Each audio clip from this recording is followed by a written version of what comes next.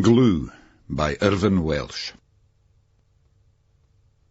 This book is dedicated to Shearer, Scrap, George, Jimmy, Dino, Mickey, Tam, Simon, Miles, Scott and Croft for sticking together, even when falling apart. Glue. Noun. An impure gelatine got by boiling animal refuse, used as an adhesive. Chambers' 20th Century Dictionary. Part 1. Round about 1970. The man of the house.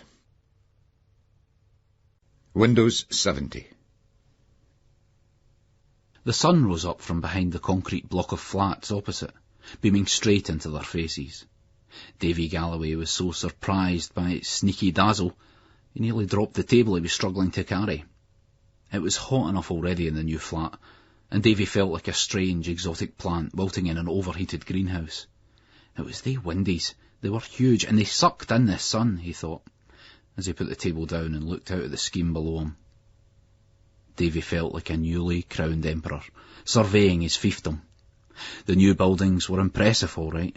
They fairly gleamed when the light hit those sparkling wee stains embedded in the cladding. Bright, clean, airy and warm. That was what was needed. He remembered the chilly, dark tenement in Gorgie, covered with soot and grime for generations when the city had earned its Auld Reekie nickname. Outside their dull, narrow streets, nipping with people pinched and shuffling from the marrow-biting winter cold, and that rank smell of hops from the brewery wafting in when you opened the window, always causing him to retch if he'd overdone it in the pub the previous night. All that had gone, and about time too. This was the way to live. For Davy Galloway, it was the big windows that exemplified all that was good about these new slum clearance places. He turned to his wife, who was polishing the skirtings. Why did she have to polish the skirtings in a new house? But Susan was on her knees, clad in overalls, her large black beehive bobbing up and down, testifying to her frenzied activity. "That's the best thing about these places, Susan," Davy ventured. "The big windies. Let the sun in," he added, before glancing over at the marvel of that wee box stuck in the wall above her head. "Central heating for the winter and all, can't be beaten. The flick of a switch." Susan rose slowly, respectful of the cramp which had been settling into her legs.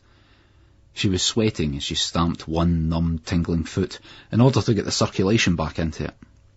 Beads of moisture gathered on her forehead. "It's too hot," she complained. Davy briskly shook his head. "No, take it while you can get it. This is Scotland, mind. It's not going to last." Taking in a deep breath, Davy picked up the table, recommencing his arduous struggle towards the kitchen. It was a tricky bugger, a smart new Formica top job which seemed to constantly shift its weight and spill all over the place. Like wrestling with a fucking crocodile, he thought. And sure enough, the beast snapped at his fingers, forcing him to withdraw them quickly and suck on them as the table clattered to the floor. "Sugar," Davy cursed. He never swore in front of women. Certain talk was all right for the pub, but no in front of a woman. He tiptoed over to the cot in the corner. The baby still slept soundly. "I tell you I'd give you a hand with that, Davy. You're going to have nae fingers and a broken table the way things are going," Susan warned him. She shook her head slowly, looking over to the crib. "Surprised you didn't wake her." Picking up her discomfort, Davy said, "You didn't really like that table, do you?" Susan Galloway shook her head again. She looked past the new kitchen table and saw the new three-piece suite, the new coffee table and new carpets, which had mysteriously arrived the previous day when she'd been out at work in the whisky bonds. "What is it?" Davy asked, waving his sore hand in the air. He felt her stare, open and baleful, those big eyes of hers. "Where did you get this stuff, Davy?" He hated when she asked him things like that. It spoiled everything, drove a wedge between them. It was for all of them. He did what he did. "Susan, the baby, the wee felly. Ask no questions, I'll tell you no lies," he smiled. But he couldn't look at her. As unsatisfied himself with this retort as he knew she would be. Instead, he bent down and kissed his baby daughter on the cheek. Looking up, he wondered aloud, "Where's Andrew?" He glanced at Susan briefly. Susan turned away sourly. He was hiding again, hiding behind the bairns. Davy moved into the hall with the stealthy caution of a trench soldier fearful of snipers. "Andrew!" he shouted. His son thundered down the stairs, a wiry, charged life force, sporting the same dark brown hair as Susan's, but shorn to a minimalist crop, following Davy through to the living room. "Here he is," he cheerfully announced for Susan's benefit, noting that she was studiously ignoring him. He turned to the boy and asked, "You still like it up in your new room?" Andrew looked up at him, and then at Susan. "I found a book I never had before," he told them earnestly. "That's good," Susan said, moving over and picking a thread from the boy's striped t-shirt. Looking up at his father, Andrew asked, "When can I get a bike, Dad?" "Soon, son," Davy smiled. "You said that when I went to school," Andrew said with a great sincerity, his large dark eyes fixing on his father's in a milder form of accusation than Susan's. "I did, pal," Davy conceded, "and it's no long now." A bike. Where was the money coming for a bloody bike, Susan Galloway thought, shivering to herself as the blazing, sweltering sun beat in relentlessly through the huge windows. Terry Lawson, the first day at school. Wee Terry and Yvonne Lawson sat with juice and crisps at a wooden table of the Dell Inn, in the concrete enclosure they called the beer garden. They were looking over the fence at the bottom of the yard, down the steep bank, contemplating the ducks in the water of Leith. Within a few seconds, awe turned to boredom. He could only look at ducks for so long, and Terry had other things on his mind. It had been his first day at school, and he hadn't enjoyed it. Yvonne would go next year. Terry said to her that it wasn't very good, and he'd been frightened, but now he was with their ma, and their dad was there as well, so it was okay. Their ma and dad were talking, and they knew their ma was angry. Well, they heard her ask him, "What is it you've got to say?" Terry looked up at his dad, who smiled and winked at him before turning back to address the boy's mother. "No in front of the bairns," he said coolly. "Dinna pretend to care about them," Alice Lawson scoffed, her voice rising steadily, implacably like a jet engine taking off. "You're quick enough to walk out on them. Dinna pretend that." Henry Lawson shuffled around to check who'd heard, met one nosy gape with a hard stare until it averted. "Two old fuckers, a couple, interfering old bastards." Speaking through his teeth in a strained whisper, he said to her, "I've telled ye they'll be looked after. I've fucking well telled ye that. My ain fucking bairns," he snapped at her, the tendons in his neck taut. Henry knew that Alice was always driven to believe the best in people.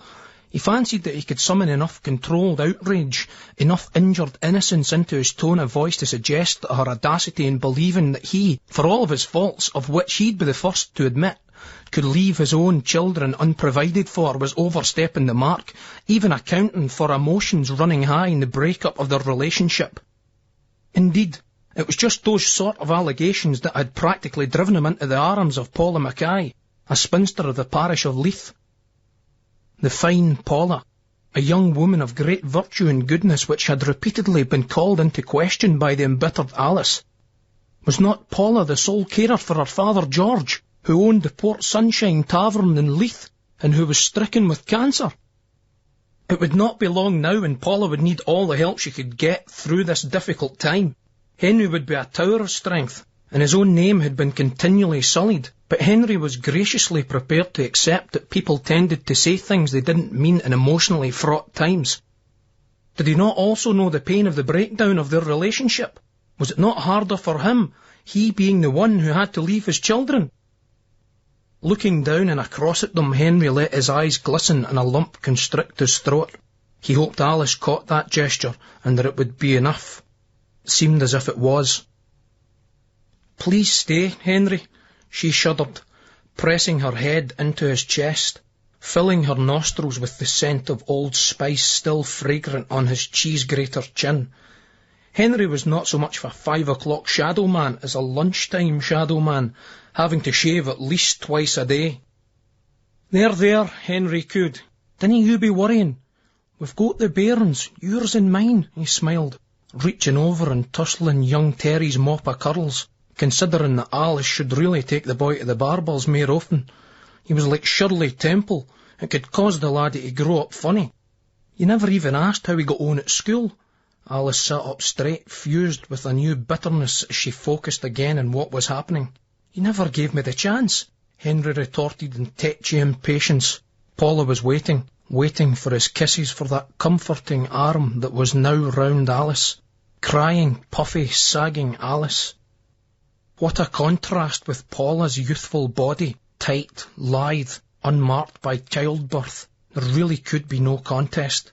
Thinking beyond his words, smells and strong arm about what was actually happening and letting the pain pulse hard and unremittingly in her chest.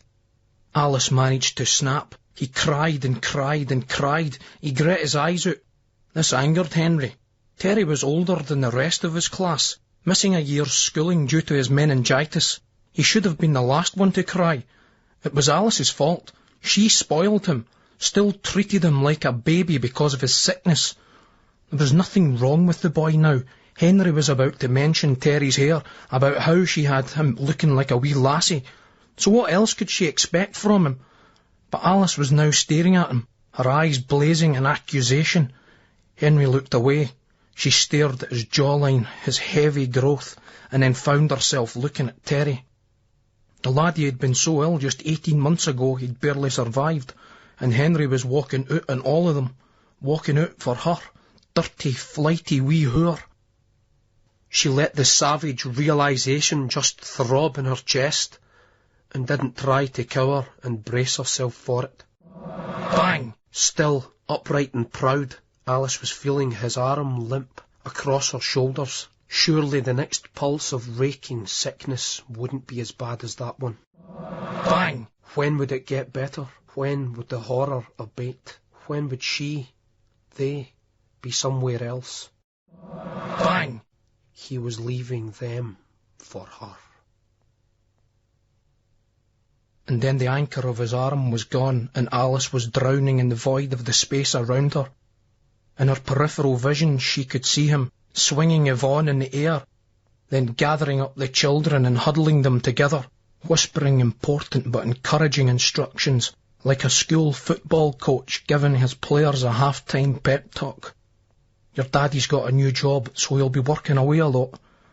See how upset Mum is? Henry didn't see Alice first sit up rigid, then slump in defeat at his words. It was as if she'd been kicked in the stomach. That means you two have to help her out. Terry, I don't want to hear any more nonsense about you greeting at the school. That's for daft wee lassies, he told his son, making a fist and pressing it under the boy's chin. Henry then fished in his trouser pockets, producing a couple of 2-bob bits. Crushing one into Yvonne's hand, he watched her expression stay neutral, while Terry's eyes went wide and wild in anticipation. Mind what I says, Henry smiled at his son, before giving him the same treatment. Will you still see us sometimes, Dad? Terry asked, eyes on the silver in his hand. Of course, son. We'll go to the football. See the jam tarts? This made Terry's spirits rise. He smiled at his dad, then looked again at the 2-bob bit.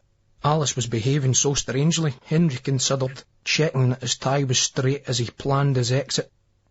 She was just sitting there, all buckled up. Well, he'd said his piece, given her every reassurance. He'd be round to check on the kids, take them out, a shake at the milk bar. They liked that, or chips at Bratisani's. But there was little to be gained in talking further to Alice. It would only antagonise her and be bad for the kids. Best just slip off quietly. Henry nipped past the tables. He gave the old cunts the eye again. They looked back at him in contempt. He stole up to their table.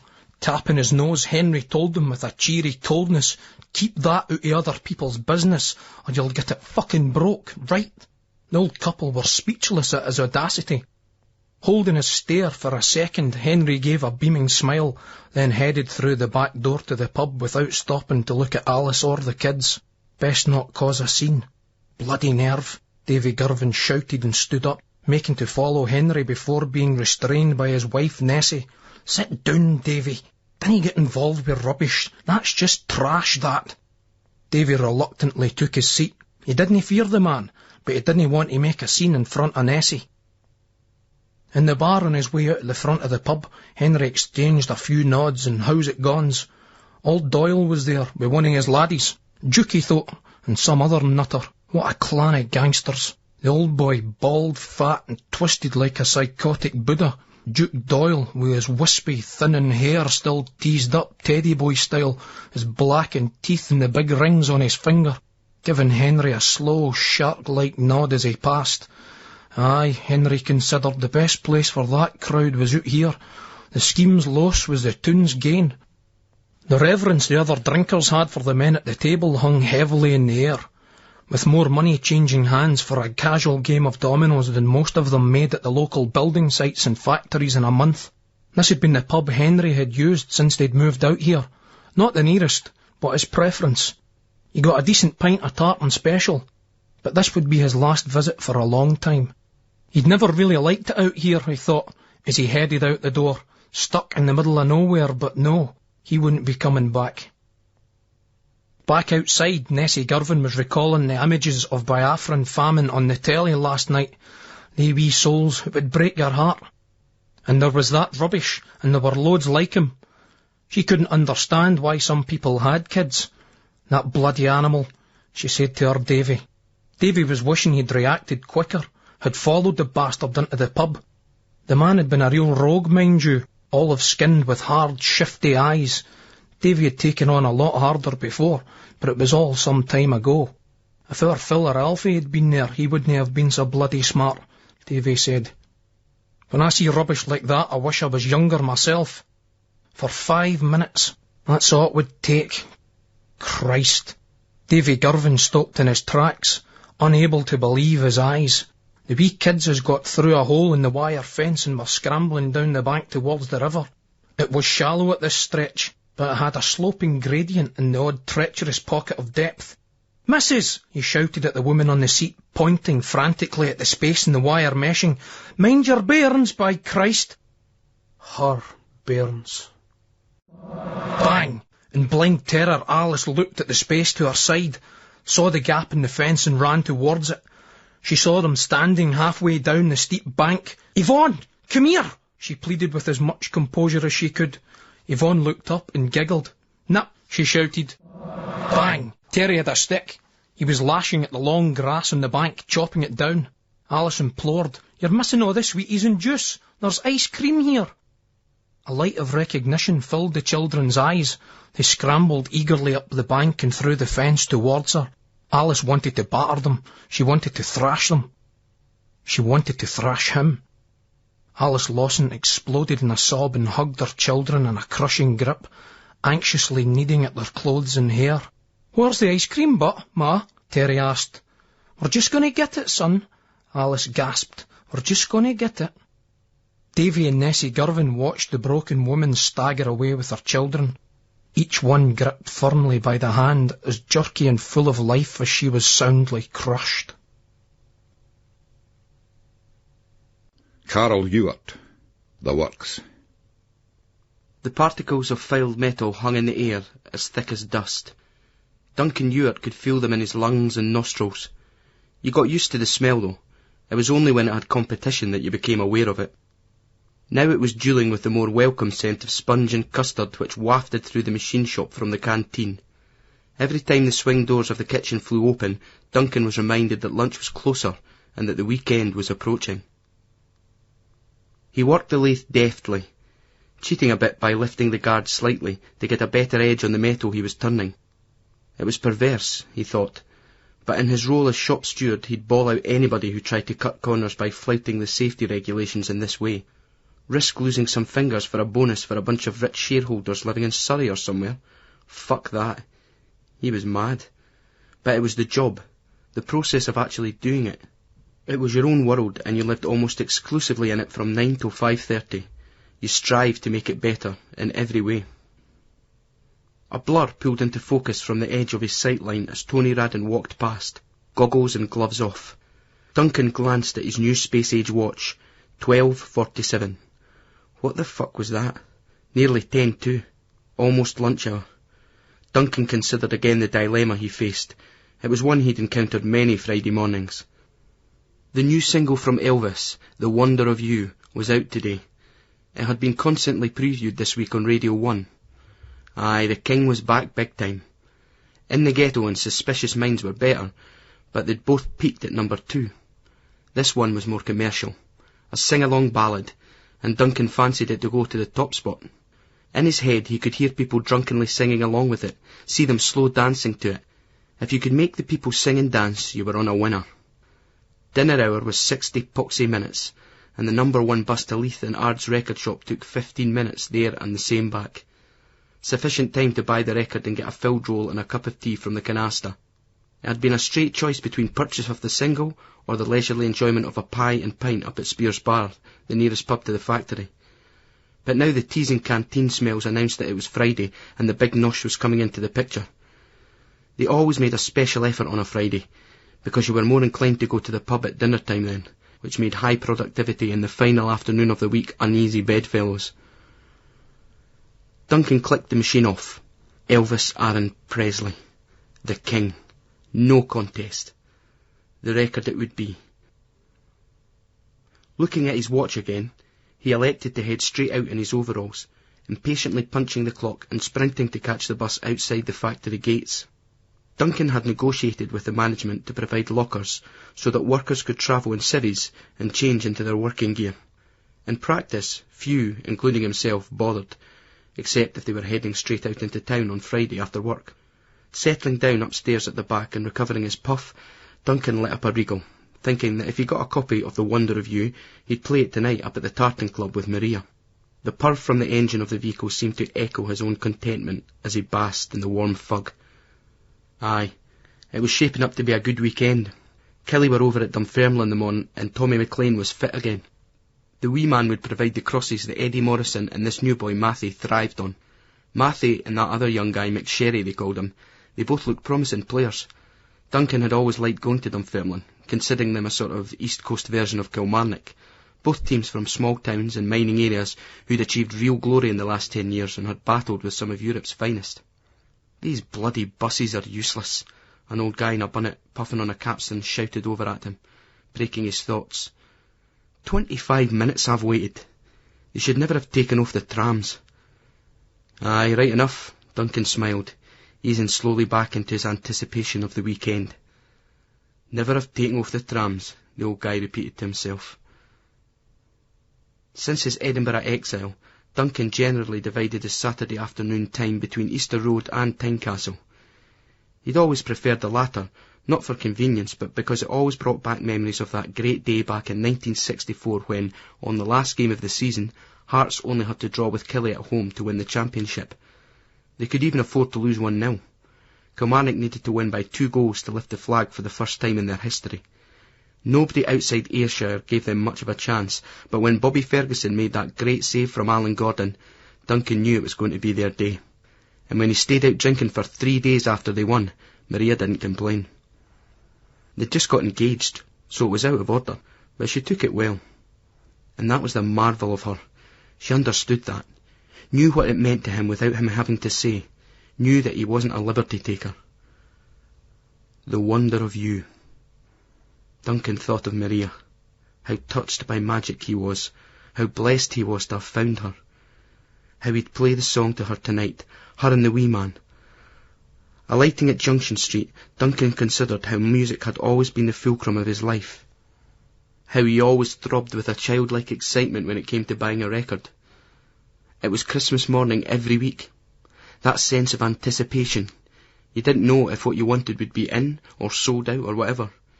He might even have to go up to band parks on Saturday morning to secure it. As he headed towards Ard's shop, his throat began to constrict and his heart pounded.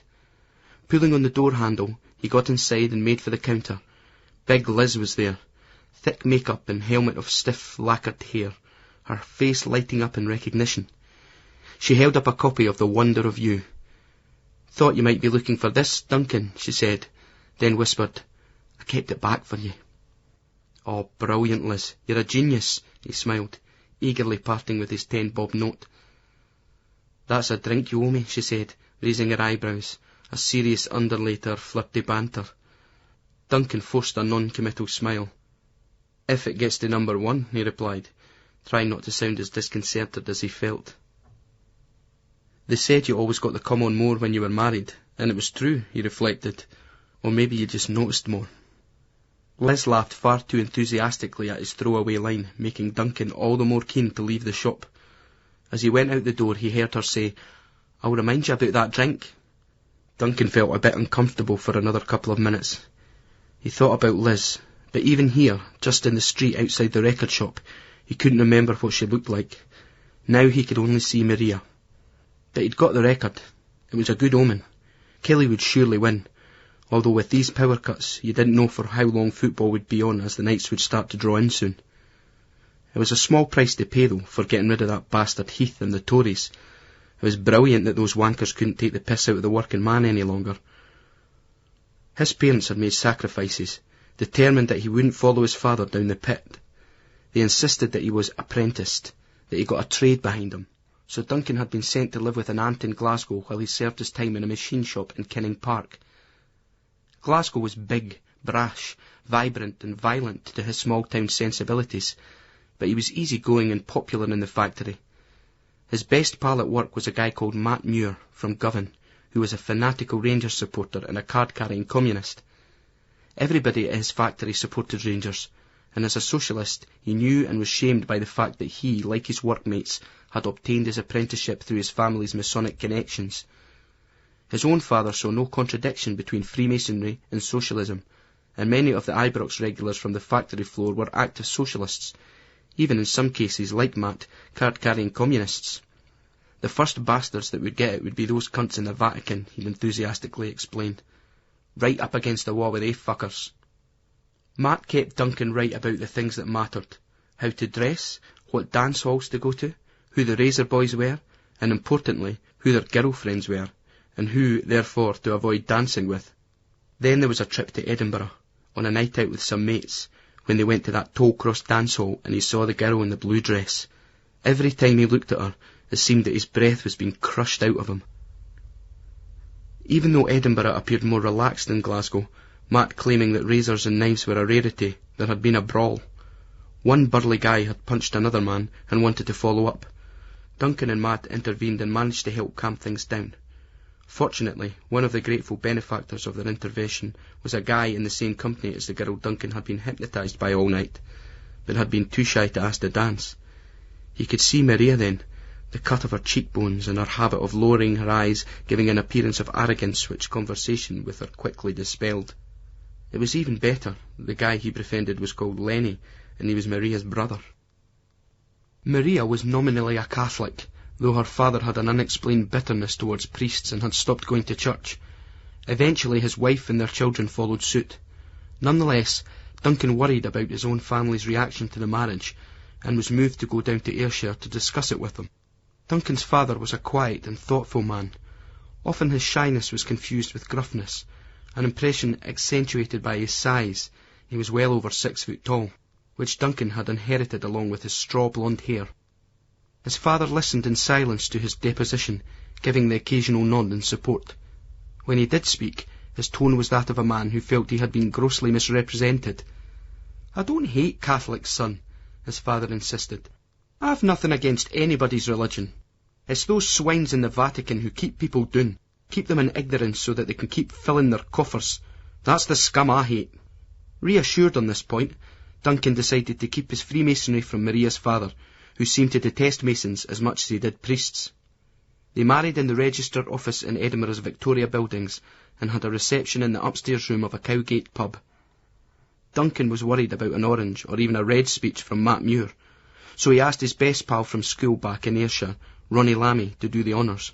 Unfortunately, Ronnie had got pretty drunk and made an anti-Edinburgh speech, which upset some guests and later on, as the drink flowed, precipitated a fist fight. Duncan and Maria took that as their cue to head off to the room they had booked at a Portobello guest house. Back at the factory and back at the machine, Duncan was singing The Wonder of You, the tune spinning in a loop in his head as metal yielded to the cutting edge of the lathe. Then the light from the huge windows above turned to shadow. Somebody was standing next to him. He clicked off the machine and looked up. Duncan didn't really know the man. He had seen him in the canteen and on the bus, obviously a non-smoker, always sitting downstairs. Duncan had an idea that they lived in the same scheme, the man getting off at the stop before him. The guy was about 5'10", with short brown hair and busy eyes. As Duncan recalled, he usually had a cheery, earthy demeanour, at odds with his looks, conventionally handsome enough to be accompanied by narcissism. Now, though, the man stood before him in an extreme state of agitation. Upset and anxious, he blurted, "Duncan Ewart, shop steward." They both acknowledged the daftness of the rhyme and smiled at each other. "I art Ewart, shop steward, and you art," Duncan continued the joke. He knew this routine backwards. But the man wasn't laughing any longer. He gasped out breathlessly, "Willie Burrow, my wife, Sandra, gone into labour. Abercrombie, he'll no let us go up to the hospital. Men off sick, the Crofton order, says that if I walk off the job, I'll walk out for good." In a couple of beats, indignation managed to settle in Duncan's chest like a bronchial tickle. He ground his teeth for a second, then spoke with quiet authority. "You get to that hospital right now, Willie. There's only one man that'll be walking off this job, for that's Abercrombie. Rest assured you'll get a full apology for this." "Should I clock off, or no?" Willie Burrow asked, a shiver in his eye, making his face twitch. "Dinna worry about that, Willie. Just go. Get a taxi and ask the boy for the receipt, and I'll put it through the union." Willie Burrow nodded gratefully and exited in haste. He was already out the factory as Duncan put down his tools and walked slowly to the payphone in the canteen, calling the convener first and then the branch secretary, the clanking sounds of washing pots and cutlery in his ear. Then he went directly to the works manager, Mr. Carter, and filed a formal grievance. Carter listened calmly, but in mounting perturbation at Duncan Ewart's complaint. The Crofton order had to go out, that was essential. And Ewart, well, he could get every man on the shop floor to walk off the job in support of this Burrow fellow. What in the name of God was that clown Abercrombie thinking about? Certainly Carter had told him to make sure that the order went out by any means necessary, and yes, he had actually used those terms, but the idiot had obviously lost all sense, all perspective. Carter studied the tall, open-faced man opposite him. Carter had encountered hard men with an agenda in the shop steward's role many times. They hated him, detested the firm and everything it stood for. Ewart wasn't one of them. There was a warm glow in his eyes, a sort of calm righteousness which, when you engaged it for a while, seemed to be more about mischief and humour than anger. "There seems to have been a misunderstanding, Mr. Ewart," Carter said slowly, offering a smile which he hoped was contagious. "I'll explain the position to Mr. Abercrombie." "Good," Duncan nodded, then added, "Much appreciated." For his part, Duncan had quite a bit of time for Carter, who had always come across as a man of a basically fair and just disposition. When he did impose the more bizarre dictates from above, you could tell that he didn't do with much relish. And it couldn't be too much fun trying to keep bampots like Abercrombie in line. Abercrombie. What a nutter. On his way back to the machine shop, Duncan Ewart couldn't resist poking his head into the pen, boxed off from the factory floor, which Abercrombie called his office. "Thanks, Tam." Abercrombie looked up at him from the greasepaper worksheets sprawled across the desk. "What for?" he asked, trying to feign surprise, but his face reddened. He'd been harassed, under pressure, and hadn't been thinking straight about Birrell, and he'd played right into the bolshy cunt Ewart's hands. Duncan Ewart smiled gravely. "For trying to keep Willie Burrow on the job on a Friday afternoon with the boys all itching to doing tools. A great piece of management. I've put it right for you. I've just told him to go," he added smugly. A pellet of hate exploded in Abercrombie's chest, spreading to the extremities of his fingers and toes. He began to flush and shake. He couldn't help it. That bastard Ewart. Who the fuck did he think he was? "I run this fucking shop floor, you bloody well mind that." Duncan grinned in the face of Abercrombie's outburst. "Sorry, Tam. The cavalry's on its way." Abercrombie wilted at that moment, not at Duncan's words, but at the sight of a stony-faced Carter appearing behind him, as if on cue. Worse still, he came into the small box with convener Bobby Affleck. Affleck was a squat bull of a man who had a bearing of intimidating ferocity when even mildly irritated, but now Abercrombie could instantly tell the convener was in a state of incandescent rage. Duncan smiled at Abercrombie and winked at Affleck before leaving and closing the door behind them. The thin plywood door proved little barrier to the sound of Affleck's fury. Miraculously, Every lathe and drill machine on the shop floor was switched off one by one, replaced by the sound of laughter, which spilled like a rush of spring, colouring across the painted grey concrete factory floor. Billy Burrell. 2 royal pastes. Duncan Ewart had his young son Carl dancing on top of the sideboard to a Count Basie record. Elvis had been pretty much worn out that weekend, and Duncan had a good drink in him, having just got back from Fife, where Killie and Dunfermline had shared the points. He and his son were now the same height, and the boy was mimicking him dancing. Maria came into the front room and joined them. She picked the lively kid off the sideboard and whisked them across the floor while singing, "Real royal blood comes in real small amounts. I got 2 royal pests, I got Carl, I got Duncan." The boy had the Ewart's straw-blonde hair. Duncan wondered whether or not Carl would get stuck with his own factory nickname, the Milky Bar Kid, when he started school. Duncan hoped, as Maria lowered the boy to the floor, that neither of them would need glasses. Feeling Maria's arms sliding round his waist, Duncan turned and they shared an embrace and a long kiss. Carl didn't know what to do, and feeling left out, he grabbed at their legs. The doorbell went, and Maria headed out to answer it, as Duncan took the opportunity to put on Elvis once more, this time in the ghetto.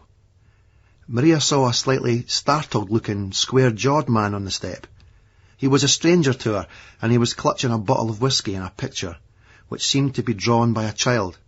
He was obviously a bit drunk and elated, though a little self-conscious. "Excuse me, Mrs. Ewart, is your man in?" he asked. "Aye, hold on now," Maria said, calling Duncan, who quickly ushered Willie Burrell in, introducing him to Maria as a friend from work. Willie Burrell was gratified, but a bit embarrassed at Duncan's familiarity. "Mr. Ewart, Johnny Dawson gave me your address. Just popped round to say thanks for everything the other day." Willie coughed nervously. "I heard Abercrombie was a laughingstock." Duncan smiled, though in truth he'd been feeling a bit guilty at his part in Abercrombie's humiliation. The man deserved to be taken down a peg, and Duncan had wanted to gloat. Then he saw the pain on Abercrombie's face as he walked across the car park at finishing time. Tam Abercrombie was normally last to leave, but that tea time he couldn't get out the door quick enough. One thing Duncan's father had told him was to try not to be too quick in passing judgment on others, even your enemies. You never know what kind of shite they had going on in their own lives. There was something about Abercrombie, something crushed, and by something a lot bigger than that day's events. But fuck him. Willie Burrell's wife was having a baby. Who the fuck was Abercrombie to say he couldn't be with the woman? Nae more than he deserves, Willie. Duncan grinned waspishly. And it's Duncan, for Christ's sake. Aye, the queer felly wasn't too pleased, but let's not mention his name in this house. But how's the missus? Any news? He asked, looking Willie up and down and knowing the answer. A wee boy, 7.5 pounds. It's our second wee laddie. Came out kicking and screaming. He's never stopped since, Willie explained with a nervous grin. No like the first young, but he's quiet. Ages with this one here, he remarked, smiling at Carl, who was examining this stranger, though staying close to his mother. You got any more? Duncan laughed loudly and Maria rolled her eyes. This one's more than enough, Duncan told him, then dropped his voice. We were going to pack it all in before he came along. Get 2 tickets to America, hire a car, drive across it, see New York, New Orleans, Memphis, Nashville, Vegas, the lot. Then we had our wee accident here. He rubbed Carl's milky white head of hair. Stop calling him that, Duncan. He'll grow up feeling unwanted, Maria whispered. Duncan regarded his son. No, we couldn't take back our mad wee March here, could we, pal? Pit on Elvis, Dad, Carl urged. Duncan basked in the boy's promptings. Great idea, son. But I'll just get a few beers and some glasses and we'll wet the bairn's head. Expert okay, Willie? Aye, fine, Duncan. And get some wee-ins for the whiskey here and all. Sounds fine to me, Duncan nodded, heading for the kitchen, winking at Maria as Carl followed him. Willie half apologetically passed Maria the picture he was holding. It was a child's balloon and matchstick painting of a family. Maria held it up to the light and studied the accompanying words. It was a story. A New Baby by William Burrell, aged 5, Sawton Primary School, told to Wendy Hines, aged 11, and written out by Bobby Sharp, aged 8. My name is William. but I get called Billy, and my dad's Billy too, and we will have a new baby. I like football, and Hibs are the best. Tim, Dad, take me to see them, but no the new baby 'cause of it being in a cot. Still play St. Johnson. Mum has a fire, and her name is Sandra Birrell, fat 'cause of baby. I live in a big house with a window. I have a girlfriend called Sally.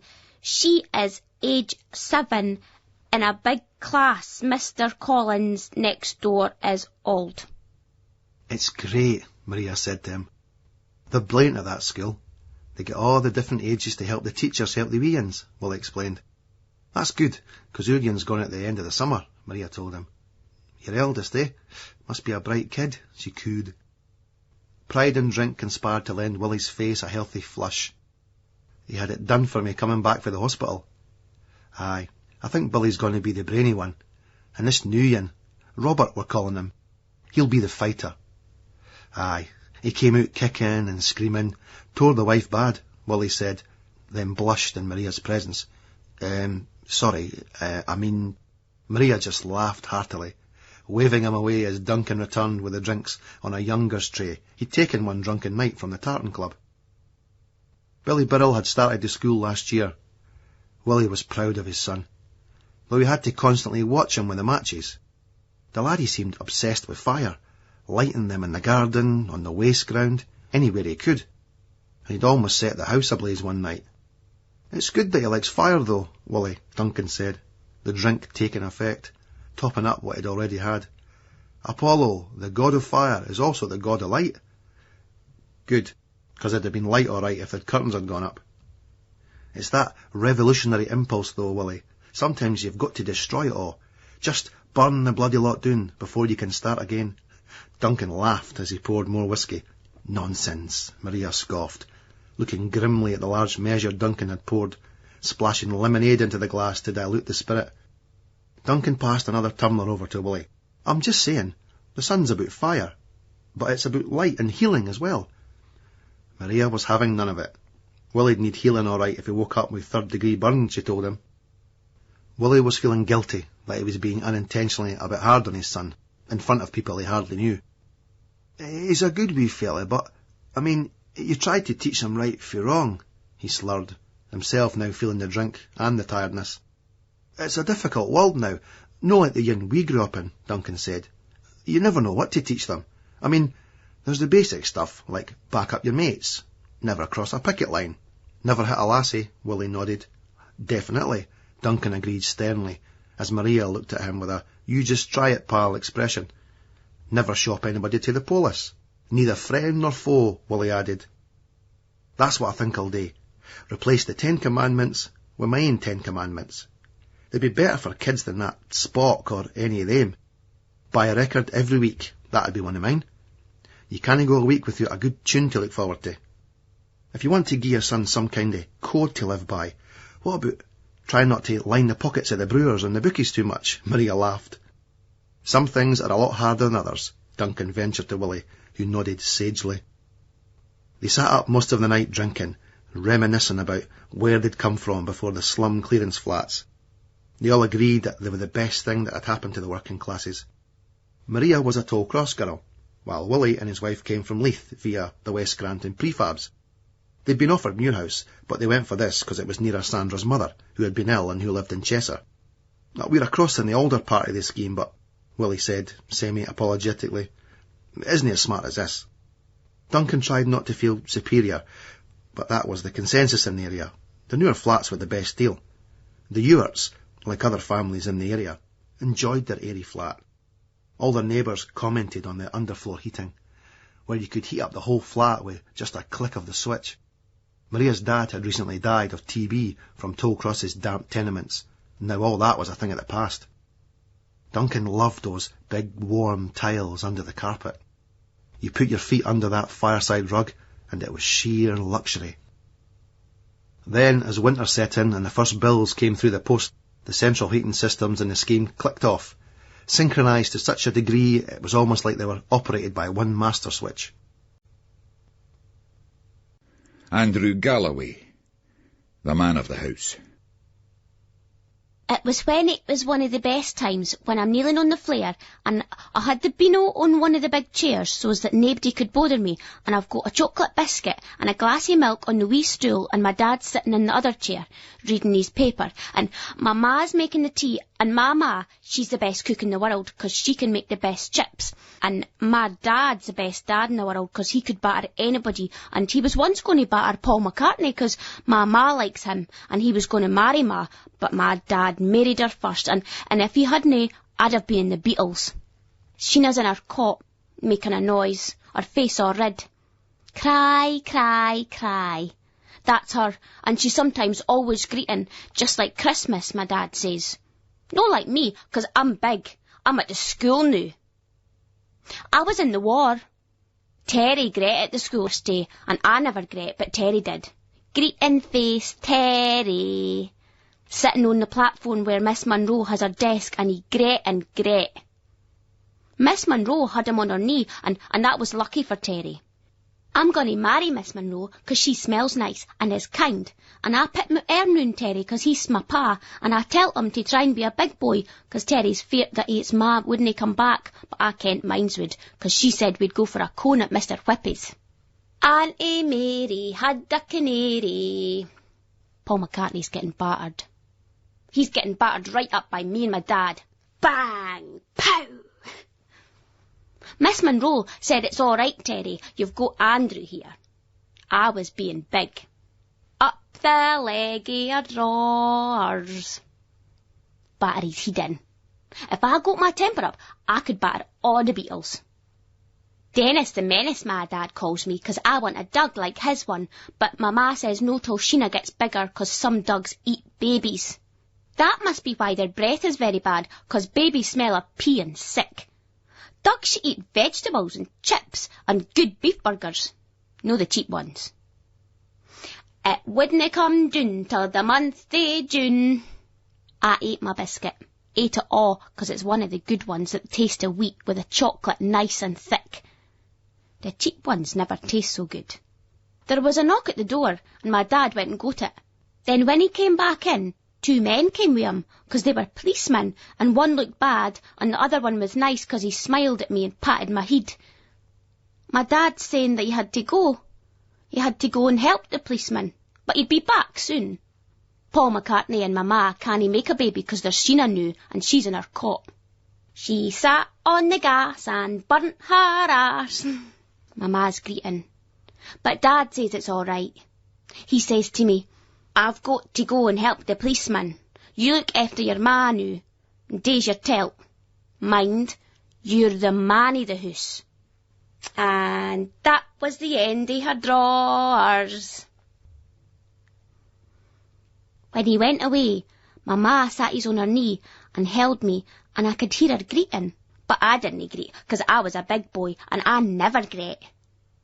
I was a bit sad at first, 'cause I had my comic, and it was meant to be the best time just after school, before tea, but I didn't greet 'cause I knew that my dad would be coming back soon. Once he'd helped the policeman put the bad men away, and he'd helped them batter the bad men, and I'd help him 'cause I'd batter Paul McCartney. If he tried to be my ma's boyfriend, even if my dad was away a long time, it didn't bother me, 'cause it meant that I would be the man of the house. Part 2, 1980-ish. The Last Fish Supper. Windows 80. It seemed like the entire tenement building hissed and shook as the whistling draughts of cold air shot through, leaving it crying, creaking and leaking, as if it were a lobster thrust into a boiling pot. Those high-pressure blasts of dirty, chilled wind from the gales outside gate-crashed relentlessly, via the cracks in the window frames and under the sills, through the vents and the spaces between the floorboards. Then suddenly, with a contemptuous twisting whip, and dragging a clutter of cans and rubbish in their wake, the winds deigned to change direction, offering Sandra some respite. As the fibres of her body and soul seemed about to relax, drunks materialised in the streets outside, spilling into the soundless void, filling it with their screams and chants. The wind and rain were now dead, so they could come home, but those vendors of misery always seemed to stop outside her door, and there was one particularly persistent guy who had inadvertently taught her every verse and chorus of Hearts, Glorious Hearts over the last few months. It never used to bother her, all this noise. Now she was the only one, Sandra Burrell, a mother, a wife, living here in this place, who didn't sleep at night. The boys slept like logs. Sometimes she'd go through to check on them, to marvel at their peace and how they were growing up. Billy would be away soon, she just knew it. Even at 16, he'd have his own place within a couple of years. He looked so like her husband in his youth, even if his hair was closer to her blonde. Billy was tough and private. He had his own life and guarded it closely. She knew there were girls hanging around, but she found his lack of expression hard to deal with, even when she marvelled at his unsolicited kindness, not just to her, but to relatives and neighbours. You would see him in a garden over in the pensioners' warehouses, cutting the grass, refusing point blank, with a stern shake of his close-cropped head, to take any money in return. Then there was her Robert. He was a rangy wee colt, but growing fast. A dreamer, without Billy's busy sense of purpose, but also unwilling to share the secrets in his head. When he left, what would be there for her and her man Willie, slumbering deeply next to her? Then what would she be? Would after them be like before them? Would she be like Sandra Lockhart again? It seemed crazy, but what had happened to Sandra Lockhart?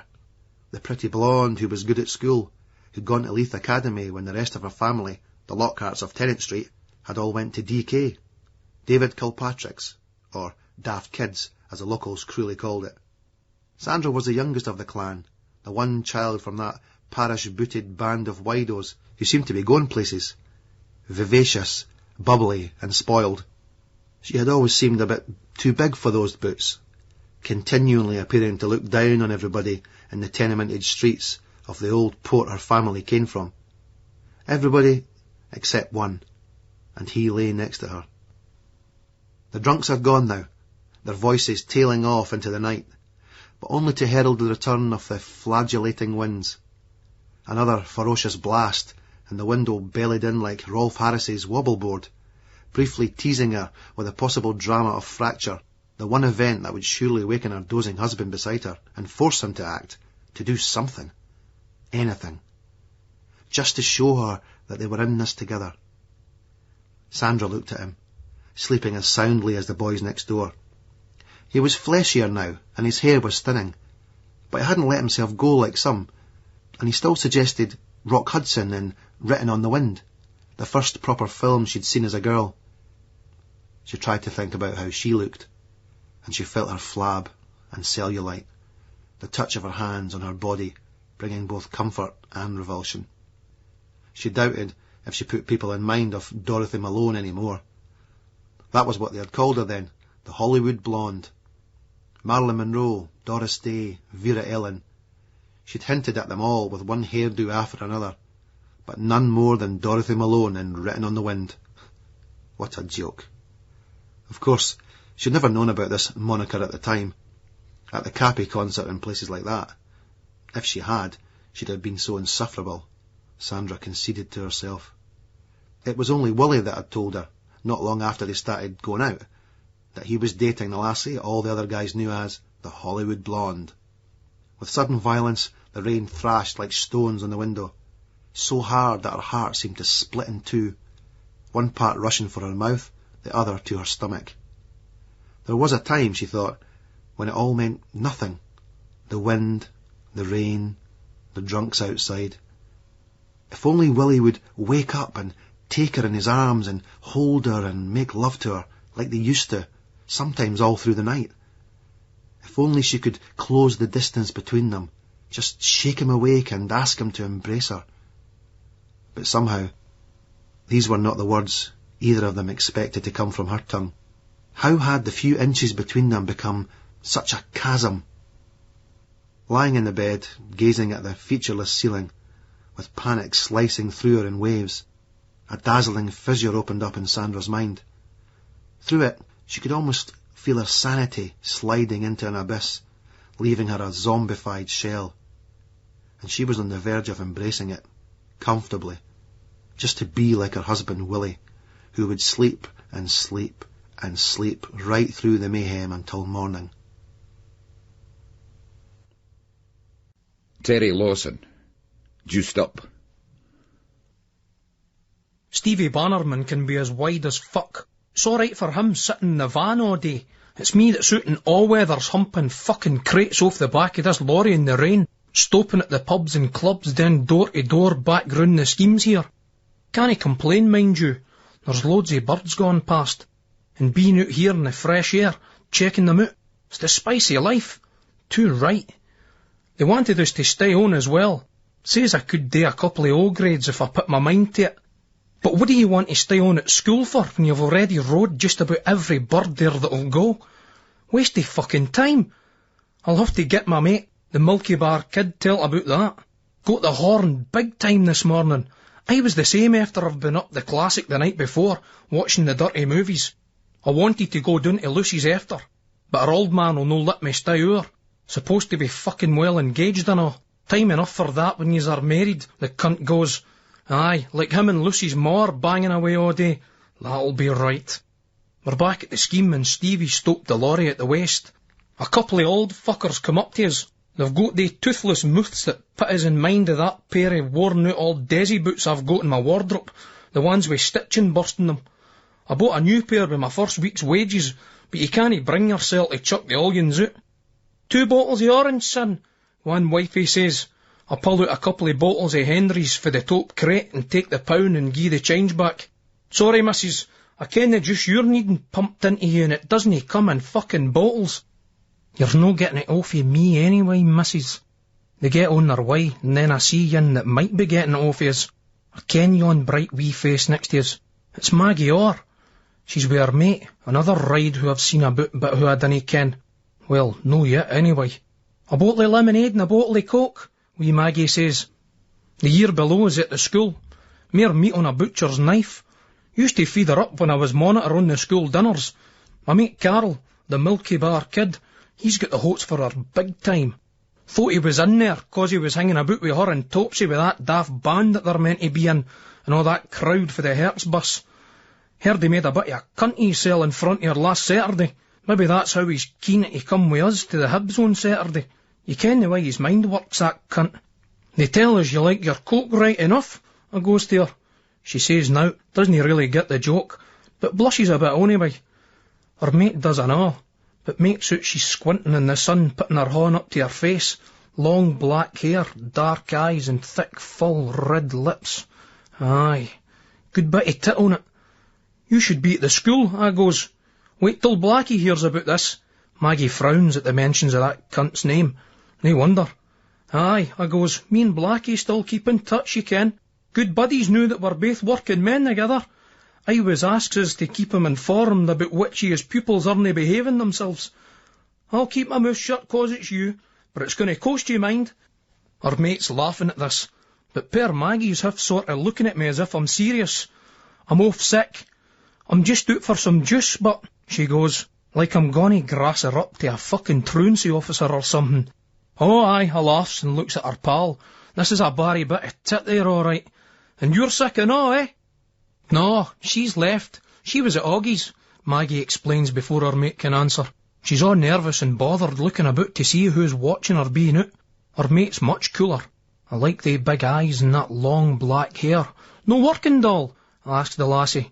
This shin with the tits gets to speak up for the first time. Aye, at the baker's, but it's my day off, she says. The baker's we're getting now, is it? Well, I'd put a fucking bun in the oven for her anyway, nae danger. Nah, she's no fucking shy, no way. She's just working us out. Very nice, I say. So that you's in on your lonesome?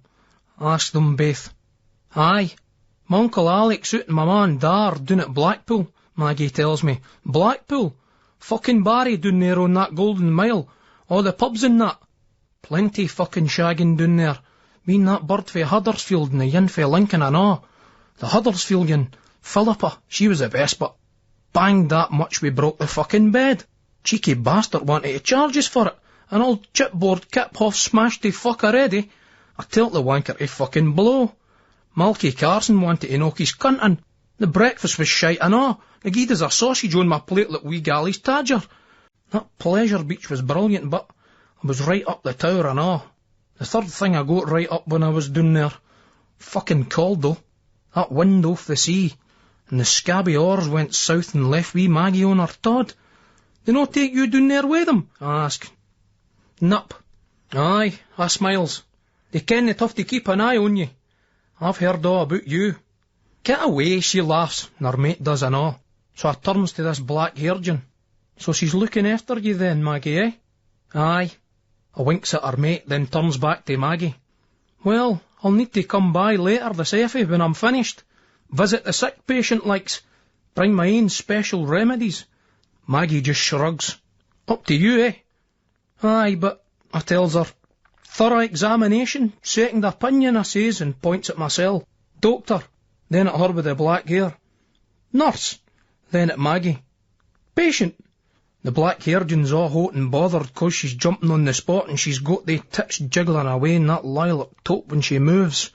Oh, Maggie, hear that? Doctors and nurses. Your favourite game. Maggie looks back all cold at me, her arms still crossed and puffs on her fag, brushing her floppy brown fringe out her eyes. Aye, you just keep on giving your mind a treat, son, she says, turning away.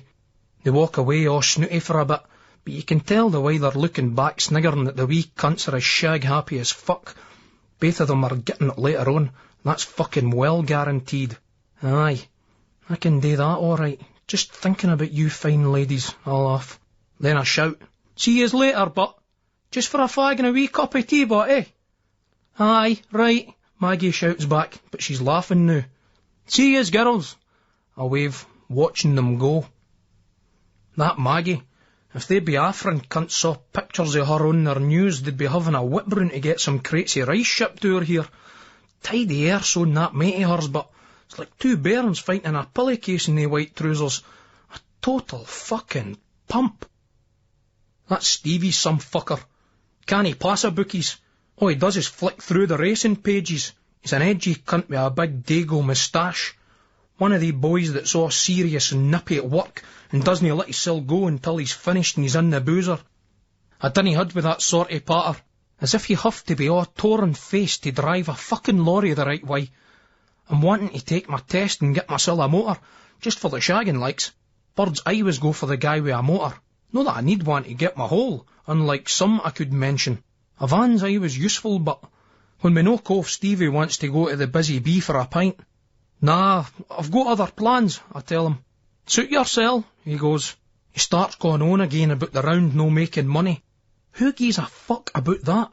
I get enough money out of it, and you get to go round and check out all the fanny. That's more important than money. Getting the chance to chat up different birds and find out which one goes and which one dinna. You want clothes? You snowdrop them off some cunt's line, or get a wee fucker to do it for you. But the main thing for me is fanny. I gied wee Lucy a ring on her finger, just to keep her quiet likes. She's always going on about us being in the juice lorries like it's no good enough for her. I ken where it all comes fae. Her old man's a snobby cunt and all. Drives a fucking bus for the corpy and thinks he's middle class. Cunt only goes and says to us one time, juice lorries, there's no many prospects there, is there? I just sat and said nout, but I was thinking to myself, you're fucking wrong, pal. You get tons of prospects in that job, and your wee lassie was one of them. I can't fucking well move for prospects. Spicy life. Well, that Maggie's a prospect, all right, and I'm straight round to her house when I finish. She's in the same stair as the Burrells, but she's one flare up. So I get the gen on her old man and old girl off of Billy. Fucking pish-heads. I sniff the armpits to make sure I didn't smell for lugging the crates, then I knock at the door. She comes to answer and she's standing there, her arms folded, looking at us as if to say, what are you wanting? I ken what I'm wanting, all right. Can I come in for a cup of tea, Will? Sustenance for a thirsty working chap. All right, she goes, looking over my shoulder. But just for a cup of tea, and just for 5 minutes. We go by in the front room and it's just her and the other lassie hame. You ken Gail, Terry? Maggie asks as I crash the ash. She's got that I'm sure I ken you fae somewhere look on her face. I've no had that pleasure, I say, nodding ower at Gail and winking. No yet, anyway. Ad, as Maggie sniggers and Gail huds my gaze for a bit. Birds like laddies with a sense of humour, and see me, I've got that Monty Python type sense of humour. At the school, when me and Carol and Gally started fucking about, nae cunt could understand us. They all thought we were mental, and I suppose we were. The thing Carol doesn't ken, but, and that's how he doesn't get his hole, is that aye, you need a sense of humour, but you've got to be mature around lassies and all. No like the daft laddie all the time. Look at they Monty Python cunts. They might be mental, but they're no like that all the time. They all went to fucking Cambridge or wherever, and you dinna get in there unless you've got brains. You can bet they didn't start doing silly walks and all that shite in their exams. No. The thing is, I'm mature, I know.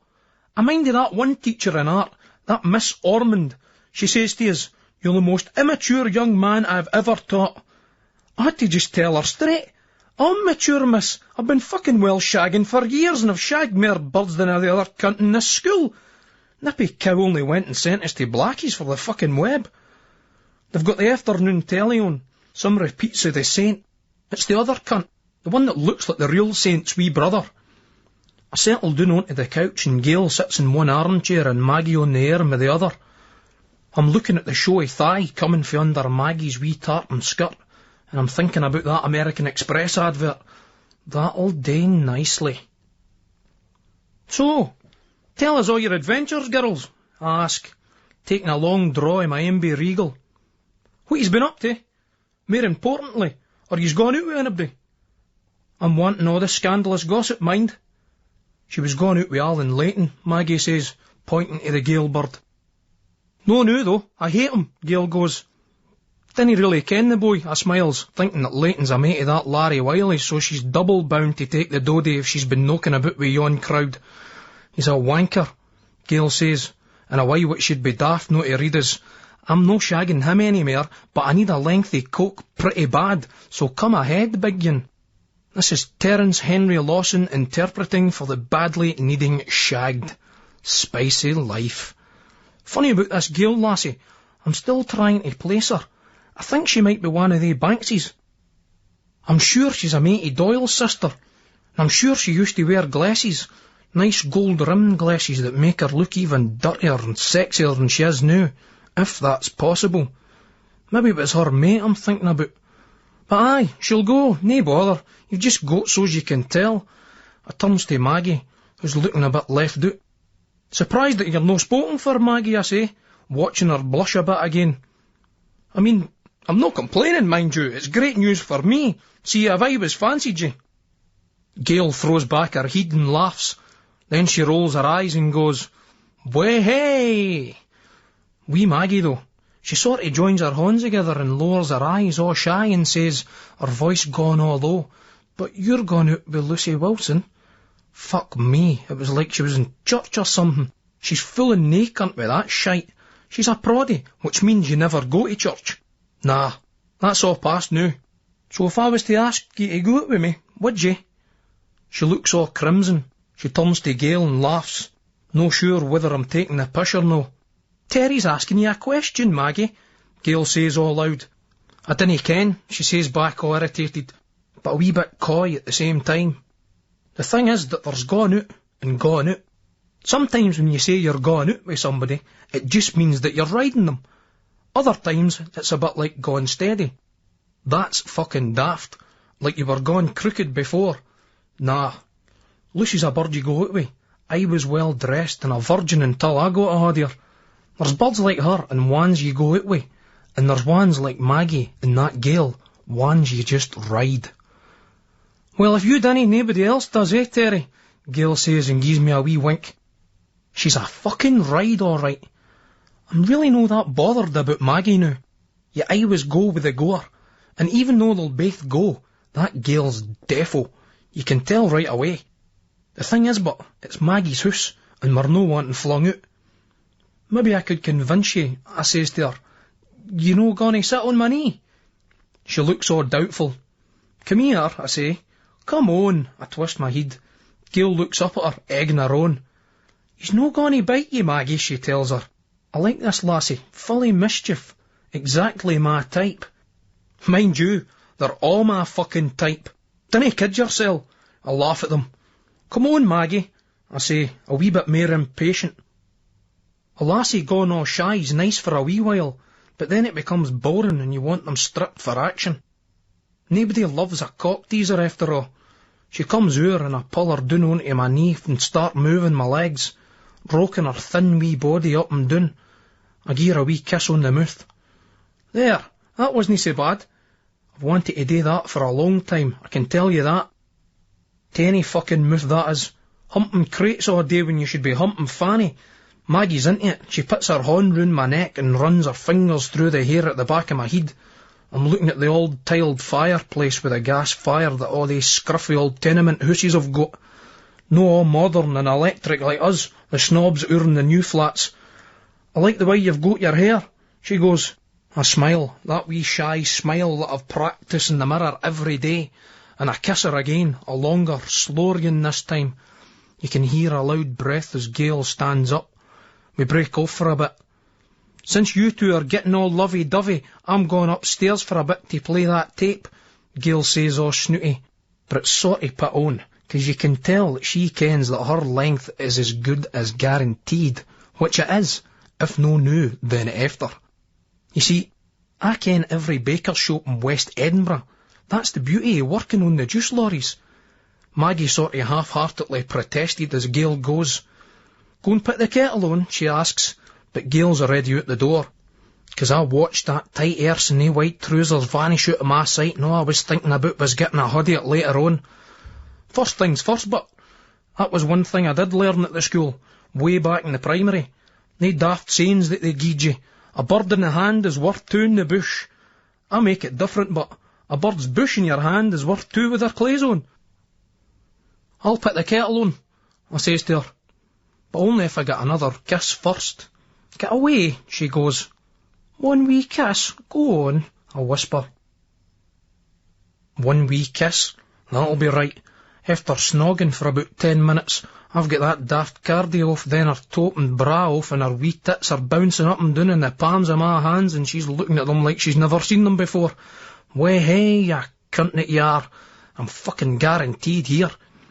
I settles her down on the couch, gieing her the stinky pinky for a bit, sliding my hand up that wee kilt and inside her pants, enjoying her groans as she starts to work herself onto my stiff little fingers. I'm thinking about that band and wondering if the dirty cunt that made the name up was ever thinking about some bird he was frigging off. Here's an alternative Ulster for you, hen. Spicy life. Time for action. I pull down the pants over her knees and then her ankles and pull her onto me. She's trembling as I get my own breeks down over my thighs and my cock out. I've got her wee arse in one hand and her tits in another as her hand rests on my shoulders. No need for her to try and play the wee virgin. She's been done before, by Maister Topsy's crew, I reckon. Never had a pole like this in her, but that must be guaranteed. She's dead wee, even more so than Lucy, so I start off fucking her slowly until she's gagging for more, so I step up a gear, gieing it to her good style. Aye, you fucking well like that, eh? Eh? I goes, but she's no saying now until she gives out a wee cry when she gets there. I start making daft squeaky wee sounds like a dip at wee tart mysel'. But, well, that's the heat of passion and all that. She'd better no say out to nae cunt about me making nae noises. A lot of boys think lassies dinna talk like that to each other, that it's all sugar and spice, but that's crap. They're just like us, fucking worse if the truth be told. I haud her for a wee while, 'cause in 10 minutes I'll be ready again. But it's like she's in a trance. No point wasting time. I'd better go up and take a wee leak, I tell her, and I stand up and pull on my shreddies, then my jeans and t-shirt. She's staring off into space, then wrapping her clothes round her. I go upstairs, mounting the blue threadbare carpeted steps 2 at a time. In the bog there's a shite that hasn't been flushed away. It makes us feel funny about peeing in it, as if the shite's going to fly up my piss tube. So I push in the sink and then give my tackle a wee wash. When I finish, I clocks this spider in the bath, so I blasts the cunt with both taps, flushing the fucker away before going into the bedroom next door. Gail's lying on the bed, face down. She's got the headphones on. They're coming out of the music centre for a long cord, trailing down the back of her top and across one of them nice buttocks, so she can't even hear me come into the room. Her arse looks great in the white trousers. You can see the pant line stretching out over the buttocks and vanishing right into that arse and fanny crack. She's reading this book on the pillow, her long dark hair hanging down.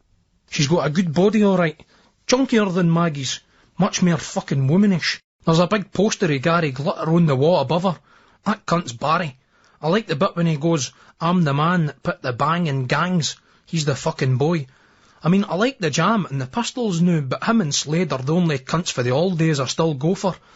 I stand and take in the view for a bit, giving Gary a wee wink. I'll show the cunt how to put the bang in gangs all right. So that's us as stiff as fucking rock again. I move over and turn the volume down and watch her spin around and pull off the headphones. She's no surprised at all to see me.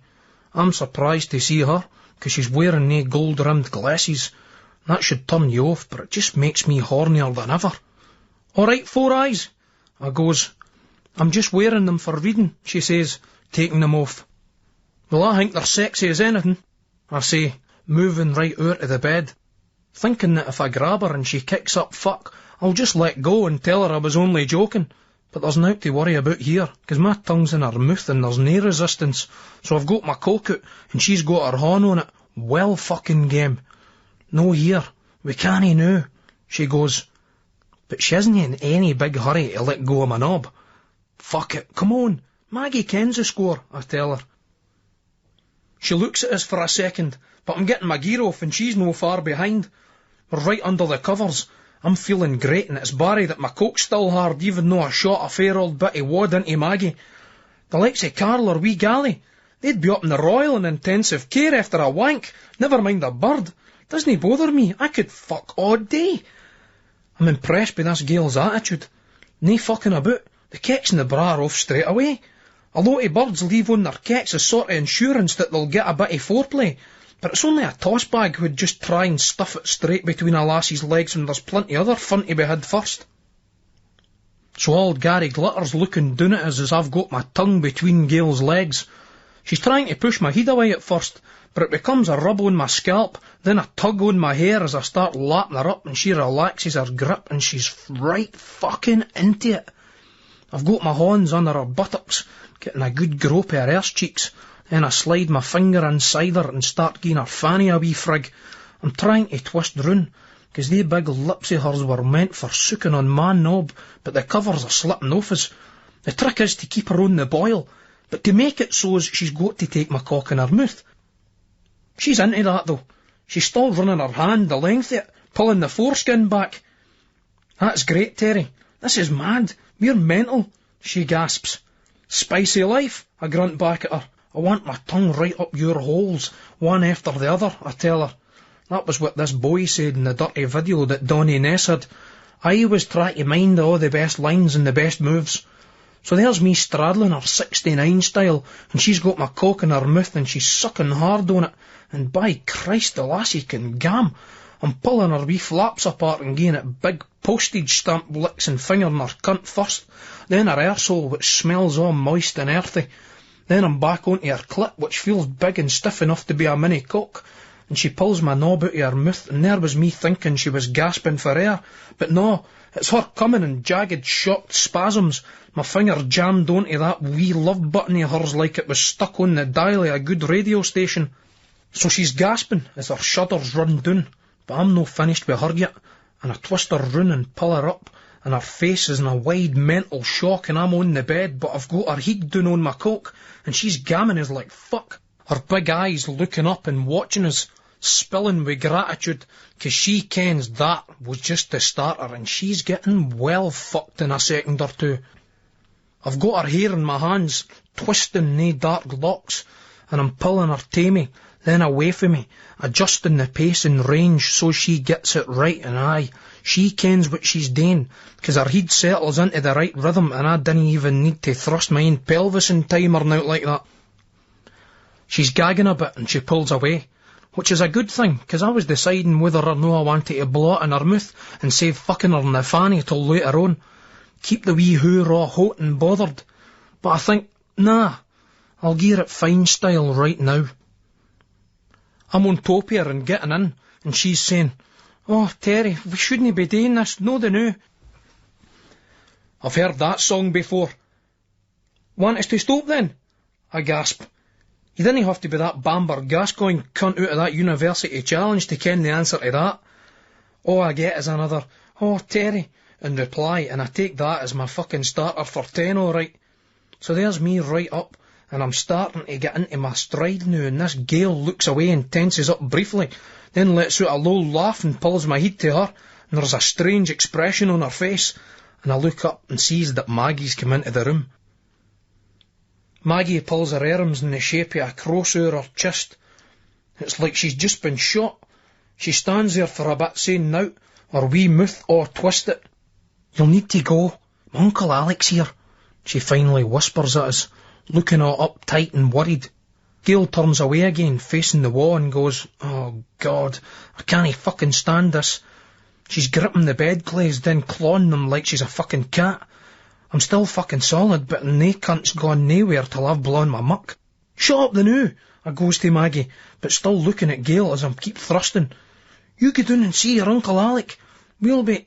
I hears the door slam, and then Gail starts going for it again, and within a few more strokes she's making nae noises, and I'm wanting to get her in tope for a bit, then maybe even try stick it in another hole to finish up, but that'll have to wait now, 'cause of that dopey wee Maggie cow. But fuck it, I'll give us something else to look forward to later on. So she's screaming and moaning, and I'm making nae gasping sounds, and she's coming like a trooper, and oh man oh.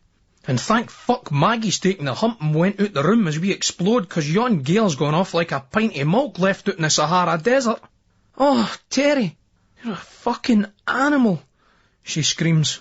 Fuck, ah! I gasps and then just odds her, giving her every dropiate that's in us. Then, letting my breathing settle, I starts thinking about her being at Augie's and a paping that, and I'm hoping to fuck she's on the bun.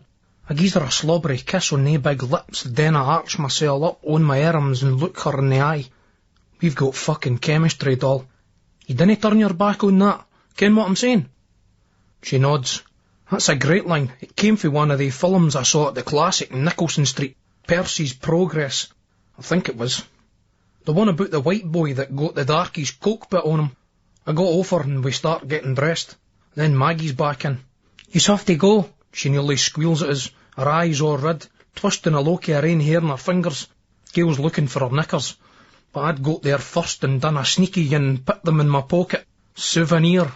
Like I did with that Philip off of Huddersfield I shagged in that guest house. A souvenir of Blackpool. Why no? Each to their own. You're better riding birds and trams, better licking fannies than Stixie Rock. That's what I say anyway. This Maggie's well nippy, but... Come on, Maggie, what's the problem? Your uncle's no going to bother us up here, I tell her. You're no jealous of Gail, are you? Fuck off, she spits out. Just you get out of here, son. I shake my head as I lace up my desi boots. Can't stand the maturity in a lassie when it comes to issues of the coke and fanny. If you want a shag, have a shag. If you dinna, just say no. Dinna be getting all fucking wide, Maggie. Me and Gail here were just having a wee bit of fun. I warns the dippet wee cow. Every cunt's entitled to some enjoyment. What's the big fucking problem? I should have said that line for Emmanuel, I think it was, where the boy goes, don't be so hung up and repressed, baby. That's what it was, Maggie, Gail says, still looking for her pants. Dinna go all funny about it. You've no even been gone out with Terry. Maggie grits her teeth at Gail, then turns to me. So does that mean you're gone with her now? She asks, all hurt. Dinna fight, girls, dinna fight. There's enough to go round for everybody. Guaranteed. Dinna be so repressed and hung up, baby. I turns round to Gail and winks at her. No, dinna be daft, Maggie. Like I was saying, it was just a daft bit of fun, eh, Gail? You got to have a laugh, eh? Come here and gives a wee cuddle, I says to Maggie, patting the bed. You, me and Gail here, I whispers. Your Uncle Alec's no going to bother us.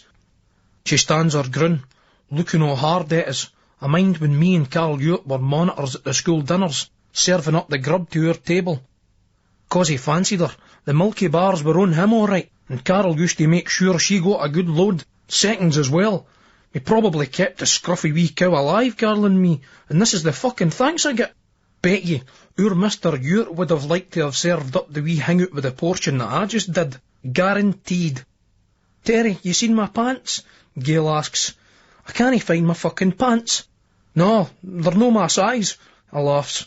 They'll be right under my pillow the night. Sniffity sniff sniff. Try fucking well keeping them on sometime, you might no lose them so easy, Maggie hisses at her. Aye, just like you did, Gail snaps back. Dinna get fucking wide with me, hen, just 'cause you're in your own house. Maggie's eyes have gone all that watery way again.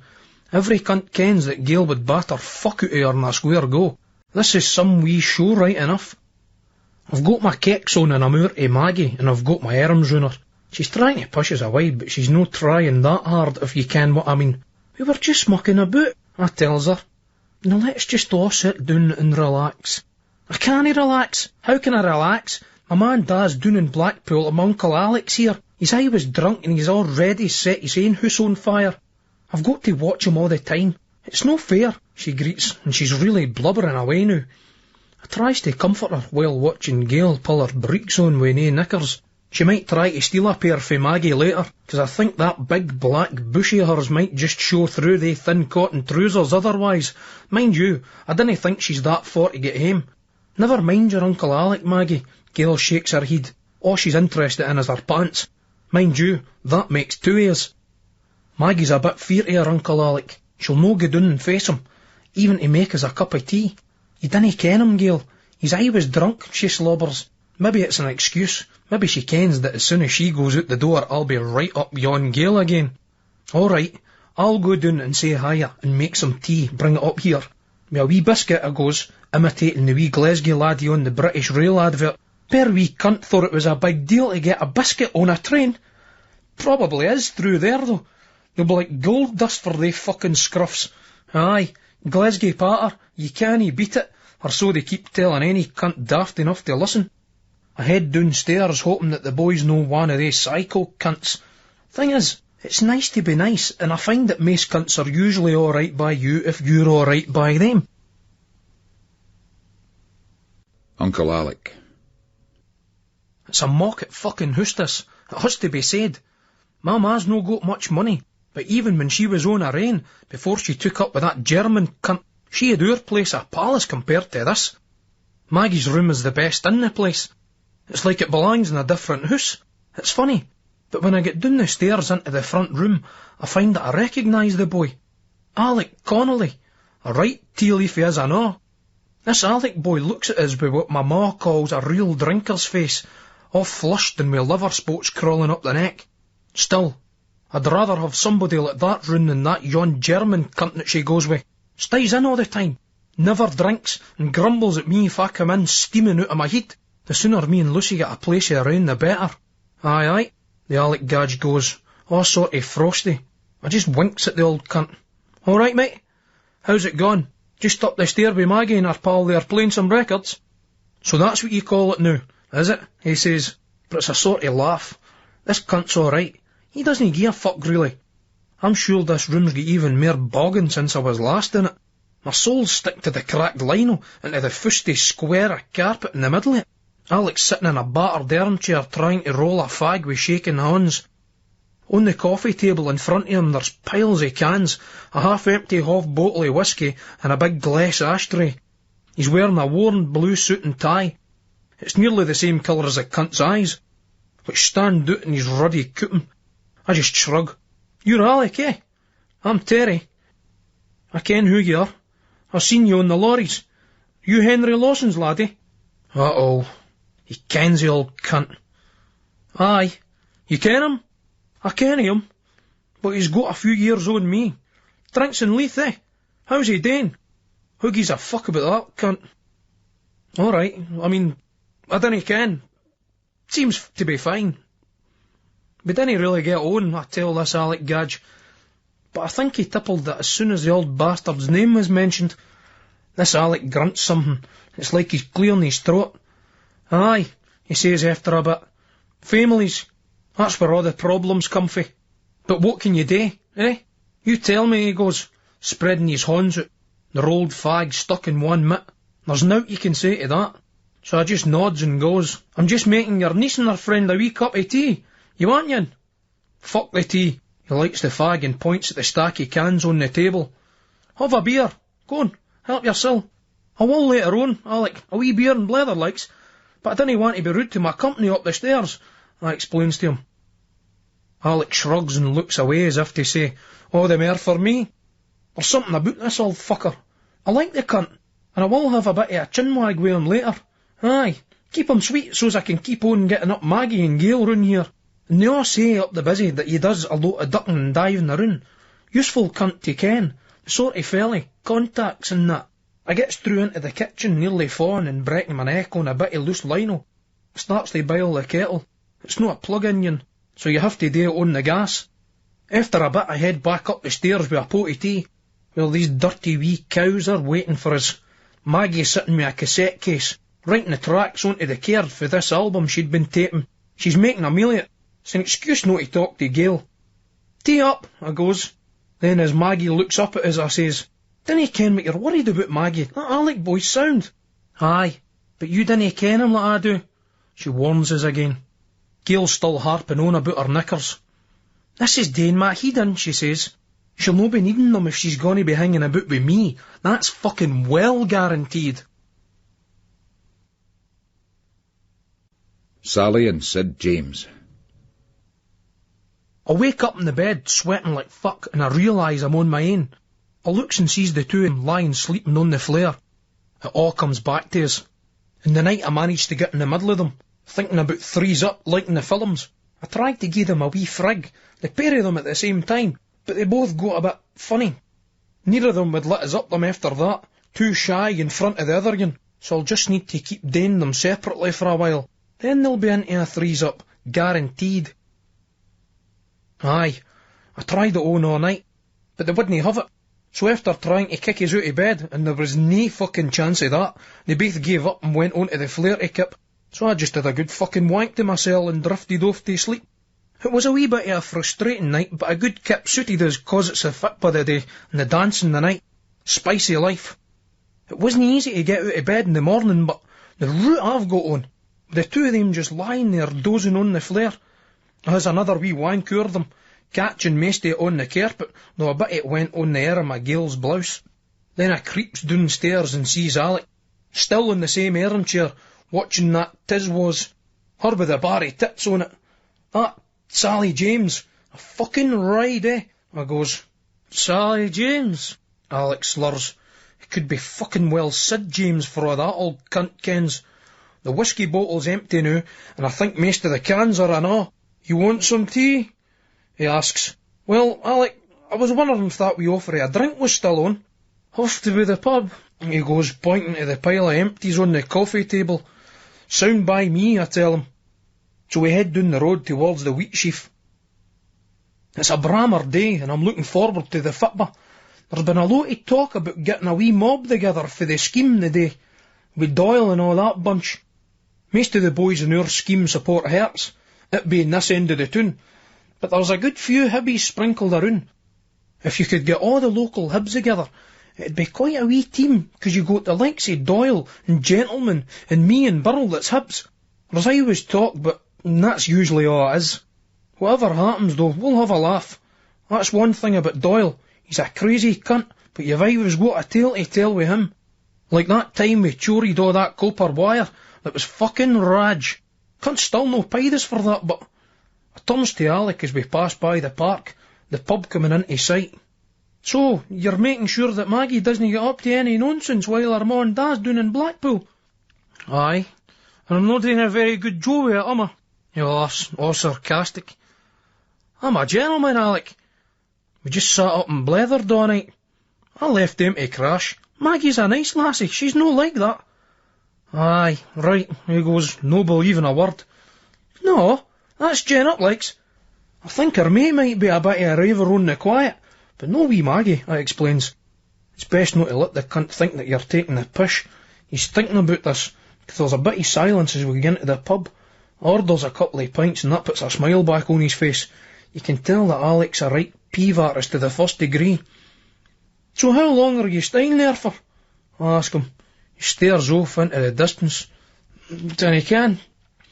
There was a fire in my house. The colonies at Dorai, bad wiring. Whole place went up. My wife's in the hospital, the lot," he explains. Then he starts getting narky. "Fucking gas board is a cunts that are to blame. I'm getting a lawyer, taking the cunts to court. Too right, Alec. There's bound to be a bit of compensation for that. It's your fucking entitlement, mate, I tells him. Aye, he smiles all grimly. When I get that insurance claim sorted out, it'll be all systems go.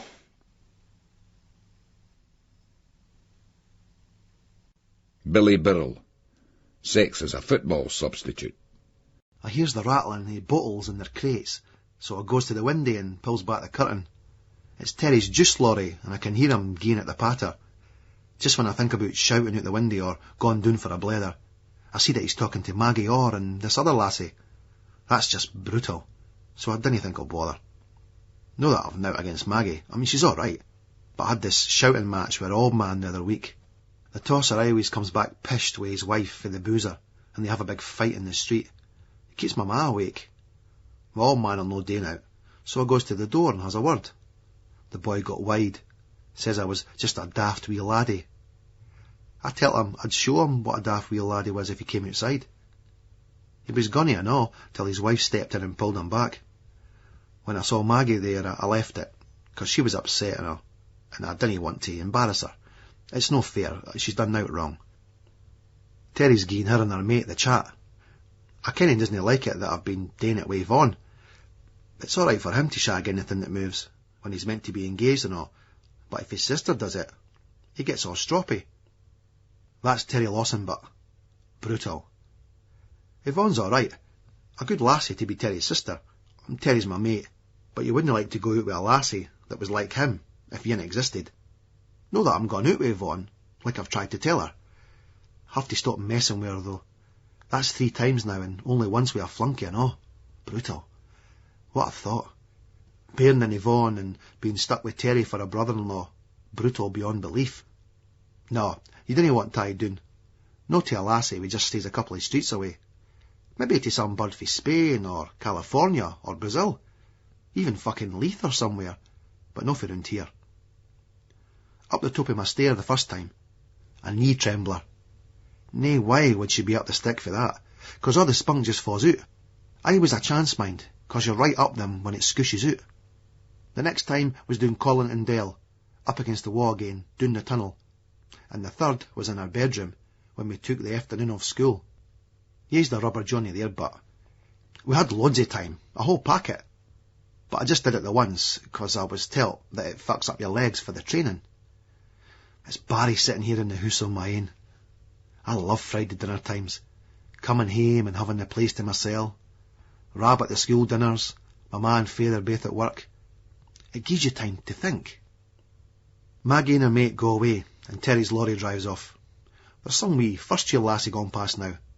They're all skinny, except one that looks more like a third year. Tits and arse and all that. Looking at them, I starts to feel a bit sorry for the lassie. She's really just like her mates. You can see it in her eyes. A bairn like the rest of them. 'Cause she's got all the padding, but they'll all be going up to her. Dirty cunts like Terry and that, going, "Whoa, gives a ride," touching her up and all that. I think that's brutal. If I had a sister and any wanker tried that with her, I'd go and batter their head in. Maybe Terry thinks it's like that with me and Yvonne, 'cause she's just second year. Drastic. Here she's coming down the road and all. Her hair's tied back in a ponytail, and she's got this skirt on that's a good few inches above the knee. She's no crossing our, which means she's coming for me. She must ken I'm at home, or maybe she's just nipped round on the off chance. Brutal. I could ride her now. In my own bed. A ride in my own bed. You can hear her footsteps coming up the stairs. I'm thinking about her legs. How when we're on the stairs I like to stall behind, making out I'm tying my lace, so's I can watch her going up. The doorbell goes. I've got the match the morning. Didn't want my legs fucked. They say a Dundee United scout might be there. It goes again. Then the letterbox opened and I can hear her crouching down, looking into the lobby for signs of life. It would be good to have a ride up here. Take the afternoon off. I didn't want her to think we're going out together, but... Aye, I've got football in the morning. I ignore it and watch her going out the stair and down the road. The referee's a bastard.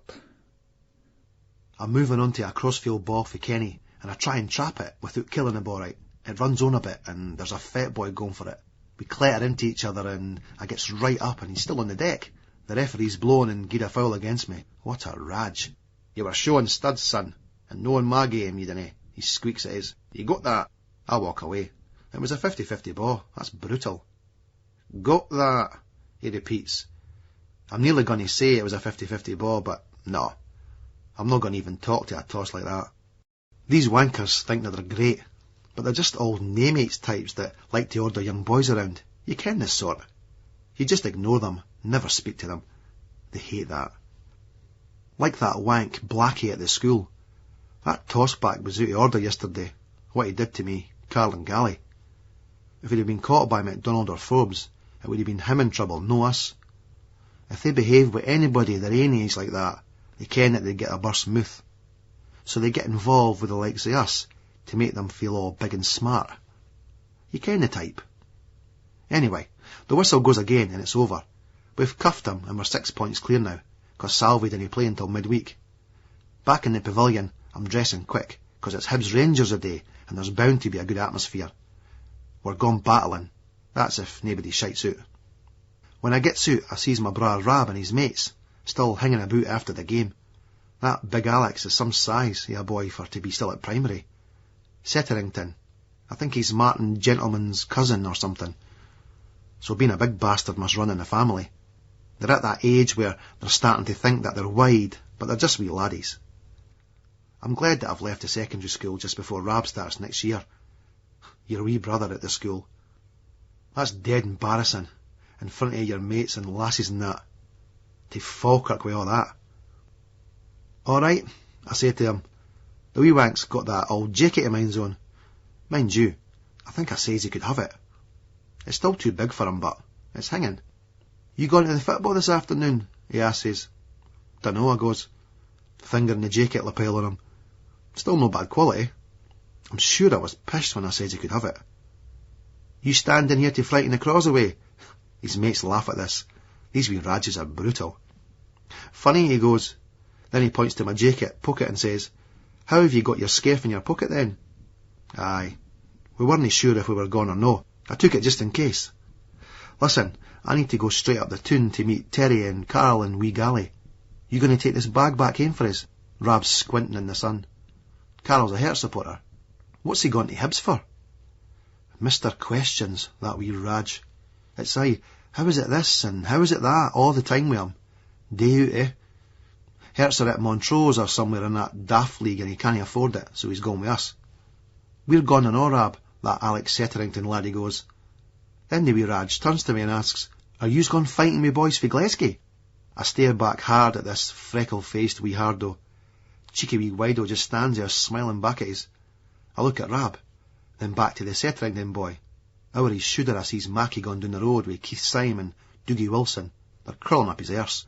Just 'cause he got the 2 the day, and just 'cause he's on the Hibs books. I'll never crawl up that cunt's arse, but we says we're going fighting at the football. Then he can. Somebody tell us. Setterington goes, still smiling. Aye, he's a wide wee bastard, that yin. Dinna believe everything you hear. Where yous meeting? Rab goes. Never you mind, I goes, thrusting the bag at him. You just take this hame. You gone with Dad to the game? Rab shuffles on the spot and says out for a bit then. Maybe, no sure. He's no gone with my father or nobody else's father, that's a cert. Also for sure is that my man father didn't even ken he's gone. They wouldn't let him go on his own, to Rangers, Hearts or Celtic or any big cup game. I mind when they were like that with me, it was brutal. I didn't want to embarrass him in front of his wee mates, and I'm not going to shop him, but I want a word later on with the wee Raj. He's looking all pissed off at us, 'cause he's got to take the bag home. He turns and heads away. When I gets down to the bus stop, there's 2 of the fat boys there, and they're looking at us. Aye, aye, I goes. All right, one of them says. The other yin just nods back. Just as well they're no getting wide. Just as well for them. Copper wire. The fat boys get on their bus after a bit. Fat's a funny team. They should be good, but they're brutal. A wifey at the stop tells me I've just missed the 25. Plenty time, but I gets to thinking about the day, about Doyle and that crowd. Terry better mention to that Doyle about our share of the money for the wire. That was over a fortnight ago. We all took the risks, big risks and all, nicking that wire. That wank's hiding out on us, and he's getting telt. Him and Gentleman. I don't care where they are. That was an amazing night at the wireworks, but totally unreal. Funny, but it was Carl that started everybody on about robbing the wireworks, and he's the one that was left out of it. He'd be sick if he found out. It's his own fault, but you never say things in front of Terry. No, if you want them to stay secret. I've learnt that much out of my life. Sure enough, Terry mentioned it to Doyle, then he got me involved. Me and you, Billy, he says. Carl and Gally are our mates, but to the likes of Dozo, Doyle and Gent, they're just wee laddies. They only want them hanging about. You could tell that it was really Terry who thought like that and all, but I thought, aye, all right, but I still felt bad about Carl being left out. He was doing there with that boy it works for, that old grocer Raj. They'd been at the Granton cash and carry, picking up stuff for the shop. Most of all, in a loading bay outside the factory, just about visible for the shore road, Carl noticed that they had these big bales of copper wire, just stacked up down there. Well, Terry had got talking to Dozo Doyle about this, just 'cause he Dozo's old boy being a big gangster or crook or whatever the fuck he's meant to be. The Duke, they call the cunt. Didn't ken what he's meant to be, the Dukey, Broomhouse or something like that. They like giving their minds a treat, some folk. Anyhow, United Wire had pied off a lot of boys, so there was only a skeleton staff there. It came about that one of the night watchmen there was old Jim Pender, and he drank in the busy. Of course, Terry starts tapping the boy up, getting in with the old gadge and that. He tells Doyle he reckons Pender's as bent as a 48p piece, and he would go a long way us ripping off the copper. Of course, it was drastic, because the poor old boy didn't really have any option after Terry introduced him to Dozo, Martin Gentleman, and Dozo's big cousin Bry. The poor old gadge was shiting it. All the wee thugs, or, in Gentleman's case, big thugs, hanging round him. Brutal, really. But what can you do? That was where the Doyles took over everything, really, and me and Terry were along for the ride. The thing is, there's fuck all to do at nights round our way. You need a bit of excitement. So, Dozo Doyle, the big master criminal in the scheme, the wido Terry wants to be like, he was the one that worked out this plan. There was only one way in and one way out of the estate, where the wireworks was. There was no way to drive through to Silverhouse and Crammond. The road was blocked off at the estate by the Granton Gasworks. This meant that any chory had to go in and out through the Foreshore Road. Doyle kent at the Polis where I was cruising the Foreshore Road down by the Granton Industrial Estate, looking for knock-off. Doyle reckoned that we should leave a van in the loading bay during the day. The van would just sit there all day, and Pender in the office would make sure that nobody touched it.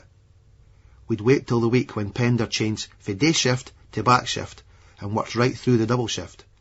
That way he'd be there all the time, keeping an eye on things. There was one big problem. Pender told us that there were guard dogs that Securicor left in the grounds every night.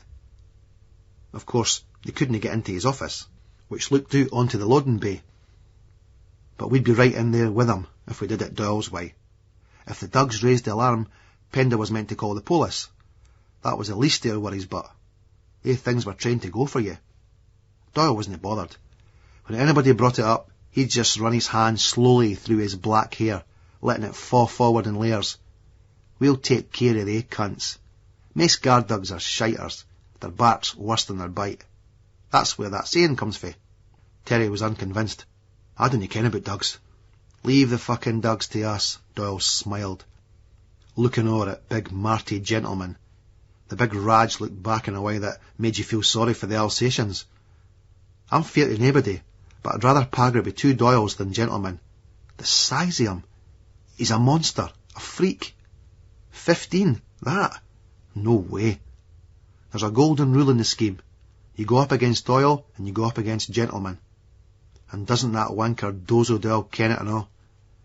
Brian Doyle, the cousin, went with Gentleman down to see Pender during the day, dropping off this white transit van. The old boy gave them a tour of the site, pointing out where the dogs patrolled and showing them where the huge rolled bales of copper wire were stacked. We met up at the busy. Brian Doyle seemed an alright gadge. He was older than us, but even he still seemed a bit wary of his younger cousin. He warned us that there was a lot of weight in the wire bales, and that we'd be lucky to get away with 2 in the van. Pender, sucking on this Ventolin inhaler, was a fat, unfit-looking old boy. He seemed awfully nervous, especially about the Dugs. He never went into the grounds, never came into direct contact with them. His car was parked outside the office, and he came in through that way. He could hear them outside, though. Sometimes one of them jumped up at the window and shit him up when the pair cunt was trying to watch the telly. "Magnificent specimen," he said to gentlemen, but then he went, "Evil bastard, but..."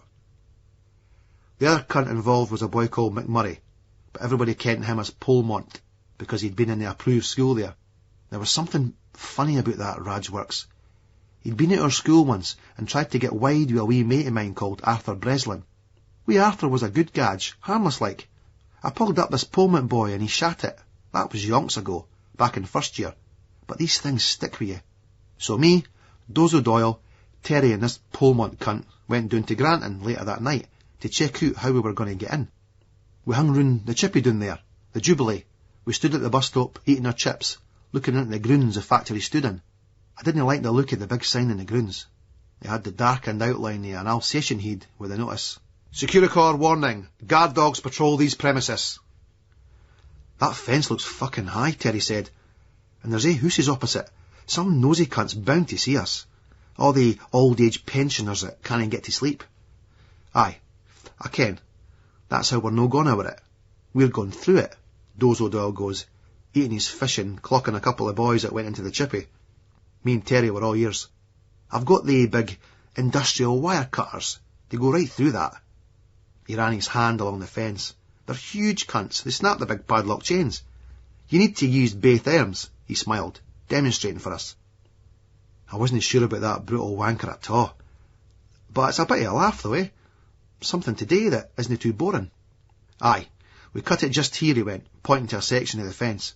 "This cunt," he said, punching the grey aluminium bus shelter, "keeps us covered for the houses, and for any passing motors. Then we deal with Dugs, break into the office and tie up Pender. There might even be a wee bonus of a cash box there. I ken he says there isn't, but I didn't believe the old fucker. After that, we load the copper wire into the van. We cut our way out the bottom gate, through the padlock chain, and drive out the front. The other watches on the estate might see a van leaving, but that could be just another watchman finishing. No as suspicious as a van gone in. It's pish easy." "We'll no all get into the van, but," Terry said. Doyle looked at Terry like he was a bit slow. I minded thinking that Terry wouldn't take that for anybody else. "Marty can drive as well as Bry," he says, all impatient, like he was explaining to a bairn. "We got a second van, a wee in, and leave it parked over there," he nodded, towards the other parked cars. "Then we meet up with the rest of them out at the beach in Gullin." I looks at Terry, but waits for him to say something. "What for Gullin?" he asks. "Because, you daft cunt. The black bits of Doyle's eyes went all big. We need to burn the plastic coating off of the copper wire before we can flog it. A deserted beach will be the best place for that." Terry nodded slowly, his bottom lip stuck out. You could tell he was impressed by Doyle. Terry always fancied himself as a tea leaf, but the likes of the Doyles, it's in their blood. They've been at this for generations. It all went according to plan, except for Doyle, the way he carried on. That Raj is fucking beyond brutal. The night we were doing it, I went round to Terry's. We had a canny lager in his bedroom, a pit on the Clash's first album, Police and Thieves, went doing well. His ma looked awfully suspicious, like she kenned something was going on. It was 11 o'clock at night and we were going out. "Police and thieves, oh yeah, yeah." We met Dozo and Brian Doyle at the chippy at the cross, then down to the Longstone to meet Gentleman and that Polmont boy. Hasn't he got that much to say for himself, that boy? Usually I like that. I'm no into the likes of them that mouth off all the time. What's it to say about empty vessels? You look at politicians on the telly and all that, they can talk all right. I always have, I always will. Didn't seem to be as good at sorting things out, but... or maybe just no good at sorting them out for the likes of us. The pile in the back and we drive down to Granton. The place is deserted, except for a crowd of boys standing outside the chippy, long since shut. They've been drinking, it's just local boys like us, hanging about there in the scheme, bored, no wanting to go home. Doyle watched in anger for the van. "These cunts. I'm going to go over there in a minute and tell them to fuck off. he snarled, running his hand through his hair. When he pulls it back, you can see he's got that V-shaped hairline, like Count Dracula. They might be game, Brian goes. Well, we'll fucking have them, Doyle spits. I came here to chorry, not to paga with some rages, Brian says. Start anything here and you'll have every cunt out. The polis. These cunts over the road in the houses, the fucking lot. Doyle was about to say something when Terry cut in. It looks like they're heading away. Sure enough, the boys were leaving, though 2 rages were keeping it going. Fuck off, fuck off, fuck off, Doyle hissed. Right, he goes after the boys had said their 100th farewell. These cunts die, and he opened the front passenger door. Brian grabbed his shoulder. Stall, you cunt, he goes. Meant to be doing a fucking job. Dozo Doyle looked at him, his eyes all harsh and his jaw set. You fucking trying to pull me up, Bri? He asks in a low voice. No, I'm just saying that. Dinna fucking try and pull me up, he says softly. Then he spits out through clenched teeth. Nae cunt pulls me up, right? Brian says nothing. I says, right, Dozo hisses. I'm not trying to pull you up. I'm just saying that we're here to do a fucking job. Fine, Dozo goes. Or smiles. Then he turns to me, like it's me he was talking to all along. Just as long as you dinna try and pull us up, he sort of sings. Oh, these cunts are away now, Terry goes. Let's get this fucking show on the road. I didn't mind being in the back of a van with a bunch of birds, but no use cunts. This cunt here, he looks at me. He's just fucking let one go and all, you filthy bastard, Burrow. Fuck off, I goes. Doug smelled the rain dirt first. Cheeky fucker him. That's Terry, but brutal. We opens the doors and we get out with the tools. Doll's got this long glove, then this sort of padded tube thing that he slips round one arm. It's made out of a traffic cone. He takes this old jacket with him. It smells brutal. Like a dead meat. Even though the streets are deserted, it must look fucking drastic. 6 boys coming out of a van in Granton Road in the middle of the night. Way past brutal. We're just fucking amateurs, really. The good thing was that we cut through the wire dead quick. It snaps in one go under the big bolt cars. Pullman and Brian keep shooting for any cars or passers-by for inside the bus shelter. Martin Gentleman gets through first, then Terry, then Doyle, then me. I nod for Brian and Pullman to come ahead. They're just through when I hear a dog barking. Then it comes running, out of nowhere, right up to us. It seems to realise we're in a group and it stops to a sharp halt, like there was a force field a few feet in front of us. Terry jumped back and stepped away. Pullman was right back out through the fence. Doyle, though, had crouched in an action position, that big tube thing fitted round his arm. The dog arched downwards, about 10 feet away, its ears back, snarling. Doyle was just snarling back at it, having his bound up and padded arm in front of it, pulling the old coat out of the ground like a Spanish matador. It was like the poster my Aunt Lily brought us back from Spain. The yin on my bedroom wall, the one I want to take down, but the old girl moans that it was a present. Plaza de Torres, El Cordobés, Billy Burrell. Come on then, you cunt, come on then, think you're fucking wide, Doyle goes. Then we got a shock. This other, bigger dog rockets forward, jumping right out of the growling dog on the deck and launching itself at Doyle. He stuck his padded wrist up, and the dog bit into it. I ran at the other dog and it leapt back, then tensed up, gone low again and snarling away, its nostrils twitching. Doyle was still wrestling the big dog, but Gentleman was over and stood over its back, then let his full weight down on it. It yelped and slowly crumpled to the ground under his bulk. Terry's next to me and we're keeping our eyes on this other again. Dinna ken about this, Billy, he goes. No, this wank shat it, I says. I steps forward and the dog moves back. The Gentleman's still on top of the other dog, pinning it down, and he huds its snout in both hands as Doyle wrestles his aim free. Brian hadn't a baseball bat, and me and Terry were still facing off the other dog. Just watch the cunt's mouth, Brian says. All they are is teeth and jaws. They can't punch or kick. They can just bite. Come on then, cunt. Pullman's back in, and he's passed the bolt cutters to Doyle. Gent's still on the dog, now holding its jaws shut with his big hands, and pulling its neck back, its head pushed into its chest.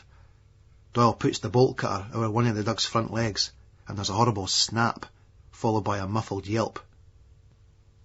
When he does the same to the second, there's a strange, echoey howl. Gentleman lets the dog go, and it tries to stand, but it yelps, and it's like it's dancing on hot coals. It hobbles, squeaks, and topples over. It's still snarling though, and it's pushing itself along on its back legs, trying to get to Doyle. "Wide cunt," Doyle goes, before booting it hard in the face. Then he stomps on its ribcage a couple of times, and the growl becomes a whine, and you ken that the dog's spirit's broken. Gentleman starts binding the dog's snout together with brown plastic tape, the kind you use when you flit hoose, for the removals and that, and does the same to its back legs. Doyle's over to us and the second dog, and he throws his coat out at it, and the Raj grabs it. Before it lets go, we all run forward and steam the bastard, pinning it down, me pushing its head right into the soft grass. Terry's shaking like a leaf as he huds it down with Brian, and Polmott's booted it in the side, causing it to twist, making it nearly rip free from a grip. "Didn't he kick it, had it?" I shouts at the wank, and he gets down and grips it. Polmont gets up and blooters the second dog in the stomach. There's a big whine for it, and a huge bubble comes out one nostril. "Fucking deserve to die," he says. Then Gentleman's over, and he's on its back, hudding and taping its mouth shut, then its front paws together, then its back ends. "We're no finished with you cunts yet," Dozo smiles, as we go through the grounds in the dark, leaving both of the dogs lying there, helpless. As we gets further for the perimeter fence, the grass under our feet becomes saturated with muddy water. "Shite," I goes, feeling the cold wet seep into my trainers. "Shh," Terry whispers. "Nearly there." It was pitch dark, and I'm relieved to see the light zone in the office ahead at the bottom of the hill.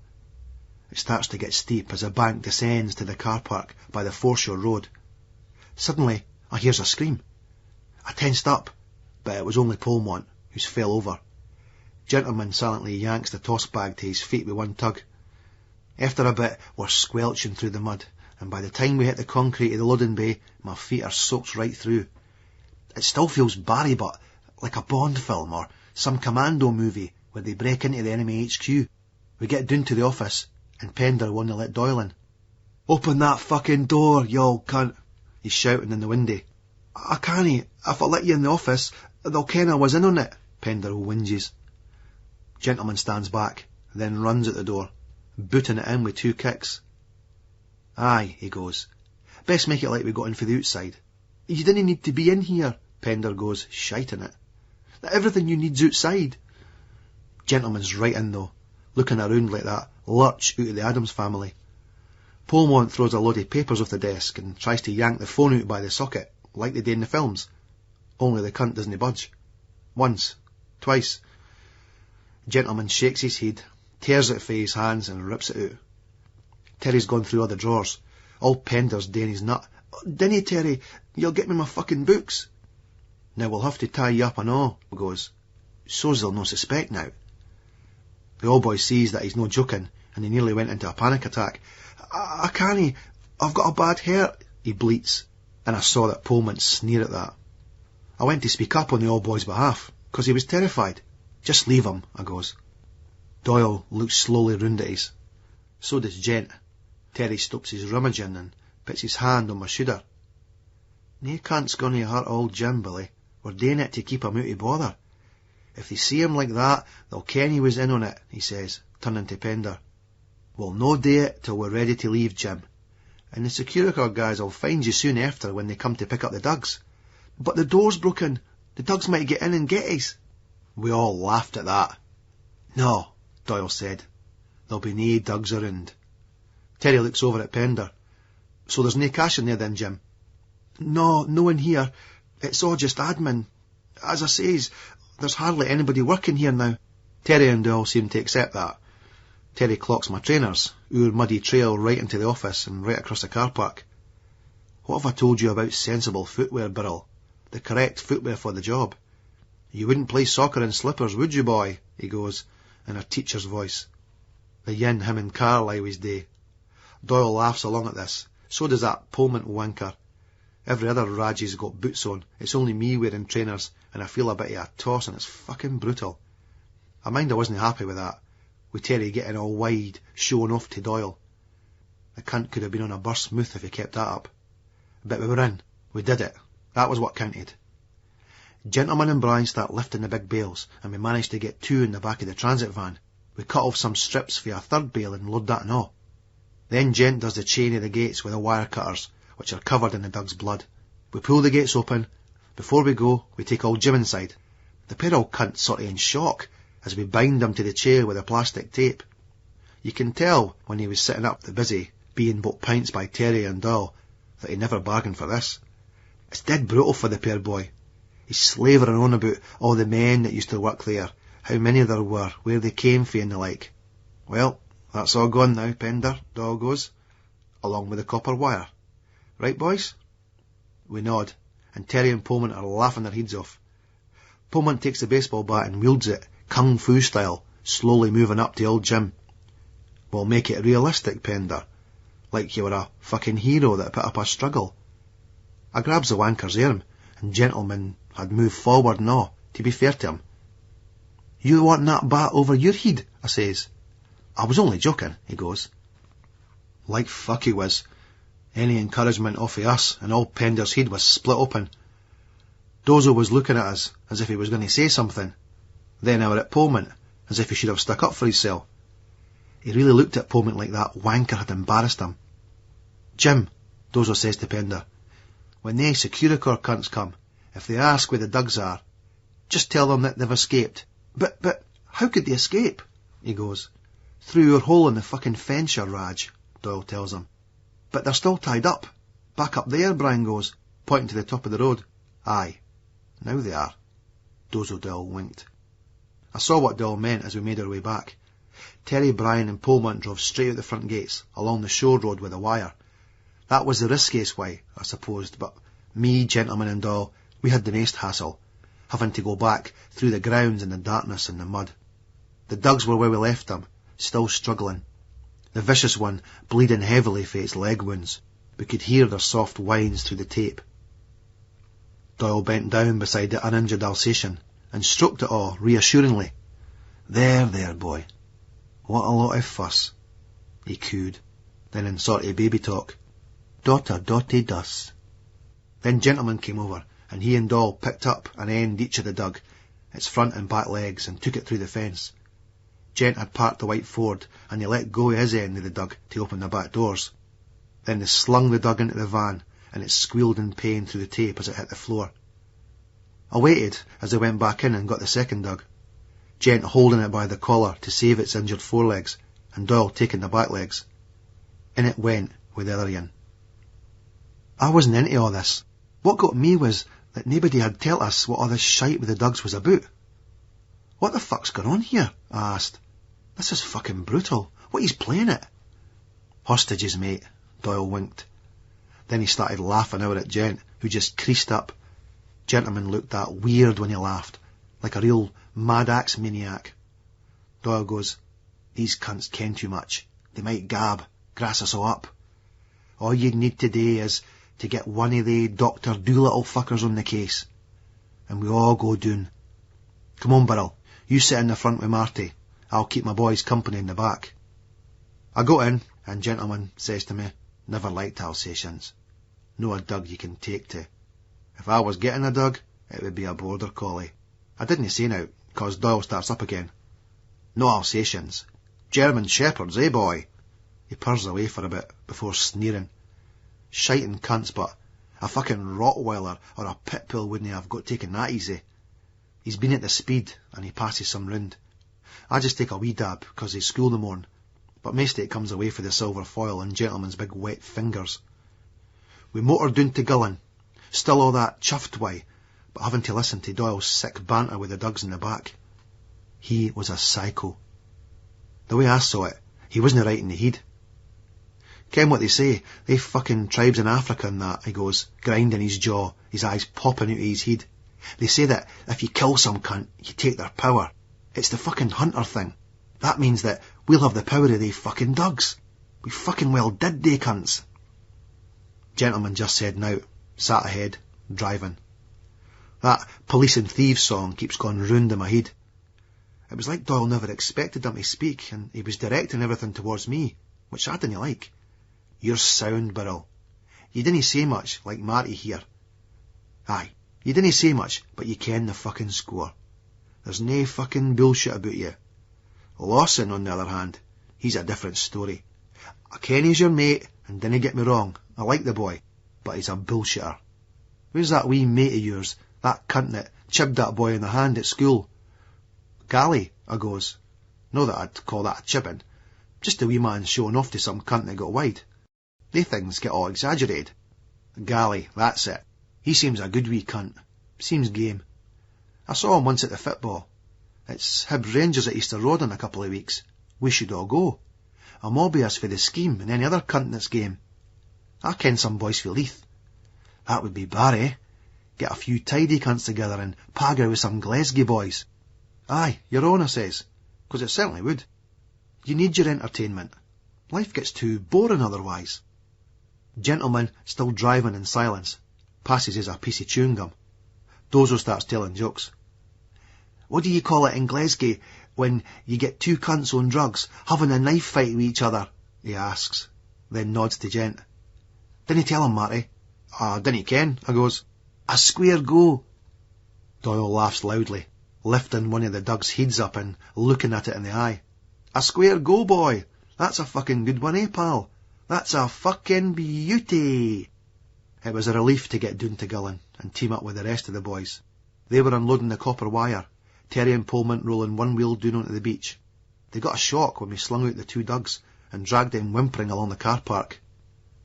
One, I think it was the game yin with the broken legs, had pissed and shat in the van. Doll was furious.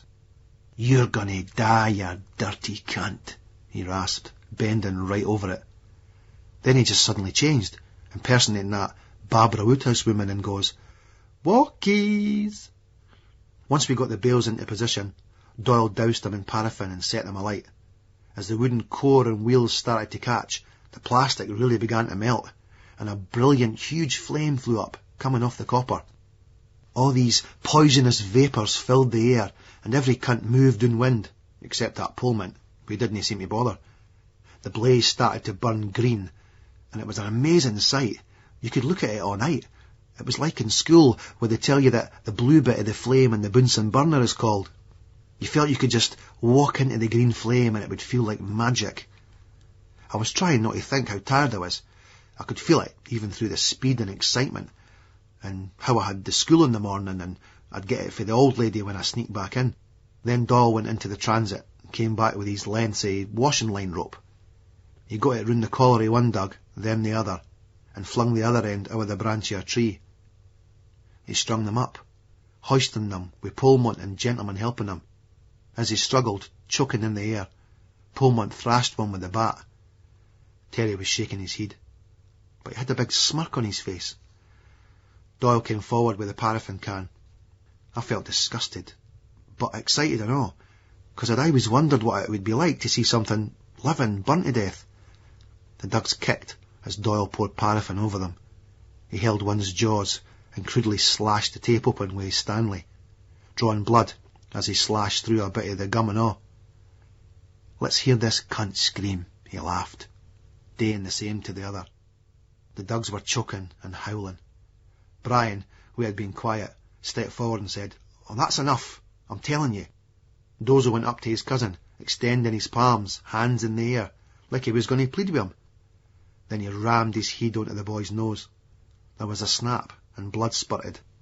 It was a good, clean shot. Brian held his face in his hands.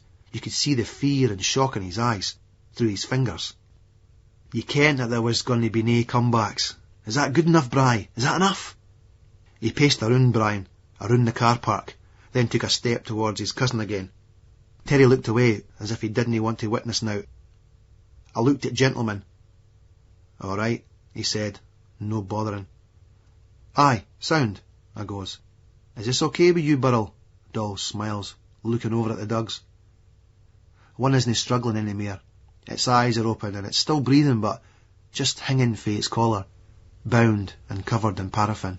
It's like it's too weak to fight anymore.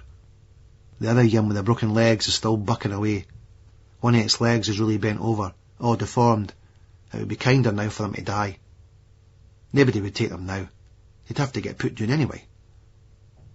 I just shrugged. There was now any cunt could do to stop Doyle. His mind was made up. Any cunt that did would probably end up getting the same treatment as the Dugs. Terry, Dozo goes. I'll no phone the RSPCA if you dinna. He smiles, sweeping a hand through that corkscrew hair. This is fucking dead brutal, but Brian's sitting down in the stand, still holding his nose. Doyle's turned back to him, points down at him. Mind how it is that you're here with us, 'cause we fucking sorted this out. Mind that.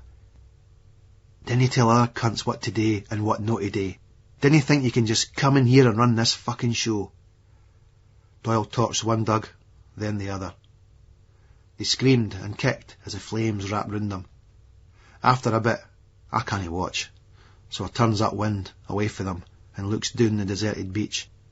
Then there's a splatting sound. The rope must have got a big dousing of the paraffin and all, 'cause it burns through and one of the Dugs falls and tries to get up and scramble down the sand to the sea. It was the Gamian with the burst legs, but so it didn't get far. The other one let out a low howl, then it stopped struggling, and when its rope burned it fell and lay still.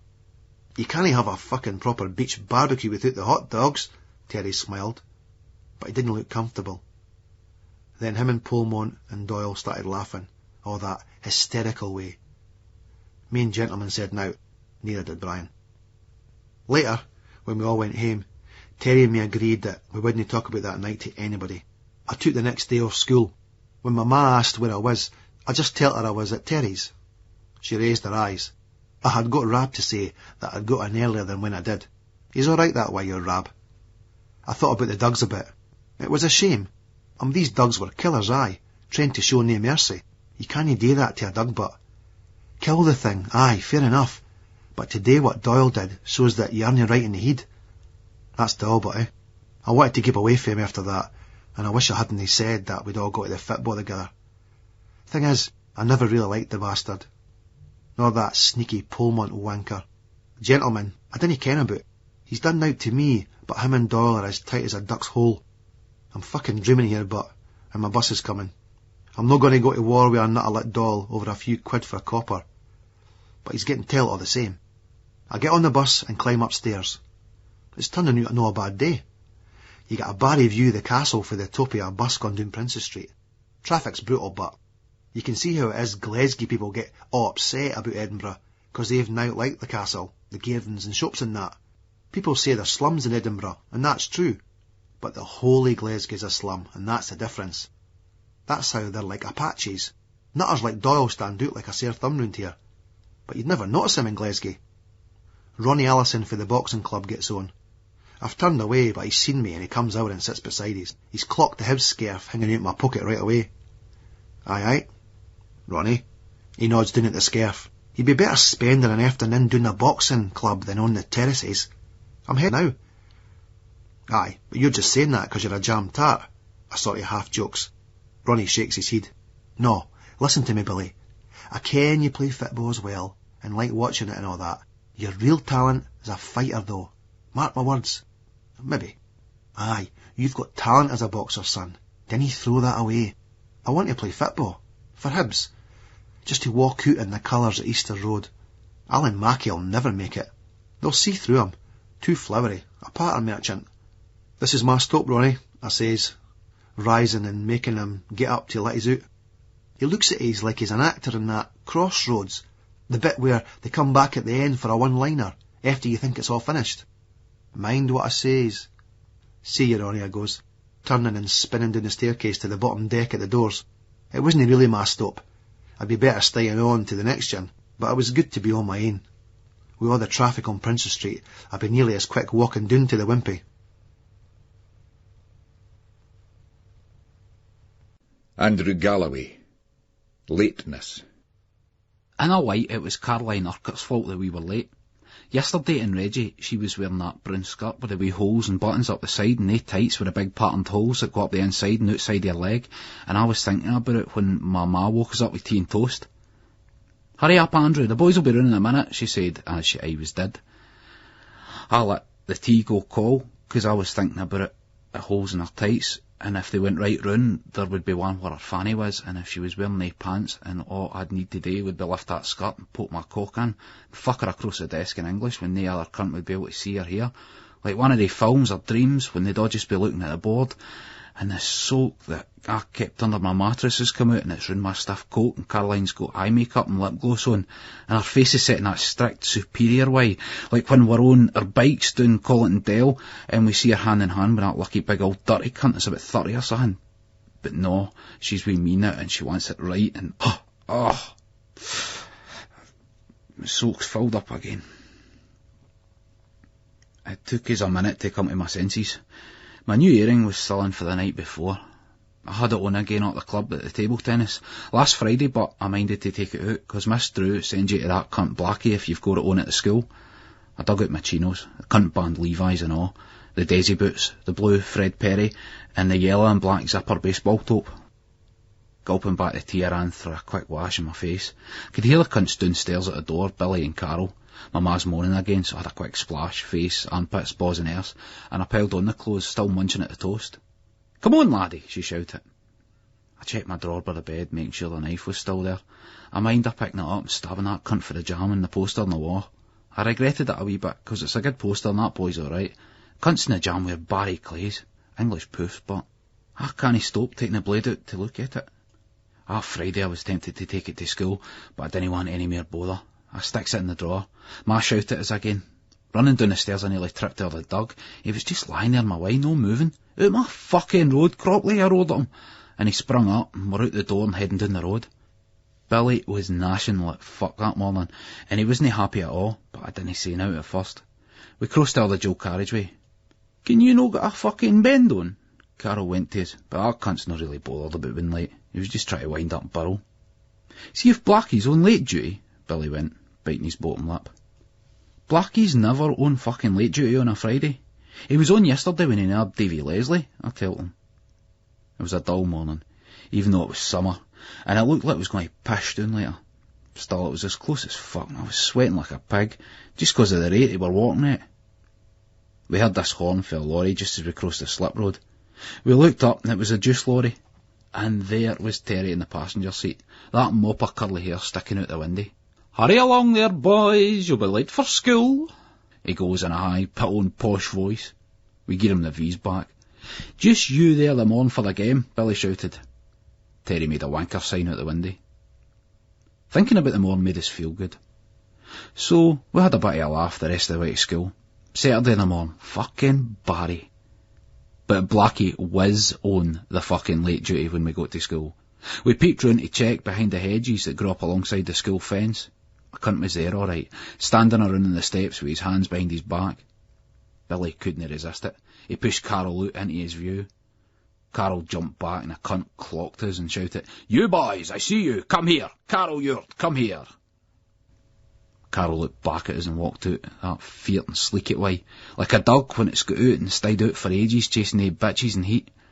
I ken how the poor cunt feels, but I hope he has more luck than me. "There's others, I know there's more. Come here or you'll be in serious trouble." Billy and me nodded to each other and shrugged. There was nought you could do except just walk right through the school grates and across the tarmac playground at the front doors where that cunt was standing looking like fucking Hitler. Bastard not half that he is. His wee moustache and his specs. Thank fuck I minded to take off that earring. "I will not tolerate lateness," Blackie went, and he looked at Carol. "Mr. Ewart, I might have guessed." He looks at me for a bit as if he's trying to place us, and he goes to Billy. "It's Birrell, isn't it?" "Aye," Billy said. "Aye, aye," he sort of shrieks, pointing to his specs. Sounded like some cunt had grabbed his balls. "Eyes are what you have in your head, you stupid boy. We speak the Queen's English here. What do we speak?" "Queen's English," Billy said. "Do we indeed?" "Yes." "Yes, what?" "Yes, sir." "That's better. Right inside a lot of you," Blackie went, and we followed him into the school hall and corridor. When we gets outside the cunt's office, he stops us by, grabbing my shoulder hard. He looks at Billy and goes, Birrell, the sportsman, isn't it?" Yes, sir." The football, the boxing, yes, football and boxing, isn't it, Mr. Burrow? He's still gripping my shoulder hard, digging in with his fingers. Yes, sir. Blackie considered Burrow with a genuine sadness in his eyes. He lets go of my shoulder. So disappointing. You of all people should be showing leadership, Burrow, Blackie says, glancing at me and Carol like we were rubbish. He looked back to Burrow, who was just staring ahead. Leadership. Sport, Burrow. Sport and time are indivisible concepts. A football match lasts for how long? 90 minutes, sir, Billy goes. A boxing round is how long? 3 minutes, sir.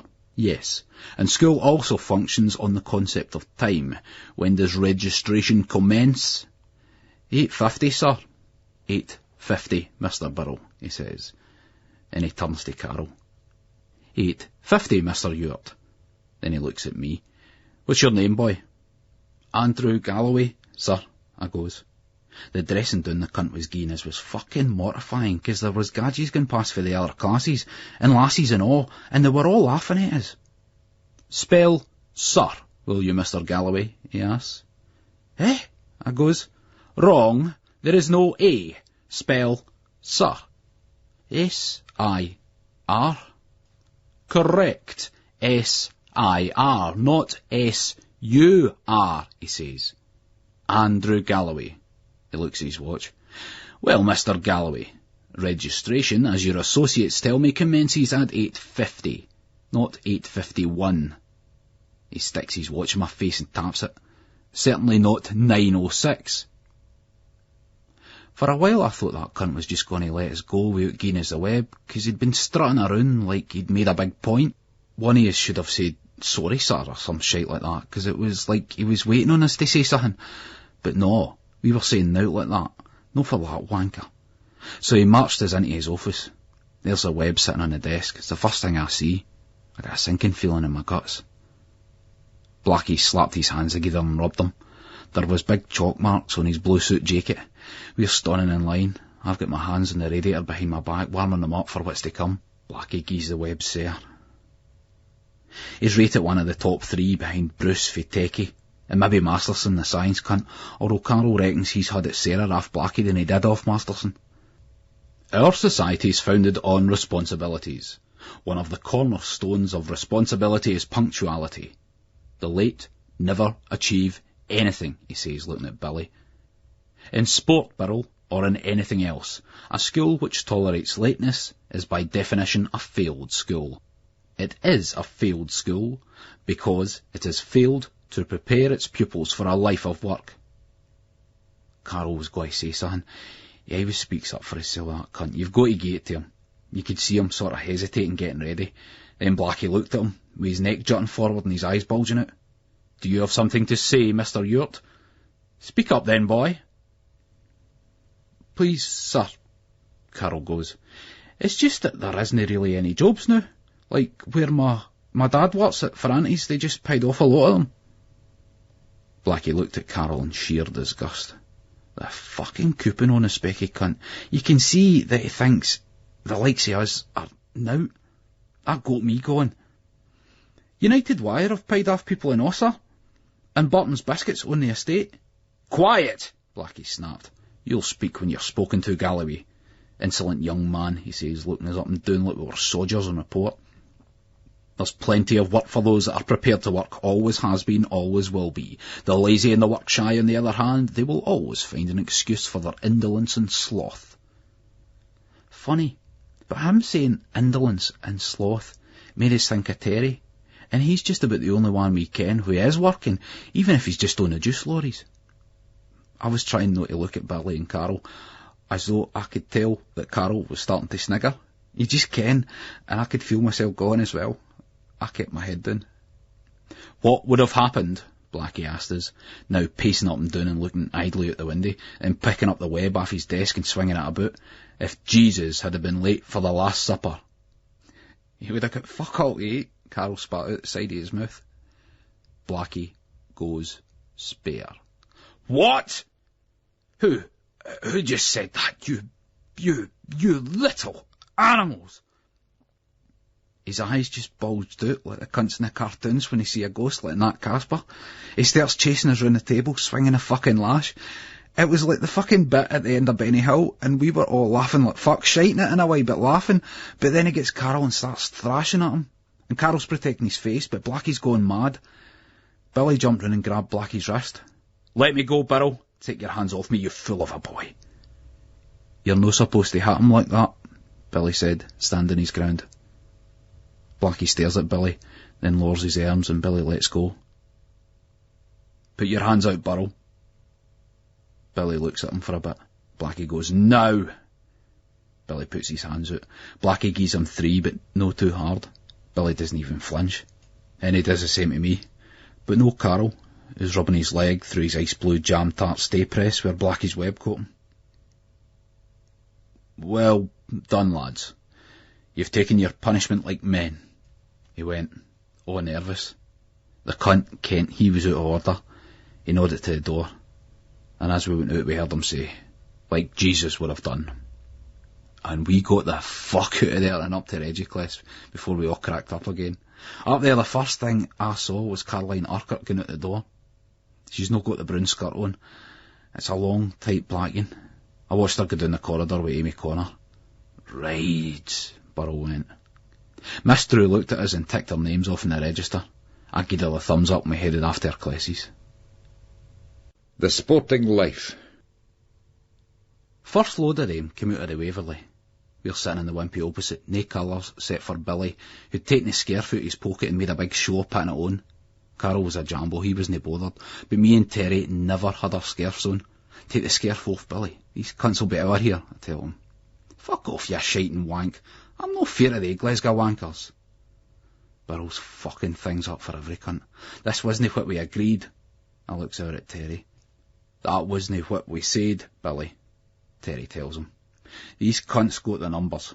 They're all crapping bastards. When you get them on their own, 1 against 1. But they'll never go for that." "This is the way to do it," Carol said. "Like they West Ham boys my cousin Davy and his mates met after Wembley. They tell us, when they went off to places like Newcastle or Manchester, they never wore their colours. That's what we have to do. Merge with the Huns crowd, find some cunts who've got the mouth and batter the cunts." "Only a coward doesn't wear their colours," Burrell goes. "You wear them with pride, even against all the odds." Terry's shaking his head as he clicks his lighter on and off. You can smell bevy in his breath. He said he rode that Maggie lassie and that shut Carol up for a bit, because he was trying to get into her. "Listen, Billy, we made that fucking rule up. Glasgow cunts were all their Irish shite. The fucking orange and the green, that suits them, because they've got the numbers. It's easy to be wide when you've got 15,000 skiffed wankers behind you, guaranteed. But how many of these cunts would want to ken us with even numbers? Answer that if you can." This is Terry talking sense for once in his puff. I can tell Billy's listening. He strokes his chin. "All right, Terry, but it's not just an Irish thing. It's a Scottish thing. Comes frae Culloden, when the English wouldn't let us wear clan colours. That's what your old man was saying, Carol, mind?" Carol's nodding, rubbing the logo on this plastic bag he's hidden. His old boy was always telling us about history and things when we were up at the house. But it's no like the history you get taught at school. All English kings and queens and all that shite that nae cunts bothered about. "Aye, but what keeps it going?" I says. Terry's right, Billy. It's playing into their hands. They orange and Celtic cunts. They're all dressed like Rajis with their colours and their badges and flags, like wee fucking lassies on parade at the Leith pageant. They swarm all over you, 'cause you ken every cunt's going to jump in for them. See what wants to ken when we go as a team, and we'll have it with the same numbers as a squad of them. Just boys against boys, nae hiding in the crowd, and the beauty of it is, the rest of them will only ken we're Hibs." Billy looked at us and laughed. "You can spot a Glasgow anchor a mile away without colours. They'll be able to spot us just the same." "I dinna see how you can check your head for lice at a distance," Terry laughed, and we're all joining in, and then he goes, "Mind yous, I'm sure that bird in that film last night had lice in her pubes." "Get out, I goes. "I'm telling you, Gally, you want to have seen this boot, fucking hell, and the size of a welt on the boy that was giving her the message." Terry always went to the Classic up in Nicholson Street on a Thursday night to watch the dirty films. I tried to get in once, but I got knocked back for looking too young. "What was on?" I asked. The first one was called Hard Stuff. The second one was I Feel It Rising, but we stayed on for the late show, Soldier Blue, fucking Barry film. I've heard that Soldier Blue was pish, Billy says. No, Barrel, you've got to see it, man. The bit where they chop the bird's head off and it flies into the screen, I thought it was going to land on my fucking lap. That would have knocked you at your stroke when you were wanking on your own in the back row, Carol says, and we all laugh. Terry shuts him right through by singing a bit of that Rod Stewart song. Oh, Maggie, I couldn't have tried any more. Then he points at Carol. She made a first-class fool out of you. And we're laughing at Carol now, who was looking out the window at some passing Huns. Quite a few Soldier Blues out there, he goes, trying to change the subject. Terry ignores Carol, starts laughing out at me. I always have to tell this wee cunt about the films in the classic. I'll be doing it for a while and all, 'cause it'll be ages before he looks old enough to get in. Billy's laughing at us, and Carol is in awe, though I notice he's never tried to get into the classic. Stroll on, Mr. Lawson, I says to Terry. I can get into the Ritz. Big deal, Mr. Galloway. You'll be fucking shaving next. Then what, spunk? Plenty spunk here, Mr. Lawson. Just looking for somewhere to pit it all, he goes, and every cunt laughs. Cheeky cunt. It was always the pattern to speak to each other like teachers spoke to you. That's minded us about the Ritz, though. A good time to change the subject. Nobody fancy going to the Ritz this week. It's got that zombie zone, a double bill with a Great British Striptease. Get to France, Terry laughs, glancing out towards the window. What do we need that for? We've got all the zombies in the world to pagger out there. He points outside to some passing Huns. Then the night we get into some fanny up at Clouds and it'll be the Great British Striptease right enough. Fuck the pictures, let's have it all for real. That got me thinking, then a chant of no surrender went up for the street outside and my guts turned. I didn't ken I was into all this. What about Dozo and that? Where are they cunts? Look over there, a tall guy with long hair and a star V-neck jersey was draped in an Ulster flag. That cunt looked ancient. I'm not baggering me a cunt that's fucking 40, I says. I was still fucking 15 years old. Pagger any rads that messes me, man, Billy goes. How did yous get on this morning? I asked him. Try to change the subject again. I hate being called wee man. 4-1, he said. What for? I asked. Who do you think? It was Fet Lord we were playing. They're pish. I scored you in. Alan Mackey got 2, he says, lowering his voice. Billy had come for the Saturday fitba. He played for Hutchie Vale, and he was the captain of our school team. I think he was a wee bit jealous of the likes of Alan Mackey, though, 'cause he'd signed S-forms with Hibs yonks ago. But nobody had offered Billy any contract. Dougie Wilson take your gear home? No, I gave it to my wee brer and just came straight here.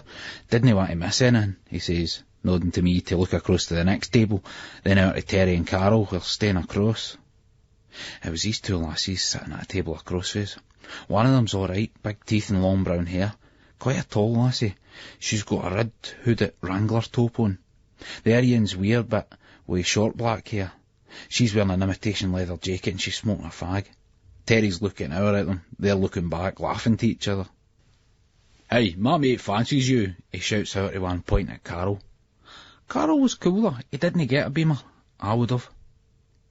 I'm fed up, no hard up, she says back. Terry puts his hand through his corkscrew hair. It's really tight and curly, even more than usual, so I'm sure that cunt's had it permed on the sly. He looks alright, but in the dark blue Adidas top and the brown Wranglers. I feel it digging my ribs. Dinna you be shiting out, Gally, Burrow says to his voice all low. Cheeky cunt, him, but. Stroll on, Burrow, it's sure as fucking well shiting out. How am I? Shiting out of the plan we agreed. We're going to fucking get a couple of wide cunts and have 'em. We were even going to get a Hun's scarf and wear it for disguise, mind, I says. That was a plan we agreed. Billy shooks his head. I'm no wearing any Hun's scarf. Fuck that, Terry said. Carol's sitting there wanting to jump in. I'm no bothered about wearing one. I didn't want to wear a Hun's scarf, but I brought this for camouflage likes, he says, pulling a red-handed Ulster flag out his plastic bag. Terry looks at us, then at Billy, who's right up, and he's torn the flag from Carol's hands and pulled out his lighter. There was 2 blank clicks before Carol managed to get it back after a struggle, which was getting a wee bit nasty. Cunt you, eh, Burrow? Carol goes, his face as red as a fucking hand on the flag. Didn't he bring a Hun's flag out in front of me? Burrow says all nippy. Carol folds the flag up, keeping out of Burrow's reach. But he's not putting it away. It's not a fucking Rangers flag, it's a Protestant flag. You're not even a Catholic, Burrow. What are you getting on to us for a Protestant flag for? 'Cause you're a cheeky, milk-bottled head it hurts wanker and you're going to get your mouth burst, that's what it's for. It's a wee bit chilly in here. Billy's got one of the moods on him. Terry turned away for the birds and he looked out at him. Cool it, Burrow, you cunt. There's all the Huns in the world to pagger with, didn't start fighting each other. Jam tart toss shouldn't be here, Billy goes. Bet ye Topsy and all your mates for the bus that haven't gone away with Hertz will be here with the Huns, he sneered. I'm here with yous, bottom and all, Carol says back. Aye, says that. I clocked a team of Huns, maybe about our age or a wee bit older, come into the wimpy. We went quiet. Then they seen us and they went quiet and all. I could tell they were looking at Carol's red-handed Ulster flag and Burrow's scarf and trying to work it all out. Burrow was just staring back at them. Terry wasn't bothered, he was still looking at the lasses. You got a felly? He shouted at her. The bird with the long brown hair and the teeth looks him over. Might have. What's it to do with you? I'm trying to get a wee sketch of her tits, but you can't make them out under that top. No, 'cause I'm sure I seen you with a fella at Annabelle's one time. I didn't go to Annabelle's, she says, but she's looking all chuffed and shag-happy way back at him, and that cunt's in there. Well, it was somebody that looked like you. Terry's up and squeezing him beside her in their booth. That cunt isn't shy. A couple of the Huns start singing the sash. These cunts will be nippy as fuck, 'cause it was on the telly the other day that the Pope's coming to Scotland. Not that I give a fuck about that. I do give a fuck about the wankers getting all wide though there, but... Burrow's happy though, 'cause they're no looking at him. These cunts. Wait, do these cunts, he says to us.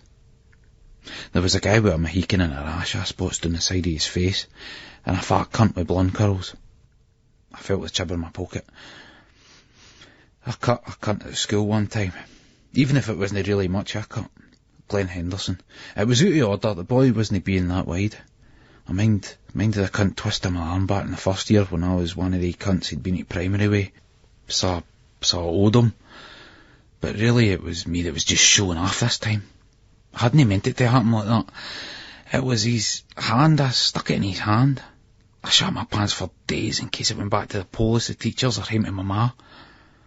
The boy Glenn said no, but in a way it was Barry, 'cause after it, that was the first time Dozel Doyle or Marty Gentleman or any of that team spoke to us.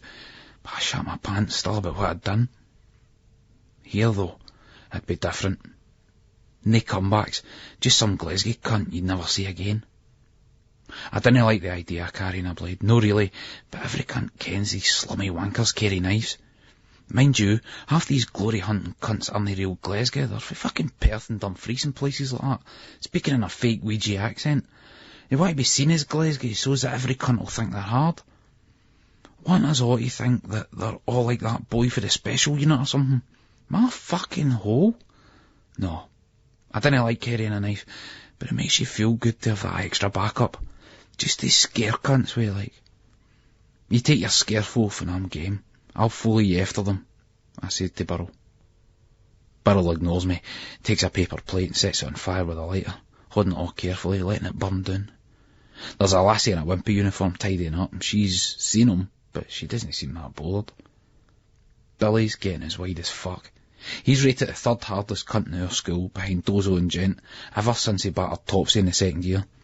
But I reckon he could take Dozo in a square go, with Billy been into the boxing and that. But you never get a square go with the likes of Doyle. Carl hated it when Billy and Topsy had that big pag in the park, 'cause he's good mates with both of them. Billy, money, fuck, you'll get us flung out, Carl moans. Then he turns to me. See this cunt for fire? Billy lets it burn down, turning it so it doesn't burn his hand, and he drops it into the cup. Burn, you orange bastards, he says softly. An old wifey with silver hair and wearing glasses and a hat and a yellow coat looks at her. She's just staring. The poor woman looks a bit dippet. It must be shite to be all. I'll never get all. No me. Stroll on. Then Dozo Doyle and his crew came in. Marty Gentleman, Joe Begbie, Ali Jamieson and that mental hunk cunt with the slick back hair and the bushy eyebrows. The cunt that got expelled for Algies and then came to us. He was just at our school for a few weeks before they expelled him and all. He was a year above us. They put him in Pullman for a bit. Jameson and Begbie are frae Leith, but they ken Dozo and Gent for the tune. They came out to us. It was Barry 'cause the Huns stopped singing, all except one. They started to stand a wee bit apart from each other and busy themselves with other things like ordering burgers. Noticing the effect they were having, Dozo's boys started gaining at the walk big time. Every slow step rubbing the Rangers boys' face in the fact that they're going to dine out. Dozo goes, "Billy, Gally, what's this?" He looked at Carol's red hand flag. Carol shat it. I cut in, we took it off this daft Hun down the station for disguise, like you says, nae colours. "Take it off, Billy," I nudged Burrow, and the cunt did, though he wasn't chuffed. I was back Carol up, 'cause it was him I started going to the football with yonks ago. His old boy used to take us to Hibs one week and then Herts the next. That was when I picked Hibs, and Carol picked Herts. It's funny, 'cause Mr. Ewart comes from Ayrshire and he supported Kilmarnock. He used to embarrass Carol and me by wearing the killie scarf when they played at Easter Road or Tiny. My dad never bothered with the football. He claimed he supported Hibs, but he never went. It was only 'cause he once won Spot the Ball in the evening news that week when it was a picture for Easter Road rather than Tiny. He put the winning cross one. I mind everyone saying that we'd buy a big house, but my ma got a new washing machine and I got Cropley the dog. My dad used to say, "At least I got something back for the high bees. I support the team that supports me," but he supported no cunt. Mr. and Mrs. Ewart, I was looked out for us when my dad was away. The Burrows did and all, and my Uncle Donald, taking us on trips and that. Kinghorn, Peebles, North Berwick, Ullapool, Blackpool and all that stuff. But the Ewarts maced, and they never made a big thing about it. It never seemed like they were doing you a favour. So I was trying to look out for Carol to make up for it. You have to look out for that cunt sometimes, 'cause he goes his own way sometimes, and people get the wrong idea. It's not that he's being wide, it's just that he doesn't try to crawl up to all the hard men. He always has to be different, that cunt. Anyway, it seemed alright with Dozo, which was a relief to me, probably to Carol and all, 'cause that cunt rules the scheme. "Where's Juice?" he goes. That was what we called Terry, 'cause he was working on the juice lorries. I nodded to the booth across from us. Terry's had this lassie's palm out and he was pretending to read it. "He's there," I goes. "The fortune teller. I always thought that cunt was a fucking jippo right enough." Dozo laughed at us, which made us feel good, 'cause along with Gentleman, he was the hardest cunt at school, and I hadn't really spoken that much to him. This was getting me right in with the main men, just as much as Terry and Billy were, maybe even more. Dozo goes, "Alright, Terry." Terry's been that into the birds, he's no even seen them come in, or made out he's no seen them coming in. "Dozo, Gent, Ali, how's the boys? Gonna batter fuck out some Huns a day, eh?" he says loudly, and the Huns that had been that noisy coming into the place started to slink out all quiet. Terry liked to think he was the fourth hardest man when he was at school. My arse. Dozo Doyle laughed back at Terry like they both kent the score, then smiled at the two birds. "Your girlfriend, aye?" he asked Terry. "Working on it, mate, working on it," Terry said, turning to the bird beside him. "You gonna go out with us then?" "Maybe," she says. The lassie's a bit of a beamer. She's trying not to make out that she has, but she has. I can't Terry isn't slow, 'cause the next thing he's fucking well snogging with her, and a couple of boys start cheering. Dozo's not looking happy, but he's got plans, and he doesn't want any birds getting in the road. "We'd better nash," he says. We all stands up, and even that dirty cunt Terry breaks off his clinch. "That cunt's wide as fuck. I heard him say to her, under the cloak at Fraser's, 8.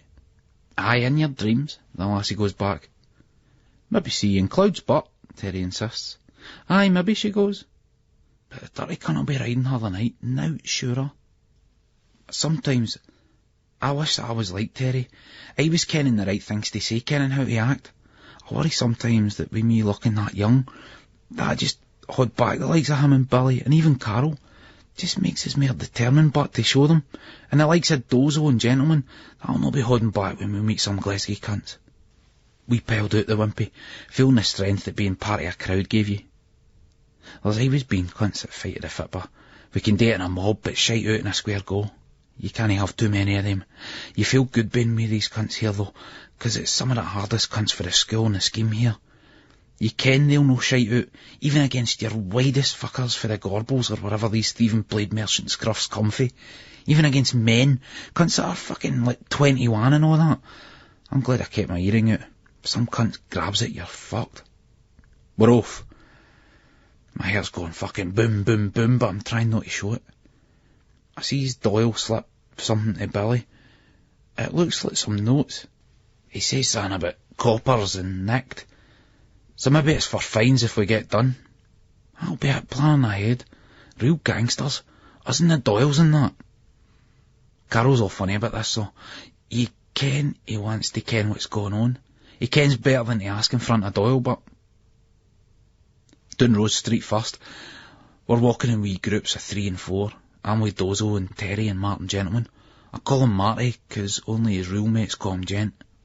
I glances into a pub and sees that they've got asteroids. So you got a KB then, Terry, eh? I wind the cunt up. Like fuck. She was fucking wanting pumped. Her with the teeth. She's getting a stinky pinky if she's up at Clouds a night, I'll tell you that for fuck all, he goes. And we all have a laugh. That Caroline Urquhart's a ride. She had a couple of buttons on her blouse undone and you could see a bit of the tit. In English yesterday, I goes. I looks into the next pub and it's got Space Invaders, which is Barry. I'd never get served in there, but some old guys in Hibs scarfs walk out the pub shaking their heads in disgust. A few Huns are at the bar and singing, and one, a skinny guy with long hair, about 30, steps out into the street and shouts, "You dirty old Fenian bastards!" after the old boys. We didn't look back. I looked to see if the boys are bothering, but no, we're after cunts our own age. Caroline Urquhart, she's a fucking stuck-up wee hangout, Terry says to us. You'd ride her if you got the chance, I tells him.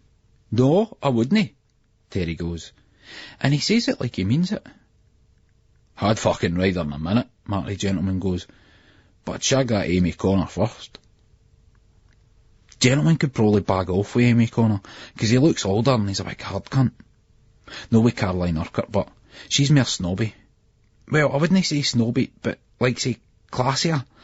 And I'm thinking about this, about who's the biggest shag between the two. Dozo's all irritated, but he's nodding out to some sash-singing cunts. We up our pace and following behind him. There's about 5 boys, draped in Union Jacks. One of them's got Ardrossan Loyal in white letters on it. He's wearing 9-inch docks. Dozo boots this one in the heel, and the one leg wraps around the other and he crashes onto the cobblestones. Gent boots the cunt in the deck and shouts in a Glasgow accent, "Brick and Derry, nobody starts a sash except us." Work's a treat. They back off, and one gnashes right out of the road. The rest all go quiet. All the other groups of Huns look confused but didn't make a move. If we'd had the colours on, we'd be stomped. They'll tear anything apart in green. But they think this is just Hun v Hun, a civil war. Now the other cunts didn't want to ken. It's working, that plan we agreed. Isolate the cunts, even up the odds by making it personal, us against them, instead of Fitber, Hibs against Rangers. We get a wee bit carried away at the bus station. It's like any cunt our age is getting it now. Joe Begbie blew us a guy who isn't a Hun, or even gone to the Fitber, just a punk guy with a mohawk. Skinheads rule, he goes, as the guy stands in shock, holding his burst nose.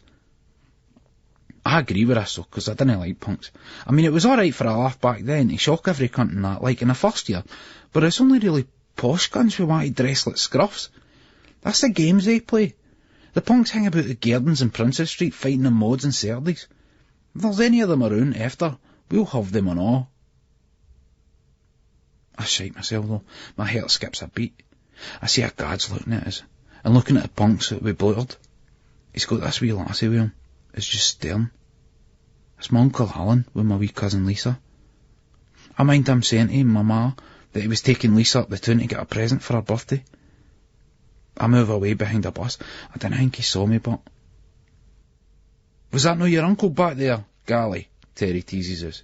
Go back and say hiya. Fuck off, I say back to him, but I'm glad to get out of the bus station. It's heaving as we get down to Leith Street, with groups of Huns everywhere, coming out for the back of the station at Carlton Road and merging with the earlier teams that have been hitting the pubs on Rose Street.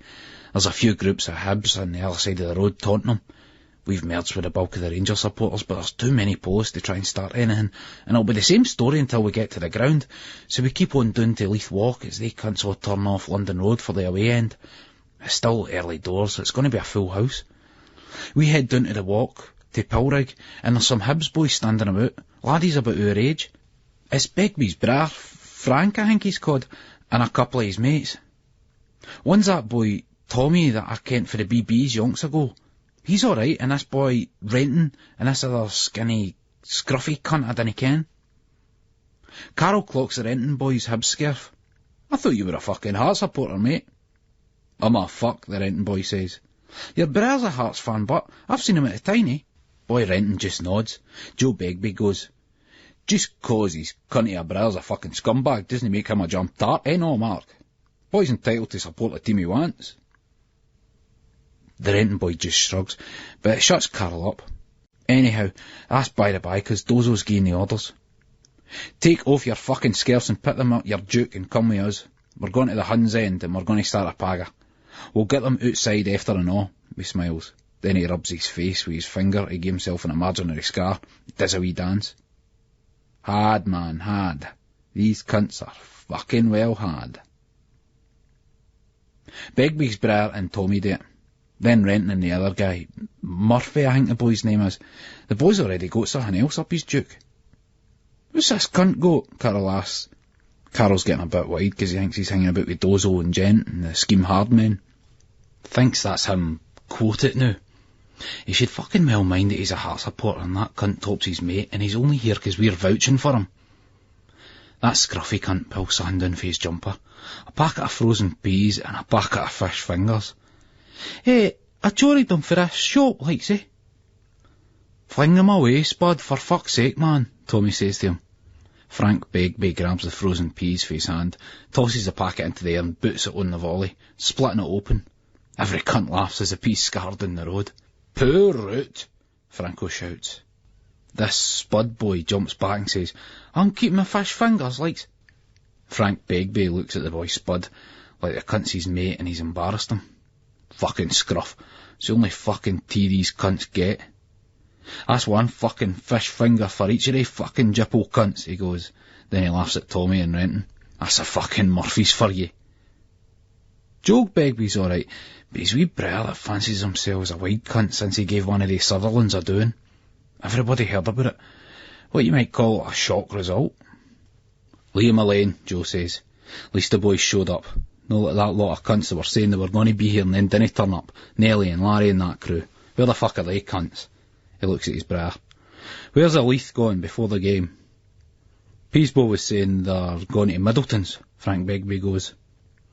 The Leith boys, the real Leith, wouldn't be hanging about with daft wee lassies. They'd have their own day planned and they wouldn't be telling the likes of us about it. We're all just showing off here, name dropping and that. Dinna need any cunt that doesn't want to be here, Dozo says. Every cunt here's game, he goes, looking round at us all, like a challenge. Dinna want too many either. The polls will tipple in and it'll just spoil it, Jameson adds. Just a few game cunts, Doyle repeats softly, looking us all over, nodding slowly and smiling away. That cunt gives you the creeps sometimes. But we're all looking at each other. I didn't feel that fucking game, I can tell you that. I wish we could just say we go a wee result, up the tune there, let's just quit while we're ahead and enjoy the match. After all, George Best's in the team. That's if the cunt doesn't get stuck in the boozer. Fucking going up against loads of half-pished Glasgow cunts old enough to be your father. Dozo and Joe Begbie and Big Marty Gentleman had it all arranged though. And to tell you the truth, I'd rather wade into a mob of Huns and take a bad panelling than shite it and have to face their adges outside the school gates on Monday morning. So we're going round to Dougie Spencer's house with a carry-out. Fuck standing in the ground an hour before the game started. That's alright when you're trying to take or defend an end, but the police have got all the segregation well sorted out now. So we went round to the Packies and got some beer and cheap wine. We're all underage, but Terry and Gent look about 25, so there was no bother them getting served. Suits me, 'cause I never get served in any other pubs. We didn't want to get too bevied, but I was definitely needing it for Dutch courage. Dougie Spencer wasn't too pleased to see us at first. He was a lot older than us, in his 20s. He hung about with Dozo and Gent and Pullman and the Leith boys, but you could see that they thought he was a wanker and he was just using them 'cause he had a flat of his own. He wasn't that chuffed about the mobbies coming up, but he soon warmed to me and Carol and Billy, because we sat and listened to his stories about the paggers with hearts in the late 60s and early 70s, while Dozo's crew just looked at him like he was a cunt. You could tell Carol was itching to say something because he's a jambo, and he goes with a squad for your way sometimes. Hearts might be the top mob now, but I reckon with some of the young boys that are getting behind Hibs, it could be changing again soon. I went for a pish, and when I went into the hall, that Pullman was through there on his own. He turned away from me, but it was like the cunt was upset, like he'd been fucking greeting or something. "Alright, mate," I goes. Boy said noughter, so I just went into the bog. Even though you could tell that a lot of Spencer's stories were shite, along with the wine and the beer, they got us all fired up by the time we hit the streets towards the Grun. We're wandering through the Hibs crowd, but when we got to Albion Road, we went to where the street turned round the back of the stand, and crossed the barriers and walked past the police on the horses. "Yous Ranger supporters, boys?" a big cop asked us. "Course we are, big man," Dozo said in a soap-dodger accent, and we walked across the 50 yards of no man's land, passing through the other cordon to merge with the Huns crowd and get into the Dunbar end. Carol had taken out the red-handed Ulster flag and dropped it in his shooters. "We're getting looks alright, 'cause there's this mob of us with no colours, and all the Huns are done up like they're going to the school pantomime, flags, scarce, badges, trannies and caps, t-shirts, but you could tell that at the worst they thought we were Hertz cunts taking their side." Dozo's sneaked in half a bottle of vodka. He passes it round as we're in the queue. He comes to me and I take a swig. It feels cold, nippy and methy in my mouth, but when it hits my guts, I nearly heave up my wimpy burger. Fucking drinking vodka neat. I pass it to Tommy as we keep checking out the country news, try to work out ages, hardness, who's in a squad and all that sort of thing. Some of them looked fucking minging. Their cleats and all that. Roller star jerseys and all that fucking stuff that nae cunt here's worn since punk. Nae Fred Perry, hardly any Adidas or fuck all. The scary thing is that the cunts looked all dead all. It's funny, 'cause everybody says that Glasgow cunts really dress up, like when they go to the town at night and that. They dinna fucking well do it during the day anyway. No, if these fuckers are in it to go by. And I suppose they were looking at us and all, 'cause we were much better dressed than them. Most of us with cap-sleeve t-shirts and Skinners or Levi's. Even though most of us came for the schemes or tenements, we were still a cut above these dirty fuckers. Half the cunts had never fucking seen soap and water. That was a cert. I suppose it wasn't really funny. In fact, it was a shame for them living in the slums and having no hot water or tellies and that. But it's not our fucking fault, and they shouldn't come through here taking it out on us. As we're going in, Dozo led off a chorus, "We are the Brick and Dairy, fuck the Pope and the Virgin Mary," and a lot of the Hun cunts joined in. We were laughing at how easy it was to get them going, just like winding up a fucking clockwork toy. You can tell some of these cunts are not sure about us though, and they're relieved to join in a proddy song with us and go through the turnstiles into the Dunbar and up the terraces. We had Los Renton and the Jam Tart's brother and that cunt Spud. They'd sneaked away, probably went into the Hibs end, fucking shiting cunts. I didn't mind them coming through the barriers with us. Not that it bothers me. That cunt Murphy's as much of a scruff as any Glasgow fucker. Fucking embarrassment has to be said. So it's me, Burrell, Carol, Terry, Dozo, Marty, Gentleman, Ali, Joe Begbie, Begbie's Britta, and Tommy and that funny cunt that says now, that cunt for Pullman. McMurray, I think you call him. He's a year older than me, but he looks young and all. Can't he figure that boy out? You see him looking at Dozo Doyle all the time. He seems to be about the only cunt the boy talks to. We take our places to the right of the goal, near the middle of the terracing. The voddy boat comes round again and I stick my tongue in the spout, just pretending to drink. I still nearly retch up though. It's just a fucking methy smell of it. I pass it to Gent. We're surrounded with Huns. My heart's going boom, boom, boom. I feel the blade in my pocket. You feel like you're just wanting it to go raj now, 'cause the fucking tension is unbearable. It looks weird being in the ground for this end. The Hibs fan raves their scarves in the air and start to sing, but it looks pretty crap because they all do it in small groups rather than as one. You can tell it's Leith, Nidri, Drylaw, Porty, Tollcross, Loch End and the like all doing it separately. Some of them will be fighting each other soon. There's some groups of Hibs that will never get together, not even against Rangers. Cunts have been knocking fuck out each other for most weekends and some weekdays since the year dot. Aren't they going to put their differences aside for a couple of hours on a Saturday afternoon? Even against the Glasgow cunts. Against Hertz, maybe. Then they start singing, "His name is Georgie Best." There's a cheer as Hibs run out and we all look at each other. Best's playing. The cheers are drowned out with a boos amongst us, which turn into cheers as Rangers take the field. Derry's Walls starts up. It's funny looking out at the Hibs crowd, seeing yourselves as the opposition see ye. The game kicks off, and after a bit of chanting, the atmosphere settles down. We start to calm down a wee bit. We're checking out which cunts we want to have, and there's this boy about our age with red hair and white skinners who's got plenty of mouth on him. He's just shouting away about Fenian bastards this and IRA cunts that. You wonder what fucking planet some of the wankers are on. That Raj is fucking claimed, Dozo says. Gentleman nods. About the middle of the first half, Dozo signals us and we go up to the bogs. There's a couple of Huns doing a pish and Gentleman hammers one cunt. Such a sudden, ferocious punch to the side of the boy's head. I feel sickened myself for a couple of seconds. The body burns in my gut again. The boy's decked and lying in his pish as we put the boot in. I boot the boy's leg, pulling my kick, no one to hurt him bad. The point's been made. That Pullman cunt's getting a bit too keen and Billy pulls him away. Dozo's booted his mate in the balls. "We are the UDA!" he shouts in the boy's face, and "Or is it the IRA?" in Johnny Rotten style. "Aye, that's Ian," he laughs, and we're all pissing ourselves. The pair cunt's bent double, holding his nuts, looking up at us and trembling. Carol gives him a wink, but that Pullman boy steps forward and slaps him in the chops with the back of his hand. Then we move out the dirty shitehouse and back into the crowd. Just as we get back to our place, Hibs score and the ground erupts at the other end. It's so fucking Barry, you just want to go, yes! But we're saying now, just staying cool and biding our time. Dozo laughs into his sleeve. Then it happens. Two Huns are arguing and one panels the other. The boy's mate jumps in and it starts going Raj. This is our chance. Gentleman steps forward and batters the white skinner's cunt a fucking beauty. The boy's nose bursts really bad and he staggers back into the crowd, spraying some cunts with his blood. His mates are hudding the boy up and they're all in shock and awe. One's going, "Come on boys, we're all Protestants together." Just Terry runs in and gubs the bastard and Burrell just starts punching every cunt. This big fucker who must have been about 40 is up the terrace and he's pummeling Burrell, but a daft cunt standing his ground, like picking his punches, boxing the boy as the crowd separates. I run and kick the boy in the leg, aiming for his balls, and Gentleman brings the half bottle of vodka down on top of his head.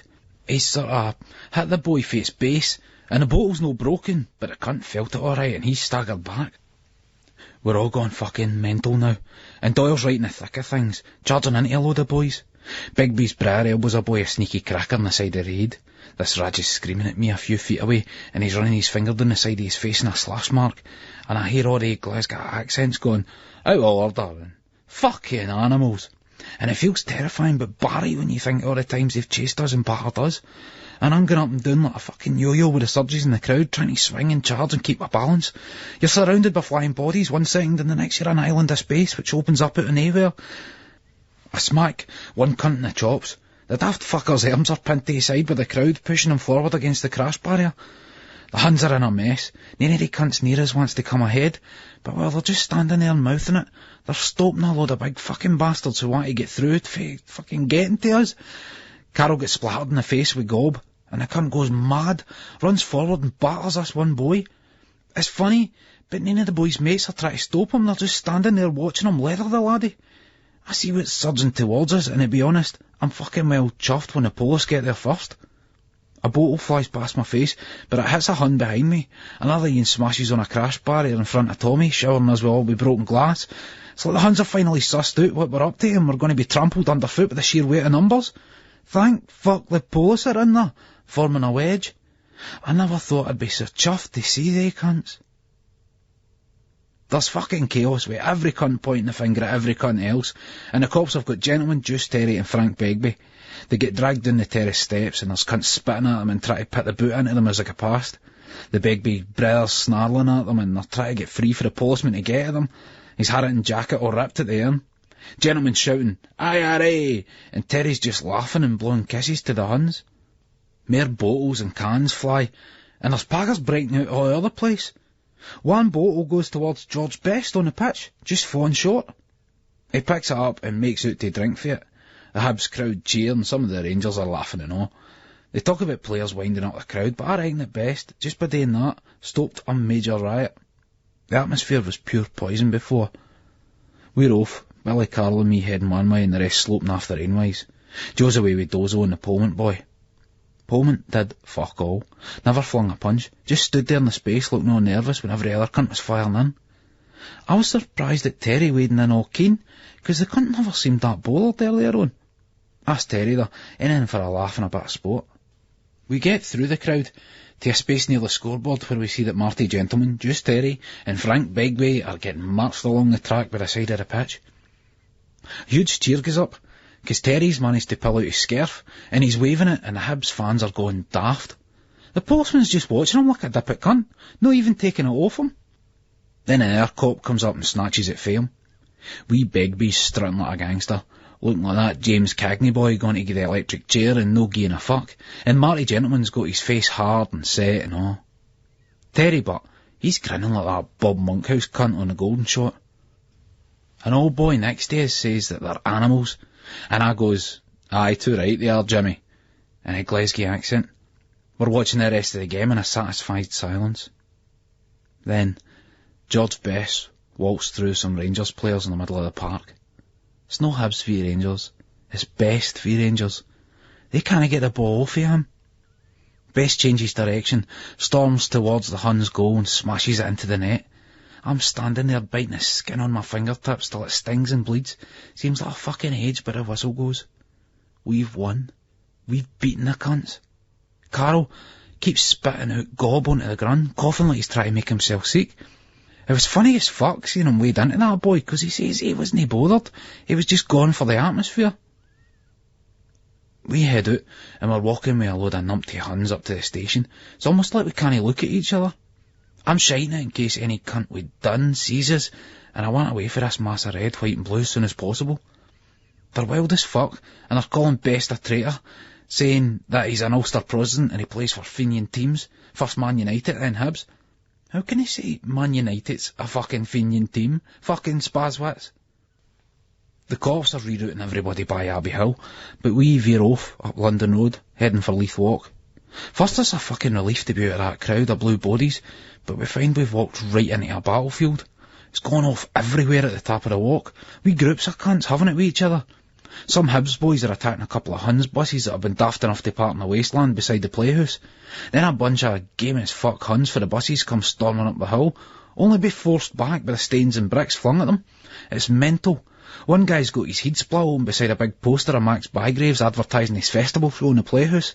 The police are gone nuts as well, wading in, and we decide to call it a day, heading off back down to Spencer's to meet the rest of them. My whole body's throbbing all the way down the walk. I'm dreading any cunt getting wide with us now, 'cause I've no energy left to stand up to them. It's like all the hair's been taken out of us. All I can feel is the acid in my guts and the fear in my spine. Thankfully we're in Leith now and it's all Hibs, but you can still get put up by cunts for another part of the town. Carol's still coughing and gobbing up all the time. What's up? I goes.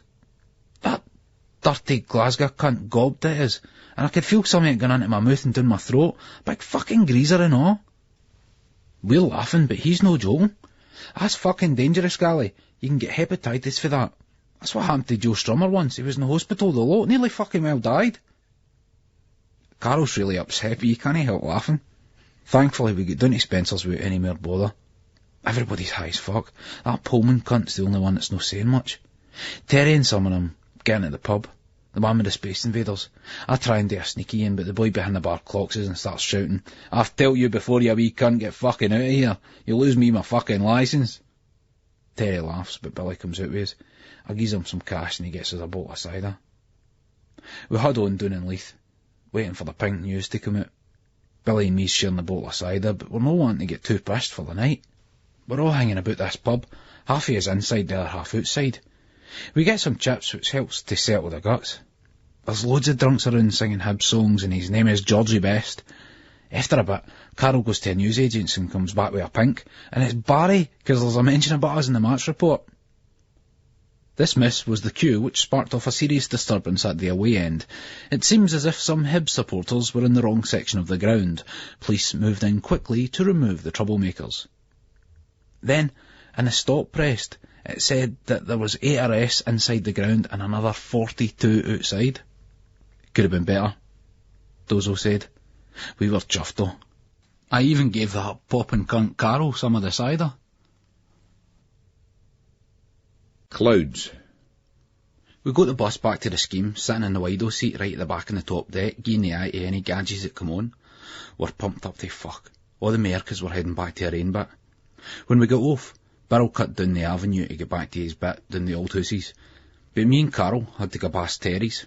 The cunt's ma must have seen us 'cause she come out onto the doorstep and shouted on us.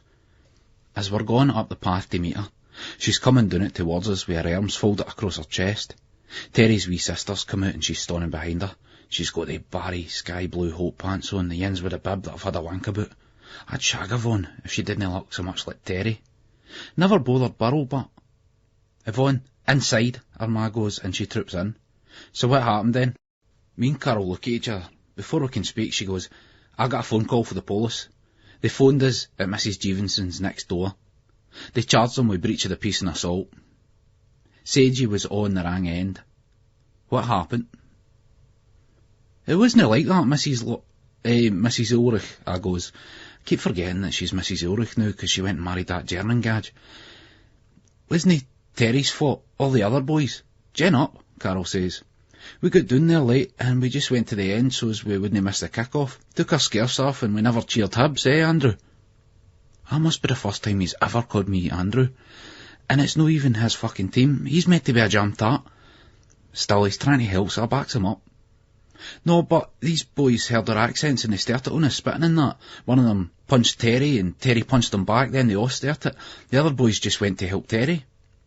Mrs. Ulrich has let her fag burned in. She drops it and stamps it out, her heeled shoe twisting it into the path. She lights another in. I can tell Carol's thinking about asking her for one, but I didn't think it would be a good idea, though.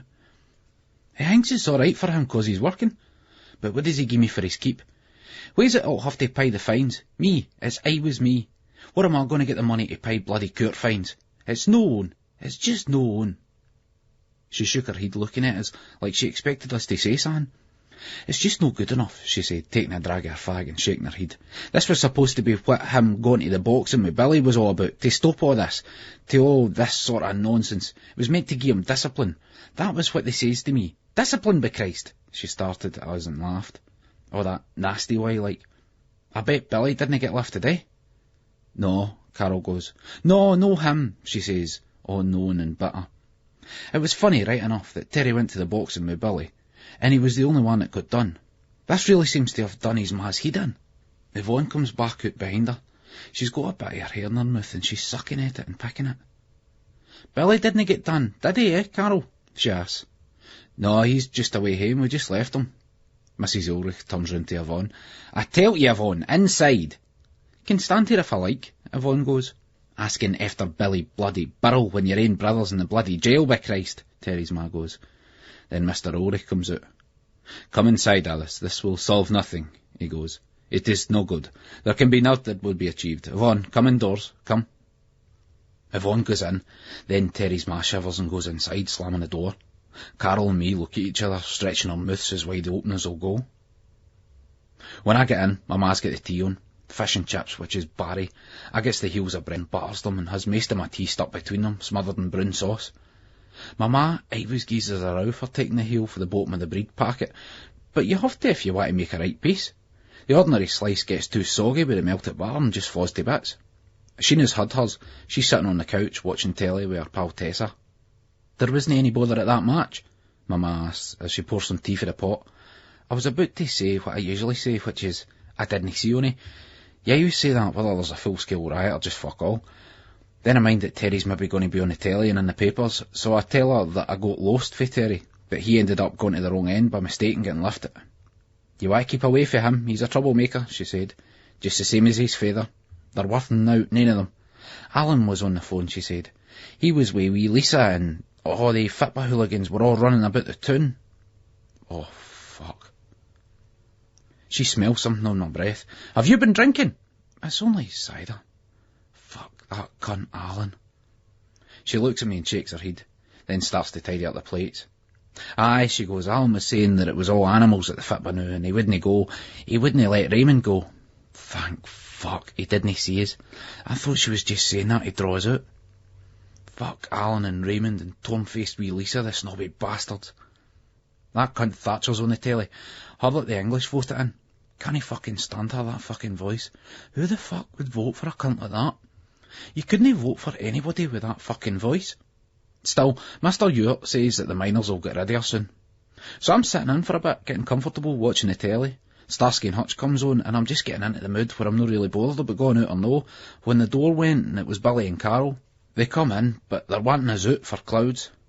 I was just getting into Starsky and Hutch and all, and I never even had the time to change. Sheena and Tessa started going all bashful because they both liked Billy, and I was anxious to get us all out the house before they embarrassed us. Running up the stairs, I get changed quick as fuck, getting my earring in. I was a spot coming up my chin, and I never had time to check it right. Didn't want spots at any time, but especially not at Clouds. As we go out the door, that cunt Carol flicks my earring and goes, "Hello, sailor." On the bus, I realise that I've still got that knife on us. I didn't mean to bring it. Fuck it, there'll no be any bother tonight. I was really glad that I didn't pull it at the Fitba. The thing was, I got so into just punching and kicking, I didn't even think about it. So we're all up to Clouds that night, or what used to be called Clouds. They call it the Cavendish now, but every cunt still kens it as Clouds. It's funny, but my father and my Uncle Donald used to go on my tits when they called places, like pubs and that, by their old names. Now here's me doing the same. Whatever you call it though, it's Barry, 'cause in the queue we get treated like heroes. There was a crowd of these stroppy, clerky cunts, but they were saying out. Me and Carol had drank another bottle of cider between us, and we were a bit out of the game by the time we got there. You have to hold it together when you're going in there, 'cause the bouncers will no let you in if you're steamboats, and I'm worried about them sussing the knife, but we sailed past them through the door. There's a big mob in there, Dozo and his crowd, and we're going over their stories again. Then Terry and Marty Gentleman come in, and there's a big cheer for Dozo and Pullman and some of the other boys. Everybody's asking them about what happened with the police, time after time. Treated like fucking heroes. Barry. Terry's no bothered about things, though. I'll give him his due. It's like he's had his Fitba time, and this is his lassie's time now. Nae Lucy the night? Carol asked him. No, she took the fucking strop, 'cause he's getting huckled. Didn't want her here the night anyway. Saturday night's my ain night, and I like it best just seeing her on a weekend on Sundays, he explains. That cunt leads some fucking life. Terry can get into Annabelle's and Pipers and all, the lucky bastard. He even goes to the bandwagon sometimes. All he's out for is a fanny as usual. First I sees him dancing with that Viv Mackenzie bird, and then they're necking in the corner. Then he's with one of the birds for the wimpy and he's bagged off for her. But it's not the big one with the white teeth, it's the wee one with the leather jacket. Viv's no bother. She's got off with Tommy for the BBs, mate. This Leith guy, Simon Williamson. Me and Billy and Carol go down the stairs, 'cause that boy Nicky that sells the blues is down there, and we get you a neat chaff of him. They start to take effect when I'm on the Galaxian with Billy, which, alright, isn't as good as Space Invaders, or even Asteroids, but it's all they've got. Soon though, we're getting a real buzz off of the blues, so after a bit it's fuck the Galaxian and where's the fanny? The fanny's back upstairs, of course, and so are we. I'm into a dance now. We're standing on the edge of the dance floor watching the lassies dancing under the mirror ball round the piles of handbags. The dry ice comes out and the strobes start going. Billy was saying that he once saw that scruff boy for Leith, that Spud Murphy, get huckled for choring handbags when he thought nae cunt could see with the smoke machine on. It's not the bags on a flare I'm bothered about though, 'cause there's some total rides here, no mistake about that. Or they Barry Ersies wrapped in they cling film tight pencil skirts. It fair sets your pulse racing when you're on the speed. One of the lassies that was with the clerky boys is looking across at us, but I didn't fancy the kind of bother that comes with that. Some of the clerky boys have clocked us and all. The cunts didn't like the attention we're getting, just 'cause they never thought to pull off a stunt like that at the game. Jealous fuckers. These wankers wouldn't have the brains to think it or the wideness to do it. Half they cunts are jam tarts anyway. I sees that renting boy for the Fitba go past. I nod. Good result of the day, eh? The cunt goes. Never mind the fucking result, where did yous get to, you and your mate? I goes. Carol laughs and Billy looks all intense at the boy. I'll give the cunt his due. If he's ruffled, he's no showing it. The police saw my fucking scarf coming down the bottom of my jumper and they sent us back. Just as well they did, 'cause I didn't see it myself and the Huns would have. Spud just chummed us, he explains. Billy laughs, looking like he doesn't really believe the renting boy, but he's giving him the benefit of the doubt. It sounds like bullshit to me, and I can tell by the way that Carol looks at the cunt that he thinks so and all. Still, I'm no bother. It's up to that Frank Begbie to say something to Renton. It was him that brought the cunt. See yous, he goes, heading away. Aye, I says back. As Renton gets past, Carol gives the wanker sign to his back. I'm having a blether with Billy and Carol when I see her coming in. It is her. She's so fucking gorgeous I can't look. Caroline Urquhart. She walks past us in a group of lassies. I never kent she came here. I thought she went to older places like Annabelle's and that. I turn away and try to be cool. I'm a bit fucked, but in a good way, getting energy off of the blues. Carol's away with it, talking shite as usual. Listen, Billy, Gally, listen to now. You can't get VD off a lassie's tit, by feeling it, like say. I starts laughing and Billy doesn't know. You're a headbanger, you are. No, I was just like, you've never had a ride, have you? Billy accuses. Carol's gone a bit white, but he stays quite cool. Course I have. It's just that I read somewhere about a boy that got VD for feeling a lassie's tit, he says. It's funny, but some cunts get a beamer when they're embarrassed. Other cunts like Carol go white.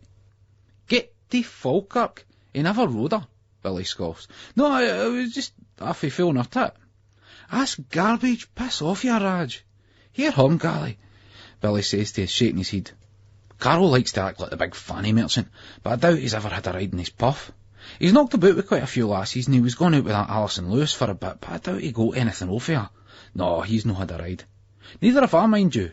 And it's about fucking time I did.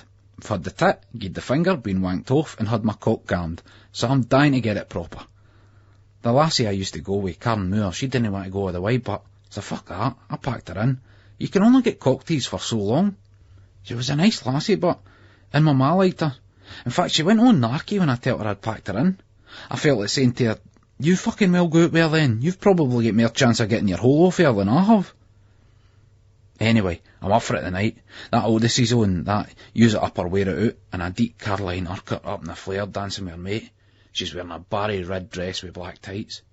Her mate's alright, good bit of tit on her. Fucking hell, it's that Amy Connor. She looks different in that green taupe and makeup and her hair all up.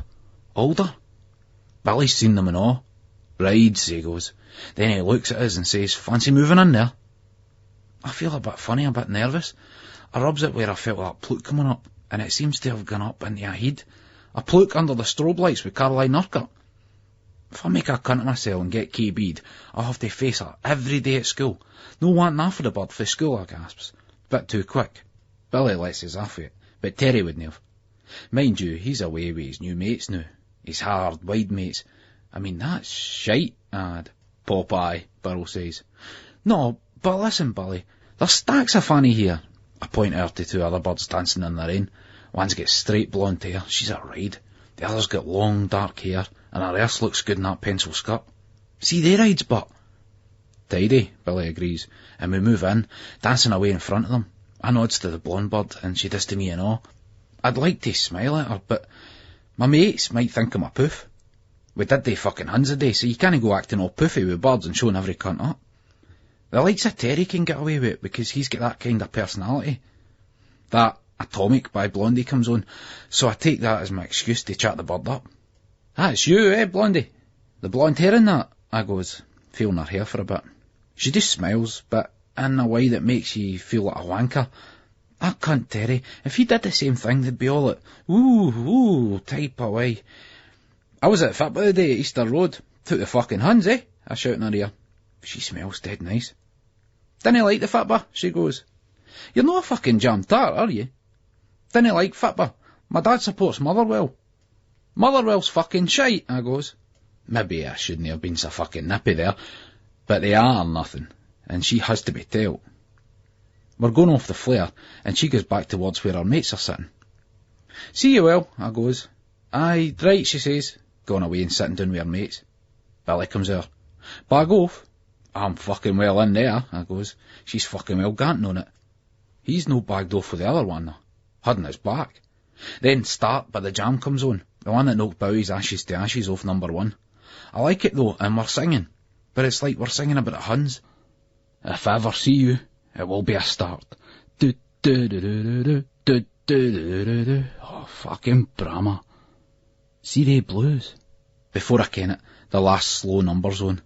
The DJ's telling all the guys to get up and move on in there. Not that any cunt's needing any encouragement.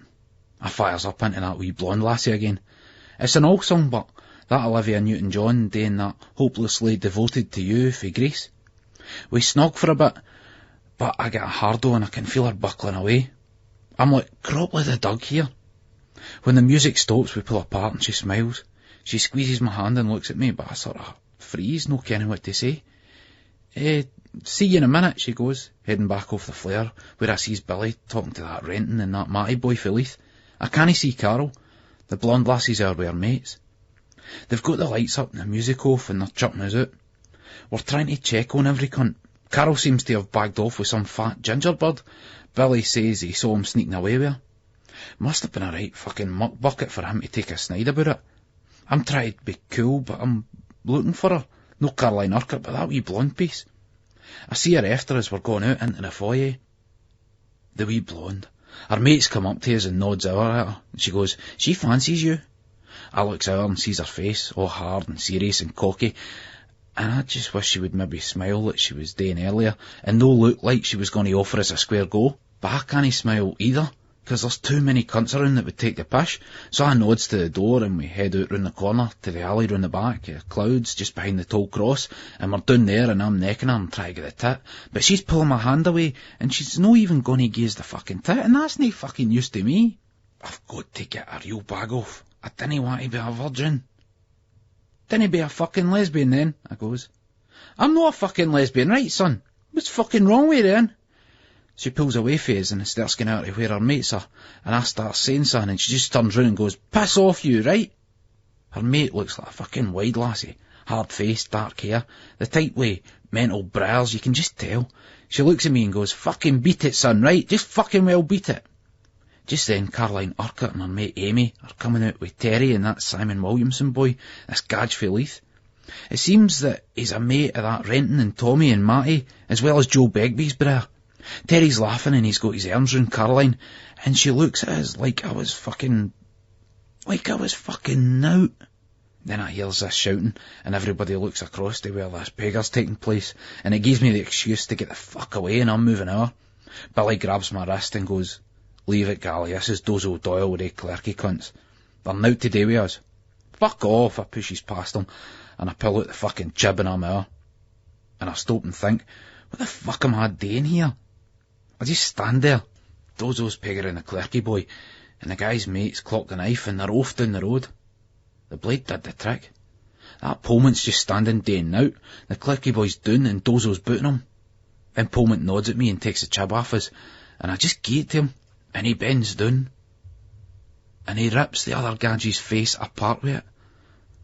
My heart just goes bang, as I see the boy's skin open up, and nothing for a second, then a gash, and blood tearing out of it. Doyle looks down at the boy, bucking clerky wank. The boy's holding his face together, and he's saying stuff, daft stuff that means now, and I'm looking down at him. It was meant to be a square go. Dozo and the boy. I just stand rooted to the spot as Pullman hands the blade back to me. I take it, I didn't care what for. Because it's mine, I suppose. Pullman looks at me and makes a face, and Dozo shakes his head, and they laugh and start walking. A couple of guys come over, watching me, watching the boy, the blood, then they're gone. One says something, but I can't hear him. The guy's still got his hands over one side of his face, and he looks up and he sees me with a knife. He looks at me in disgust like I'm an animal. I turn and run across the car park down the lane and into the main road. I run for ages, only stopping when I'm out of breath. Then I throw the knife away into one of the big bins. Takes us a while to realise where I am. I've been going in the wrong direction. I backtrack, but by a roundabout way, taking the back streets home, avoiding the main roads. It starts to rain. The lights for the street lamps reflect on the blue-black pavement, making us feel sick and dizzy, and I zip up my Harrington and button the collar. My guts burn with every step I take. Every time I hear a police siren or see a cop car, I think it's for me. My heart flies up into my mouth and my blood just runs cold. I see the tune change. The shops become the posh tune houses. Then it's the tenements. Then it's letting out for ages. Then the dual carriageway. And the lights of the scheme. A Virgin Soldier's Song. We're hanging about the shops at Stenhouse Close on Sunday morning. Sundays are shite, and they get shiter the longer they go on. There's now today but talk about the weekend, and you feel the fear and the depression creep up on you and it's Monday morning. I once says to my Uncle Donald, who works on the estate of Rentacle, "Does it get any better when you leave school and go to work?" He just shook his head and laughed at us as if to say, "Aye, that'll be fucking right." But it's still the morning, and all the weekend triumphs are fresh, especially with that wide cunt Terry who goes, "My fucking cherry's still got a nip on it for that wee schoolgirl last night. Smooth fucking ride." He had his hands out and thrust his hips all slow. He got out off here, no off of Caroline Urquhart. Full of fucking shite, that cunt. "What about all that I wouldn't touch her garbage you used to come out with?" I goes. "Well, Terry smells. I thought that now I'm working, it's no bad having a wee bird for the school to ride now and again." Billy looks all impressed by the lying cunt, and you can tell that Terry laps it up. Billy gets stuck right in at the fitba, and he was the boy really, well, him and Jen, even if Terry was the yin that was nicked. And he never crawls up to Doyle and that like Terry does. I think Billy's right into Caroline Urquhart and Amy Connor no. Every cunt is, even if they lie about it. Like Terry. "She was going out with that big boy, was she no?" he asks. "No, the cunt dumped her. He's gone out with another lassie now, so I was on hand to lend a sympathetic ear," he grins. "And a sympathetic tadger no," he laughs, thrusting his hips again. "I should be thanking that big cunt, 'cause he taught her the ropes all right. I thought she'd be all that jerky, stiff way, like a wee virgin," he goes, spitting out the word virgin like it was leper. "But no, the big cunt must have rode all that out here. Gied her fud a good breaking in for us. Dirty wee cow ken how to gobble and all. Too right she did. Just about fucking well gammed it off his." Bullshit. She wouldn't have sooked that sweaty cunt's dirty knob. "Who was the boy that bagged off her, mate?" Billy asks. Terry takes a swig of the iron brew he's got. "Simon the boy's name is. Good lad. He got a tit ride off of Amy Connor. He's a mate of Joe Begbie's brother, that cunt Franco that got done with me. I'm just hoping that I've no got a doze off of that wee Caroline, 'cause I'm off down to Lucy's for Sunday dinner this affy, and I ken what's for efters." "Thought she was pissed off with you for getting nicked," Carol asks. "Aye, that cunty a feather of hers is trying to poison her against us. Thing is, it's nae good. Once a bird's had Terence Henry Lawson, that's her spoilt, and only the best will do. Can't get enough of it, man. Guaranteed." That big-headed cunt passes the juice out of me. I nod the iron brew bottle away and he passes it on to Carol, who takes a slug. He's looking all pleased with himself. Maybe he got his hole off of that fat ginger. I fucking well hope no, 'cause it would mean that I was the only one here that hasn't had it now. Billy's had it off Kathleen Murray and off of Terry's sister Yvonne and all. That Maggie Orr, her fae Billy's stare, she's coming down the road with this lassie that's got glasses. Looks really nice, but... "Terry, come here now." She waves him to come across. Terry's standing his ground, but... "No, you's come over here," he goes, all cocky. "No." The nice-looking lassie with the glasses nods back at Maggie, and she's screwing up her face, making it like Maggie doesn't want to see Carol or Billy. Billy's no bothering, but he's got the paper and Carol just looks away, his hands on his hips. Billy rolls the paper up and hits him in the head with it. Carol says something like, "Wanker." Terry shrugs and goes out to the lassies. That Barry lassie with the long black hair and the glasses looks out at me and smiles. My heart goes boom. She seems dead nice, different from some of them round here. Then Terry looks round at us and all, and then laughs with this lassie, and he pushes her and he grabs her, and it's like he's tickling her. She's laughing away and telling him to stop it. He shouldn't be doing that to a lassie like that, a nice lassie. It's okay to muck about with slags and that, but no the likes of this lassie. Maggie doesn't like it either, and Terry sees this, so he goes over to her and starts tickling her. Then he picks her up and she's screaming, "Terry!" And we can see her knickers. And he lets her down and she's got a beamer. They're down the road and the bigger lassie that's nice is laughing, but Maggie's beetroot red, her eyes watering. She's sort of laughing a wee bit and all, but Terry sprints back out to us. "Shag happy though, pair," he laughs, as they head down the road. He sees me looking at them. "Oh," he goes, "that big Gail, she fancies you, Gally. She goes, "What's the wee cutie pie with the big eyes?" Cheeky fucking cunt taking the piss. Carol and Billy are laughing at us, and Billy pinches the side of my face. I'm ignoring that big wanker, Terry, ignoring them all. "Oh aye, oh sure," I goes. Billy opens the Sunday Mail again. "Terry, the big fucking man, that cunt's loving it all.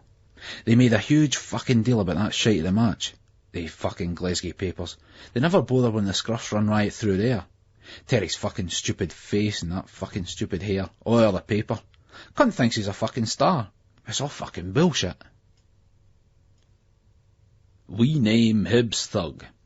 The smirking, unrepentant thug who brought terror and shame to Easter Road on Saturday is aerated water salesman Terence Lawson, 17. Millions of armchair fans watched last night's popular sports scene programme, where a George Best-inspired Hibs pulled off a victory against Rangers. But the match was overshadowed by serious disturbances in and around the ground. "These people are not real football followers," said Inspector Robert Toll of Lothian Police. "True fans should denounce them. They are hell-bent on destroying the game." The insolent face of Lawson being carted away from a serious affray he had instigated was too much for many genuine supporters. Bill McLean, 41, of Pennycook, said, "This is the first game I've been to for years, and it'll be the last. There's too much hooliganism these days." Mafia.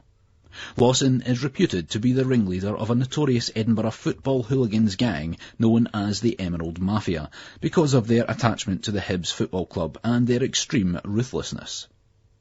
Violence. Lawson is no stranger to violence. Last year, the brawny, permed-haired thug was convicted of a brutal assault on another young man outside a city chip shop. We can reveal that he also has convictions for the vandalism of a telephone box and the malicious scratching of the bodywork of an expensive car with a set of house keys. The car belonged to Edinburgh businessman Arthur Rennie. Sick. Last night, Lawson's mother, Mrs. Alice Ulrich, 38, stood by her son. "My Terry can be a bit daft, but he's no thug. He's just been hanging around with the wrong crowd. I'm getting sick of this." Lawson was arrested along with two youths, aged 16 and 15, who for legal reasons cannot be named. The case will be heard in a fortnight's time at Edinburgh District Court. "It's no a fucking pern," Terry goes, running his hand through his hair. "This isn't fucking perned." "He thinks he's shite, doesn't he, Stink? Juice Laurie's skiving wanker. It's 'cause your old man was a fucking nigger, that's all it is," I goes. I wish I hadn't said that. Terry doesn't go on me, his old man. I think he's gone his days nut, but he doesn't get angry. "Well, at least he had fucking good skin," he goes back, pointing at my face. "Skin like that, and getting your fucking hole, they didn't mix, mate," he winks, and every cunt's pissing themselves. "No wonder you're SAV. His face is going all tight, and I'm wondering, what the fuck's he on about? Billy looks blankly at Terry. "What's that?" "Still a virgin," Terry goes. They're all laughing at fuck like me, shaking, hudding each other up. When I think they've stopped, there's another wave that starts up, and I see something for a minute in Terry's eyes as they meet mine, and it's nearly like an apology before it's blown away by a big donkey brace. My hand flies up to my spot in my face. I couldn't stop it going there. I've another one now. Aye, and they're laughing even more. Carol, who sneaked away with that fucking ginger boot, thinks he's the last of the red hot lovers, 'cause some dog nobody else wants gave him it. Burrow, who never even got a neck. "Fuck off, ya cunt," I can hear myself saying, but I'm not raging, my breast catching on my chest. Terry, cunts, fuck 'em all. They're no fucking mates. Fuck off, Lawson, ya poof. "And you'll make us like, aye?" Terry goes, staring at us. I turns away, and I think he half kens it's 'cause I'm feared of what I'll do, rather than what he'll do. "Dinna go in the fucking cream puff like a wee bairn, Gally. It's you that started all this with that nigger shite," he goes. "I was only fucking joking, you cunt." Juice Terry, the fucking big man, hawking fucking bottles of juice round the schemes. "Well, I'm only joking about your fucking plooks, eh?" he goes.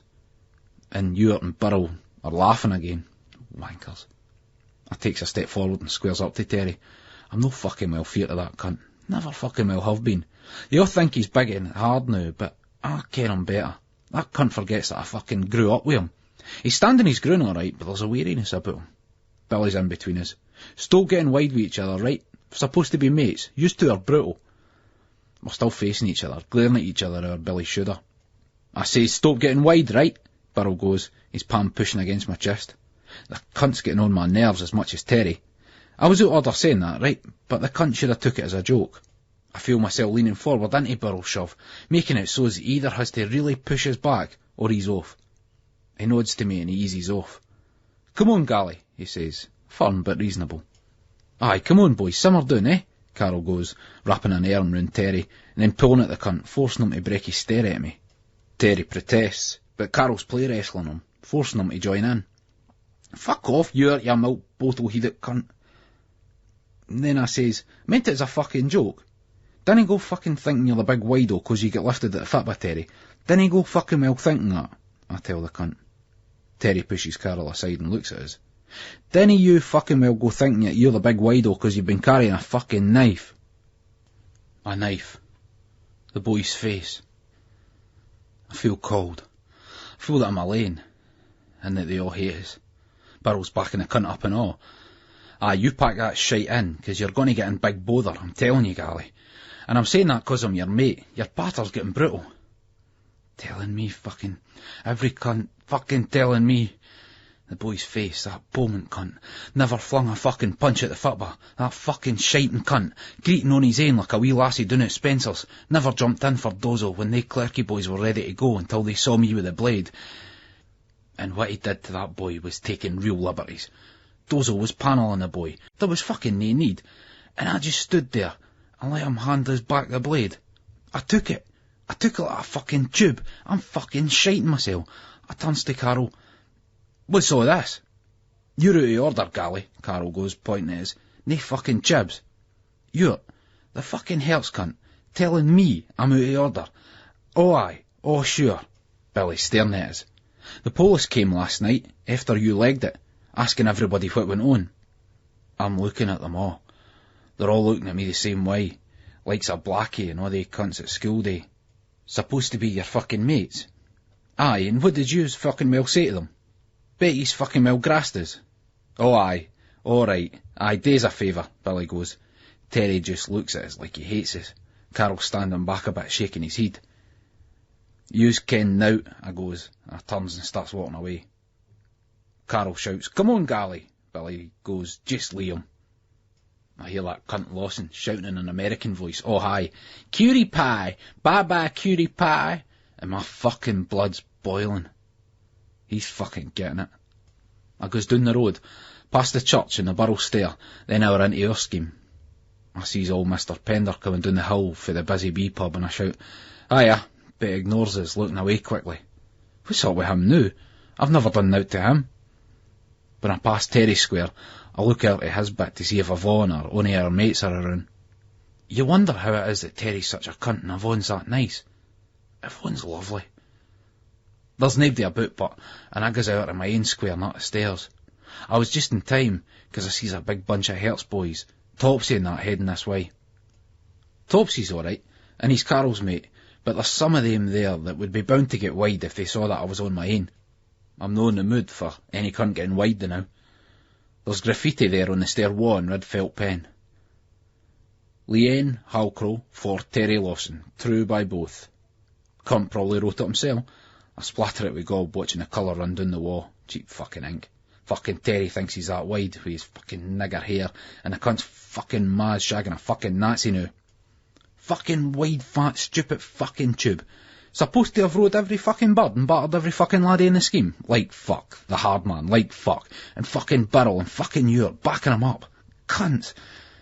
I goes to my room and I puts on the first LP I ever bought. The Jams, This Is the Modern World. Cropley comes in, and I pat him with a trembling hand as my tears splash on his head. Tears that nae cunt will see. Ever.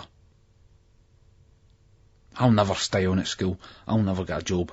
I'll never get a ride. They'll put us away. The Rockford Files versus the Professionals. Sunday night is as boring as fuck. I'm pulling the yellow rubber ring fae Cropley's mouth. He's growling through his nostrils. He's got some grip on him. The ring's all covered in his slevers. Andrew, enough, my ma goes. You're going to pull that animal's teeth out. I can't afford to pay vet's bills and get him a set of false teeth or whatever it is they need. She starts laughing and me and Sheena doing all at the thought of Cropley with ulcers. So I let the ring go. He's got it and he just brings it back to us. To get it, and tug at it with him again. You've got it, Cropley. Go on, blow, I says. Doug's aren't that bright, really. It's all a load of shite. That Barbara Woodhouse on the telly, she couldn't train a Doug like Cropley, or one of these stray dogs that attack you when you try to get across the pert to skill. Burrell booted one in the throat the other week and it went away whining. He says that dogs are like people, some of them aren't as wide as they think.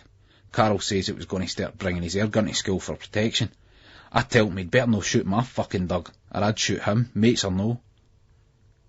Cropley gets bored or forgets and leaves the ring. But my ma has to whack him when he tries to ride Sheena up the leg when she gets up to go to the lavvy, and she's laughing and saying, "Get down, Cropley, get down." Sheena probably doesn't even ken what the dog's doing, or maybe she does. My ma does, and she's thrashing him with her slipper, and it takes ages before he lets go. I'm laughing like fuck, so she gives me a clattering with it and all with her hand right across the side of my head. It was a beauty and I felt my ears pop. "It's no bloody funny," she screams at us. It's throbbing where she's something, and I'm still laughing, even if I feel all dizzy and deaf in one ear. "What was that for?" "That's you teasing the Doug, Andrew Galloway. You'll have the poor animal wild," she says. "Oh, aye," and just rubs my head and picks up the paper at the telly page. The eardrum just sort of pops back in, and I can hear fine again. What I hate most about Sunday nights is that they've got the Rockford Files on the BBC and the Professionals on the STV right at the same fucking time. Taking the fucking piss, these cunts. You think you could plan better? I feel my ma sitting down beside us on the couch, and she's putting her arm round us and giving us a hug and rubbing my head like she's nearly greeting. "Sorry, darling. Sorry, my wee darling," she says. "It's all right, ma. It never hurt. Behave yourself," I laughs. But I'm nearly greeting and all. It's like with her doing that, I'm turning into a wee bairn again. "Sometimes it's no easy for me, son," she looks at me. "Ken, I've got a lump in my throat and I can't say now, so I just nod. You're a good boy, Andrew. Always have been. You've been no problem with me at all. I love you, son," she sobs again. "Oh, ma," I gives her a hug back.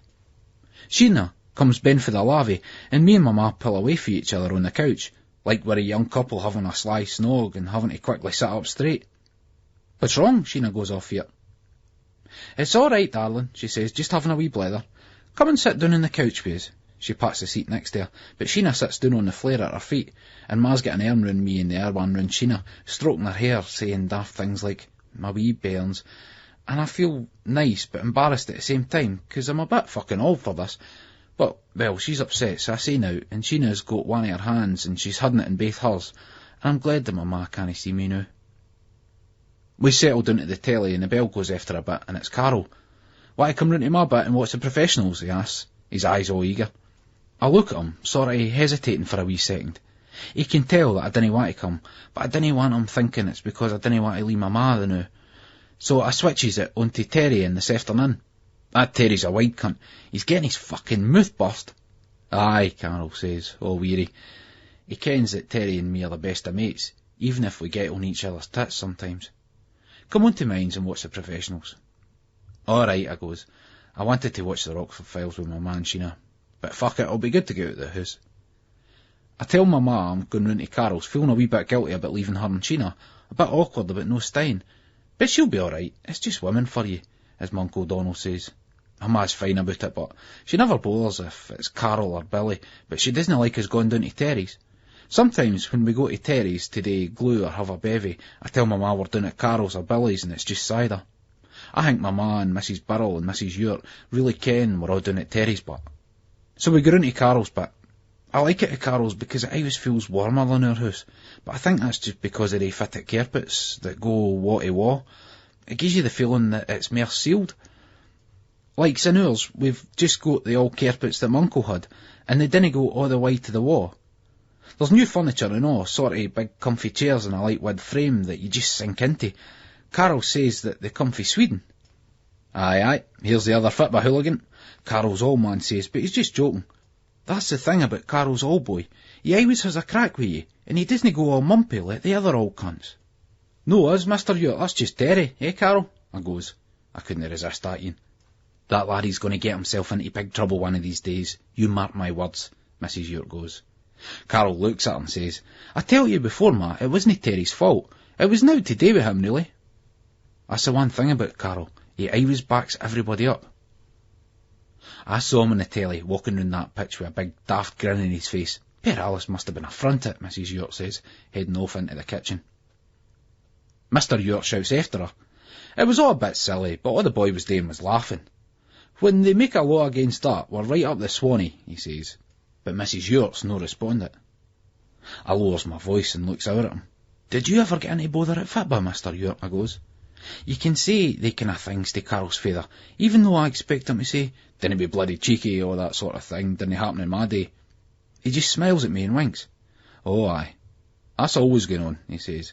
Yous think you invented it and all, but yous didn't ken the half yet. Is it Ayr United that Kilmarnock batter? I ask. He shakes his head and laughs. Well, Ayr and Kelly are rivals, aye, but you aren't that often playing in the same league, so most of the real bother down there used to be at the big junior games. I was a Derval man, and in the cup games against the likes of Kilwinning or Cumnock, I was bothered before, during and after the game. Sometimes get very, very vicious as well. If they had the numbers, you would never have heard of Rangers versus Celtic.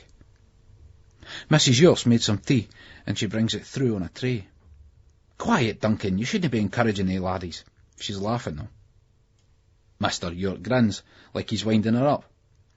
It's just social history, that's all. I mean, I don't know what it's like now, but they were all mining towns. The work was hard and there was a lot of poverty. People had to have an outlet. It was pride in your town or village, and where you are, where you come fae. Well, they didn't need an outlet. They'll end up in the bloody jail, that's where they'll end up, she warned. Carol smiles at me, and I try not to look back so as not to annoy Mrs. Ewart. I ken you shouldn't really say things about your mate's ma, but I really like Mrs. Ewart. She's got barry tits. Makes us feel real ashamed, but I've had a wank about her before. The professionals came on and we settled down to watch it. I kept looking out at Mrs. Ewart's legs, the way she kicked off the slippers. She catches me and smiles, and I gets a beamer and looks back at the screen. The professionals are Barry. I'd be Doyle, and Carol would be Bodie, even if Doyle's got hair like Terry. Doyle. Bowman. The knife. The boy for Clerky. I looked back at the screen. Even though it was great, I could still feel that sick, dreaded Sunday night feeling settling in. Worse than ever. No man of the house. When I wake up, I'm a bit happier though. In fact, it's the first time in yonks that I've been looking forward to school on Monday. I fucking hate the place, and I can't wait till summer and I'm 16 and I can get the fuck out of it. They tell us I should stay on. They say that I could be good if I applied myself more. All I like, but, is French. If they'd let us do French all the time, or maybe another language like German or Spanish, I'd never be out of the school. The rest is shite. I'd like to go to France to live one day, and have a French bud, 'cause the lassies out there are beautiful. I want to hear about the match, but I'm not want to hear about outside clouds. It's probably blown over by now though. Clouds blown over by now.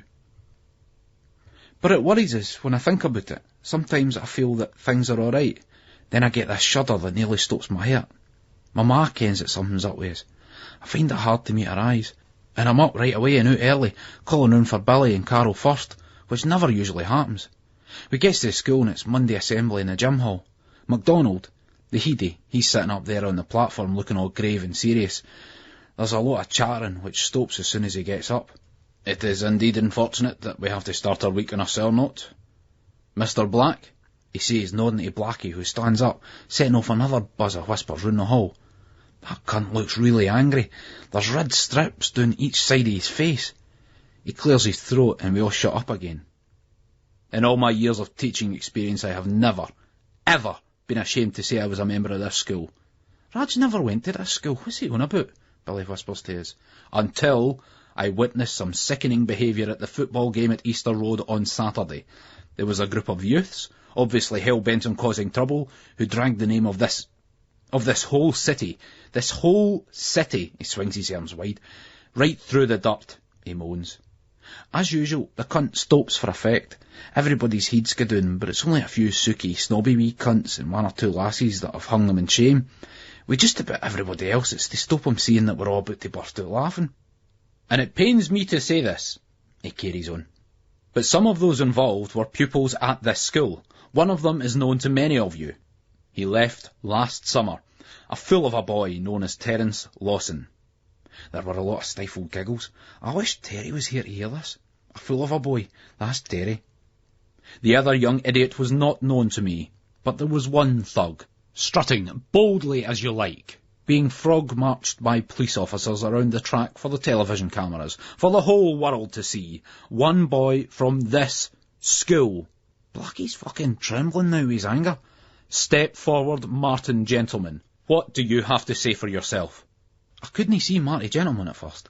I did see Dozo Doyle grinning for the side, his newly shaven head and his mad eyes.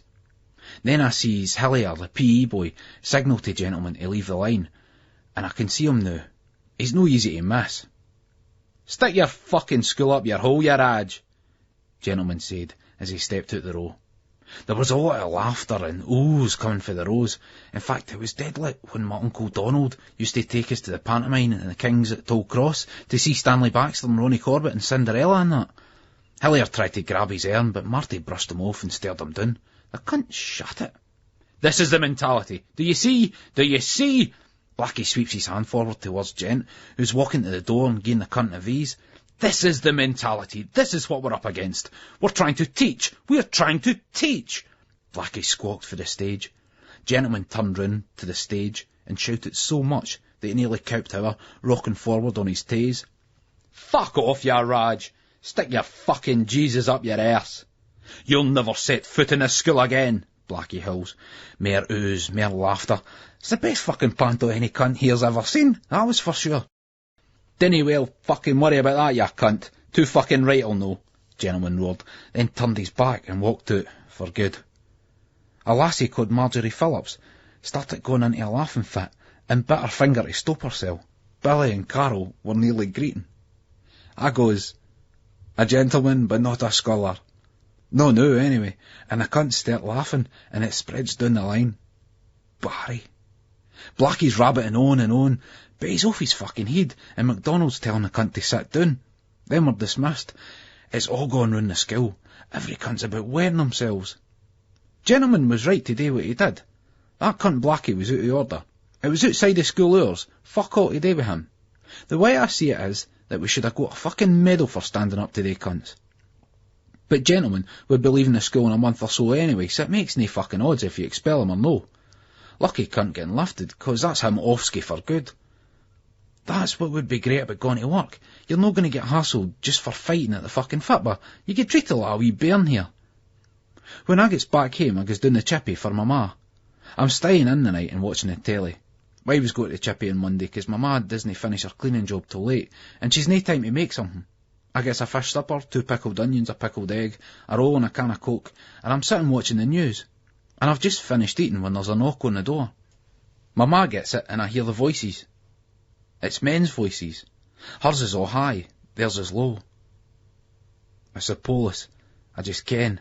It must be something to do with the old man. It has to be. He was last heard of down in England, Birmingham or somewhere near there. Then they come in, my ma's looking at us, her face all white with shock. The police are staring at me and all, but their coupons look like they've been carved out of stone. It's for me. I can't say now. If it's for me, I can't say now. My ma's greeting, pleading, but they say they'll need to take us down to the station. It's a mistake, Ma. It'll all be sorted out. I'll be back in no time, I say. She looks at us and shakes her head. She's in real pain. Honest, Ma, I plead. It's no good, 'cause she's minding of the knife. She went on and on at us to get rid of it, and I tell her, promised her that I'd flung it away. Come on, Andrew, son, a cope says. I got up. I can't look at my ma. Sheena's panting croppily. I try to wink at her, but she's keeping her eyes down. She's keeping them down in shame, like the Suki kids in assembly. One of the cops looks a right cunt, but the other one's all right. He's talking about the football and that as we get into the car. I'm trying not to say much, in case they're trying to get us talking, so as I'll shop some cunts by mistake. Mr. York's coming down the road in his overalls and his bag for his piece, and he sees me in the car and he's coming over, but I can't look at him. I feel like I've let everybody down. I'm glad when we speed off, so as he can't get himself involved. He'd try to help, I ken he would, and it would just embarrass his mare. I didn't think the cops even seen him. It feels like the end of the world. Down the station, they take us into a room and leave us there.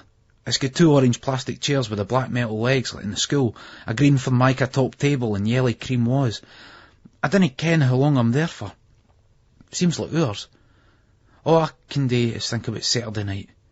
About the boy's face, about Pullman, about being daft enough to pull the knife, stupid enough to give it to him, mad enough to take it back.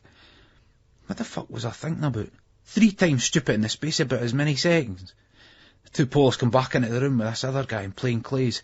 He's got a grey suit on and a long face like a horse's. There's this wart in his nose, and I can't stop looking at it. It makes us think about my pluck and how I shouldn't have went to clouds with a spot. My thoughts stop and freeze inside my head when the boy pulls my knife out of this bag. Is this your knife? He asks me. I just shrug, but I'm shaking inside. We'll be taking fingerprints from you in a wee minute, Andrew, the nice cop says to me. We also have witnesses to say you had one like it. There's this fly crawling up the wall behind the boy. And we've got witnesses to say that you were running from the scene of the assault, and others to testify that they saw you put something into a rubbish bin where we found the knife, the cunty cop says, drumming the table. What we're trying to say, Andrew, the plain-clothes guy says, is you can make things easier on yourself by telling the truth. We know that's your knife. Did you give the knife to anyone else that night? It was Pullman. I didn't even ken the boy's name. Pullman. It was like he was a ghost. Pullman did it. They'll find out. They'll see that. No, I says. The plain-clothes boy with the wart starts again. I know your father, Andrew. Aye, he's done some silly things in his time, but he's no a bad man. He'd never get involved in anything like this. There's no wickedness in him, and I don't think there is in you. I saw the laddie that was slashed with that knife. It tore all the nerves in his face. He'll be paralysed down the side of his face for life. I think there was wickedness in whoever did that. Think about what your dad would think of that. Think about your mother, son. What's she going to feel like? My ma. Once more, Andrew, did you give that knife to anybody that night? You never. Grass. The fly's still there, he's climbing again. Andrew, the hard cop says. No. The boy with the wart looks at us and blows out some air. On your own head be it. I'm a mug. And I'm going down. But there's nought I can do. You dinna shop nae cunt. But surely some cunt will tell them it was Pullman. They'll no let me do time. No Doyle and that. No the rest of the boys. They'll tell Pullman. They'll get it put right. The fly zooms off the wall. I'm not going to be the man of the house any longer. There isn't a man of the house now. My ma. Oh, fuck. What's my ma gonna fucking do?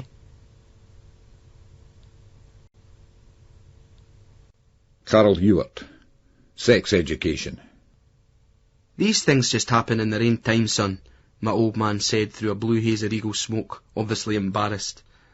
This wasn't his scene, but my mother had insisted that he sat me down and talked to me.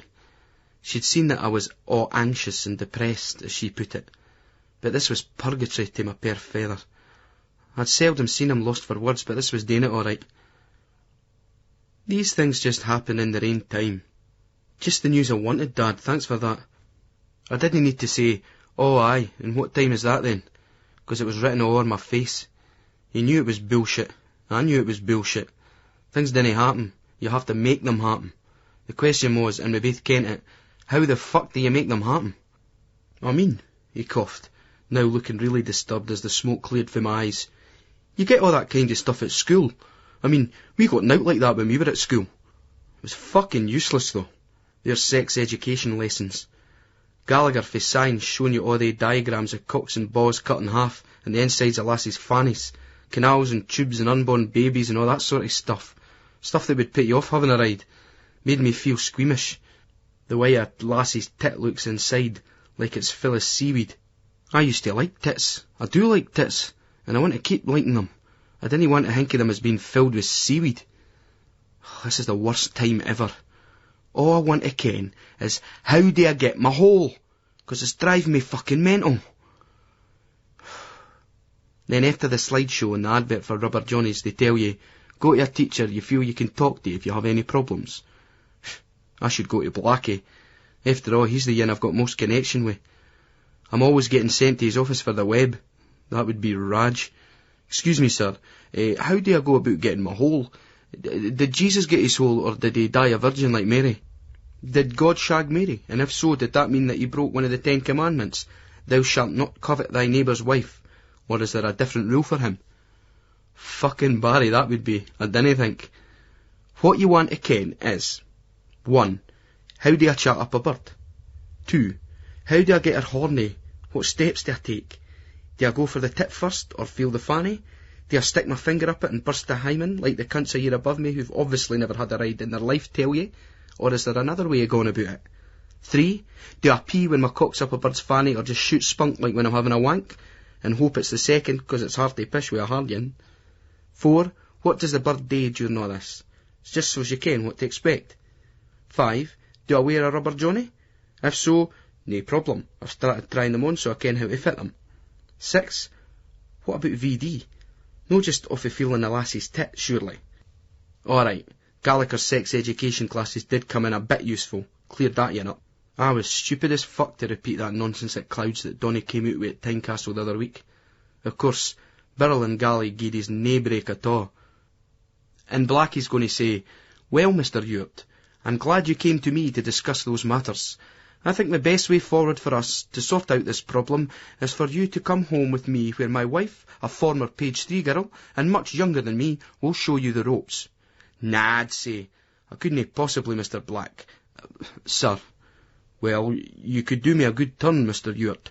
Once my wife showed you what to do, would you be so kind as to return the favour and teach my daughter? She's ages with you, and she's a virgin, and she looks absolutely nothing like me. In fact, they say that she bears a striking resemblance to Debbie Harry of Blondie. Not that I follow such silly nonsense as pop music. I do hope you will consider my request, Mr. Ewart, as I would also be prepared to make it worth your while in expenses. OK then, sir, that's great by me. Good man, Carol. And let's dispense with this Mr. Black and Sir nonsense. Call me Cunt Features. After all, we're both men of the world. OK, Cunt Features. No, it doesn't seem likely at all. So I asked my father, who kept looking shaky and muttered something about how I should be climbing trees and things like that. Then he composed himself and gave me a talk about being careful about pregnancies and VD. Then, for the grand finale, he said, "When you find a nice lassie you like, you'll ken the time's right." My old man's advice. Find a nice lassie and treat her right. Like all my old man's advice, his 10 Commandments hasn't really done us that much good.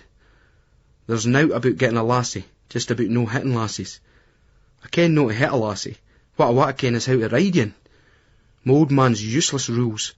His pater's just got us into bother at school with the likes of Blackie for standing up for myself and trying to back up other cunts that didn't thank you for it. And the old man's tense 'cause one important bit of advice he gied us doesn't match up with the other thing he says. One of his rules is that you always back up your mates. Fine. Then he says you never grass anybody. Well, how can you do both with Gally? How can you back him up without grassing on Polmont? 'Cause Polmont's not going to gie himself up. I can't make him do it. No even Billy or Terry nor Topsy and the boys for the scheme that'll go to the Heartsway on the LF. Even they'll no mess with the likes of Doyle and Gent. Especially no for another hibby like Gally, even if he is well liked. Doyle's family, they're not just hard cunts, they're gangsters. There's a difference. A big difference. They're still calling Saturday the night of the long knives, especially Terry, trying to cash in on Gally supposedly stabbing the boy, and connecting it with him getting lifted, so as that all the widos in the area put 2 and 2 together to make 10. I ken the way his mind works, using his mate's misfortune to blow himself up. Cunt. Of course, I saw nowt that went on with Gally down Clouds last weekend. I'd left with Sabrina long before the bother started. Terry must have seen something, or Billy, or one of the other boys. Sabrina. I want to know what to do about her, and I want to know what to do about Gally. Everything's getting complicated. All the old man can do is try to bar us for going up to Clouds. Not that he said so much in words, he just said, "Come and play some records at the club, son, a bit of DJing." He was never keen on me DJing with him up at the Tartan Club before. The number of times I asked him, the number of times he said no.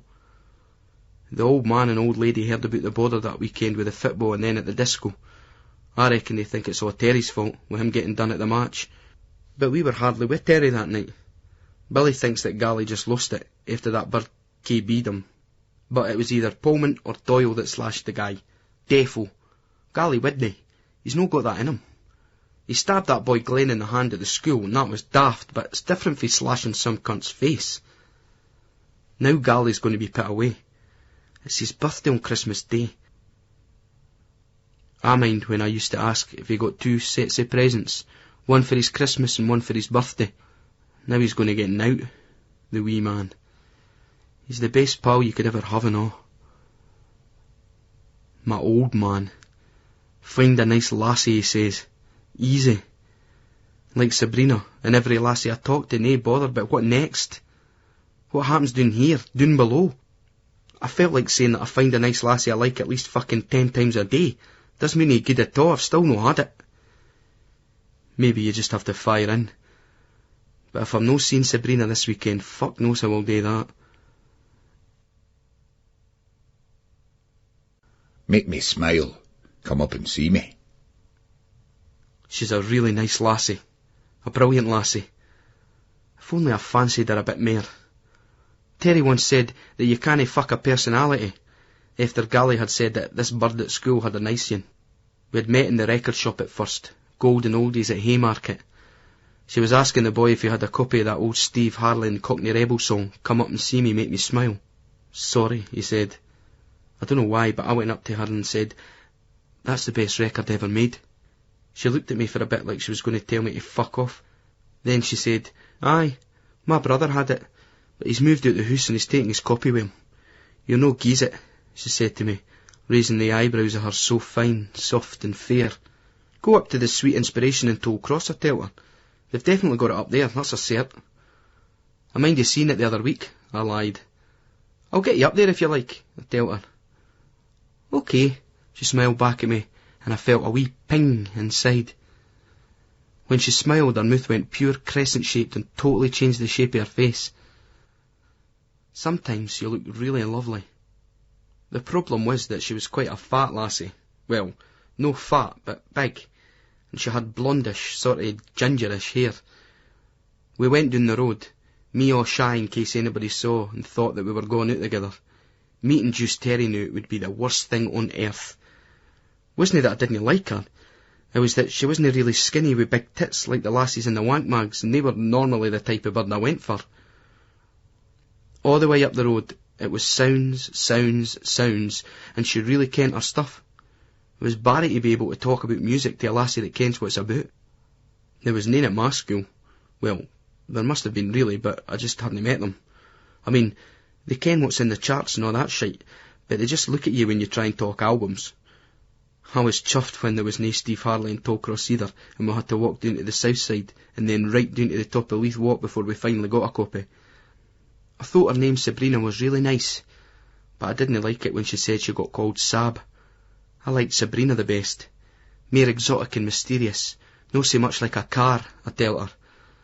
At this time I kent that I didn't want to just talk music with Sabrina. I wanted us to make it. This was the best fucking chance I had, 'cause I could talk to her about something I kent about, without her getting fed up like all the rest of them. And 'cause I could, I was dead relaxed with her. So we went to the Wimpy for a Coke and some chips. You could tell she really wanted a burger and all, by the way she was looking at this Boysian, but didn't want me to think she was greedy. The next time I met her was up in Clouds on Saturday, the night Gally got lifted. She was with some pals. We had a couple of bops, but it was mostly just sitting downstairs talking sounds. I was nervy 'cause of all my mates being there, but I was chuffed when she said she had to get home and we went away early for a walk through the town. I think that Renton boy and that Marty Felice were the only ones that saw us together just as we left. When we got out, we were just snogging and that, and talking about sounds. I walked her down to Dalride and just carried on home down Gorgie Road and right out to the scheme. So I missed it. Missed all the excitement. Andy Galloway, wee Gally, my wee mate, taken away to the detention centre on remand. Nae bail pending social work, psychiatric reports in the trial. Stay two things getting me down, making me depressed, as my ma calls it. Me able to do nowt about Gally, and nowt about no getting my hole. I just ken that if I didn't get a ride within the next few weeks, no days, I was going to die a virgin, destined to live at home with my ma and my father for the rest of my life. The stakes were that fucking high. I was ready. I was way past ready. All I thought about was sex. Sex, sex, sex. I phoned Sabrina and we made a date for Wimpy's on the Tuesday. We sat there and kissed until I was nearly ready to shoot my fucking duff in my jeans. It was great, but it wasn't enough. I plucked up the courage to ask her if she fancied coming down to mine to look at the records next Saturday night, when my ma and dad would be at the tartan club. Sabrina smiled quite cheeky and said, "If you like, I'll do it." Come up and see me, make me smile. I couldn't wait till Saturday. It dragged. I went out to make a call to her on the Wednesday, even though it wasn't too cool. The phone box was fucked. I had to go back home and snidely do it. Her father answering the phone, me asking for her, my voice breaking. She seemed a lot more casual. It was as if she didn't give a fuck, and I was wondering if she'd come. I had to whisper, and I felt like I was getting a beamer if my ma or da came in. Then I tried to go all gruff like I was talking to a mate. I doubted knew whether she'd come, even though she said aye when I told her I'd see her on Saturday. It was depressing. Then at Newman's fruit shop, Topsy was asked to go to hers on Saturday. No way. That Maggie would be there. Sabrina's better than her. I thought I'd get to hers when her ma and da were away. Billy says they left her on her tot to go down to Blackpool. Skinny wee scruffy Maggie, who KB'd me and then went with fucking Terry, or so the cunt says. Seems a load of shite to me. He can't have shagged everybody that's got a fanny. Jews and Gentiles. Topsy had been on it his all week at school, then at her work, about his not going to the Hearts game at Montrose. It was just 'cause I'd been at Hibs on Saturday. I think he thought I was changing sides. No chance of that. I still shite myself thinking about that gob that went down my throat. I didn't mind a punching or a kicking, but that's disgusting. What a fucking way to die. Hepatitis for some fucking Glasgow scruff through backing up Hibs cunts I fucking hate anyway. It's no very rock and roll, no like a drug overdose or a helicopter crash. You'd probably get Maggie Orr and all the lasses for school all dressed in black, standing round my grave shedding tears, wishing they had the decency to gaze my hole when they had the chance. After slagging me about it all week, Topsy now wants us to go o'er and o'er what happened on Saturday. We're sitting down in the basement of the shop, having our break in the office. Poofy George is outside in the cellar making up some bouquets and wreaths. Our Mr. Turvey is fascinated by the Doyles, and Dozo especially. He wants us to tell it all again. What was first in, Doyle or gentleman? What was the gamest and all that shite? Fine for a while, even fun for a while, but does your head in after a bit. So to change the subject, I starts going on about the band. Tell you what, had a great tune that came into my head last night, I tell him. Topsy goes quiet and thoughtful. Then he sucks on his big front teeth of his, like he always does before he's going to say something. My old man's not going to let us practice in my house again, no after the last time, he tells us. Fucking well knew it. The daft cunt had all the birds up, Maggie and that. No that I was complaining, but his bedroom was like St. James's Centre. We got all excited and started showing off, turning the amps up dead loud, and his old boy turned us out. Some fucking band. Aye, my old girl goes raj as well, I had to admit. Anyway, it's a waste of time round at mine's. The old boy I was interferes. I could never get the guitar off him. We should just practice at Malk's all the time, makes more sense. By the time he's got that drum kit round to your bit and set it up, it's time to pack it in. Aye, his old lady's going to love that, Topsy goes, breaking a piece of his 4-finger Kit Kat and dipping it in his mug of tea. Aye, it's a fucking hassle, I agree. Mind you, everything's a hassle these days, stuck here at Newman's Fruiters and Florists of Distinction when we should be practising. Snap should and could be the best band ever, but this kind of shite got in the way. This is the best time at work, but the break, the time when you can sit down and discuss the important things. That's the trouble with the scheme, Topsy considers. Wall's too thin. Every cunt kicks up fuck. If we lived in a big house with a basement or a garage like that old Jew cunt upstairs, he thumbs up to the shop above us, we'd be like the fucking Jam by now. It would be the Jam who'd be fucking well supporting Snap. I worry that Poofy George has heard them, 'cause Topsy's voice really carries, so I looks outside. George is still wheezing away, doing his floors, making that strange whistling sound through his teeth. I turn back into the office, lowering my voice. Newman isn't a Jew, Tops. He's a proddy like us. Topsy's face goes all hard and set. You're half Catholic, he says accusingly. On your ma's side. Fuck you, you biased cunt. My ma's never been to chapel on her puff, and my old boy's side are all orange cunts. Know that I give a fuck about that. And Newman's a proddy and all. I point to the roof. He's a fucking kirk elder, for fuck's sake. Topsy taps the side of his nose. That's what they want you to think. They take over the churches to make it less obvious. If the likes of Jew men just went to the synagogue, they would stand out a mile. All the sneaking into the proddy church is just to make it look less obvious. He wants you to think he's one of us, but he isn't. Just then Newman comes downstairs and we hardly hear him till the last couple of steps. He can be a fucking sneaky cunt. Stepping sideways into the narrow office like a crab, he taps his watch face. Come on, come on. His face is like a bird's, all sharp beak and keen, darting, sparry eyes. There's deliveries need to go out, he says to me. Aye, and there's the biggest injustice for you. It's Topsy that ice slags off Newman, but the cunt never bothers him. It's always me he's onto. I'm usually the daft cunt that has to go out on the delivery bike in all weathers, dropping off groceries to lazy rich cunts who never tip you and treat you like a fucking skivvy. If I didn't need the money for that Marshall amp, the cunt could stick his job up his arse. You can't play a Fender Strat through a shitey amplifier. I'm the fucking worker here. Topsy just packs shelves upstairs in the shop, or loads the wreaths into the back of the van for Newman to take round the cemeteries and crematoriums. If we're both in, it's always me that has to do the deliveries. And sometimes for the Gorgie Road shop and all. Still, getting going stops us getting into arguments about politics with Topsy. He's got some funny ideas, but it's mostly just to wind people up, shock them and that. People didn't really understand that about him sometimes. Now I've got a lot to be thankful to him for. It was Topsy that got us this job. Right, Brian, Newman says in that nasal squeak of his.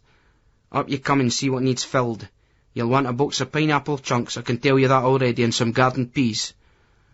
Right-o, Topsy says cheerfully, following Newman back up the stairs to pack some shelves.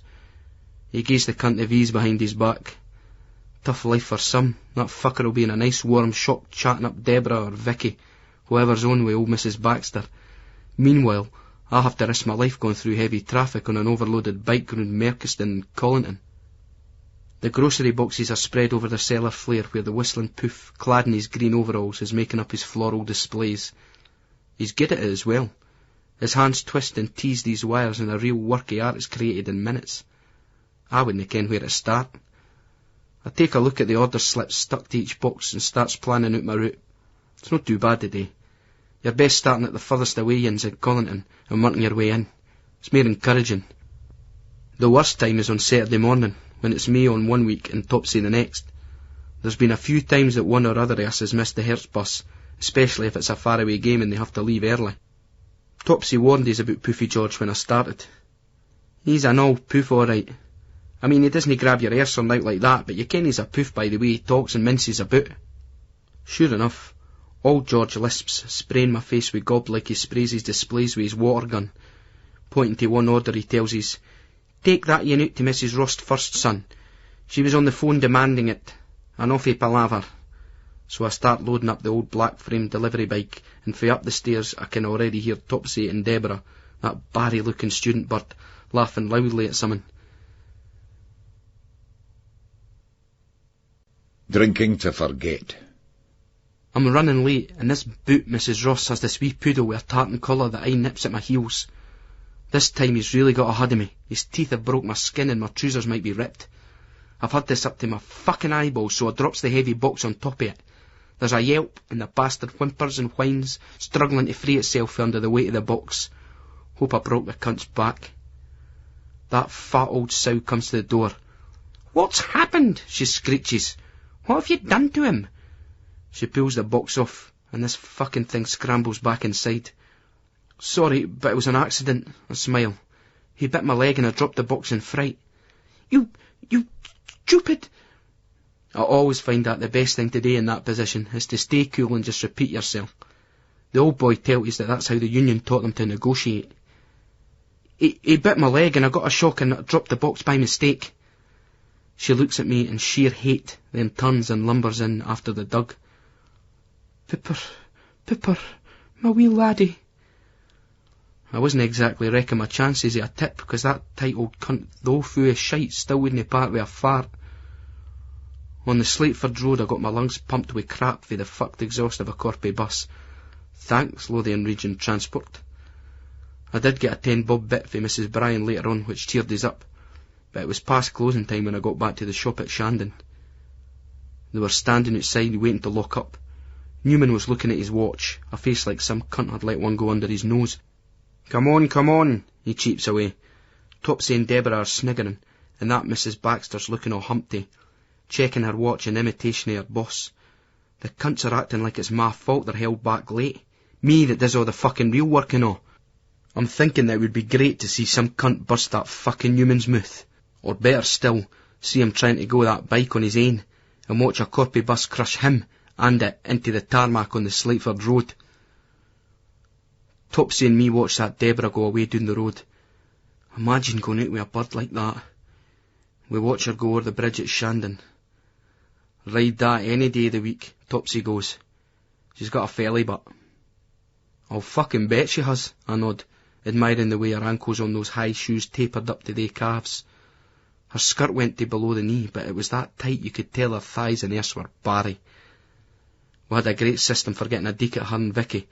Tit when standing on the ladder stacking the top shelf, legs when looking up for the lower shelves. On Saturday morning when Vicky was on, she was wearing this short skirt with wee white panties. You could see her pubes curling out on either side. I thought I was going to pass out. I had a wank about it that night and shot that much spunk I thought I'd have to go on a saline drip up the hospital just to replace the fluids. Her pubes. Just the thought of them. Oh, enough. Are you heading for home? I asked Tops. No, I'll see you the morning. I'm going to my nana's for my tea tonight. Topsy's ma and da had just split up, so he was spending more time at his nan's at Wester Hales. So I leaves him and nips over the Slateford Road and down the steps. I stops off at Star's Fish Bar for some chips, 'cause I'm starving. Then I head on to Gorgie Road. I'm walking past the slaughterhouse and making my way to the scheme when I see them coming towards me. It was Lucy I noticed first, her white blonde hair glowing in the sun like science lab magnesium ignited. I wish I had hair like it. White, aye, but with that crucial tint of blonde, which separates class from semi-albino milk bottle heatedness. She's got a fawn pair of trousers on, the kind that come up to the mid-calf, and this yellow top that you can see the bra through.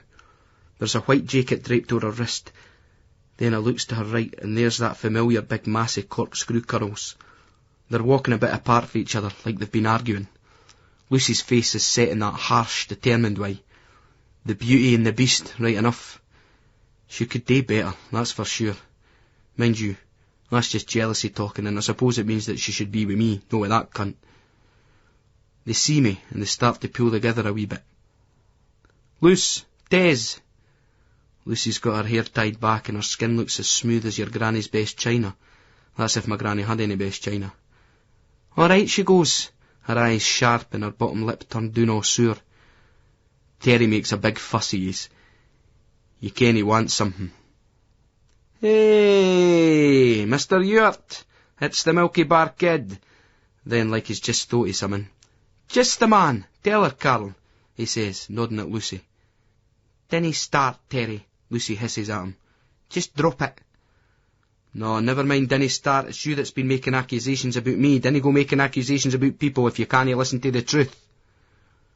The cunt's getting right on his high horse here, pitting on that big, hurt, outraged voice. Now I ken he wants something. Lucy glowers at him and lowers her voice. It's no me, it's Pamela, I tell ye. It comes out in a low growl, and it makes his stinky Piper Ross, the poodle I dropped the box on. Aye, and you believe that cow before me, before your own fiancé? Terry spits out, hands on his hips, shaking his head, pitting me in mind of an exasperated football player who expects no justice for a biased referee. Lucy looks steadily at the cunt for a second or two, then turns her gaze on me. Is what he says true, Carl? I looks at them both in turn. It might help if I kent what the fuck yous were on about. She nods at Terry, still looking at me. He went away with a lassie at Clouds, a lassie for your school. Lucy went to the WEC before she left last year, so she'll probably know ken lassies at ours. A lassie for our school. Stuck up Caroline for Reggie, in my art class. Wee Gally's eyes just about pop out his fucking head every time she walks into a room. Didn't really think much of her, but she is a ride. Lawson is a lucky cunt. Terry winks at his Fiore's shooter. He's crossing the road, shaking his head, blabbering to himself. I'm going over here, and I'm keeping out of it. I'm no saying nout. Aye, that'll be the day, I snorted to Lucy, hoping she would get the joke, but she doesn't. So I clear my throat and do what my old boy always tell me to do when you're under pressure in negotiations and you need to bullshit. I look at the bridge of her nose, between their eyes. Focus on that. They think you're looking at them in the eye, but you're no. To be honest, Lucy, I start, realising that was a mistake. You never say, to be honest, because it means straight away that you're lying. My father taught us that, about how union men negotiate. I carry on, but I wish the fucky hadda went away with some lassie for the school. What do you fucking mean by that? Her gorgeous big eyes narrowed into poisonous slits of hate. Well, it would stop us having to listen to him going on about you all the time. It's Lucy this, Lucy that. See, when we get married... She looks back across the road at Terry, who is shaking his head, looking all hurt and sad. Then she turns back to me. Honest? Is that what he says? Jane up. She stared hard at me for a second or two, and if she'd held it a bit longer, she'd have saw I was bullshitting her. But she turned back to Terry again, and I wanted to say to her big, sad, lovely eyes, No, Lucy, Terry's a cunt. He treats you like shite and makes a fool of you. But I love you. I'll treat you right. Just like he's come home with you and ride your fucking brains out. You could never imagine somebody like Sabrina being that gullible and undignified. Then you realise what they say about love being blind, and you ken that she probably does really love him, the poor daft cow. Or at least likes him enough to believe that she loves him, which is as near to the same thing as you'll get. She's moving across the road and over to him, and she's trying to link arms with him, and he's just turning away, raising his arms up so she can't get a hold of them. He's brushing her off and coming over to me as she follows tearfully. Terry's ranting away. Trust. You've got to have trust when you're going out with somebody, when you're engaged. No, Terry, listen, I didn't mean... I agreed to everything. That's what hurts the most. I've said that I'd stop going to the football. I've said I'd get another job, even though I like the yin I've got. I've said that I'd try to save up. Terry punches his chest. I'm the one that's doing all the giving, and knew this. I'm supposed to have went away with some lassie that I've never even seen in my puff. I'm trying to tell you. Lucy tries to get a word in, but she must ken by now that she'll never stop Terry in full flow. A mad gleam comes into the cunt's eyes. Maybe I should go with other lassies if I'm going to get blamed for something I didn't do. Might as well just do it, he says, gone all rigid. Then he looks at me. Might as well just do it, eh, Carl? He makes the just seem like a long whisper. I'm saying nout, but Lucy's pleading with him now. I'm sorry, Terry, I'm sorry. Terry stops abruptly. But I'll know. Ken how? Lucy glares at him, wide-eyed and open-mouthed in shock and anticipation. Ken how? You ken? You ken how? She's trying to figure out what the cunt's on about. You want to ken? You want to ken how? Eh? Eh? You want to? She nods slowly at him. There's a couple of boys go past and they're laughing to themselves. One catches my eye and he can't help but let a wee smile slip out. I'll tell you who. 'Cause I'm a mug. 'Cause I love you. You. He points at her in accusation. Nobody else. You. They stand looking at each other in the street. I move a couple of steps down the road in case anybody else comes past. There's a boy in overalls like he's just come from the slaughterhouse and he's looking at her. Lucy's lip trembles and I swear to God it's like there's tears welling up in Terry's eyes. They lock into this embrace, right there in the street opposite the slaughterhouse. A van goes past and toots its horn repeatedly. A guy leans out the window and shouts, "Somebody's on their hole the night!" Terry looks at his over Lucy's shoulder, and I expect a wink, but it's like he's that into his performance that he doesn't want to break his rhythm. Lucy and him exchange deep and meaningful glances, as they would say in that Catherine Cookson book that my Auntie Avril gied my ma to read. I've had enough of this, and they turns away and starts going down the road.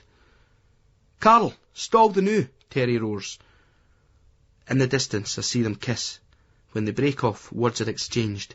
Lucy goes into her bag, pulls out her purse and produces a note, a blue note, hands it to Terry. Another deep stare, a few more words, a wee kiss on the cheek, and they walk away from each other, both turning back to wave at the same time. Terry blows a kiss, and then he comes bounding over to me. Lucy glances back again, but Terry's grabbed a hold of me and we're wrestling and jostling each other down the road. "You're a star, you are. You deserve a fucking drink for that. You just saved my arse. Mon, the milky bars are on me. He waves the fiver. Well, Lucy really, but you ken what I mean, he laughs. Just dinna pull that yin on his again, Terry, I say. But I can't help but laugh, as I grab his Levi's jacket collar and push him up against a lamppost. Then I try to be serious. I'm not going to lie to her to cover up for you. Oh, come on, mate, you ken the rules, he says, loosening my grip and smoothing his sail down. You've got to back up your mates. It was you that taught us that, he goes. It's all bullshit, of course, and he's been wide to get my good books. Of course, we both ken it's working and there's nought you can do about it. We're mates, so dinna take the strop. Come to think yet, talking about birds, I heard that you did a sneaky in fae clouds with this wee ginger, he says, talking all creepy like through his nose. I say nowt. It's the best way. Let the cunt read what he wants to in my face. Aye, different story now, he nods. Oh, that knowing way. So it'll be you that'll be needing an alibi soon, pal. How come? That wee Maggie Orr still got the hots for you, he winks, deadly serious. Bullshit, I tell him. It would be nice to believe, but you can't kid a kidder, as the old boy would say. How's it she knocked his back and went with you then? Terry digs his elbows into his side, thrusting his palms out. Gift of the gab, mate, he explains. But you're learning fast, all right. That was a performance and a half there with Lucy. Aye. You'll get it off of wee Maggie soon. Guaranteed. I'm mair into her mate, this Gail lassie. That wee four eyes you've seen her around. Wait till you see the arse on this. When you get it stripped off. Pho, ya cunt that you are, he goes, drawing his tongue slowly across his lips. No. The best arrangement to suit all parties. You and your bird fae clouds, and me and Lucy going out proper. Then you and me riding that Maggie and Gail on the side. Sounds finger fucking good to me. Maybe it's just the cunt's big grin, the enthusiasm that he has for everything, and of course the fact that I'm completely desperate to get my hole. But I can think of worse arrangements right now. The steeple of the church comes into view, and we're back in the scheme. Terry insists we go to the Busy Bee. I've not really been in pubs that much, and I've never tried to get served in the Busy. Come on, wank boy, once you're a regular doing the Busy, all the wee birds will be impressed by that. You can't be a wee schoolboy all your life, he smiles, then accuses. They tell us you're going to stay on and all. I dinna ken it, it depends on I dinna get a chance to explain. Then you'll go to college, which is school, then become a teacher and be back in the school, so you'll end up never having left school. You'll have nae money, he lowers his voice as we head up the hill, with the shops and the low-rise pillbox of the Busy opposite. He stops and puts his hand on my shoulders. And I'll tell you one thing, pal. One wee formula that they never bothered to teach me at school. One wee fucking mathematical sum that might have saved a lot of time and trouble, and that's nae money equals nae fanny. He stands back, looking all pleased, letting this sink into my head. Then he slips me the fiver that he got off of Lucy.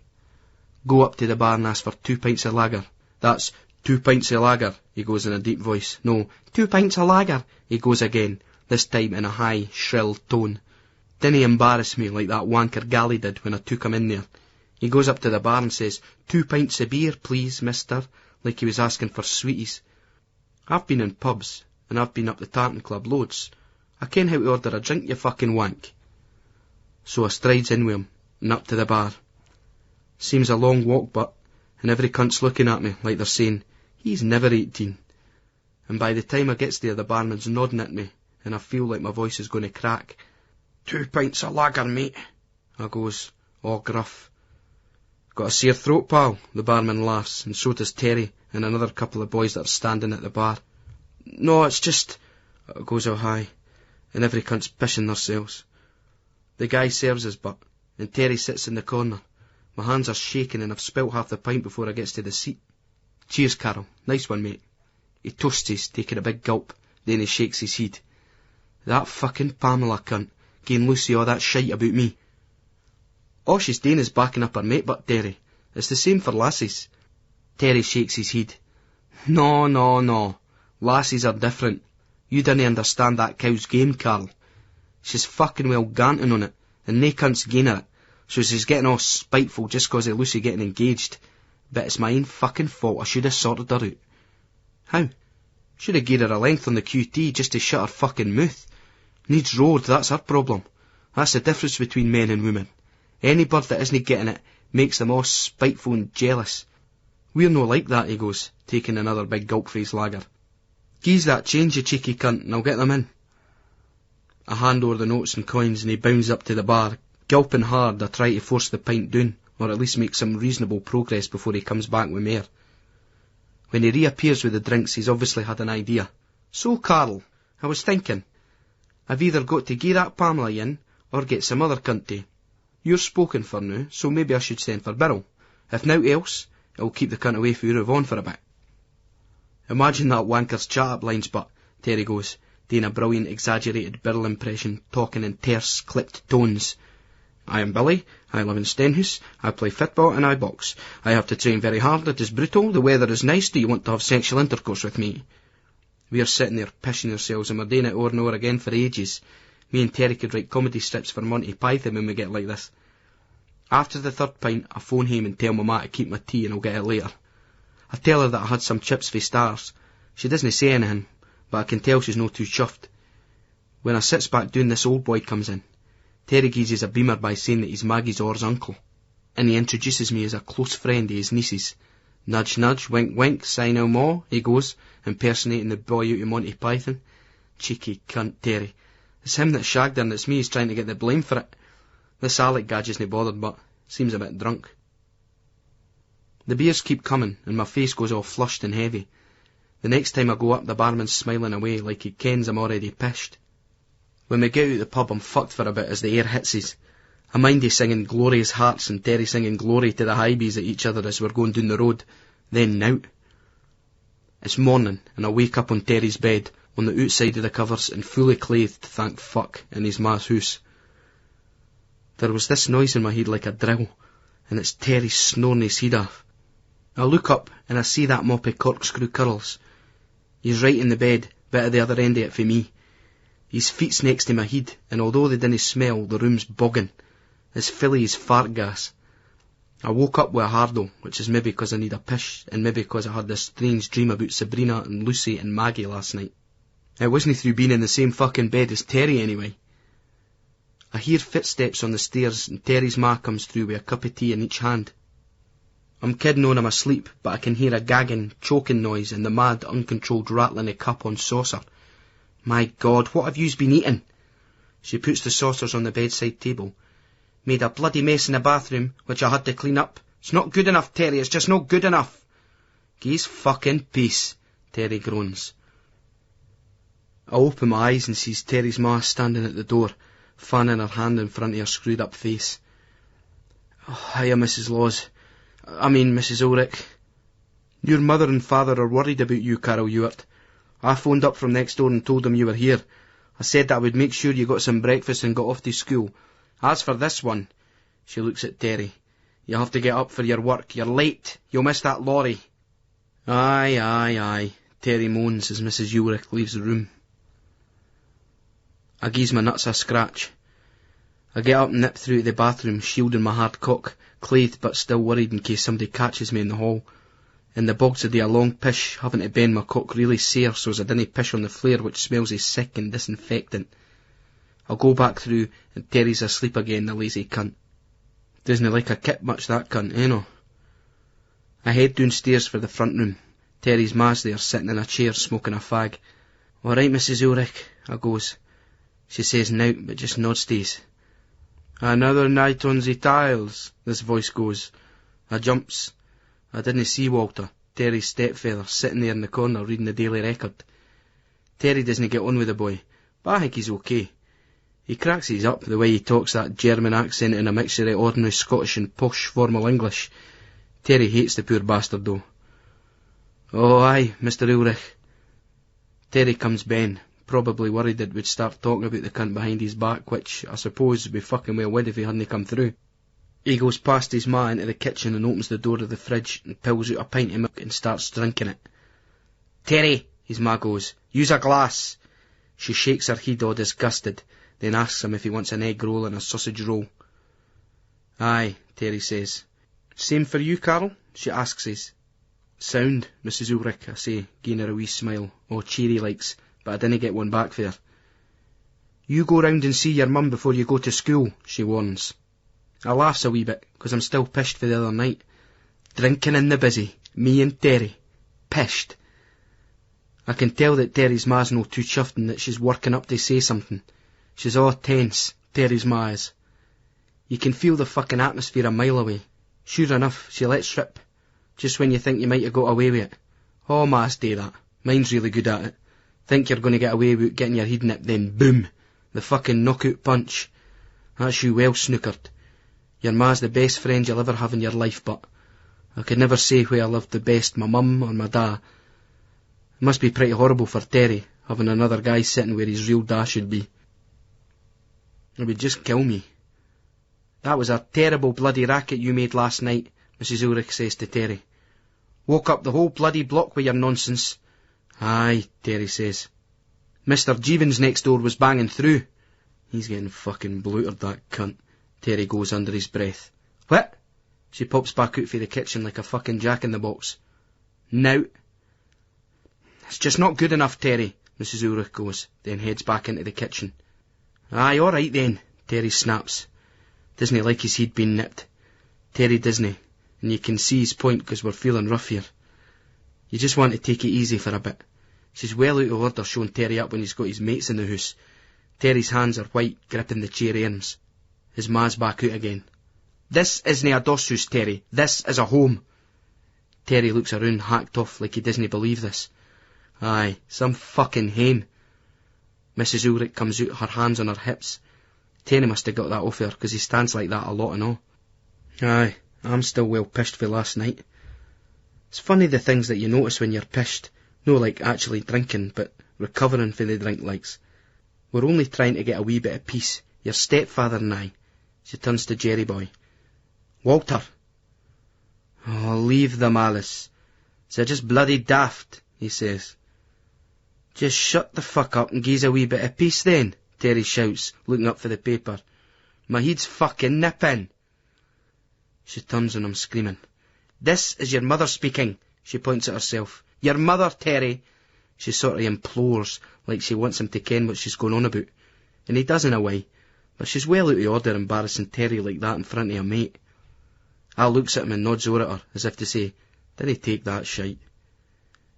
To gie Terry his due, he's no fucking well taking it. Shut the fuck up, going on and on. Terry's ma just goes all stiff and stands there like she's in shock. Fucking rigid she is. I've got that semi back again. I look over at Walter and I wonder if he's given Terry's ma the message.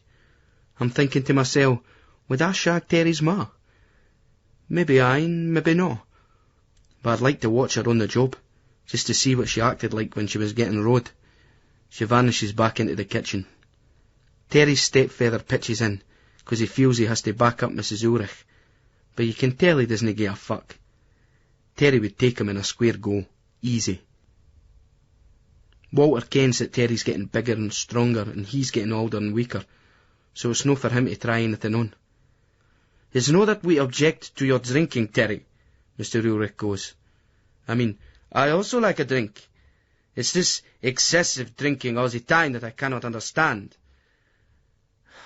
I just drink to forget. Terry goes, smirking at us, and I starts and all. Terry's ma just comes back in, with some rolls on a plate. They look good.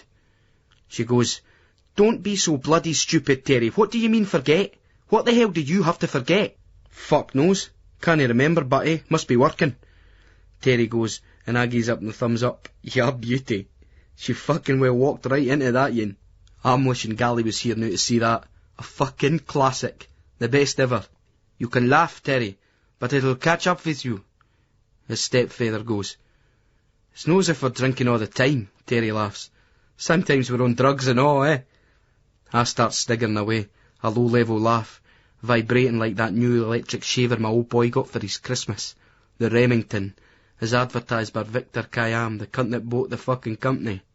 I hope that you're not into any of that nonsense. Surely you've got more sense than that, Terry's ma says, shaking her head and putting the rolls down in front of us. Do you hear that, Walter? Do you hear it? This is what Lucy's getting. This. She points at Terry. Walter looks across at him all stern. That little girl will not stand for that kind of nonsense if you marry. If you think this, then you are living in the paradise of a fool. Leave her out of it, he sneers, his teeth all bared. She's got nowt to do with you. Walter looks away. Terry's ma shakes her head. Poor wee Lucy. She wants her head examined. If he wasn't my ain flesh and blood. Oh, will you just fucking shut it? Terry goes, tossing his head back in disgust. His old girl's shaking like she's having a stroke. Hear that?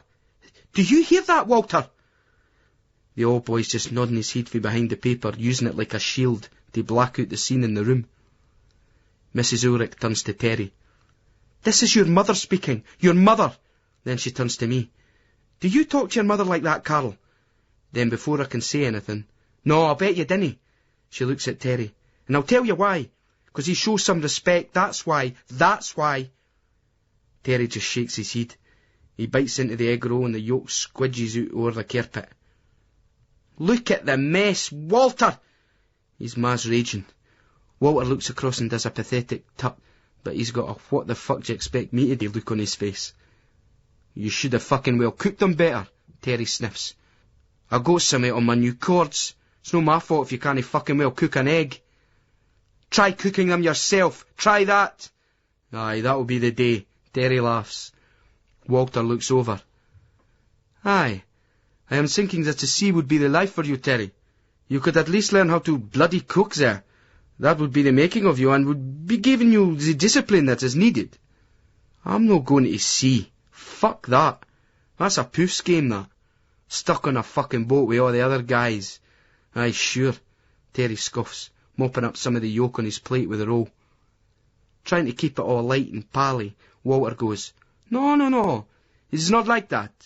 Have you not heard of the saying, we are for having a bird in every port? Terry just sneers in contempt and looks at Walter harshly. Then over at his old girl as if to say, aye, and look what you ended up with. I'm glad I didn't say nowt, but 'cause it's his ma, and you do need to show some respect. Yvonne comes through wearing a pink dressing gown. She looks all sleepy and really young without any makeup, but strangely more beautiful, in a way I'd never seen before. There's a tug in my chest, and for the first time I really envy Beryl for having shagged her. Any fags? She asks Terry. Terry pulls out his packet of Regal. He throws one to Yvonne, then one at me, then one at his ma, which bounces off her tit. She looks at him and picks it up off the flare. You going to school, Carl? Yvonne asks. Aye. What you's got this morning? 2 periods of art. It's the only reason I'm going in, I tell her. Mrs. Ulrich shakes her head and says something about how we think we can just pick and choose these days, but nobody's really listening to her. Aye, Yvonne nods. We've got cookery then English, so it's no so bad.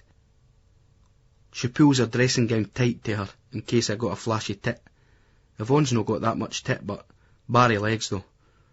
I'll get you down the road. I'll just get ready, she says. All right, but we'll have to watch or sees us leaving your house together, I goes, laughing. Didn't want anybody to get the wrong idea. I can tell this makes Terry uncomfortable, and I'm enjoying every minute of it. Yvonne smiles and sweeps the fringe out of her eyes. You can carry my books for us, like in the American films, she says, and heads back to the hall. Of course, I ken that all I'll get for her on the way to the school is Beryl this and Beryl that, but it seems a nice idea. Terry's ma's still no happy. She's no long 15 and she's smoking like a bloody chimney. You shouldn't encourage her by giving her them. She goes to Terry. Shut it, Terry goes through his clenched teeth, coming out all tease. Who's encouraging who? You're the cunt that's never got a fucking fag out their mouth. Who's the great influence there then? Mrs. Ulrich takes a deep breath and looks at Walter. It's like she's gone beyond annoyance and disappointment and is now just resigned to her fate. I used to think that he talked to me like he talked to his mates in the pub. I really did believe that. But I was wrong. Now I see that he would never disrespect them that much. He talks to me like I'm his enemy. Walter? She slumps down in the empty chair, all stunned and deflated. I just don't know where I went wrong, she says to herself. I clocked Mr. Ulrich looking at her, and I can tell that he hates Terry's ma. Hates her for putting him in the position of having to go against Terry. We're not getting a fuck, but we're just getting stuck into the roles. Sets you up nicely for the day. You need a nosh after a drink the night before. Terry leans across to Walter and snaps his fingers. "Gi's a deek at that paper, then. We're out of here in a minute." Mr. Ulrich looks at him for a second or two, but he hands it over. Terry throws back his head and lets out a loud, throaty, evil cackle I've no heard from him before. It hits us that it's like a war zone in his house, and that they pair old cunts are no match for him. Right now, I love the bastard. I love the power he's got, and I love being his mate. But I don't really think I'd ever want to be like him. Well, apart from the shagging, that is. Debut shag. Yvonne and me went to Mamma's that morning, and she made us some porridge, tea and toast. I was embarrassed, as poor Yvonne tried to explain that she never ate breakfast, but Mamma went on about it being the most important meal of the day and practically force-fed the lassie. Ma told us that Billy had just gone, which disappointed Yvonne. So we really had to gnash, otherwise there could be more aggro with Blackie. It's weird, but you can take periods or even days off and nobody seems to give a fuck, but if you're 2 minutes late in the morning, the day they're not. As we're going out, Mamma said, putting on the same fake, sugary smile lassies at the school day when they're winding you up. "Oh, some girl was on the phone for you last night. She didn't leave her name, she just said she was a friend." And she arches her eyebrows and makes her voice go all suggestive at friend. "Ooh, Carl, you're a ken you know," Yvonne goes, and Mamma laughs, 'cause she kens I'm embarrassed. "No, it's just a stammer." "What did she say?" "Oh, she was nice," Mamma tells us. "She just said she'd phoned up for a chat, and that she'd see you when you'd arranged." "Hey," Yvonne goes. That was all. My mother laughs, then she seems to remember something else. "Oh, and she said thank you for the lovely flowers you sent her." "Ho ho ho, Mr. Romantic," Yvonne elbows me in the ribs. "Flowers and all. What the fuck's this?" I looks at Mamma, then at Yvonne, then back to Mamma. "Sabrina. Some other cunt's after her. I never sent her any flowers.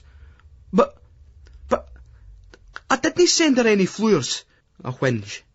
Mamma just shakes her head and laughs at me. "No, you're right, you didn't. I made that bit up." Then she smiles. "It's something to think about though, isn't it?" I stand there dumbstruck with Yvonne and Mamma cackling at me. Getting the piss ripped out of you by your mates outside is bad enough, but in your own house, for your own ma, I mean, want to fuck? Sometimes I think I've been put on this earth for other people's amusement, which is fine, as long as I get plenty of my own, and that's no happening. Well, no the kind I really want. So we headed off to school, me and Yvonne, her 6 months younger than me, a second-year lassie, and she's the one going down the road with a daft wee virgin. She didn't talk about Billy that much, but she talked about how it sometimes got her down in the house, or the arguments. She said that even though Terry was her brother, she wished that he'd just get married to Lucy and move out the house. Walter was all right. He treated her and Terry's ma well, but Terry just couldn't take to him. Called him the old Nazi all the time. I could see Yvonne's point. I lapped all that up this morning, but I couldn't live like that day in, day out. It would fuck my head up. Anyway, we were a bit late, but thankfully Blackie wasn't on duty, just Mrs. Walters, who didn't bother. "Come on, you two." "Right, miss."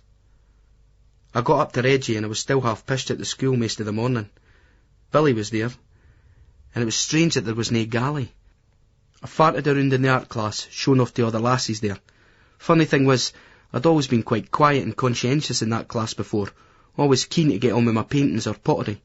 It's like that it just dawned on me through the drink that the art class really did contain the most shaggable lassies in the school. The ones that you always felt were way in the top league, getting shagged by older guys with wages and motors. Amy Connor, Frances McDowell, Caroline Urquhart, and, best of all in my opinion, Nicola Aird. All of them in this class. It's like the catwalk at a top show and you really just come here to paint and collect wanking material. They're up there on a pedestal as far as shagging prospects go, but they're nice lassies, except Urquhart, who's stuck up and overrated in the shaggable stakes. No that I'd say no to her sucking my cock, and I think about Terry and her being with that filthy cunt. Per golly, those lamps just blazed whenever she was around. He even tried to change the art to be nearer to her, but they wouldn't put him in the O-grade class with us. I look over at her, and I had the gaze. Cocky and drink, and she looks away, kenning that I'm Terry's mate, kenning that I ken. Later on, Nicky and Amy are looking at the painting in my album sleeve for the first record our band Snap does. I get a deek at Amy's tits and imagine getting my knob between them like Terry says his mate Philippe done. "What's that, Carol?" Nicola asks. "It's the sleeve for the album for our band. If we ever get to make an album, that is." I laugh. Of course, I can laugh about it because I know that it will happen. I just ken it. I'll make it happen. If I could only be so confident about other things. Nicola smiles at me like I'm her dotty old grandfather.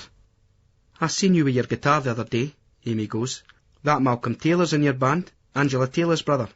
"Aye, he's the drummer. Good drummer and all." I lie.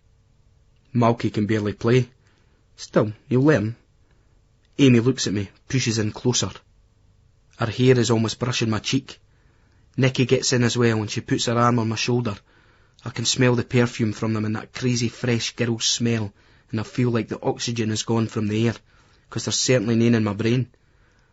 I think it would be a great name for a track. Crazy fresh girl smell. Bit too heavy metal though. "Where did you get the name Snap from?" Amy asks.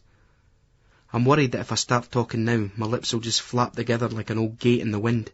Trying to compose myself, I start telling her the story about Topsy and me playing cards on the last furlong bus, going to see Hearts Away. Then a fight over a game of cards, Snap, and one boy burst in another's nose. We'd been looking for a name, and when one older guy started shouting, "Ridiculous! Fighting o'er fucking Snap!" and we just looked at each other, and that was it. "I'd like to hear you sometime," Amy says. "You got a tape?" "Aye." Then Mrs. Hart comes over. "Come on, you lot, these paintings aren't going to finish themselves." I was so close to saying, "Come round to mine's." Fucking hell, imagine that. Sabrina, Maggie and Amy, all on the go. That chance goes with the period bell.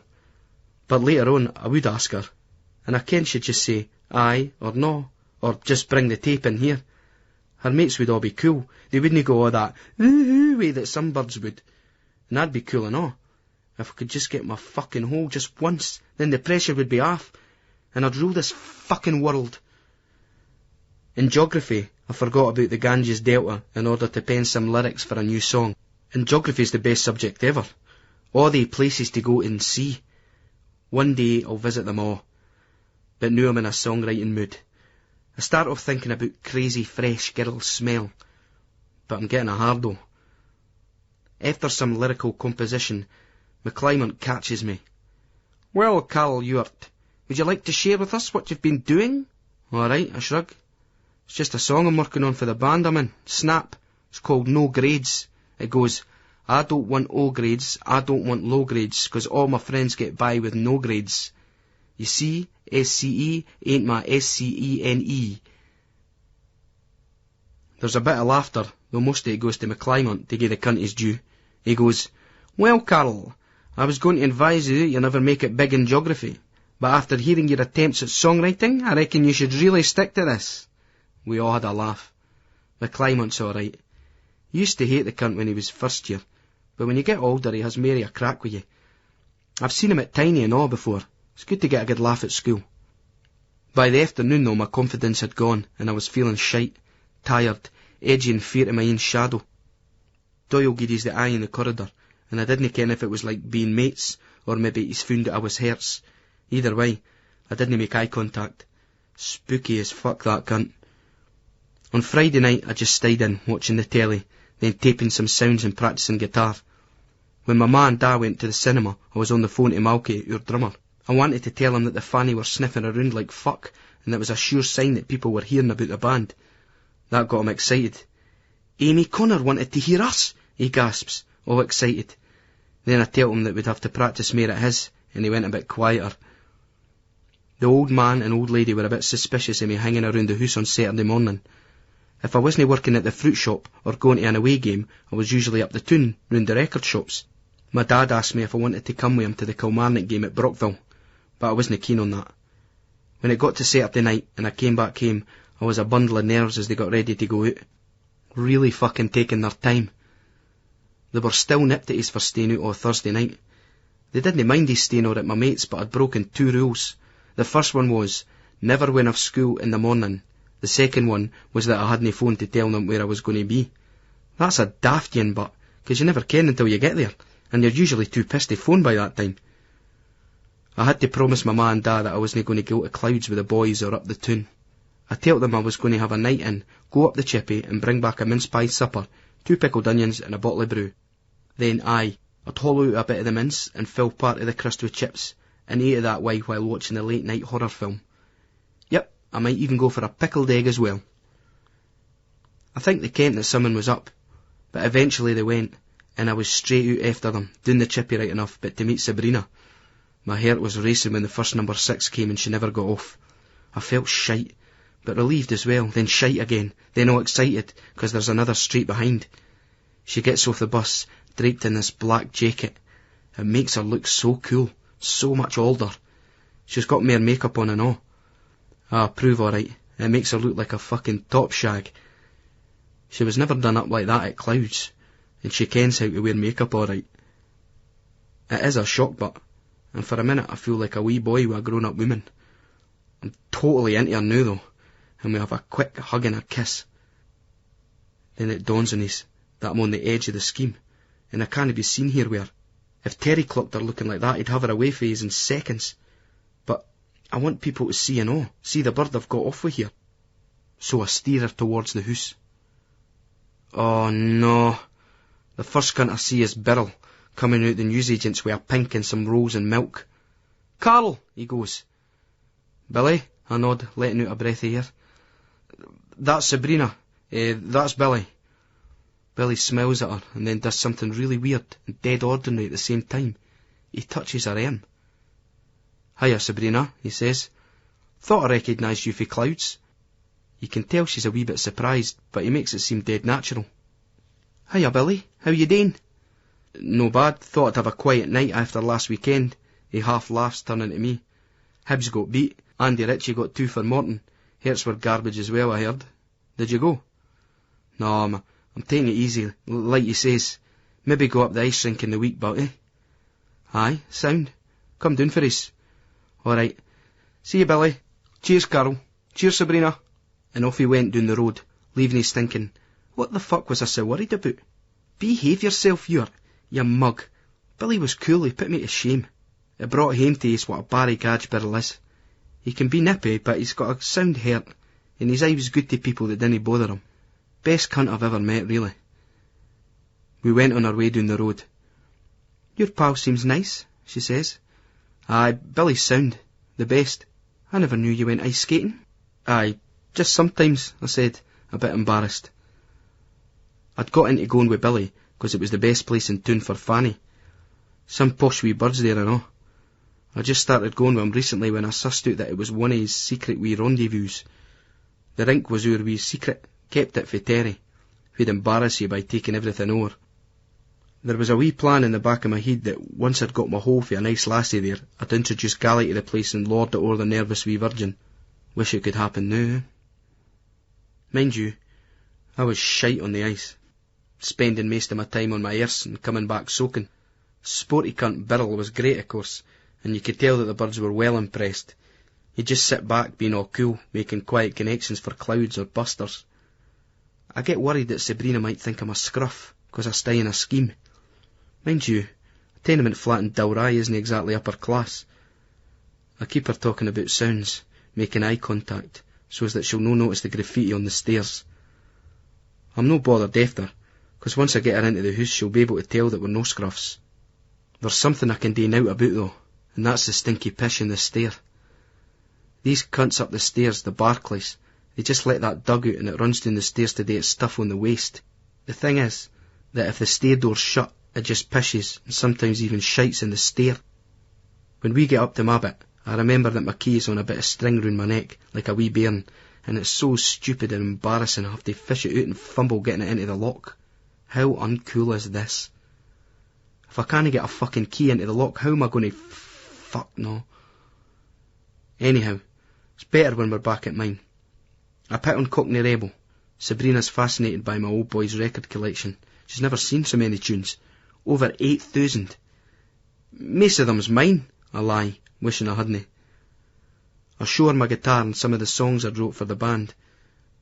I think she never quite believed me about that, but she's well impressed with the guitar. You going to play something on it? She asks. Maybe later, I goes. I'll just make a cunt of myself if I try that in front of her. The amp's a wee bit knackered. Mind I was telling you? I'm saving up for a new one. We put on some more records and settled down on the couch. After a bit of snogging, I minded what Terry said the other night when he was telling us how he chatted up this bird, so I asked her if she's ever made love before, like all the way. She doesn't say now, but she goes all quiet. It was just, like, if you wanted to do it, that would be great, like, with me, like, new, like. I'm just saying, like, and I'm trying to cut myself off before I start rambling shite. She looks up at me all shyly and gives a wee nod and a smile. We going to take our clothes off then? She says. Fucking hell! I just about shat my pants there. Then she gets up off the couch and just starts undressing, casually, like it's the most natural thing in the world. Suppose it is, and all. And I worry if she's done it loads before, like she's some pox-ridden whore and my cock's going to be covered in pus and just crumble off if I put it anywhere near her. Fuck it. Better dying of the clap than dying a virgin. I grits my teeth and pulls the blinds shut, my hand trembling on the cord. My heart's pounding, and I can hardly undress myself. I thought I was never going to stop shaking. We both get our clothes off, but she's fuck all like the birds in the magazines in the telly. Her tits are barry, but her skin's so white she looks as cold as ice cream. Funny how you expect birds to be tanned like the wank mags. Mind you, I suppose I didn't look like that Robert Redford boy either. I've got to do something here, so I hug her, and I'm surprised how warm she feels. I've stopped shaking. The funny thing is that I thought I would find it hard to get an erection when it came down to it, likes, but it's fair standing to attention all right. Her eyes are feasting on my cock, and she seems fascinated by it. I thought that was only me. Can I touch it? She asks. I can only nod. She starts pulling at it, gently, but I shiver and tense at first for the contact. Nobody else has touched my cock before. Then I let myself relax, and I feel sort of nervous but luxurious at the same time. I look at Sabrina, and I suppose I should be thinking, dirty cow, but I'm enjoying her appreciation of it. I'm enjoying it too much, 'cause I didn't want to shoot over her. I want it in. I want my hole. I take a step back, then two forward, pulling her to me, holding her, my cock pushing up against her thigh. Go and lie down, I whisper, unsteadily. Can we no just play about for a while? She asks. No, let's just do it. Go and lie down, I ask insistently. She's like most lassies, I suppose, too much Hollywood, wanting it to be like in films and magazines. That's all right if you ken what you're doing, but if I didn't get my hole now... Sabrina gives a disappointed smile, but she's lying on the couch, and she slowly opens her legs. I gasp to myself. Her soft, hairy fanny looks so fucking beautiful. I get the flunky from my pocket and stick it on my cock. I'm relieved when I roll it down the length of it without any embarrassing fumbling. I'm between her legs and on top of her, feeling her groin against mine. I try to get it in the hole, but I'm scraping the cherry against her pubes and flaps and I can't find it. I'm getting soft. I start snogging with her and I'm hard again, running my hands over her tits, twirling her nipples between finger and thumb. Not too soft, not too hard, like Terry once said outside the Chippy yonks ago. But I'm a tit expert. I've had loads of tit, all the tit I want in this life, in fact. It's my hole I'm after. The whole hole, and nothing but the hole. Once again I try to get it in, but no. I'm rubbing it on the flaps, hoping it will slip into this big greasy hole, but there's nothing there. There's no hole. I'm starting to panic. Is she a guy or something? One of these sex change cunts that's had his cock cut off? But now she's grabbed my hand and put it down there, on her bush. Play with me for a bit, she says. What the fuck is she on about? Play with her? We're playing doctors and nurses here. Is she wanting Japs and commandos or something? Anywho, I'm touching her, rubbing my fingers in her dry crack, trying to find this so-called hole. Then it happens. I feel it. Further down than I thought, nearly her arsehole for fuck's sake. And it's tiny. No way will my cock get in there. I'm working my finger in and poking, trying to expand the hole, but she's gripping tight round it. It's like her fanny's a mouth, and I can feel her going all tense underneath me. Further up a wee bit, she says. Do that further up. What the fuck is she on about, further up? How's that going to open up the hole? This is fucking terrible. I should have saved up, went to some big whore down in Leith or in that place down the Newtown. My cock still feels hard though, rubbing up against her thigh. I'm snogging her again, still working that hole, thinking of all the birds at the school I fancy. Then I think there might be another hole further up I've missed. Maybe that's what she meant. So I does as she says, starts rubbing further up. But I'm fucked if I can find another hole. It's more like a wee fleshy button, but I tweak away at it. But she starts relaxing and then she's twisting and groaning away. This is Barry. She's really turned on. She bites my shoulder. She goes, "Gi's it now. Gie it to me." I'm thinking, what a fucking lover I am. What a fucking pure sex machine. But fuck's sake, it'll never get in your hole, doll. It's just too wee. Maybe the smaller man like Per Galley, but no. She grabs my wrist and pulls it down, and fuck me if the hole hasn't transformed completely. It's now all moist and wide, and my finger slides in easy. There's a waft coming up, and I suppose that's her getting spunk or fanny juice or whatever you call it the birds get. Now I get this. It's the daft wee button at the top that opens the hole. That's all these sex education cunts needed to tell you. Press the wee button at the top for a bit, and the hole opens up. Push the cock into the hole. Simple as that. Why the fuck did the cunts no just say that in the first place? So after a while, I start to slide my cock in, a bit at a time. I'm no in a hurry now. No now that I've got the knowledge. Then I move it in and out, up and down. But fuck me if there isn't a red mist between my eyes and I'm flying over Tynecastle and I'm in a spasm and the whole thing just lasts for about 5 seconds before I start shooting my load inside her. And it's fucking brilliant.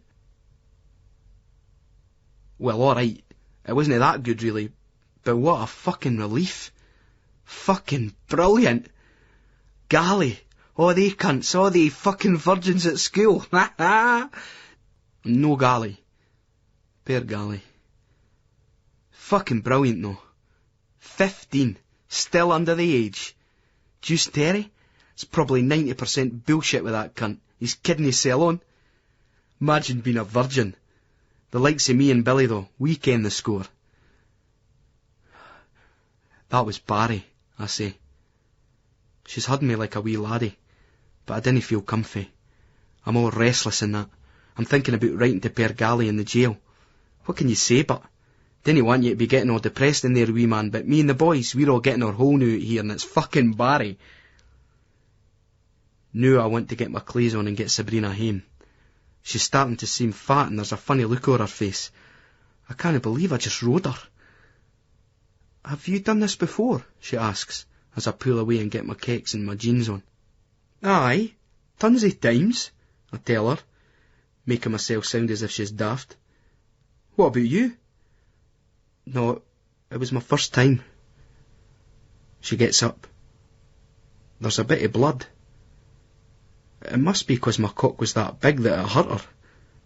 She looks at it. That's me no a virgin anymore, she says, all happy. I look at my cock. There's no blood on the flunky, or maybe a bit, but it's no red, it's like I've dipped it in some chip shop vinegar. Sabrina's getting her clothes on. You're a nice laddie, Carol. You were really nice to me. All the boys at the school and that, you ken they're only after just one thing, but you were really lovely. She comes over and hugs me. I'm feeling awkward and I didn't really ken what to say. Then she goes up to the lavvy to get cleaned up. I'm feeling sort of bad and good all at once, wishing that I was different and then glad that I'm no at the same time. You never, ever know how to be for the best. It would be great if shagging was like in films. No tension, silliness, awkwardness, or funny smells and sticky goo, and where every cunt behaved themselves and kent their own minds. But you've just got to get by the best you can, I suppose. Maybe it gets like that later. I've got the clothes back on. I'm looking at my face in the mirror above the fireplace. I look the same, but harder.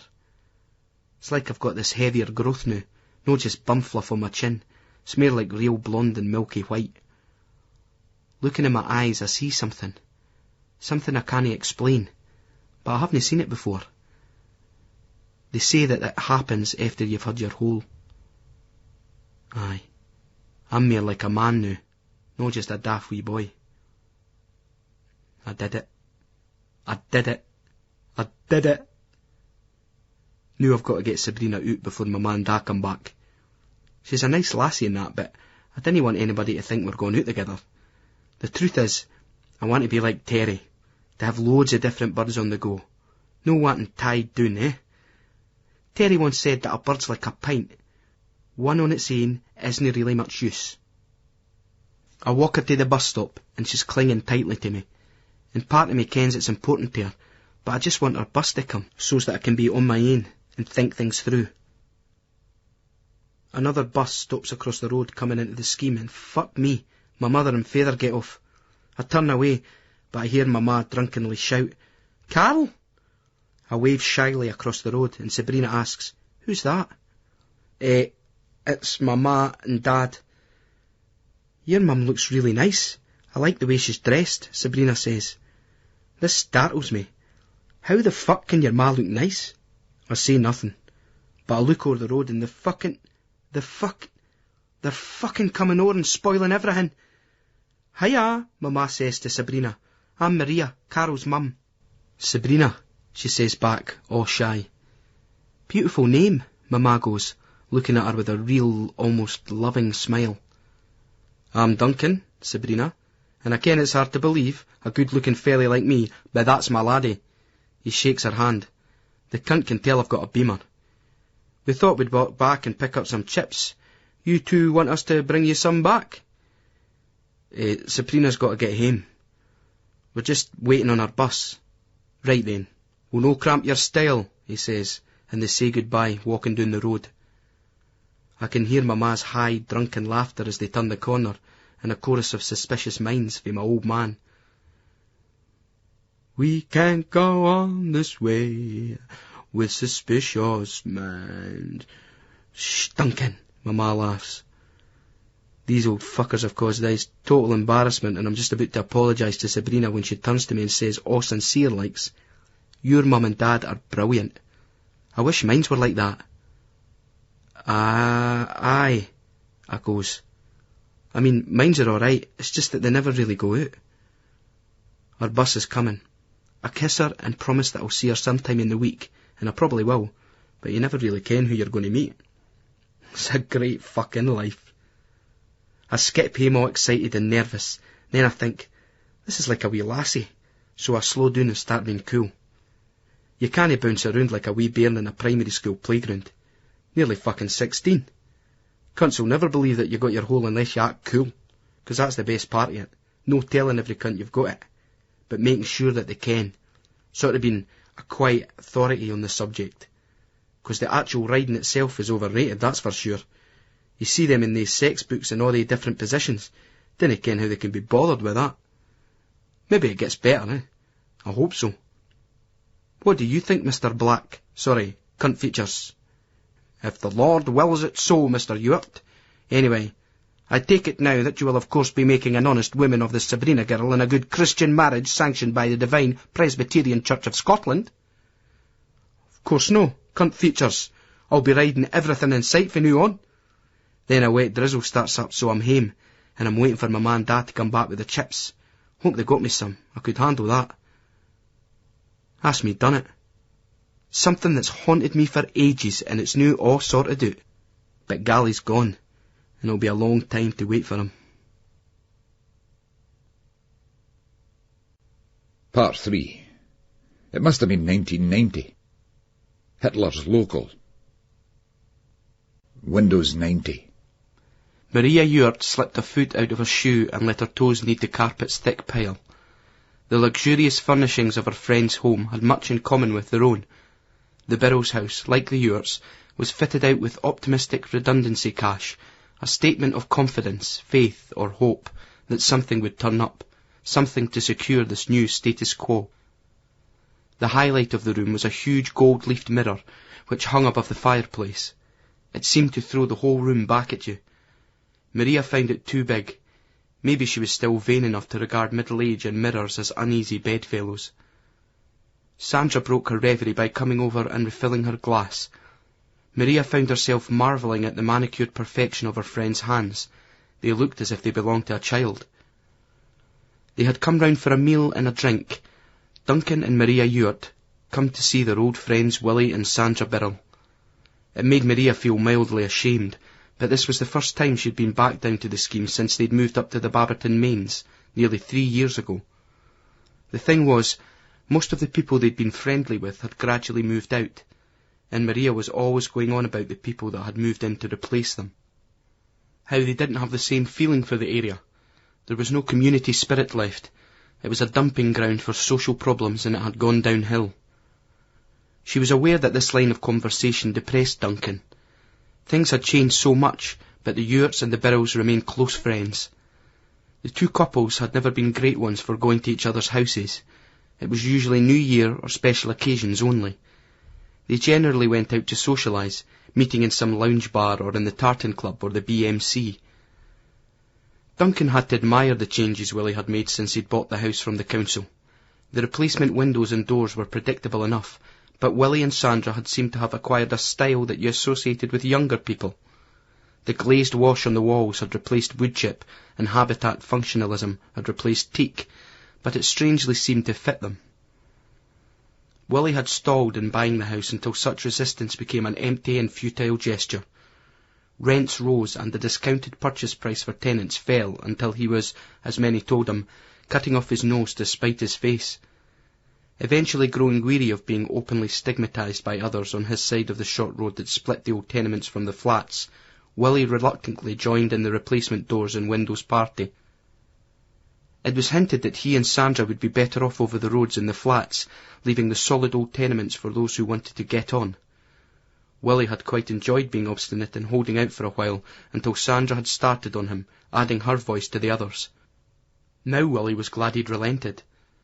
Since he'd taken the plunge and spent his redundancy money on the house and the windows, Sandra was sleeping again, without alcohol or pills. She was looking better. She'd put on weight, but fattish middle age suited her better than washed out and scraggy. Sandra still tended towards being highly strung, and Willie got the brunt of this. Billy was away from home long ago, though Robert was still there. Her boys. She'd always put them on a pedestal. Sometimes Willie had a heavy heart when he saw the difference with Duncan and Maria, the way they still looked at each other, how they were always the centre of each other's world. Carol was a much-loved guest at their party, but it was their party. Willie, on the other hand, knew that his sons had, on appearance, instantly displaced him in Sandra's affections. Now Willie Burrell often felt useless. Redundancy seemed to be a term which meant more than just the loss of a job. He'd learned to cook so that he'd have meals for Sandra when she came in from her part-time job as a home help. It wasn't enough, though. Willie had retreated more into his own world, and this was solidified by his second major purchase, a computer, and he was taking great delight in showing Duncan how it worked. Like Willie, Duncan was finding life hard without a job, struggling to pay off the mortgage on their small house in Babberton Mains. Had Duncan got a good, solid council house like Willie's and Sandra's, he would have stayed locally, bought it and done it up. The flats were useless, though. Nothing could be done with them. But it was tight. Carol helped out. He was doing well with his club and his DJing. Duncan didn't like it when the laddie gave him money. He had his own life, his own place in town. It had saved him from repossession on one occasion, though.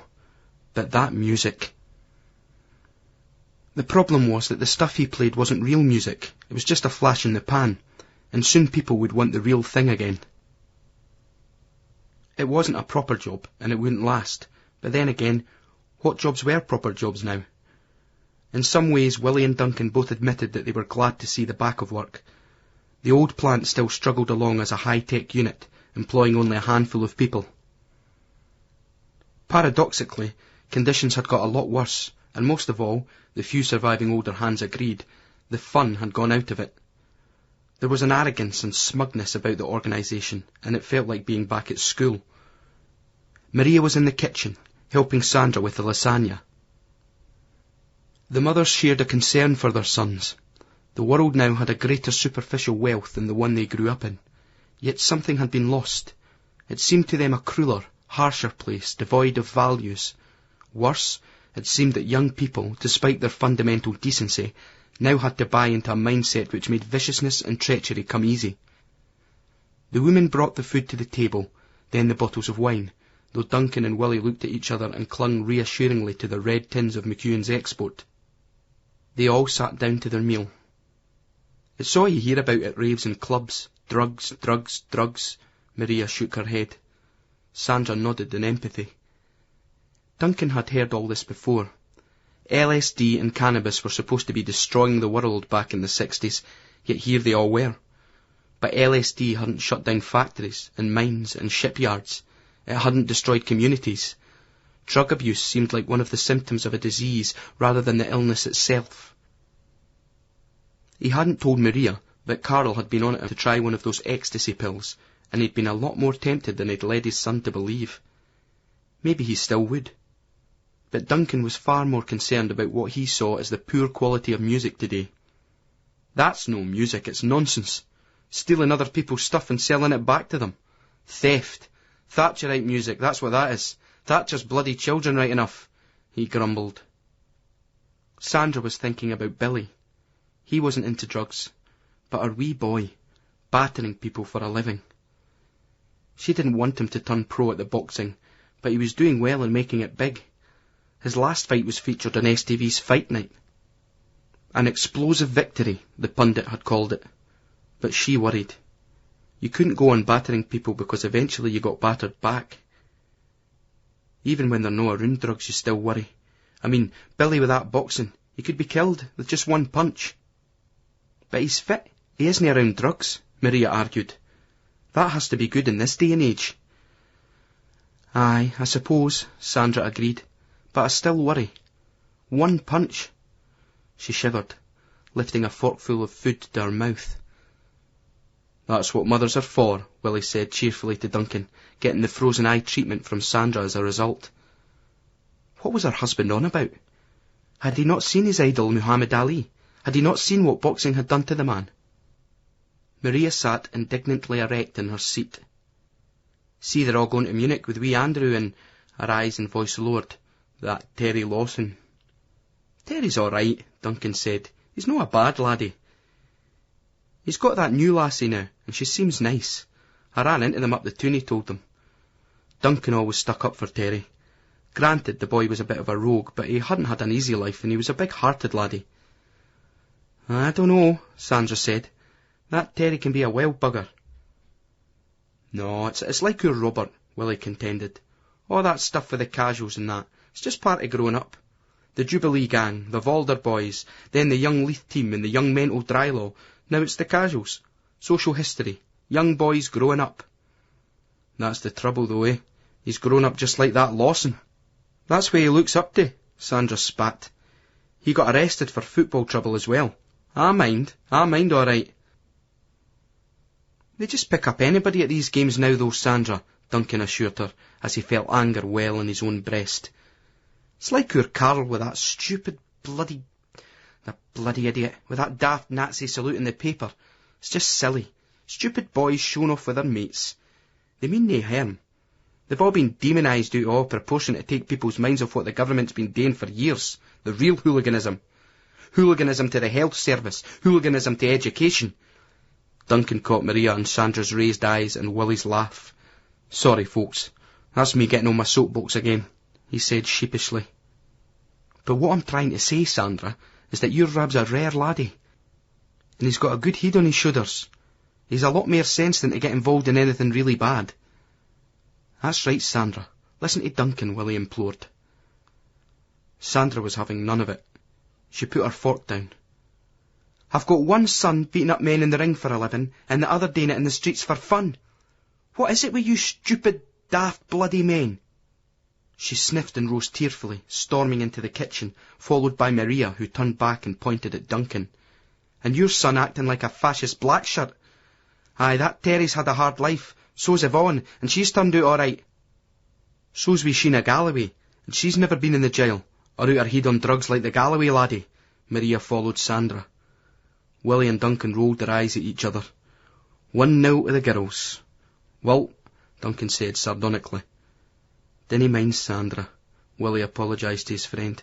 "She's always like this after one of Billy's fights. Dinna get me wrong, it does worry me, but he knows what he's doing. Aye, Maria's the same. She saw all this stuff about Carl in one of the music papers, talking nonsense about all the drugs he takes. He tell me that it's all rubbish. They just say it for publicity, because it's what the press want to hear. He used to come in some states before he got into all this raving fantasy tablet stuff. Now he looks really fit. I've seen him some mornings when he's been up half the night, no a trace of a hangover. If it's killing him, then it's making a bloody good job of it, that's all I can say. Duncan nodded and looked off into the distance.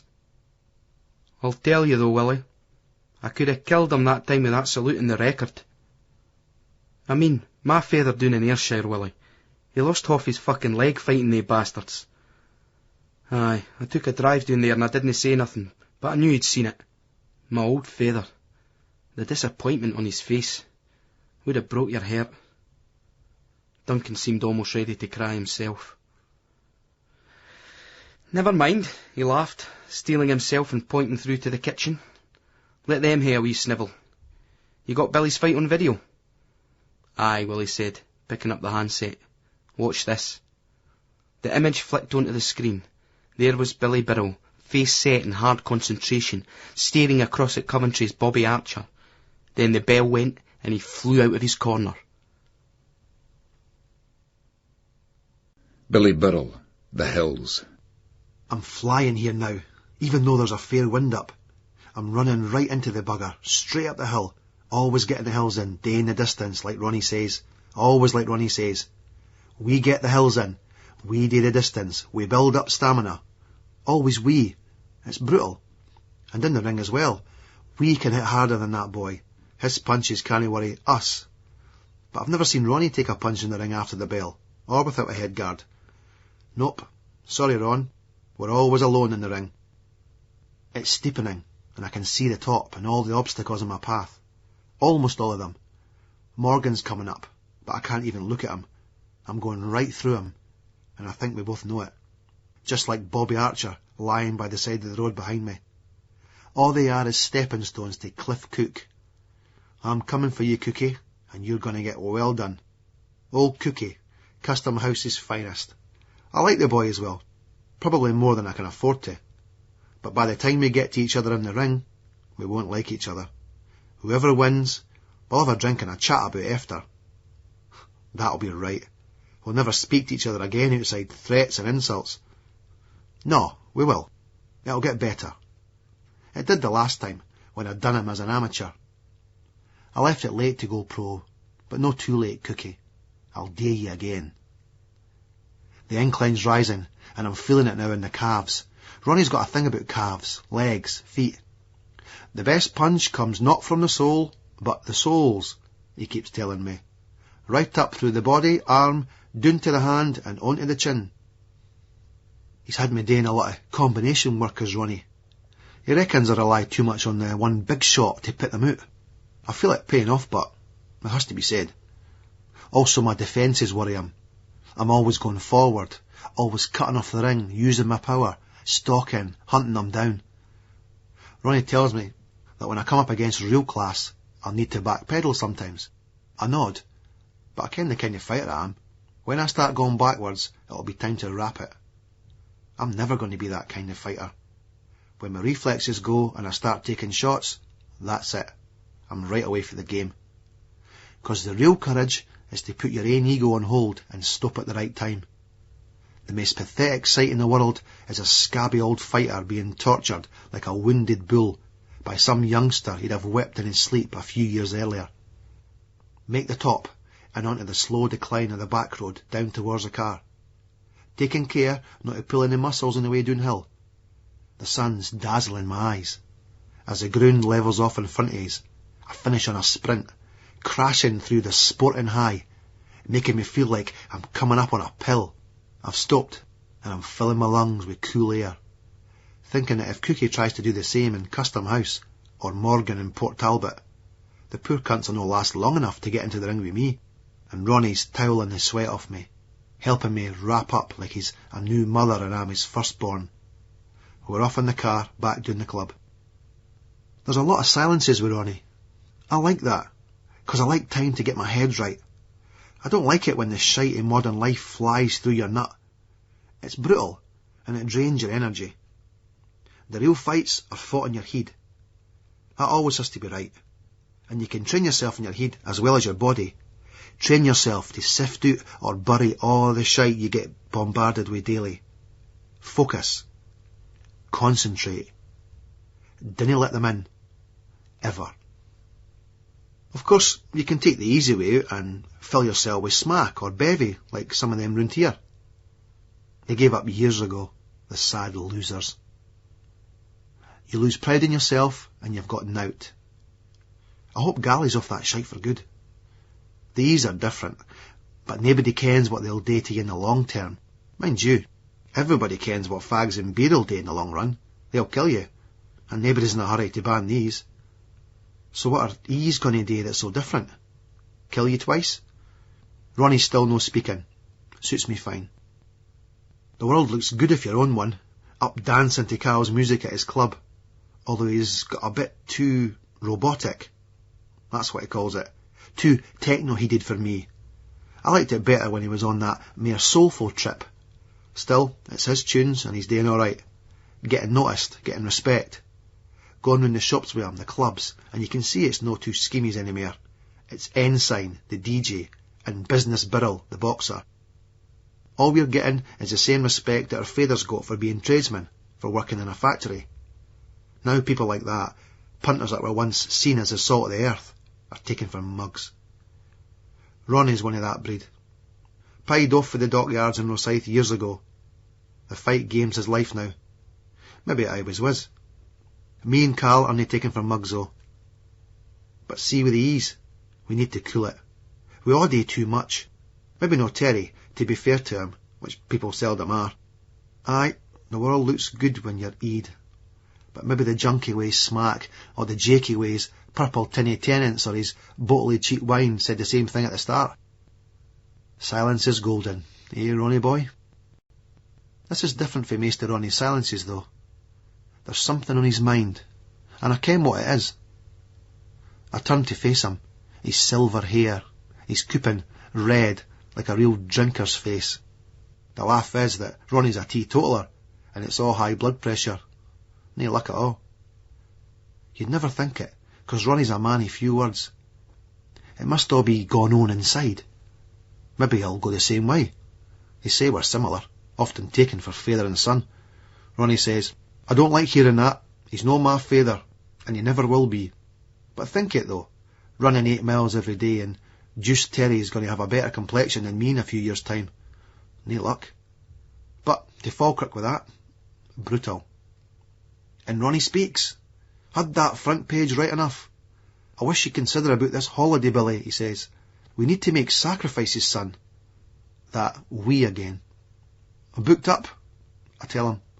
I mean, Ronnie continues, we need to maintain our condition. Morgan's nae mug. He's got stamina and he's got heart. Reminds me of that Bobby Archer boy. He was game. Bobby Archer from Coventry, my last fight. He was game, but I stopped him in 3 rounds. It's good to be game, but it helps if you can box a wee bit and all, and your jaw isn't like Edinburgh Crystal. As soon as that right hook connected, I turned away and was heading for my corner. Business finished. Booked up, eh? I repeat. We're only away for 2 weeks. Ronnie takes a sharp corner as the car wobbles across the cobblestones towards the gym. The gym's in an old Victorian building that looks like a shithouse on the outside. It can feel like a torture chamber on the inside when Ronnie pits you through your paces. He stops the car and makes nae move to get out. When I go to move, he grabs my wrist. We've got to maintain our condition, Billy. And I can't see how you can do that when you're away at a beer festival in Germany for 2 weeks, with the crowdy wasters you hang about with. This is nipping my head. I'll be fine, I explain to him once again. I'll keep the running going and hook up with a gym over there, I tell him. This shite is all we've talked about for the last week. What about that lassie of yours? What does she have to say about it? One thing about Ronnie, for a boy that says practically nowt, he really kens how to overstep the mark. What does Anthea say? The same as Ronnie. Very little. That's my business. I'll tell you what a bit. You're sounding like a wee lassie yourself.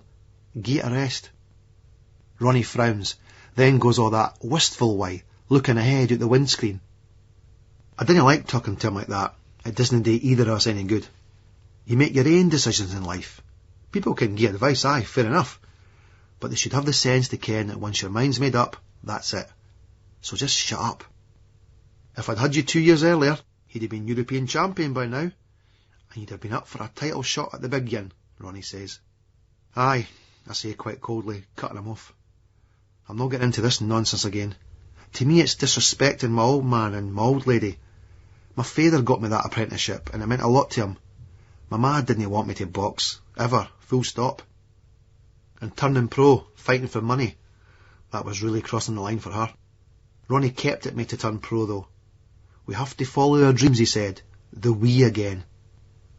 The thing that Ronnie'll never really get his head round is that it was my father, no him, that was the cause of me going professional. When he took us down to London, to QPR that Saturday night on the 8th of June 1985, Barry McGuigan versus Eusebio Pedrosa. We went with my Uncle Andy, who stays down there at Staines. I minded the traffic on that Uxbridge Road, us on the 207 bus, crawling along, worrying that we'd miss the fight. When we got there was 26,000 Irishmen trying to get in. Pedrosa was the guy I wanted to see, because he was the best. 19 successful title defences. I thought he was invincible. I liked McGuigan, thought he was a nice guy, but no way was he going to beat the man. McGuigan even had the white peace flag, because he wasn't into all that tricolour or red-handy Ulster crap. To me, though, it seemed like an act to surrender before he'd even flung a punch. Then this old boy came into the ring. Later on we found out it was McGuigan's father, and he started singing Danny Boy. The whole crowd joined in, all the Belfast Catholics and Protestants together. And I looked over at my father, and it was the first and only time I ever saw tears in his eyes. My Uncle Andy and all. What a Barry moment that was. Then the bell went, and I thought Pedrosa would just spoil the party right away. But an amazing thing happened. McGuigan flew at him and swarmed all over the boy. I thought he'd just punch his out, but by the second he found his range, and he was firing combinations all over the place. He kept waiting for the wee man to run out of steam, but he never did. He just drove remorselessly into the gauge, and he wasn't silly either. He was using the head as well as the heart, still throwing the combinations, but keeping the defences strong, pushing Pedrosa back.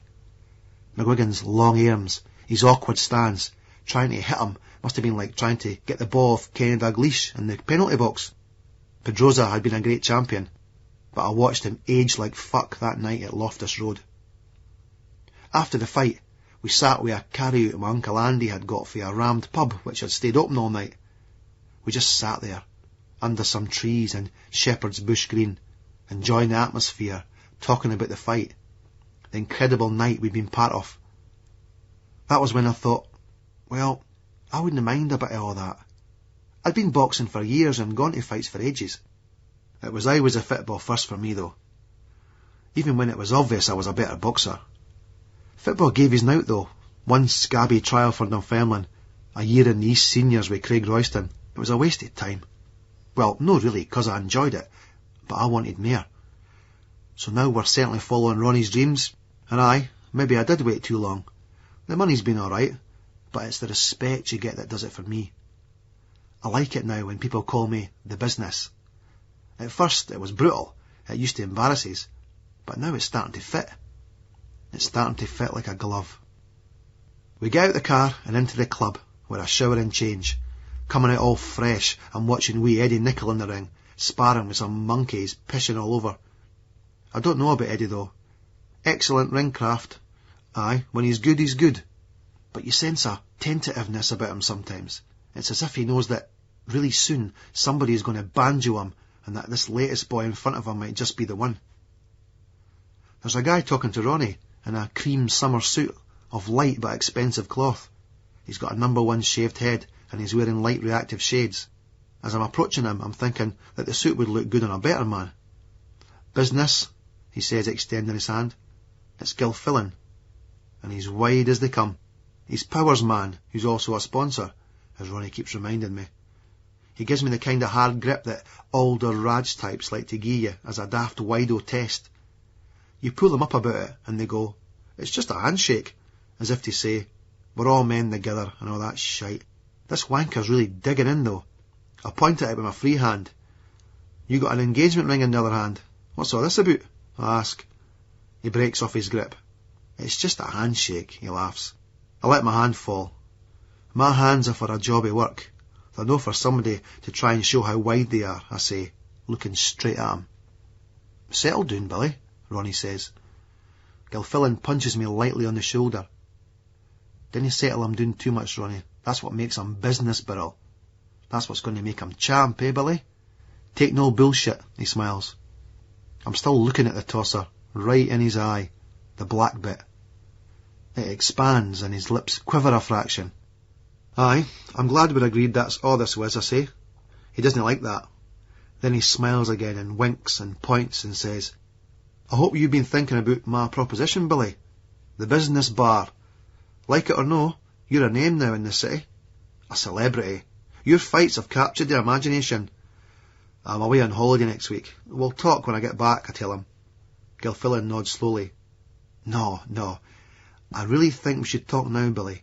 I've got somebody who wants to meet you. It's not going to take long. Remember, we're on the same side," he smiles. Then he turns to Ronnie. "Have a wee word there, eh, Ronnie?" he says. Ronnie nods, and Gilfillan starts moving away, over to where Eddie Nichol and the other boy are sparring. Whispering at us in a low hiss, Ronnie says, "You dinna want to piss him off, Billy. There's no need for it." I shrug at that. "Maybe there is. Maybe there isn't," I tell him. "He's a sponsor, Billy. He has been for a while. And he's as heavy as fuck. You dinna bite the hand that feeds you." "Maybe we need new sponsors." Ronnie's face creases up into worry lines. "This isn't easy for him, Billy. You've never been a stupid laddie. I never ever had to spell things out for you." I say now. I dinna ken what this is about, but I ken it's something I should ken about. Ronnie heads on for a bit. Then, as he sees Gilfillan looking at his watch, realises he's no got the time. "Wise up, Billy," he goes, pointing to his jaw. "You see that scar on your chin?" "Every fucking day in the mirror. Of course I see it." "Aye, what about it?" "You had some bother with some boy then. The headbanger that gied you that. Now he doesn't bother you any more. You never ask yourself why that is?" "'Cause I put him on his arse," I tell Ronnie. Ronnie smiles grimly and shakes his head. "You really think he's feared of you, and that like that?" Doyle. "No, you can put him down as often as you like. He'll keep coming, and he'll get lucky once." "You think that Doyle's feared of you?"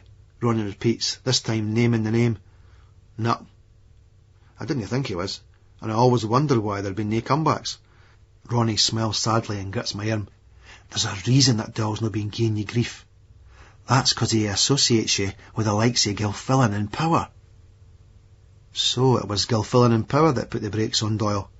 Makes sense. I thought it was Rav's mates and the Cashes, Lexo and that. But they ken the likes of Doyle, and Lexo's even a blood relative of Marty Gentleman's, so they wouldn't necessarily take our part. All the man's asking, Billy, is an hour of your time to discuss something that could make you some money. Something legitimate. It's no unreasonable, is it? Ronnie nearly pleads. This club's a labour of love for Ronnie. Now places like this need sponsors to keep it going. Business sponsors. "All right," I say, nodding over to Gilfillan. What I ken about the likes of Gilfillan in power is that they're just mere established versions of Doyle. Wide cunts, and you never hit the widos in the ring. The ones in the ropes are just the ones you can hit, and get away with it, to make up for the frustration at no being able to batter the ones you want to hit. Gilfillan comes over. "Right, Billy, we'll no take up too much of your time. I just want to show you something and for you to meet some people. I'll see you up in George Street in about 15 minutes. Number 105, OK? Right. See you next Tuesday then, Ronnie," Gilfillan says, turning and leaving. Ronnie waves him away, all palsy-walsy. It isn't Ronnie, and it's embarrassing watching him crawling up this wanker's hole. I think he kens that I'm no chuffed. I go to phone the flat to see if Anthea's back for her assignment in London. Her first real assignment. A pop video. It beats going round bars, handing out free nips and promo t-shirts, getting chatted up, pawed and leered at by drunks. The glamour of modelling. No answer. Stalling for a bit. I listened to her voice on the answer machine. Neither Anthea nor Billy are available at the moment. Please leave a message after the beep and one of us will return your call. I tell the machine I'll see her later. I'm away out to see Mama. It's funny, but I always think of Mama's house as home, that place that I share with Anthea in that Lothian house complex with a nice swimming pool. It's like her. It's nice, easy to look at, but it doesn't feel permanent. I leave Ronnie and walk outside. I hear this rumble and the black skies open, and I have to sprint to the car to avoid being soaked. I look at my scar in the car mirror, right at the front of my chin. Almost a cleft. If it had been half an inch to the right, I'd have been Kirk Douglas. I'd no that long been pro at the time, and I was training for a fight. I'd finished up down the club, working late with Ronnie. The thing was, that I was on my way home. It was only when I saw Terry at the West End, coming out for the Slutland, as they call the Rutland, that I decided to get off the bus. There was a funny atmosphere in the town that Saturday night. Then I realised why. Aberdeen were at Hibs, and they were the two biggest casual mobs in the country. They would be looking for each other. Probably not all at once, but in smaller groups to outwit the police. I sprinted and shouted after Terry. He was gone up to meet my brother Rab and wee Gally in a pub in Lothian Road. Both Rab and Gally fancied themselves as cagies. Rab got into it through his mates, but he loved the claves, the labels and all that. Gally was just a wee nutter.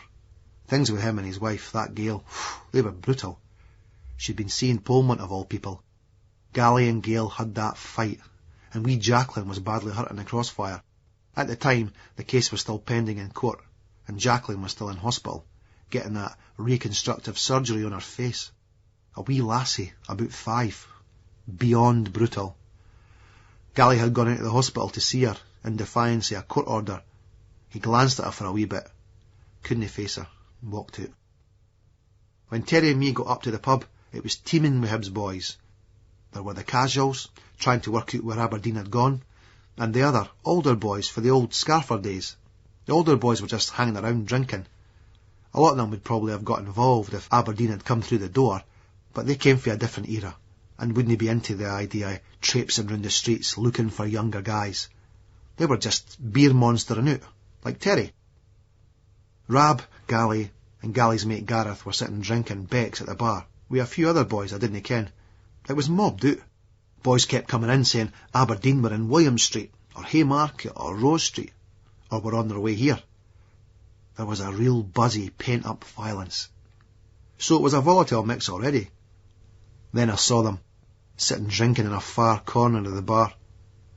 Dozo Doyle, Marty Gentleman, Stevie Doyle, Rab Finnegan, and a couple of older cunts.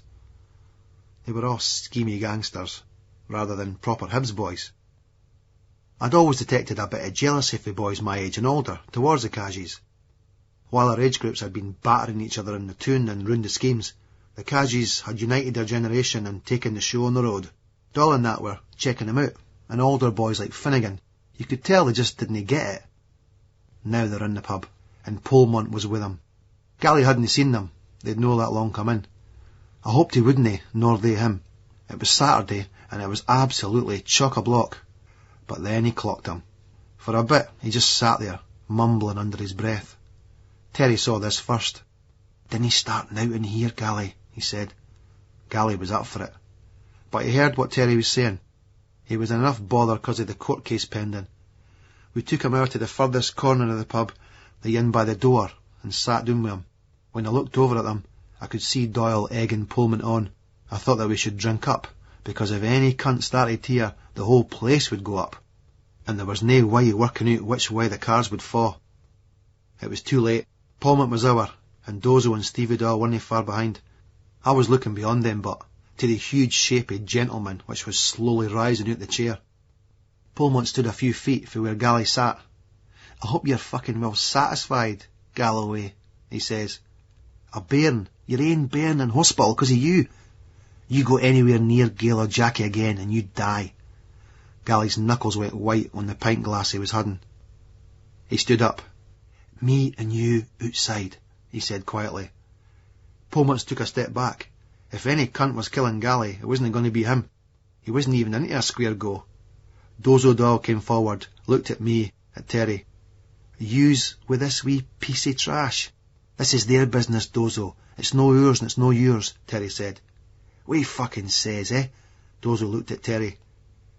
I was up on my feet. Me, I says. Now get, and I thumbed towards the door. Dozo didn't mess about.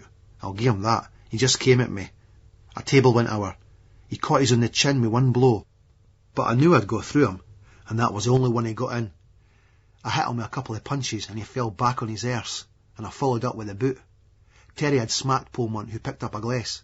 One of Rab's mates, a boy called Johnny Watson, battered Pullman over the head with a bottle of Beck's. Gentleman came over, and I caught him with a good left, and he staggered back. Lexo and Rab got between me and him, and Dempsey came over and battered Finnegan. There was loads of shouting and threatening. I was later to find out that Dempsey for the Kajis and Finnegan, Doyle's sidekick for Sight Hill, had a long-standing feud, and Demp saw an opportunity which was just too good to pass up. It was nearly so brutal that night. The place was a mad mix of boys, a lot of whom were all pumped up and just wanted the release of it kicking off. Then there was the cooler heads. We saw it as a civil war and wanted to calm things down. What got me was the discipline of the top boys. They'd had their meet with Aberdeen on the case for weeks, and they didn't want it ruined by what they saw as a few schemers having a fight over some daft bird and drawing Polish heat their way. I was glad Big Lexo stopped Gentlemen coming ahead. Those hands were like shovels. There was a bit of shouting and jostling. Then a boy came in and said that Aberdeen were definitely in William Street, and everybody left the pub, heading off in small groups. As they departed, Dempsey staged another assault on the still groggy Finnegan, only to be restrained by a Kaji guy with white hair and Stevie Doyle. We headed down the road sharpish. It was only then that I realised I was covered in blood. That'll need stitches, Terry said. Sorry, Billy, Gally went timidly, looking like a wee laddie apologising to his father for pissing the bed. I minded wee Stevie Doyle shouting death threats down Lothian Road after us, and we jumped a taxi up to accident and emergency. I didn't realise at the time that Doyle hadn't punched me. He'd hit me with a flensing knife. It was strange, but I'd just seen his hand. Every other cunt told me, no, it was a flenser. It needed 8 stitches. Just as well it was the only blow he'd got in. Because of the wound being right on the chin, my fight with the Liverpool boy, Kenny Parnell, was postponed. It must have cost Power and Gilfillan money, so they probably put the bite on Doyle then. I didn't think I've even seen him since. George Street's brutal for parking. It's a bit of a walk to number 105. At first I think Gilfillan's taking the piss, because the building's a bank and it's shut, completely empty, like it's going to be renovated. I pushes the door and sees Gilfillan talking to this security guy. Didn't ken what they want security in a place like this for. There's a big fat guy sitting at a desk and chair. I recognise him for the ringside, David Alexander Power, or Tyrone as he gets called. He's huge, with this black hair that sticks up like a brush. What about this then, Billy, he says, looking round the barren space. Nice, eh? If you like banks, aye. Power gets up and goes over to this kettle. He asks if I want a coffee. I nod, and he starts making it. He's different to what I thought he'd be like. After Gilfillan, I thought he'd be all that serious, flash, gangster way. This big cunt, though, he's all relaxed, but cheerful and enthusiastic, like your favourite uncle who's gone into business. Tell you what, Billy, 10 years from now, this street'll be unrecognisable. All that building work at the West End, reaching right up to what we used to ken as Toll Cross. You ken what that's going to be? Offices, I bet. Power smiles, hands me a coffee in a Hibernian mug. Right, but more than that. It's going to be Edinburgh's new financial centre. So what happens here to all these fine old buildings? I say out.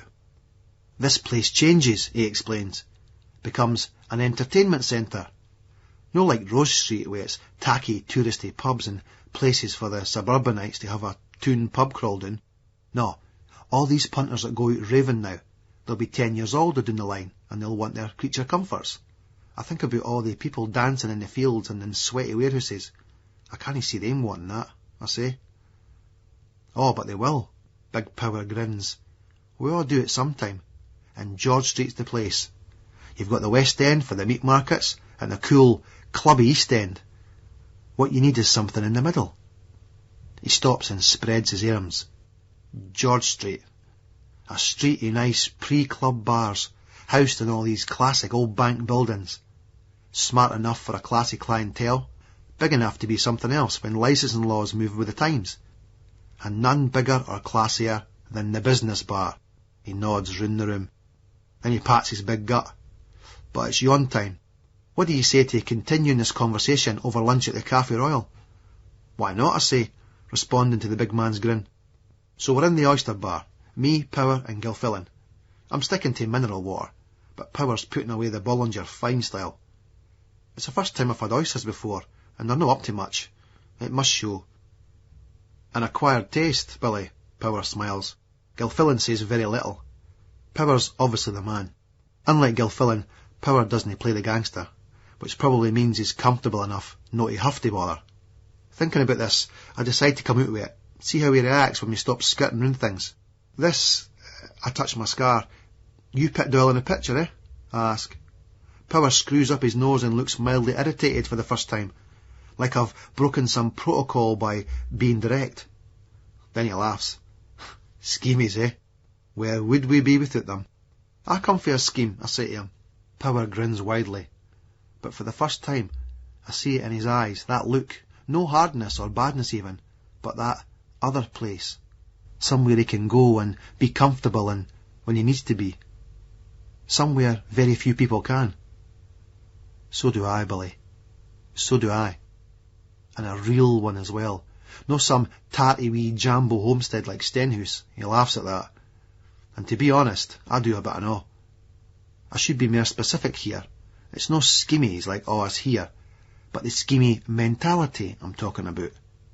Take Doyle. I knew his old man well. Same thing. They would be dangerous if they had ambitions beyond the scheme. But that's all they can. That's where they feel safe. Doyle's content to rule the roost, buy his own council house, have a few gyro and rent check fiddles, a bit of loan sharking, some powders and pills, fine. Leave him to it. It's when these cunts get ambitious you have to worry. I smile at that. Power is a shrewd cunt. That's the Doyles to a T. Then what do you do? If they're idiots, you get them telt. If they're no, you bring them into the fold. You're always stronger if you've got strong people around you. He looks briefly at Gilfillan. But strong doesn't mean muscle. That can always be bought. It's up here. He taps his head. That's where it counts. It's my head that's spinning when I say my goodbyes and get back out and head down the road to the car. I thought I'd hate Power. I'd marked him down as a wanker like Gilfillan. But no. I found that I liked him. Respected him, even admired him. And it's brutal though. But because of that, for the first time in a long time, I really feel scared.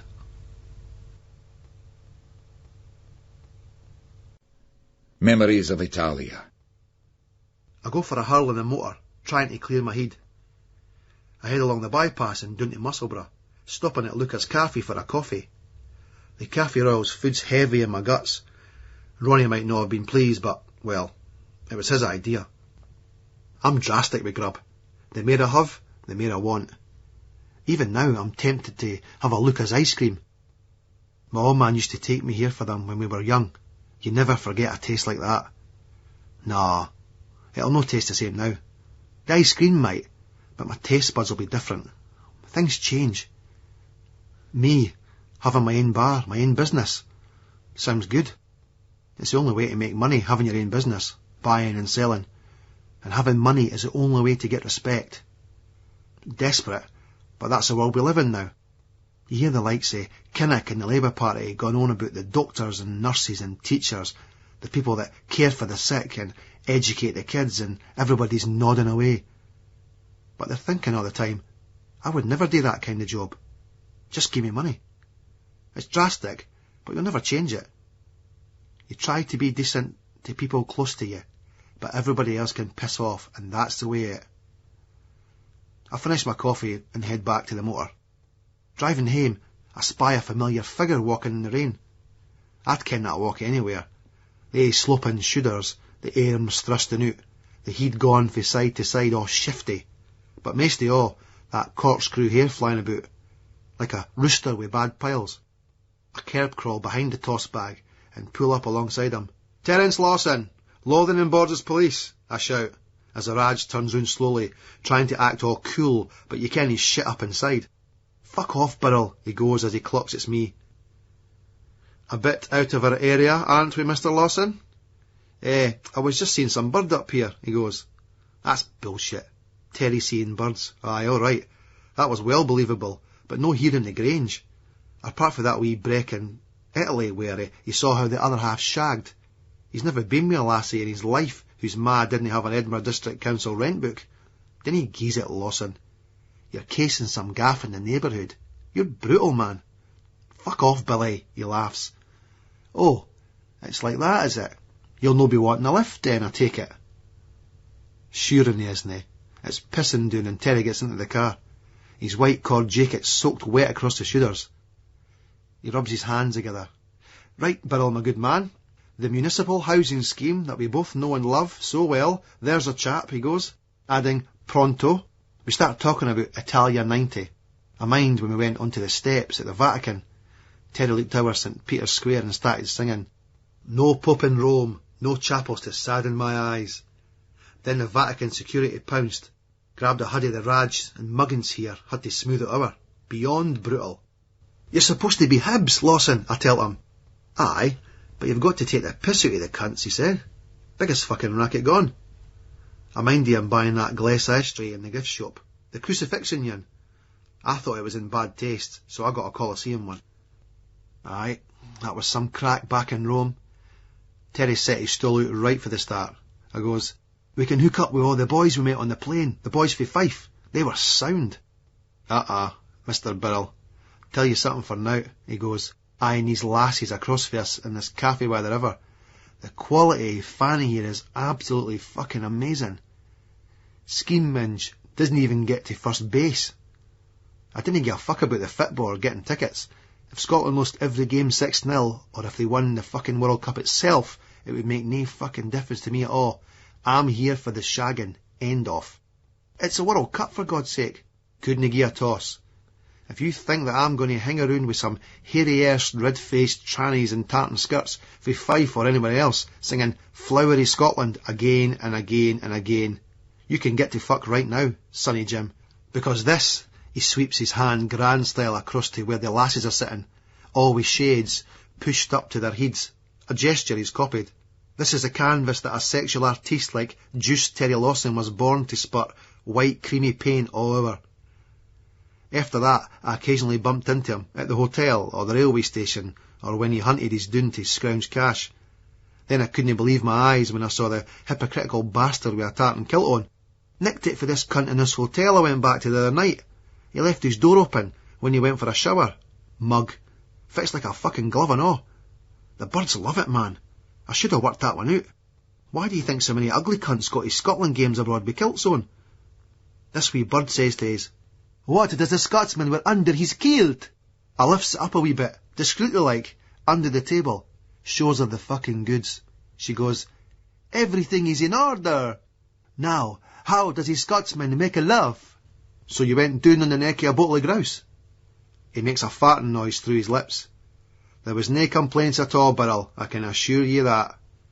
Aye, he did all right for himself out there, I'll give him that.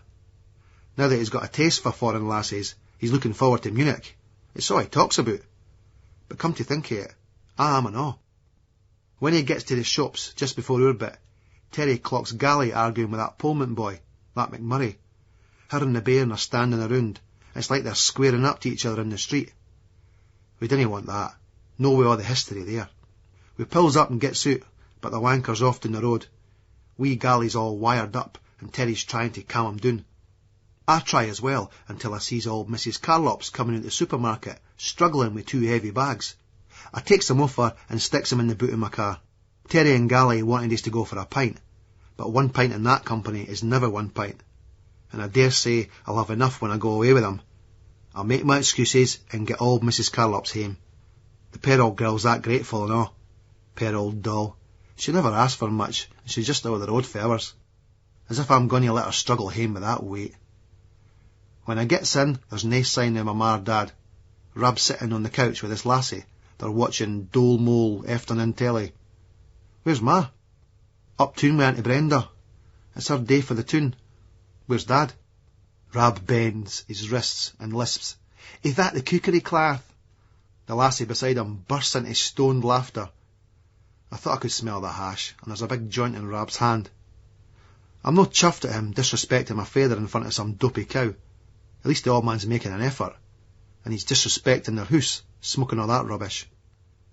It's not for me to say now, but "What you been up to?" I asks. "Usual," he goes. "Been training?" "When's Dad due back?" "Fuck knows," he says. It gets his wondering as to whether he's shagging this bird or just hanging about with her. It's funny, but the way that they're easy in each other's company, the way they just laugh, it makes us think about Anthea and me, our life, our business relationship. It's daft, but you can't start being jealous of a couple of dole moles who probably aren't even legging each other. Right now, I feel like the old boy must feel odd, surplus to requirements, and I almost wish I'd gone for a beer with the boys. No. Focus. Concentration. Me and Rab were flying in different directions. The key goes in the door, and it's my old man.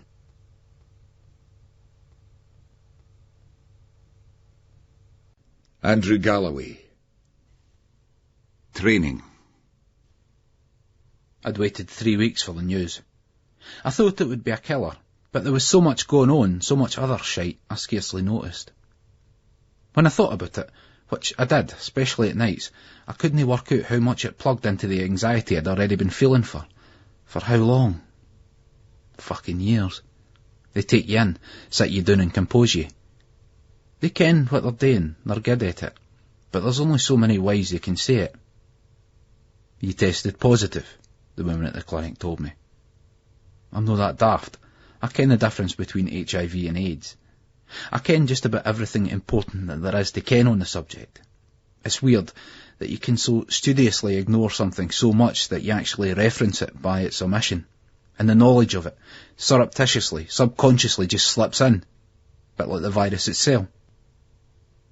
Nevertheless, I hear myself say, "So that's it, I've got AIDS then."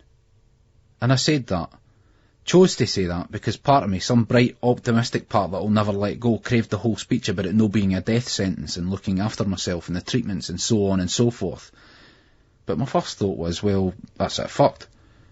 And it was a strange relief, because I'd felt it has been fucked for some time. It was just like I'd found out was how. The rest of the time in the clinic was all just white noise in my head, so I went home and sat in the armchair. I started laughing my head off until I got deranged, caught in my throat and turned into racking sobs. Tried to think of all the who's, how's, what's, where's and why's. Couldn't come up with anything. Thought about how I felt. Wondered how long it would be. Best I held on. Sat numb for a bit, thought about unfinished business. Aye, best I held on, till I can sort it all out likes. I stopped kidding on that I could do anything useful. I got out the bottle of grouse and poured myself a drink. It burned all hot and sour all the way down. Second one was better, but the fear didn't leave us. My skin was clammy, my lungs felt shallow. I kept trying to tell myself that this was just one mere day, and the night would be just one mere night in a long dark dance of them, which stretched right out into the unknown, far further than your eye could see. My life would go on, I told myself, maybe for a long time. Far from being a comforting thought, the terror of it nearly crushed what little there was left in me. It might go on, but it wouldn't get better. Didn't realise what an anchor hope is until you ken that it's really gone. You're gutted, disemboweled, and it's like you just aren't of this world anymore. It's as if there's no mass to keep you weighted down to this earth. And the disintegration of reality, your vision becomes a diffuse scan, followed by a desperate focus on the extreme and the mundane. You'll grasp at anything, no matter how daft. That seems to provide the answer, trying so hard to find significance in it. The wall in front of us seemed to hold the secret to my future. The samurai sword, the crossbow, up there on the wall, just staring at us. The future, staring at us right in the face. Take care of it. Take care of all that unfinished business. I took the big samurai sword off the wall. Taking it for the scabbard, I watched it gleam in the light. Blade was blunt though. It couldn't cut butter. Terry got it for us. He robbed it from somewhere. How easy, though, to sharpen the blade. The crossbow wasn't so ornamental. I pick it up, feeling the weight of it. Stuck in the 2-inch bolt, took aim and blasted the red in the centre of the target by the opposite wall. Sat down again, thought about my life, tried to think about my father, the fleeting visits over the years. When's Dad coming back? I'd ask my ma, all eager. Soon, she'd say, or at other times she'd just shrug as if to say, how the fuck should I ken? The gaps between his appearances got longer, until he just became this unwelcome stranger whose presence would fuck up your routine. I mind though, one fireworks day when we were kids, he took me, Billy, Rab and Sheena to the park, us wrapped up against the November cold. The rockets he'd bought, he just stuck them in the frozen ground by the sticks. You were supposed to put them in a bottle, but we thought that he knew what he was doing, so we said no. Me and Billy were only 7, and we knew. How the fuck did he no ken that? Rockets were supposed to soar to the skies, then explode, but we watched his uns burn out and blow up without leaving a cold hard grun. He knew none, 'cause I was inside. When I was growing up, the worst thing my ma could say to me was that I was as bad as my father. I told myself I'd never, ever be like him. Then I was inside and all. 2 stretches in the nick. One in innocence, the other one in guilt. Dunno which one fucked us up the most. The crime of stupidity is the greatest fucking crime of them all. Now I'm in this council flat, back in the scheme, a sublet for a mate called Colin Bishop who's working in Spain. It's funny, but people say, aye, you've ended up back here. But I will end up here. The rain's been thrashing down the day, but I see now it's rained itself out. There's a rainbow in the road. In my nut, I'm up and down like a yo-yo. Now I'm thinking about how many people get the chance to settle old scores before they go. No many. Most people are going to go in a long time, so they've got too much to lose. Either that or they're too feeble to act by the time they ken it's over. Thinking this way makes me feel strong. So I felt like the world had dealt me its worst possible hand and that, fuck it, I was still here. When I walked out into the sunshine to clear my head, bizarrely so euphoric, I genuinely thought that nothing would ever make me sad again. But I was wrong, of course. I was proved wrong after about 5 minutes. 5 minutes. The distance between here and the shops. When I saw her with the bairn, coming out of the newsagents, my heart battered in the centre of my chest, and I very near crossed the road, but they were on their own. He wasn't about. I just wasn't up for meeting him. No the now. When I did, it would be when I was ready. But no the now. I glanced about, certain that he wasn't around. Thing is, I was feeling alright. I'd done what I'd had to do with the cunts at the centre, and I was trying to put it all to the back of my mind, trying to look ahead, to think about the Munich Beer Fest and the pills I'd have to sell to get there. The flights had all been booked, so I just needed a commo and spends money. It was a rare day and all. It'd been stoating down a while ago, but now it was blazing and everybody was out. It was coming up for tea time, and people were streaming off the buses for town. I was walking along, looking at the graffiti-covered wall, trying to find our all efforts. There they were, slowly but surely fading away. Galley, Biro, HFC rule. It must be our 10 years old. Biro. That was Billy's old nickname, which was never used now. I should have got a berrien more obscure. My ma sussed out it was me and barred us. Our cunt Terry used to come for us ages ago and say to my ma, "Hi, Mrs. Galloway, is Andrew in?" Now we're going away together. Me, Terry, Carol and Billy. Maybe for the last time. They're good boys, but especially Burrow, a capital gadget, backed us up that time with Doyle. All the way. He had a lot going on as well. The fight got put back. The evening news got huddy at all, painted him as a mindless thug, dragged up his old conviction he had for a few years back for setting that warehouse on fire. He handled it all well though, Billy did. Pulverised the boy for Liverpool when the fight was rescheduled. They were all right back up his arse after that. I thought about back then, and I felt a bit low again. Then I thought, come on, stroll on, Galloway, behave yourself. Aye, when I went out I was feeling fine. Then I saw them. I saw them, and I felt like I'd just been punched hard in the guts. When was the first time? Years ago. She was with Terry. I thought she was a nice lassie and all. She could fair turn it on when she wanted to. It was different the second time. All I wanted was a shag and a goat one. I felt bad about that until she told me she was up the stick. I couldn't believe it. Then wee Jacqueline, born a few weeks after Lucy, Terry's wife, had Jason. I wanted everything when I came out the nick, especially a bird. So I got my whole. The price was a wedding ring and the responsibility of a wife and bairn. It was far too much, even if me and her had been better suited. I couldn't wait to get out the house, away from her and her pals like Katrina Doyle's sister. They would sit round the house and smoke all day. I wanted away from them, away from their bairns, their screaming, greeting bairns. I wanted action anywhere I could find it. I was too old to be a cassie, really. Most of the boys were a good 5 years younger than me. But I'd missed time, and I'd always looked younger than I was. I got into that for a couple of seasons. Then I started going to the clubs with Carol. Away from them, Gail and that crowd, but also I suppose away from Jacqueline. So a lot of it was down to me, 'cause I wasn't around a lot. But he was. Him. Then she was seeing that cunt. Him. When I challenged her, she just laughed in my face. Told me what he was like in bed. Better than me. Much better than me, she said. A real animal, she told us. Could hump all night. Cock like a pile driver. I thought about him. And I couldn't believe it. She must have been talking about somebody else. It couldn't be McMurray. No Pullman. No that fucking nervous, drippy cunt, that shining puppet of Doyle's. She went on. And on. And I wanted her to shut up. Tell her to shut up. To shut her fucking dirty slut mouth. And I'd tell her so many times. And she'd fucking well do is just open it wider and wider. I couldn't take it. Grabbed her by the hair. She battered me. We fought. I had her hair. And God fucking help me, I was going to gear it.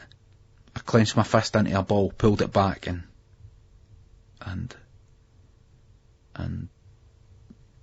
my daughter was behind me. She'd got up out of her bed to hear what the row was all about. My elbow went into her face, crushed the side of her face, her fragile wee bones. I never meant to hurt, no to hurt wee Jacqueline. But the court never saw it that way. I was back in jail and sotting, a proper nick, nae YO stuff this time round. Back inside with time to think, time to hate. The one I hated most though, wasn't her, or even him. It was me. Me. The stupid, weak mug. Oh, I battered that cunt all right. Battered him with everything. Alcohol, pills, smack. Punched walls until the bones in my hands broke and they swelled up to the size of baseball gloves. Burnt filthy, red-brown holes into my arms with cigarettes. I sorted that cunt out all right. I pished all the other bastard. And I did it so quietly, so sneakily, that no Minnie saw past the cheeky wasted smile. The other cunts I kept away from. Restraining order. Kept away from them until now. Now that cow's right here, just a few steps away. It wasn't so much seeing her. It was seeing wee Jacqueline, the state of the bairn. Just seeing the wee lassie like that. She was wearing glasses. It just made us so sad. Glasses on a wee girl that age. I thought about the school, the teasing, the cruel cunts we could be when we were wee, about how I couldn't do anything to protect her fate. Thought how that simple, fucking stupid, cosmetic, totally valueless thing like a pair of fucking glasses could change the way people saw her, change the way she grew up. Her ma's sighed. That cow was as blind as a fucking bat. Could see a cock a mile away, but she never had any problems there. I always used to talk about getting contact lenses when we were together. She never wore her glasses outside. I used to hold on to her when we went out like it was a fucking guide dog. She was the fucking dog butt. In the house it was different. Her sitting around like that fucking fat lassie and on the buses. She seems to be able to see now, so she's probably invested in a set. That's why the wee one's wearing obviously hand-me-down clays. That typifies a vain cow's priorities. Now she's got Jacqueline's glasses off, and she's polishing them with a hanky, standing there in her shabby jacket, polishing ma bairn's cheap glasses. And I was thinking, why can you not get a proper cloth? Why can't I do that for the wee one? No fucking access. And although I should have walked away, I'm straight out of the road towards him.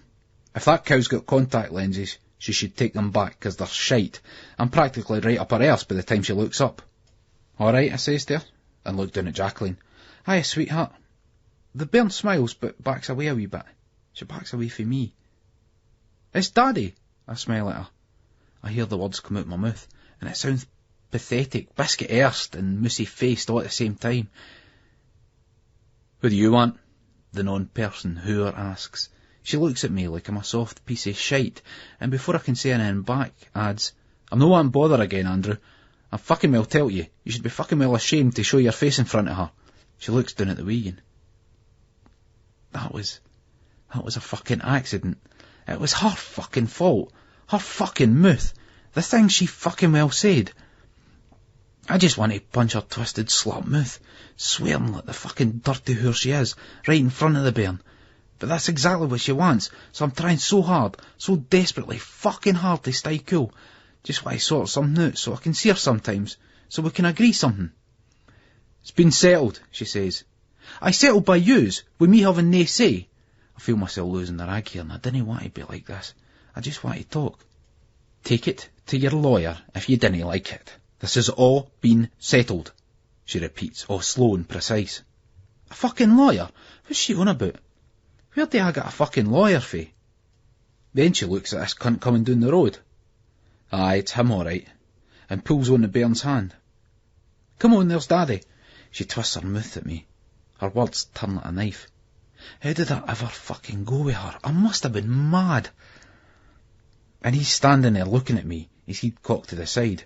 Still with that funny build, no skinny but flat, like he's been run over by a steamroller. Looks wide for the front, but now for the side, like you could slide him under a door. Daddy, the bairn says, and runs over to him. He hugs her, then pushes her over to the hooer the pair wee angels been brought up to call her ma.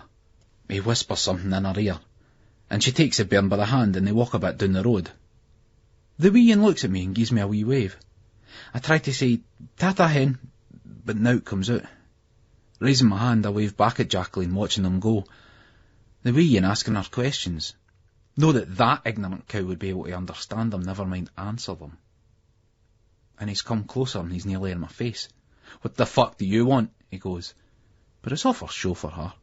'Cause he's fucking rattled, you can see the fear in his eyes. Now I'm enjoying it to fuck.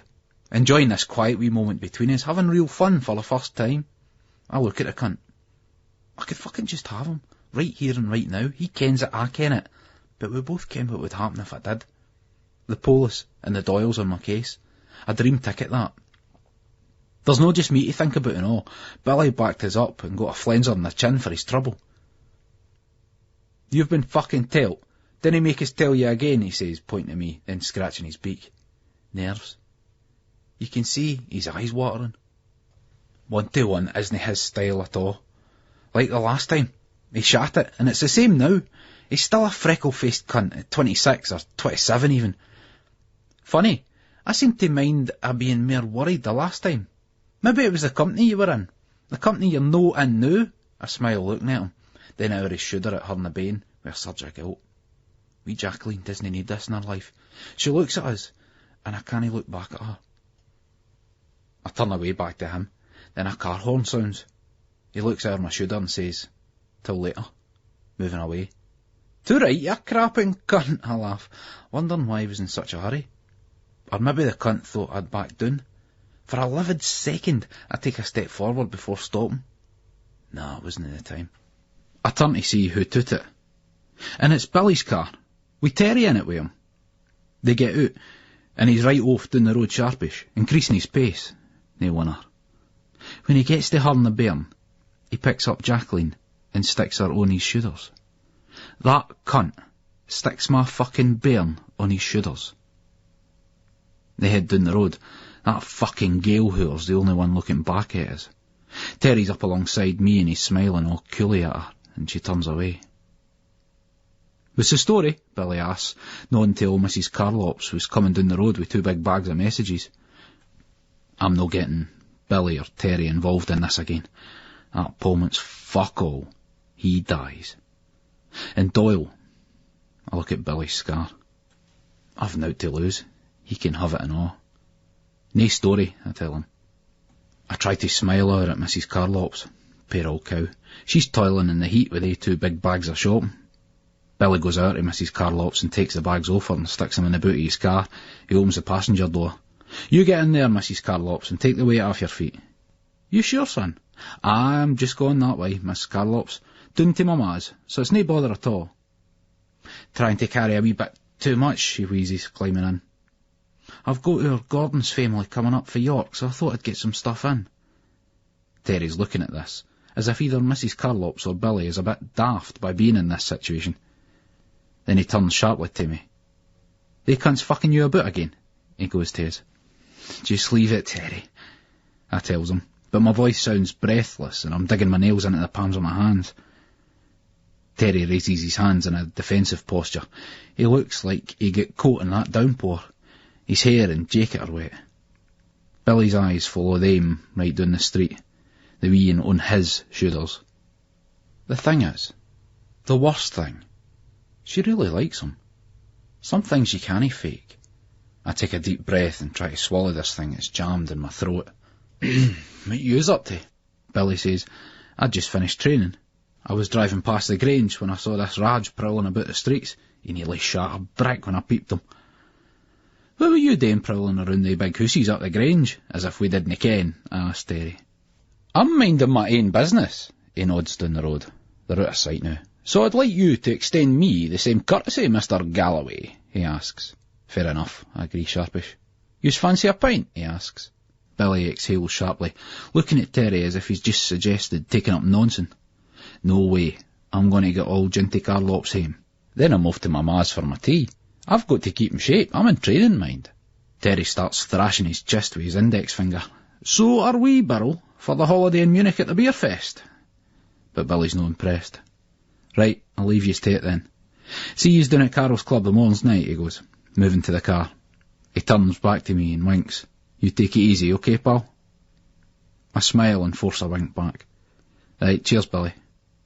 Burrell hops off into the motor, leaving me and Terry. Burrell's a fast worker. He kens how to poo, all right. Terry laughs as Billy and old Mrs. Carlop's head off. Wheat sheaf, he says. Aye, all right.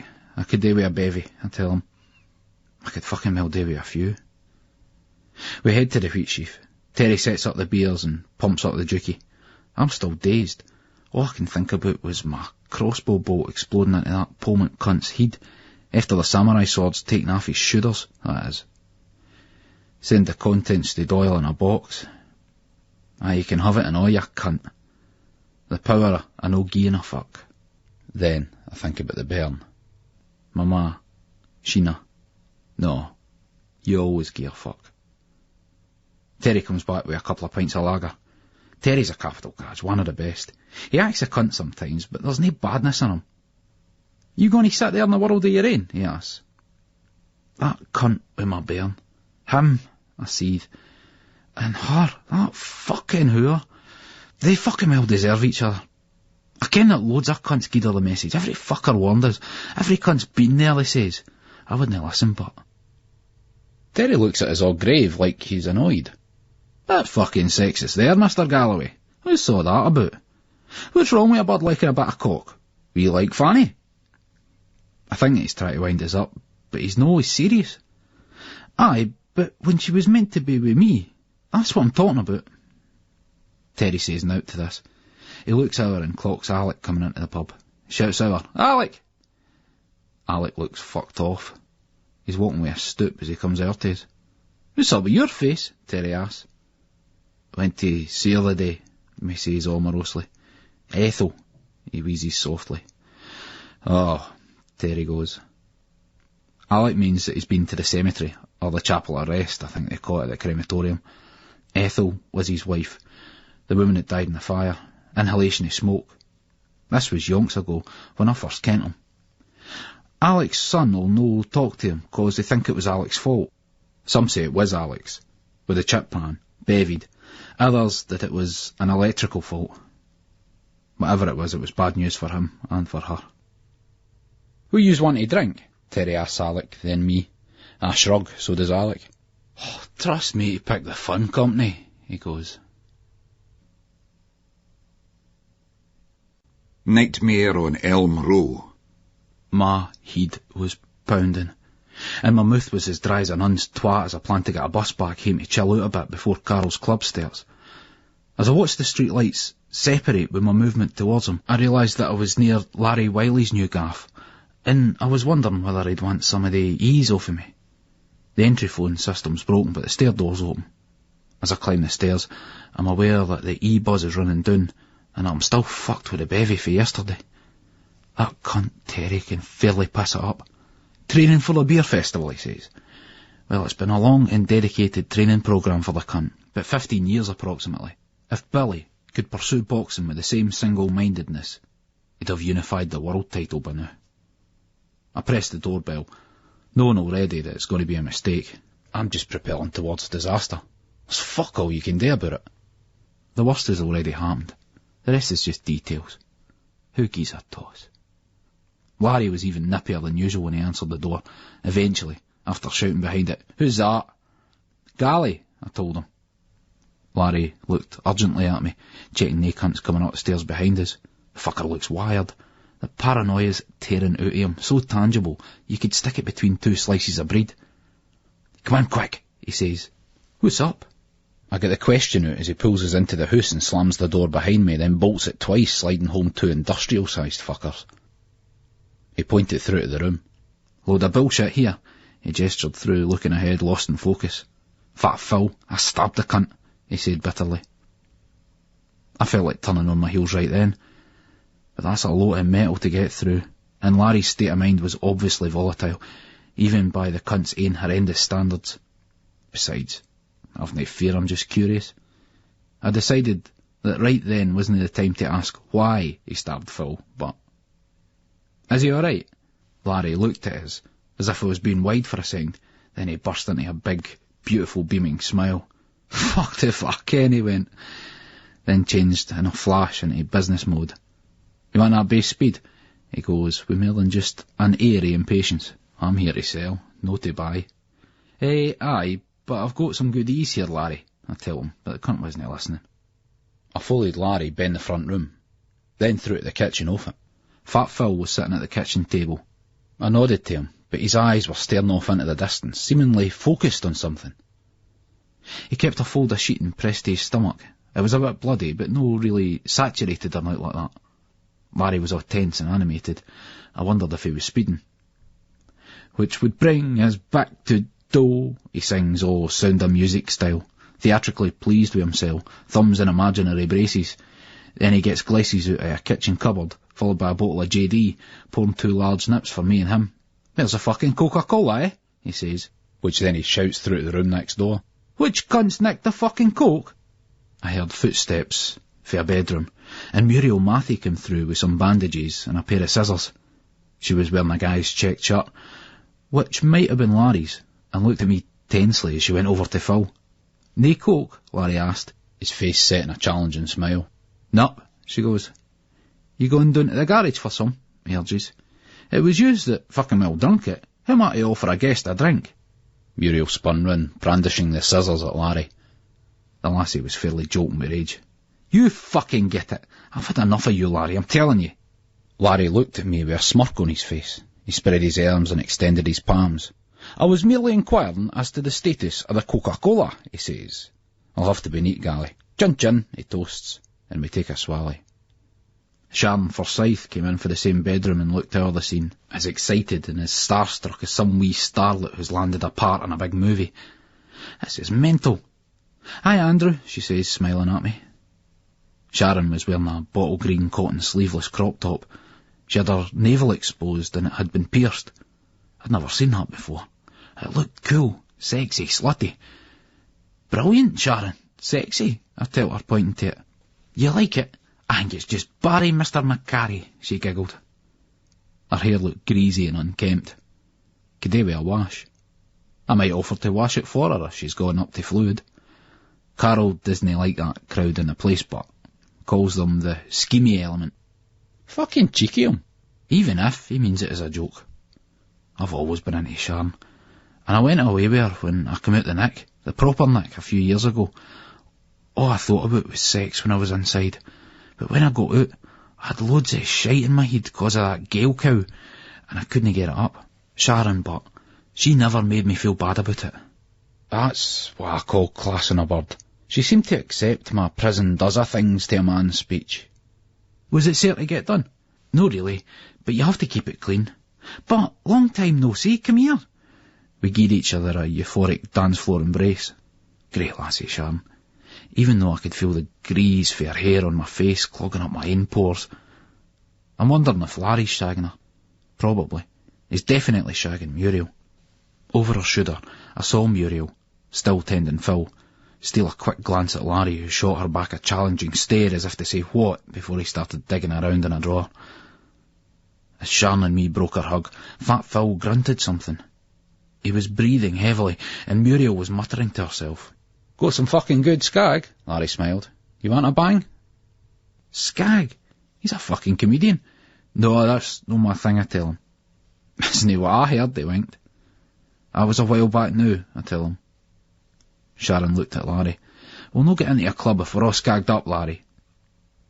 Staring at the walls is the new nightclubbing. Says so in the face, he grinned. Muriel attempted to take Phil's shirt off, but he brushed her away, the movement causing him more pain than her. Muriel persisted. You've lost a lot of blood there. You'd better get to the hospital. I'll get you an ambulance. No, Phil wheezed. Nae hospitals. Nae ambulance. He was sweating profusely, especially from his head. It gathered into beads which dotted his face. Larry nodded in acquiescence. This was the kind of scene where all officialdom, even the most benign of the emergency services, was instinctively distrusted. Nae police, nae ambulance, even though he might be bleeding to death. There seemed to be a bit more blood on the sheeting now. I could see Fat Phil in a house that was burning down around him, shouting, "Nae fire brigade!" But you've got to, Muriel said, and then she started shrieking like she was having a panic attack, and Sharon went to calm her. Didn't he get hysterical or it might rub off on Phil? Sharon turned to Phil, who was still looking ahead, sheet crushed to his gut. Sorry, Phil, but you ken what I mean. It's like if she makes it sound worse than it is, you'll worry, and your blood pressure will get high and you'll bleed faster. Larry nodded approvingly. That's right. Try to see some fucking sense, Muriel. You'll just make it fucking worse, he snorts. He had his works and ushered us into the other room. These cunts nip my fucking head. There's some people you can't fucking help, he says, like a social worker with a heavy caseload, who's just come to the end of his tether. I'd decided that I wanted a shot when he asked me again. It wasn't that I'd said yes, it's just that I couldn't say no, or say no and mean it. My body seemed to go cold, and my thoughts all disconnected and abstract. It was a bit daft, as I'd been up all night on the piss with Terry, and I wasn't in the best condition for this. As Larry produced the works and started cooking, I was going to say, I'll just chase mine, but it sounded so daft and pointless. So there I was, tapping up a vein. Larry spiked us. As soon as the gear surged through my system, it completely overwhelmed me, and I lost control and passed out.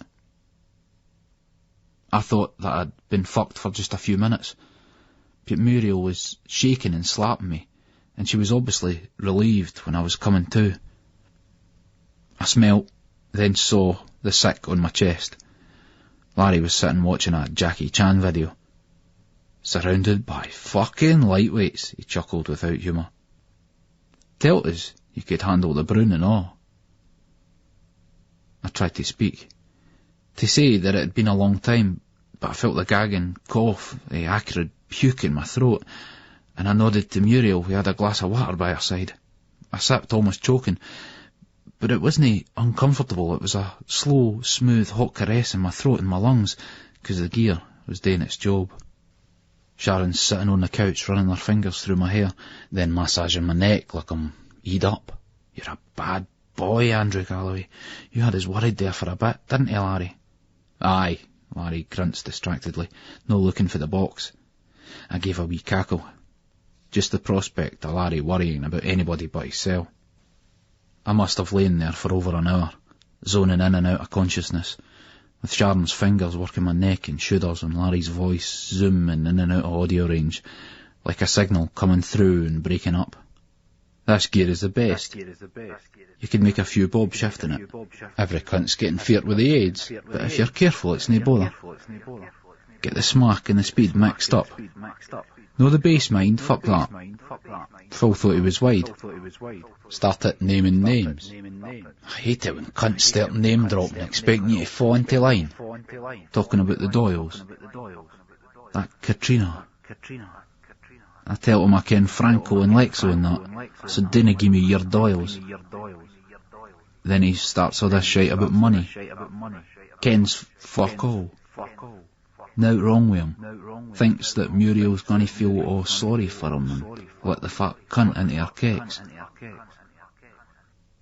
Sharon gets up and comes back in a change of clothes, parading in front of me like a catwalk model.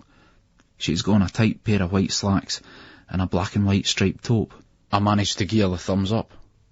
She goes to the kitchen as Larry drones on and on about his recent minor atrocities in a weirdly soothing and comforting way. Harlot was in Deacon's. Thinks she can cock tease all she wants. No with this boy here she can't. Slipped her a couple of jellies to wash down with her body and she was out like a light. Still got the Polaroids. Straight down the back of that bus shelter at the shops if the slag steps out of line again. Doesn't fucking matter anyway. Isn't it beauty it? Now it fucking matters. The most minging cunt in the world. I says to her, do you never wash your fucking fanny? And see your mate Gally, that Juice Terry cunt. Tell us he's no wide as fuck. Muriel came in screaming, and Phil lumbered through behind her. His face was white with shock and panic, and he was staggering, his blood now gushing into the sheet. I'm driving him at the hospital, she said. Larry, to my shock, got up. Let's go, we stick together. Then he adds in song, you know we make a vow to love another forever. I sorry protested, but Larry pulled us to my feet. Want to hear what story they cunts tell the hospital? Make sure there's no grassing up going on, he slurred. We all got into the car, which was parked on Montgomery Street, with Sharon driving and Phil in the front passenger seat and the rest of us in the back. Larry was fucked. He took another hit in the house and he was floating away. Say now, mind, he said, passing out. Try to keep to the back streets as much as you can, Sharon, Muriel said, clutching a Bartholomew's Edinburgh City plan. We're no wanting stopped with they two all skagged up. As Sharon started up the car, Phil began to really show his panic for the first time. That cunt Wiley, he screamed. I can't believe he did that. I was that way where I didn't ken whether or no I thought or said the words. Believe it. I can't. Phil spluttered on his own words.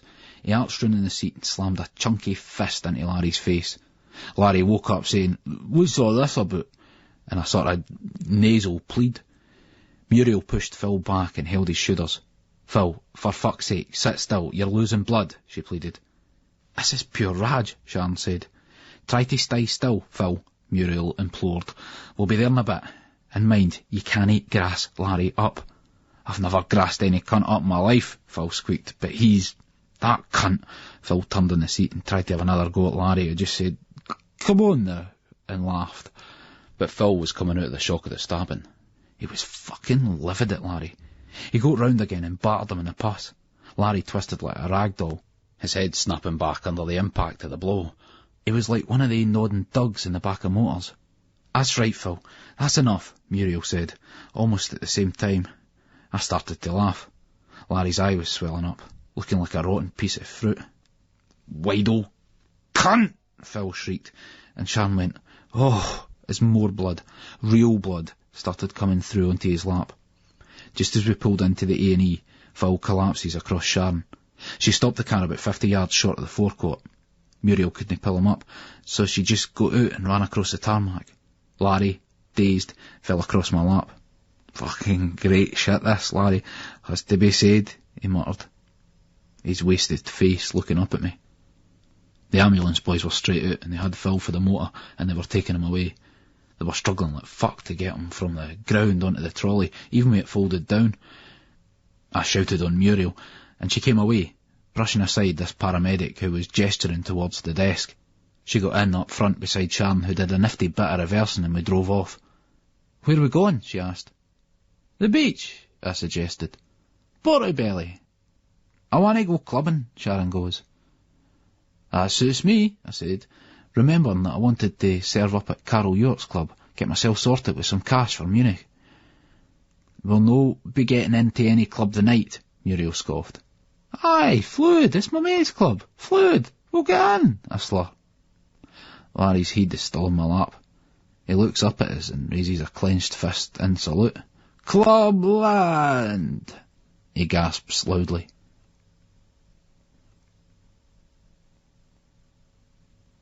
Limitations. Larry never made it past the bouncers on the door, and Muriel took him home. They let me and Sharon in, only 'cause I'm Carol's mate and she was with me. I was fucked up. And I didn't really mind that much about the club. Billy was talking to us for a bit, and I think Terry said something about the beer festival. Sharon took us home. I minded her putting us to my bed, then getting in with me. In the night I got hard on, and I nearly never minded. She must have felt it poking against her, 'cause she woke up and started playing with it, then tell me to fuck her. When she started kissing us deeply, I thought for a while I was somebody else. Then it came back to us exactly who I was. I told her I couldn't. It wasn't her.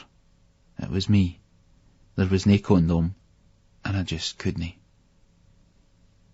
She kept a tight hoodie as I told her she was hanging about with rubbish, and I included myself in that, and I told her she was better than that, and that she should sort it out. Her sweaty face pulled away from mine and came into view. It's all right. Doesn't matter. I sort of guessed. I thought you can't. I'm like that and all, she told me with a mischievous wee smile. There was no fear in her eyes, none at all. It was like she was talking about being in the fucking Masons or something. It put the shits up me. I got up, went through, and sat cross-legged in the chair, looking at my crossbow on the wall. Terry Lawson. Part-timers. The dole's no as bad as the DHSS, some say. Others say different. Academic fucking debate, 'cause to me it's all part of the same shite. Cunts that want to poke their fucking nose into your affairs. Aye, the bastards have called us in, so I gets down to the Castle Terrace for my appointment. Yours truly there at the stated time, but the place is mobbed out. It's going to be a right fucking stall the looks of it. So I'm waiting in the red plastic seats with the rest of the poor fuckers trying to get comfortable. They all look the same. Schools, police stations, nicks, factories, DHSS and dole offices. Anywhere they process the punters. There's the yellow was, the blue strip lighting and the notice board with one or two fried posters on it. The first word on the poster or sign is usually no. Either that or it's got one or two messages on it. It's either, we've got our eye on you, cunts, or grass up your friends and neighbours for us. This one I'm reading is everywhere now. Know of a benefit rip-off? Give us a telephone tip-off. There was a wee bit of bother the last time I was here at one of they things. They sent this fucking wide coup to sort us out, but it didn't work out the way the cunts had planned. She came in with all the particulars telling us about this job that I had to take or else they'd cut off my benefit. The woman had that stiff, brittle hair and she wore a print dress. Her nostrils were twitching in her beak to see if she was picking up the scheme off of me, the fags, the beer, wherever the fucking prejudices took her. I looked over the particulars then, in no hurry, looked up at the woman. Well, I wasn't really looking for full-time work, I explained to her. Gave her due, she at least had good grace to look a bit embarrassed as she explained. This post is full-time, Mr. Lawson. It's 37 hours a week. Is there nowt just selling aerated waters, I ask her. It's just that if I sell juice round the houses, off the lorries, Ken? No, Mr. Lawson, she says coldly. We've been through this 1,000 times before. You can't sell juice, as you call it, from the back of lorries anymore. Soft drinks retail differently nowadays. But how? I ask, making sure I keep my mouth a wee bit open after I've asked the question. 'Cause it's easier for the consumer, she says, all snooty. Patronising cow. Thick as fucking all. Didn't have a fucking Scooby-Doo, I was just stalling for time. Well, it doesn't make it easier for the likes of me. And there's people I ken who still ask to this day, how is it there's nae juice being sold round the schemes? All wifeys that can't get on that. So we're going on like that, but she's no having it at all. She tells me that I've got to take the job in front of us, and that's that. I just couldn't afford it. It was as simple as that. It was the time factor more than the money, even if the dosh was a bad joke. 75 pence an hour for filling burgers. But the time was worse, keeping you in a burger shop when you could be out making real money. I've no time for done. 37 hours a week doing that shite. Fuck that. But I had to take it. And being fair to myself, I did stick it for 2 days. Me working away with this wee gadgie covered in plooks that weren't going to get better very quick with all the grease around, serving burgers to nippy drunks and daft students and housewives with bairns, looking like a muppet in this uniform. But no for long. Then there I was, on Sunday evening, sitting in the pub o'er the road for the shop. Aye, I had plenty of witnesses to say I'd been there all night, and to testify to my shock when all Georgie McConnells came in and all excited and tell us all that the new burger shop they'd opened up on the walk was on fire. Sure enough, we heard the sirens wailing on cue and we spilled out onto the pavement, pints in hand to watch the firework. Beats the fucking telly any time. The big surprise was that the police didn't haul us in right away. They were on the scene pretty quick and they clocked us standing outside the pub. That's my work and all, I tell one copper, feigning outrage. What am I gonna do? Ralphie Stewart heard this and goes, Aye, Terry, it would make you take out a life of crime, so it would. So I went in the next day, and the place was gutted. The manager was down there with a guy for head office and some insurance boy. He told us that the place was closed and that we should go back up to the dole and sign back on. So when I go up there, the old cow made a lot of the insinuations that time. Poor old dragon, she ended up getting it tight for your step in the mark. That's the best approach. Draw them in by playing the daft laddie, sitting there nodding a while at the fucking village idiot. Then they just get that wee bit too wide and cocky. That's when you let the cunts have it with both fucking barrels. It's that Barry looky shock on their cootums when they see that they've been done, that they're no just messing with any fucking muppet who they can short-change and who'll just take their bullshit. They're dealing with some real fucking wido with an eye for the main chance. So I was nodding away like a daft cunt and she's gone, It's funny, Mr. Lawson, unable to hide that she's fucking beeling. This is twice that this has happened to places you've just started to work in. Bingo! I clicked into second gear. I just sat up and focused right on her, gied her that barrel before the bell look. What are you on about? I asked. I was just saying. She started to get all flustered. That change in gaze, posture and tone of voice. I looked at her, leaning across the desk. Well, I'm just saying that I'd like you to get your supervisor out here and repeat what you've just said to me now. I'm sure the police will also be interested in these allegations. Prior to that, of course, I'll get in touch with my solicitor. OK? She's starting exploding with sweat, fart and slaver, her hair fucking well gone like the clappers, and her big fat face flushing like a newly installed top-of-the-range Armitage shanks. I get 'em, I smiled coldly, drumming and cheerful insistence on the desk. Then added, Or her, if you please. So the supervisor was sheepishly called. Of course, by this time the big fucking coup has gone into shock with what has started out as a routine harassment of some dodgy cunt for a scheme has flipped over into the nightmare scenario. The disciplinary fucking stain on the otherwise exemplary record. Aye, and nae type of stains can be stubborn fuckers and all, missus. Your Ariel and your Daz aren't gonna do the biz here. The thing is, even if it's just a verbal, the next promo board will say, Yes, the fat cunt is maybe evil and warped enough to be a good DHSS supervisor, but she lacks the necessary customer care smarm. Consign this silly fucker to routine mundane filing duties until the early retirement or redundancy opportunity presents itself. So that fucker got a dressing down and I got a Hawfair's letter of apology. Dear Mr. Lawson, I am writing to apologise on behalf of the Department of Employment regarding comments that were allegedly made to yourself by one of our officers. It is accepted that the alleged comments were inappropriate to the investigation of your case and may have been misconstrued. Rest assured that the matter is being dealt with internally in the appropriate manner. Yours sincerely, R.J. Miller, Manager. America. That would be the place for me. Any cunt gets wide there, they slap a fucking lawsuit up their arse, or up their goddamn ass, as they Shermans put it. What do you get here for being abused by the official cunts? I half heard the apology, but it makes no sense. Alleged comments, my fucking hole. Even with my Edinburgh school leaver certificate, I ken shite English when I see it. Nah, the Yanks would have it all worked out. It's all about rights there. None of that class system shite like here. They'd put fucking snobby old tarts like that right in their place. Too right, hen. Stick a few fucking bulls in your mouth and you think you ken that dry old fanny of yours a wee frig under the table 'cause you see a boy with a scheme of dress coming in. You think I'm going to play the subject in your wee domination game? Nein, mein Schweister, nein, 'cause ich bin in Municher soon. So just use keep the old civil tongue in your head, 'cause you're up against an international man of the world here. Italia 90, shagging for Scotland. Be the same in Munich, guaranteed.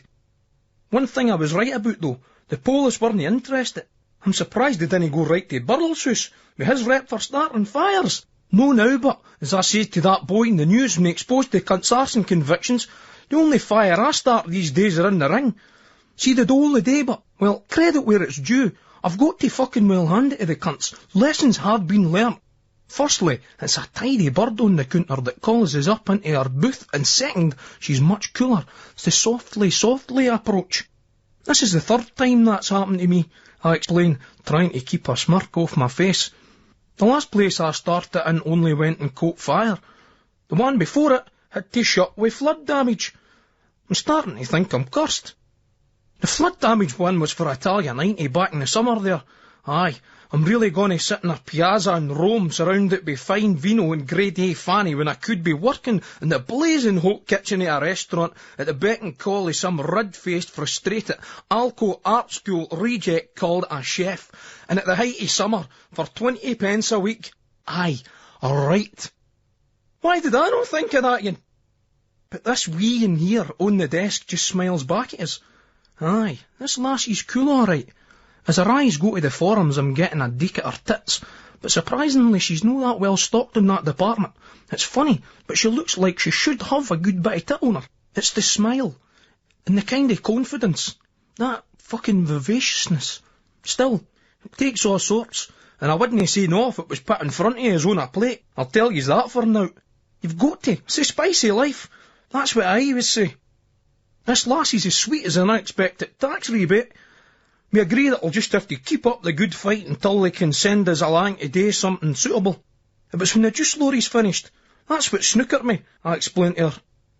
It did, I know. After that I changed my line of work. Speaking of which, it's time to see Uncle Alec, 'cause there's real work to do. I've yet to meet a cunt that got rich filling burgers. Domestics.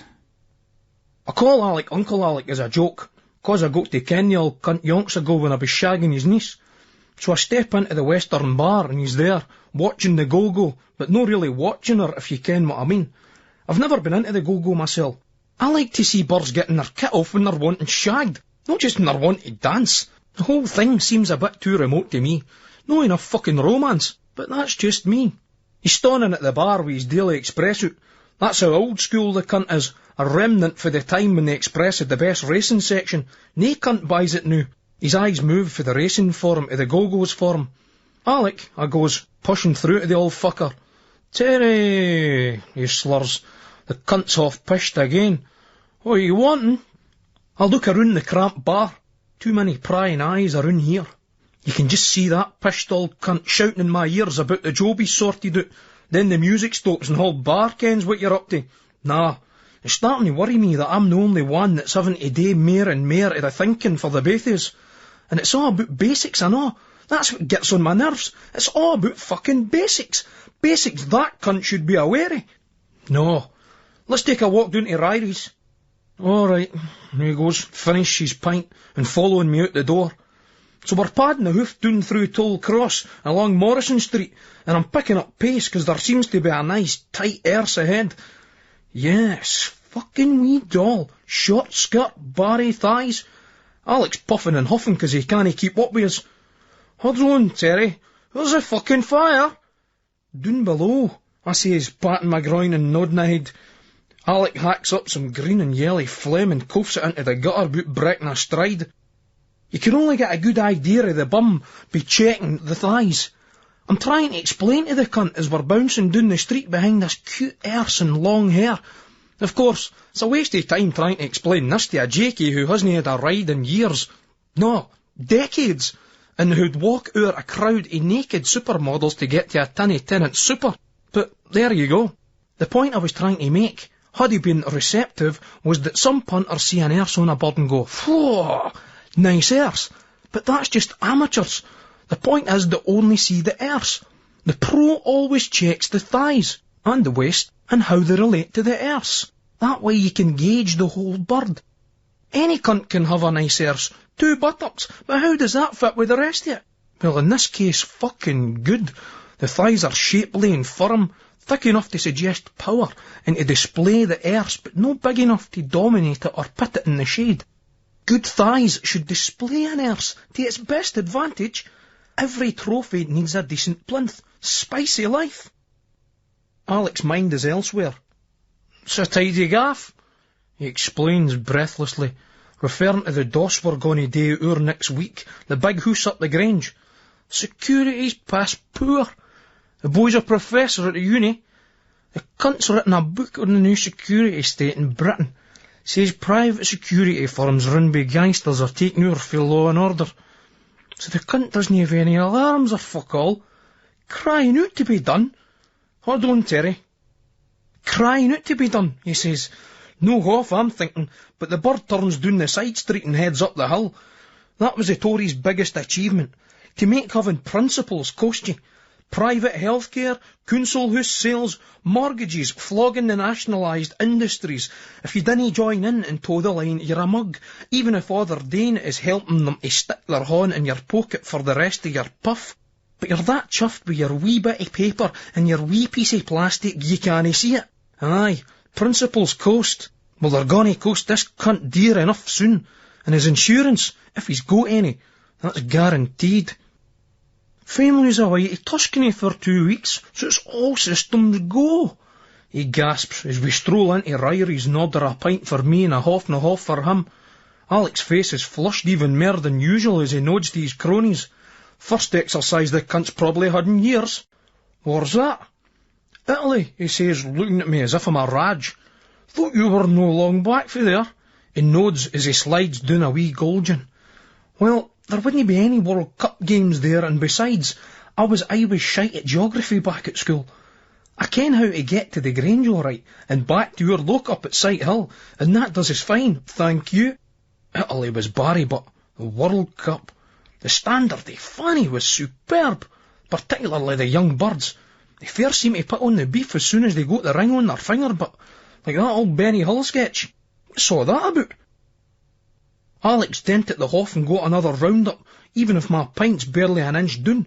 He's the best hoosebreaker in the business, or he used to be. Now it's a struggle to keep him straight.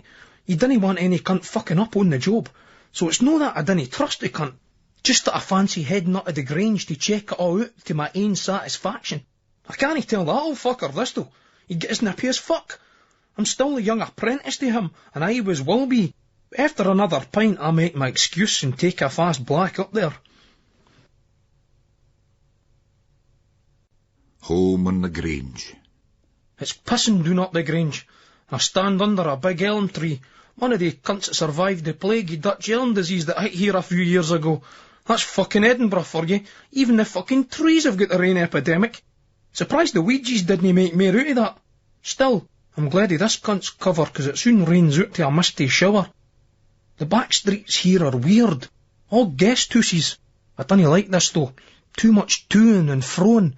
Our street's more residential though, but I didn't stop too long. Casing this area, I can feel the curtains twitching on schemie alert every time I step off one of the main roads. Aye, the gaff looks quite secluded, but it's crazy going too near it in this state of paranoia. Maybe head back up later on when it's darker. I'm walking down towards the bus stop when I sense this car pulling up alongside us. It's the fucking police, guaranteed. Fuck. I hear some cunt shout my name and announce themselves as lab dicks, and I nearly jump out my skin, but I stay cool and turn slowly, and it's fucking Birrell and his motor. So I gets in, glad of the lift, 'cause it started to pelt down again. Beryl's hair's getting quite long for him. It's damp and it's started to lie on the scalp. The motor smells like a tart's bedroom, all aftershaves, mousses and gels. Sporty cunts are the biggest closet poofs under the sun. And I didn't really think that birds go for that tartiness in a man. They prefer the mere natural body smells, real birds anyway. I suppose the kind that Burl's into, but these prissy wee anorexic tarts with expensive clothes and sour faces that'd split in two if they'd a decent fucking length up them, they'd probably lap up that shite. So we have a blather about Italy and start looking forward to Munich in October. Not that there'll be anything for me to look forward to if this job doesn't come off. When we gets back down our bit, just at the shops, we're ready to pull into the scheme when a clock's gale with the bairn. Then I look up the road and there's fucking Heeddabaugh and wee Gally, squaring up to each other. Ya cunt ye, wee Gally looks all cocky and Heeddabaugh's well upset. Billy, stop here, look, we're at the shops, I tell him. Burl does a Barry Miami Vice style halt in reverse and we're straight out the car. Billy shouts out and Gally turns to us. Heeddabaugh's straight down the fucking road as if his life depended on it. It doesn't that cunt's getting his. No that Gally or anybody else would need any help with that wanker. The wheat sheaf. Gally's a bit shaken, so I take the cunt up the wheat sheaf where I had half arranged to meet Alec. Burl's bloused out to keep fit for his fight. I gave the cunt it tight, but good luck to the boy.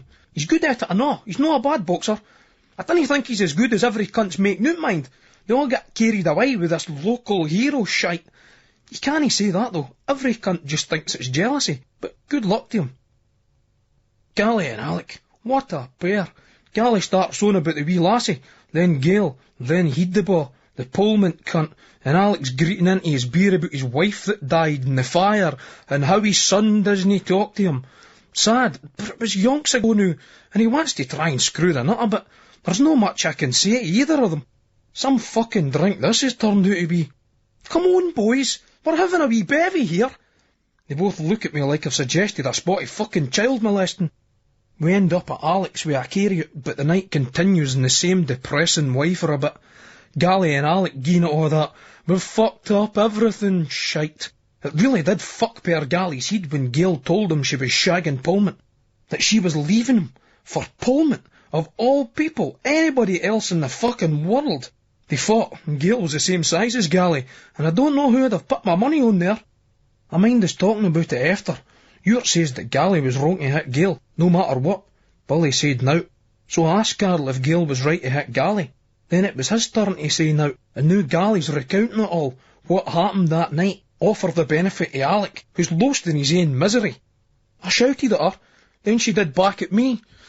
We battered each other, she struck the first blow, I lost it, I had her by the hair, then Jacqueline ran through from the bedroom to stop her mammy and daddy hurting each other. Gally coughed, looked at Alec. Gail had her hands round my throat. I let go of her hair and made a fist, drawn back my arm to punch her. My elbow hit Jacqueline in the face, broke her cheekbone like it was a frame of some small mammal. I didn't ken she'd come into the room. I couldn't look at her smashed, battered wee face. Gail called the ambulance, the cops, and I was back in the jail. This is fucking cheerful, I say. I'm sorry. Sorry to be a drag. Fuck Gail and that cunt, he goes. After a long pause when we were all sitting like spare pricks, he gets another set of beers for the fridge. I go to put on some music. Alec's got an extensive record collection, alright. The trouble is, it's a daily record collection. Old issues lying around everywhere. I find a Dean Martin tape, which is about the only thing listenable. Eventually the bevy kicks in and they feel their sorrows flushing away. You never drown the sorrows, though. You just submerge the cunts till the next day. Eventually Alec crashes. This gaff of his is like the land that time forgot. The sun hoose fire with the wee twirly bits and the veneered teak surrounds has seen better days. That carpet's so worn and impregnated with years of shite you could skate across it like it was Murrayfield ice rink. There's a big cracked mirror on the wall and one of they fancy imitation gold frames. The most depressing sight is the crumpled photos of family in the frames on the mantelpiece and telly. They look that they've been hand-crushed in an alcoholic fit, then lovingly restored the next day in sober self-loathing. Old clothes are piled over the back of the couch, which is covered in fag burns and bus springs hang out for the underside of it. There smells of fags, stale beer and old fried grub. Apart from our cans and a mouldy piece of cheese, the fridge is empty and the rubbish spills from an overflowing bin onto the lino. Fuck Glasgow with its European city of culture shite. That's a lot more culture on Alec's plate all piled into the sink, covered in green mould and black slime. He's been on some bender right enough. The next day Gally's away, and I'll wake up with a thick head. He might just be doing the shops for fags. Anyway, I'm no sticking around to see they cunts getting into that orgy of self-hate. It's time to get out before I'm dragged on another modelling session with Alec. I'm on the bus and Chesser's passing by. I've got some fucking route on. I've not even seen any fanny. I start to feel a bit like Zorba the Greek. Buses do that to us sometimes. So I decide to spring off and walk back across the park to get some air. Sniffing my armpits, I decide that their fresh sweats are okay. There's a few games going on. A team in blue are tearing up another in gold and black. They look about 10 years younger and 5 times fitter than the gold and black boys. I move over, passing through the swing park, and I stop because somebody looks familiar. She's got the bairn on the roundabout and she's keeping an eye on her, but she's deep in thought. I slips up alongside her, feeling the stirring I never fail to get when I'm close to her. Aye, aye, I goes. She turns and looks at us slowly. Her eyes tired, no hostile, no approving. Terry, she says wearily. Some performance yesterday, eh? She wraps her arms round herself and looks at us and says, I didn't want to talk about him. Or the other yin. None of them. Suits me. I smile, taking a step closer. The weegan's still playing on the roundabout. She doesn't say now. I'm thinking about how she looked today. It's been a while, a good 4 or 5 years, when Gally went inside again. Then after I did that wee bit of time, her and me, we were always a dirty pair of cunts together. There's always been something. I just feel the slow tickling my cock and words coming out of my mouth. What you doing tonight then? You's out painting the toon red? She looks at us in a way that says, aye, here we go again, playing our daft game. Nup, he's away up to Silham Vo for a fortnight. Still, it's all money though, eh? I shrug, with anything but money on my mind. We both ken this bullshit backwards.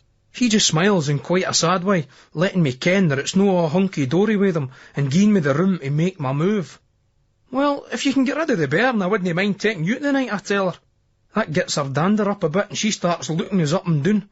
I'll be a perfect gentleman, I tell her, so I gets this humourless smile back off her that could crack a fucking plate. I'm no coming then, she says, and she's no fucking joking, I know. That puts me right on the spot, all right. Why the fuck am I getting back into this? It's all gone so well with me and Viv. It's that post-hangover route. Too much blood that should be in the head gone to the cock, making you all daft, making you say things you shouldn't fucking well say. But what do you say? What do you do?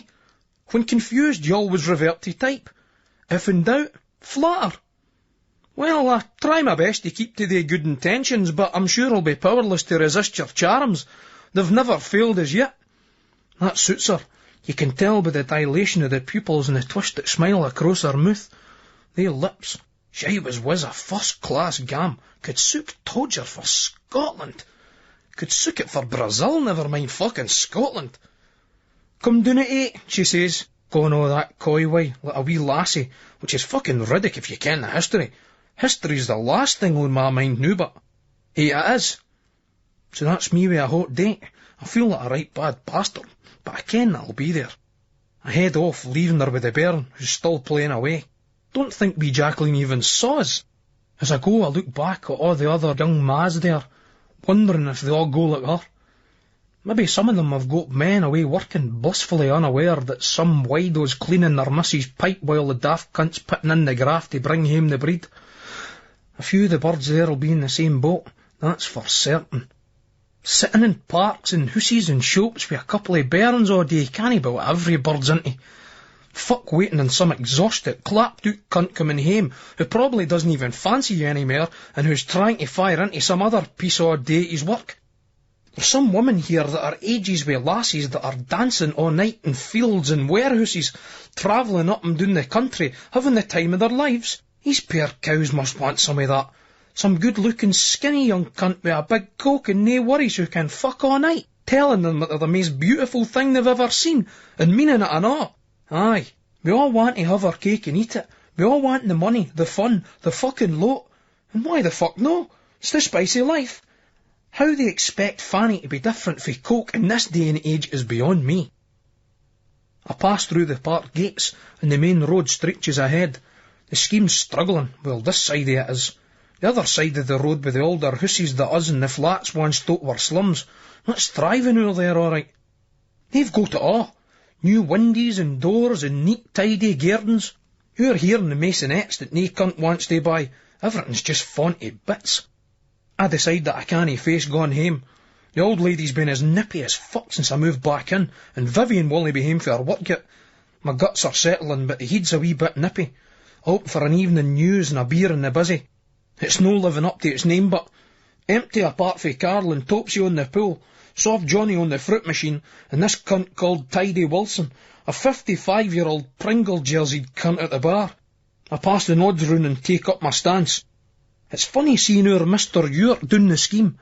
He doesn't come here that often now.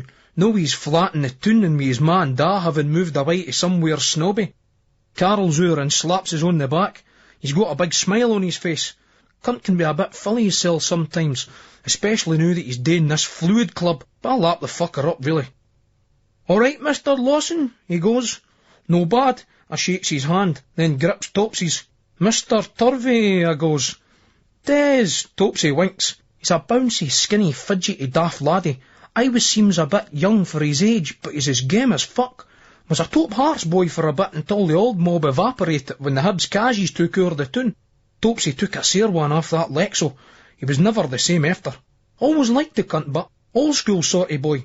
Bit of a Nazi, mind you, but that's how we got our Mr. Ewart into that trouble.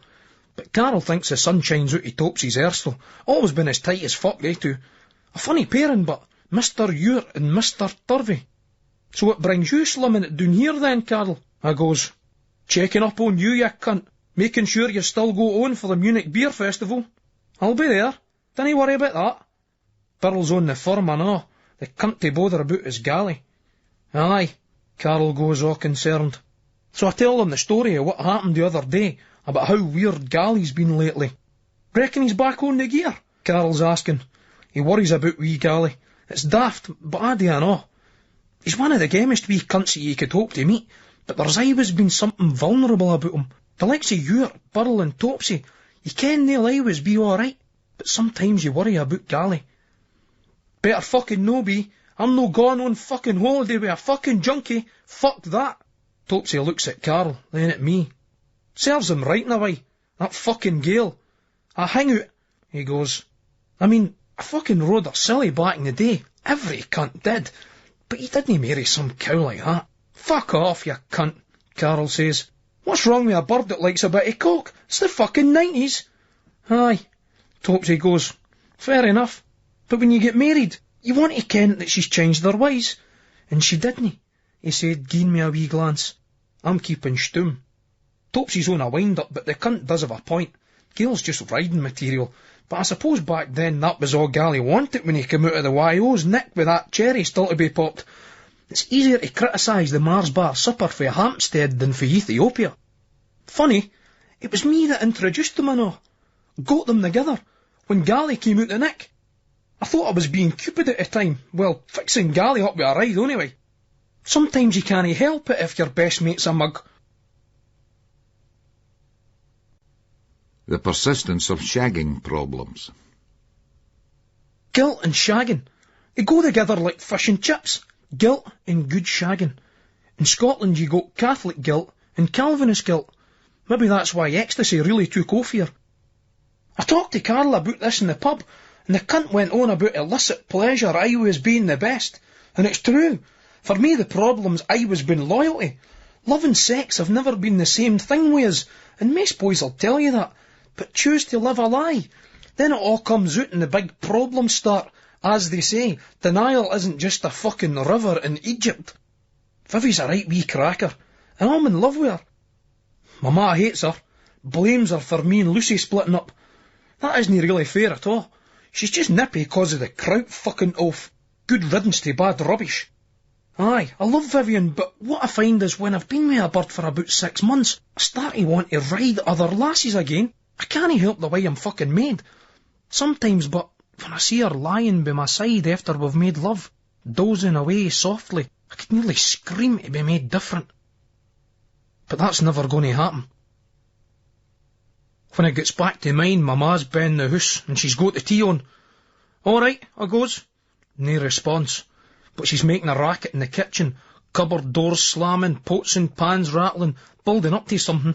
It's in the air, as that spammy gad says, "I can feel it coming in the air tonight." Oh yeah. And it's fucking salad, and it's even boiled tatties instead of chips. If there's one thing I hate, it's fucking salad. She's even put beetroot on it, stain and everything.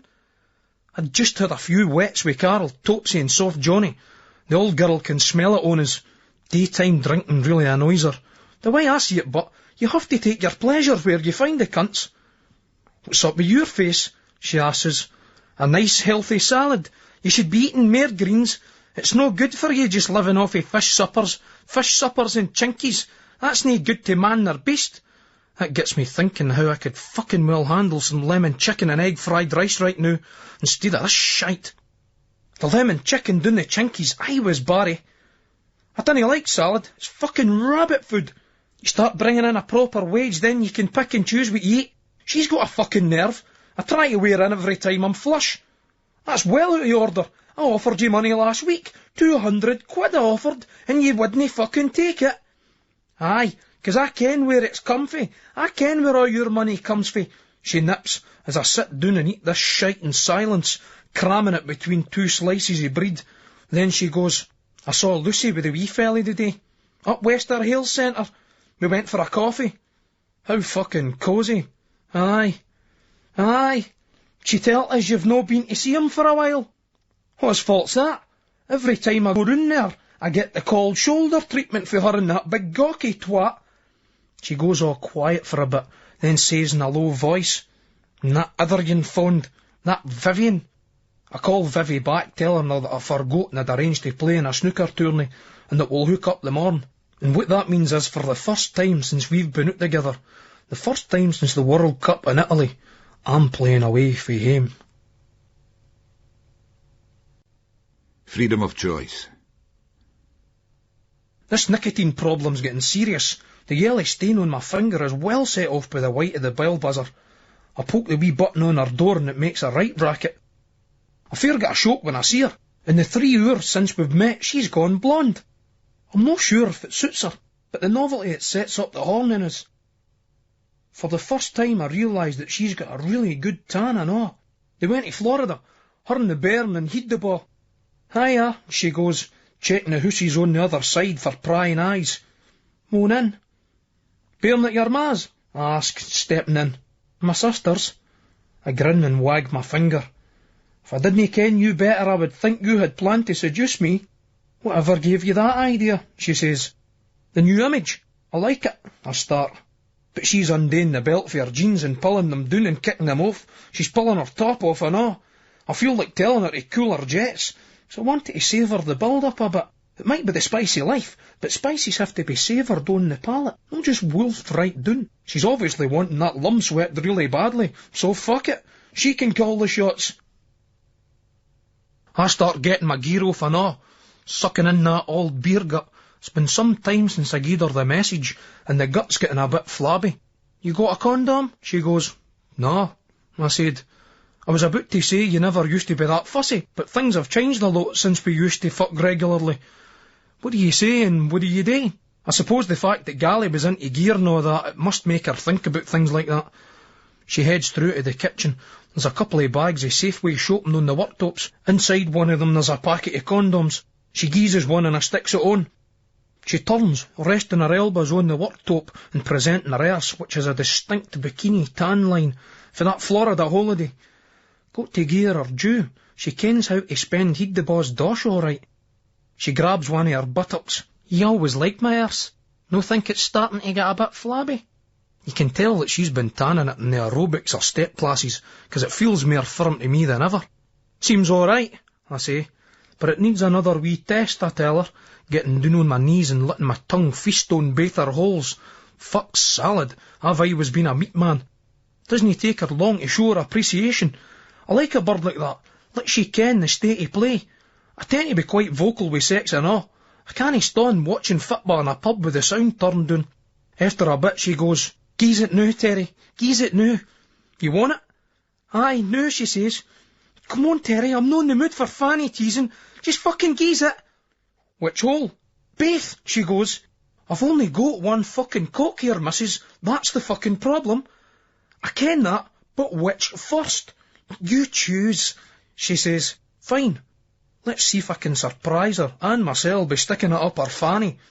"Nah, I'm packing it into her arse," as she curses loudly. "Fuck!" She's kept this black band in her hair. It emphasises the bottled blonde. There's a twisting dopiness across her face, and I'm pulling on her hair and pushing at her face, wondering if this is love or sex or hate or what. It's funny, but it's me that's making all the noise. Poisonous, twisted garbage spilling out of my mouth in a low primal growl, then getting into all romantic, disconnected nonsense. This thing is so fucked up that it needs a commentary. I'm tweaking on her fanny with my other hand, rubbing her clit, and I feel her come, and I want to pull out her arse and stick it in the first hole, but you can't do that without a wash first, so I'm shooting hard into her bum, and pushing her face against the cupboard and her eyes with the big circles under them are popping, and it looks like love is gone out. She seems to be having nae wee convulsions as I pull out of her, and she lets go a thunderous fart, which brings us back to all the animal nastiness of what we are, and what we've been doing, and I can't look at my cock. You got to check an earth-shagging partner's dietary habits. I go straight out and up the stairs into the shower to wash away the smells. Heterosexual earth-shagging. The new love that doesn't speak its name. That's until a dozen pints in the pub, then all this shite comes out, and that's what most of it is. I can tell a boy that's never rode a bird up the arse, the same way I could tell one that hadn't rode one up the fanny all the years back. Step forward, Mr. Galloway. Step forward, Mr. Ewart. Step forward, Mr. Clean-cut, sporty cunt Burrell. Didn't ken about Turvey, but he's probably rode laddies up the arse. Being both a jambo and a Nazi, he can't fail but to be a poof. I get back downstairs and wait for her to get washed and changed. I give the drum a quick spin, and it's as expected. A straight couple in Bairn Doss, neat and tidy, but now to real value. Not that I'd have ripped her off, it's just that Pullman McMurray might have some stuff around here. There's no sign of that though. I get the vibe that he's gone, or has already gone, the way he pair wee galley. "No bad Doss," I tell her, looking around the well-furnished living room.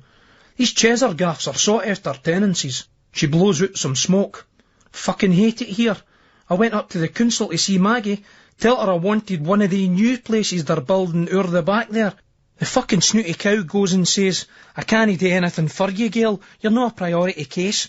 I go, 'Some pal you, eh? Not that I see her now.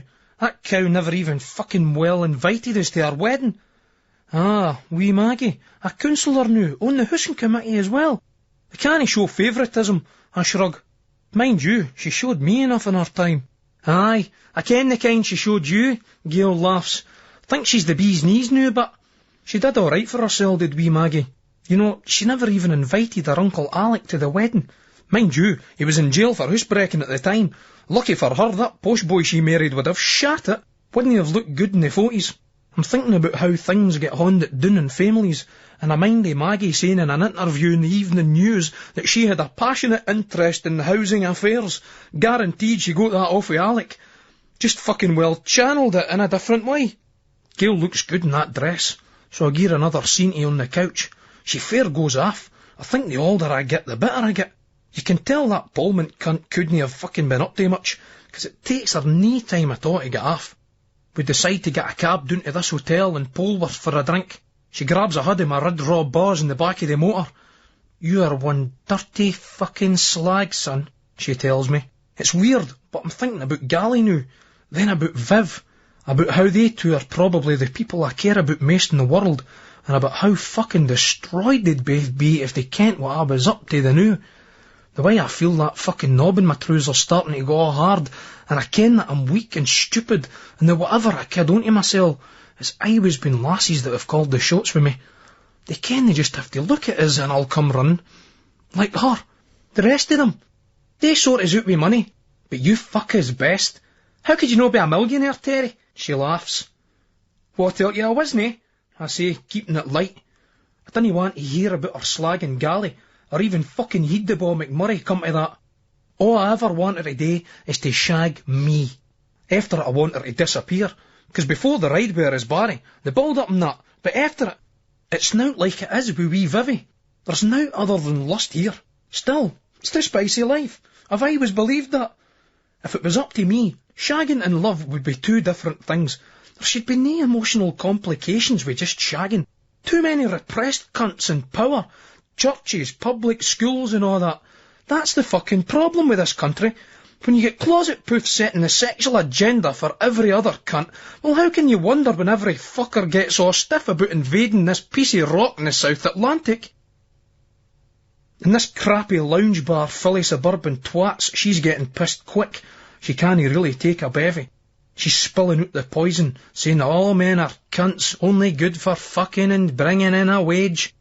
That's one thing about you, Terry. There's no bullshit about you. I bet you've never told a lassie that you loved her and meant it in your life. All you ever want is your hole. Oh, is that fucking right? Gally used to hate the way her mouth went after a drink. It doesn't bother me. She's right. All I'm interested in with her is a Joe McBride. If she feels the same about me, so much the better. It was her, though, that wanted this drink. I could have just stayed in and had another shot at her. I can't wait till we get to Munich, away from all this fucking bollocks. The way Gally's been lately, I know. It's like every cunt needs a break. That's guaranteed.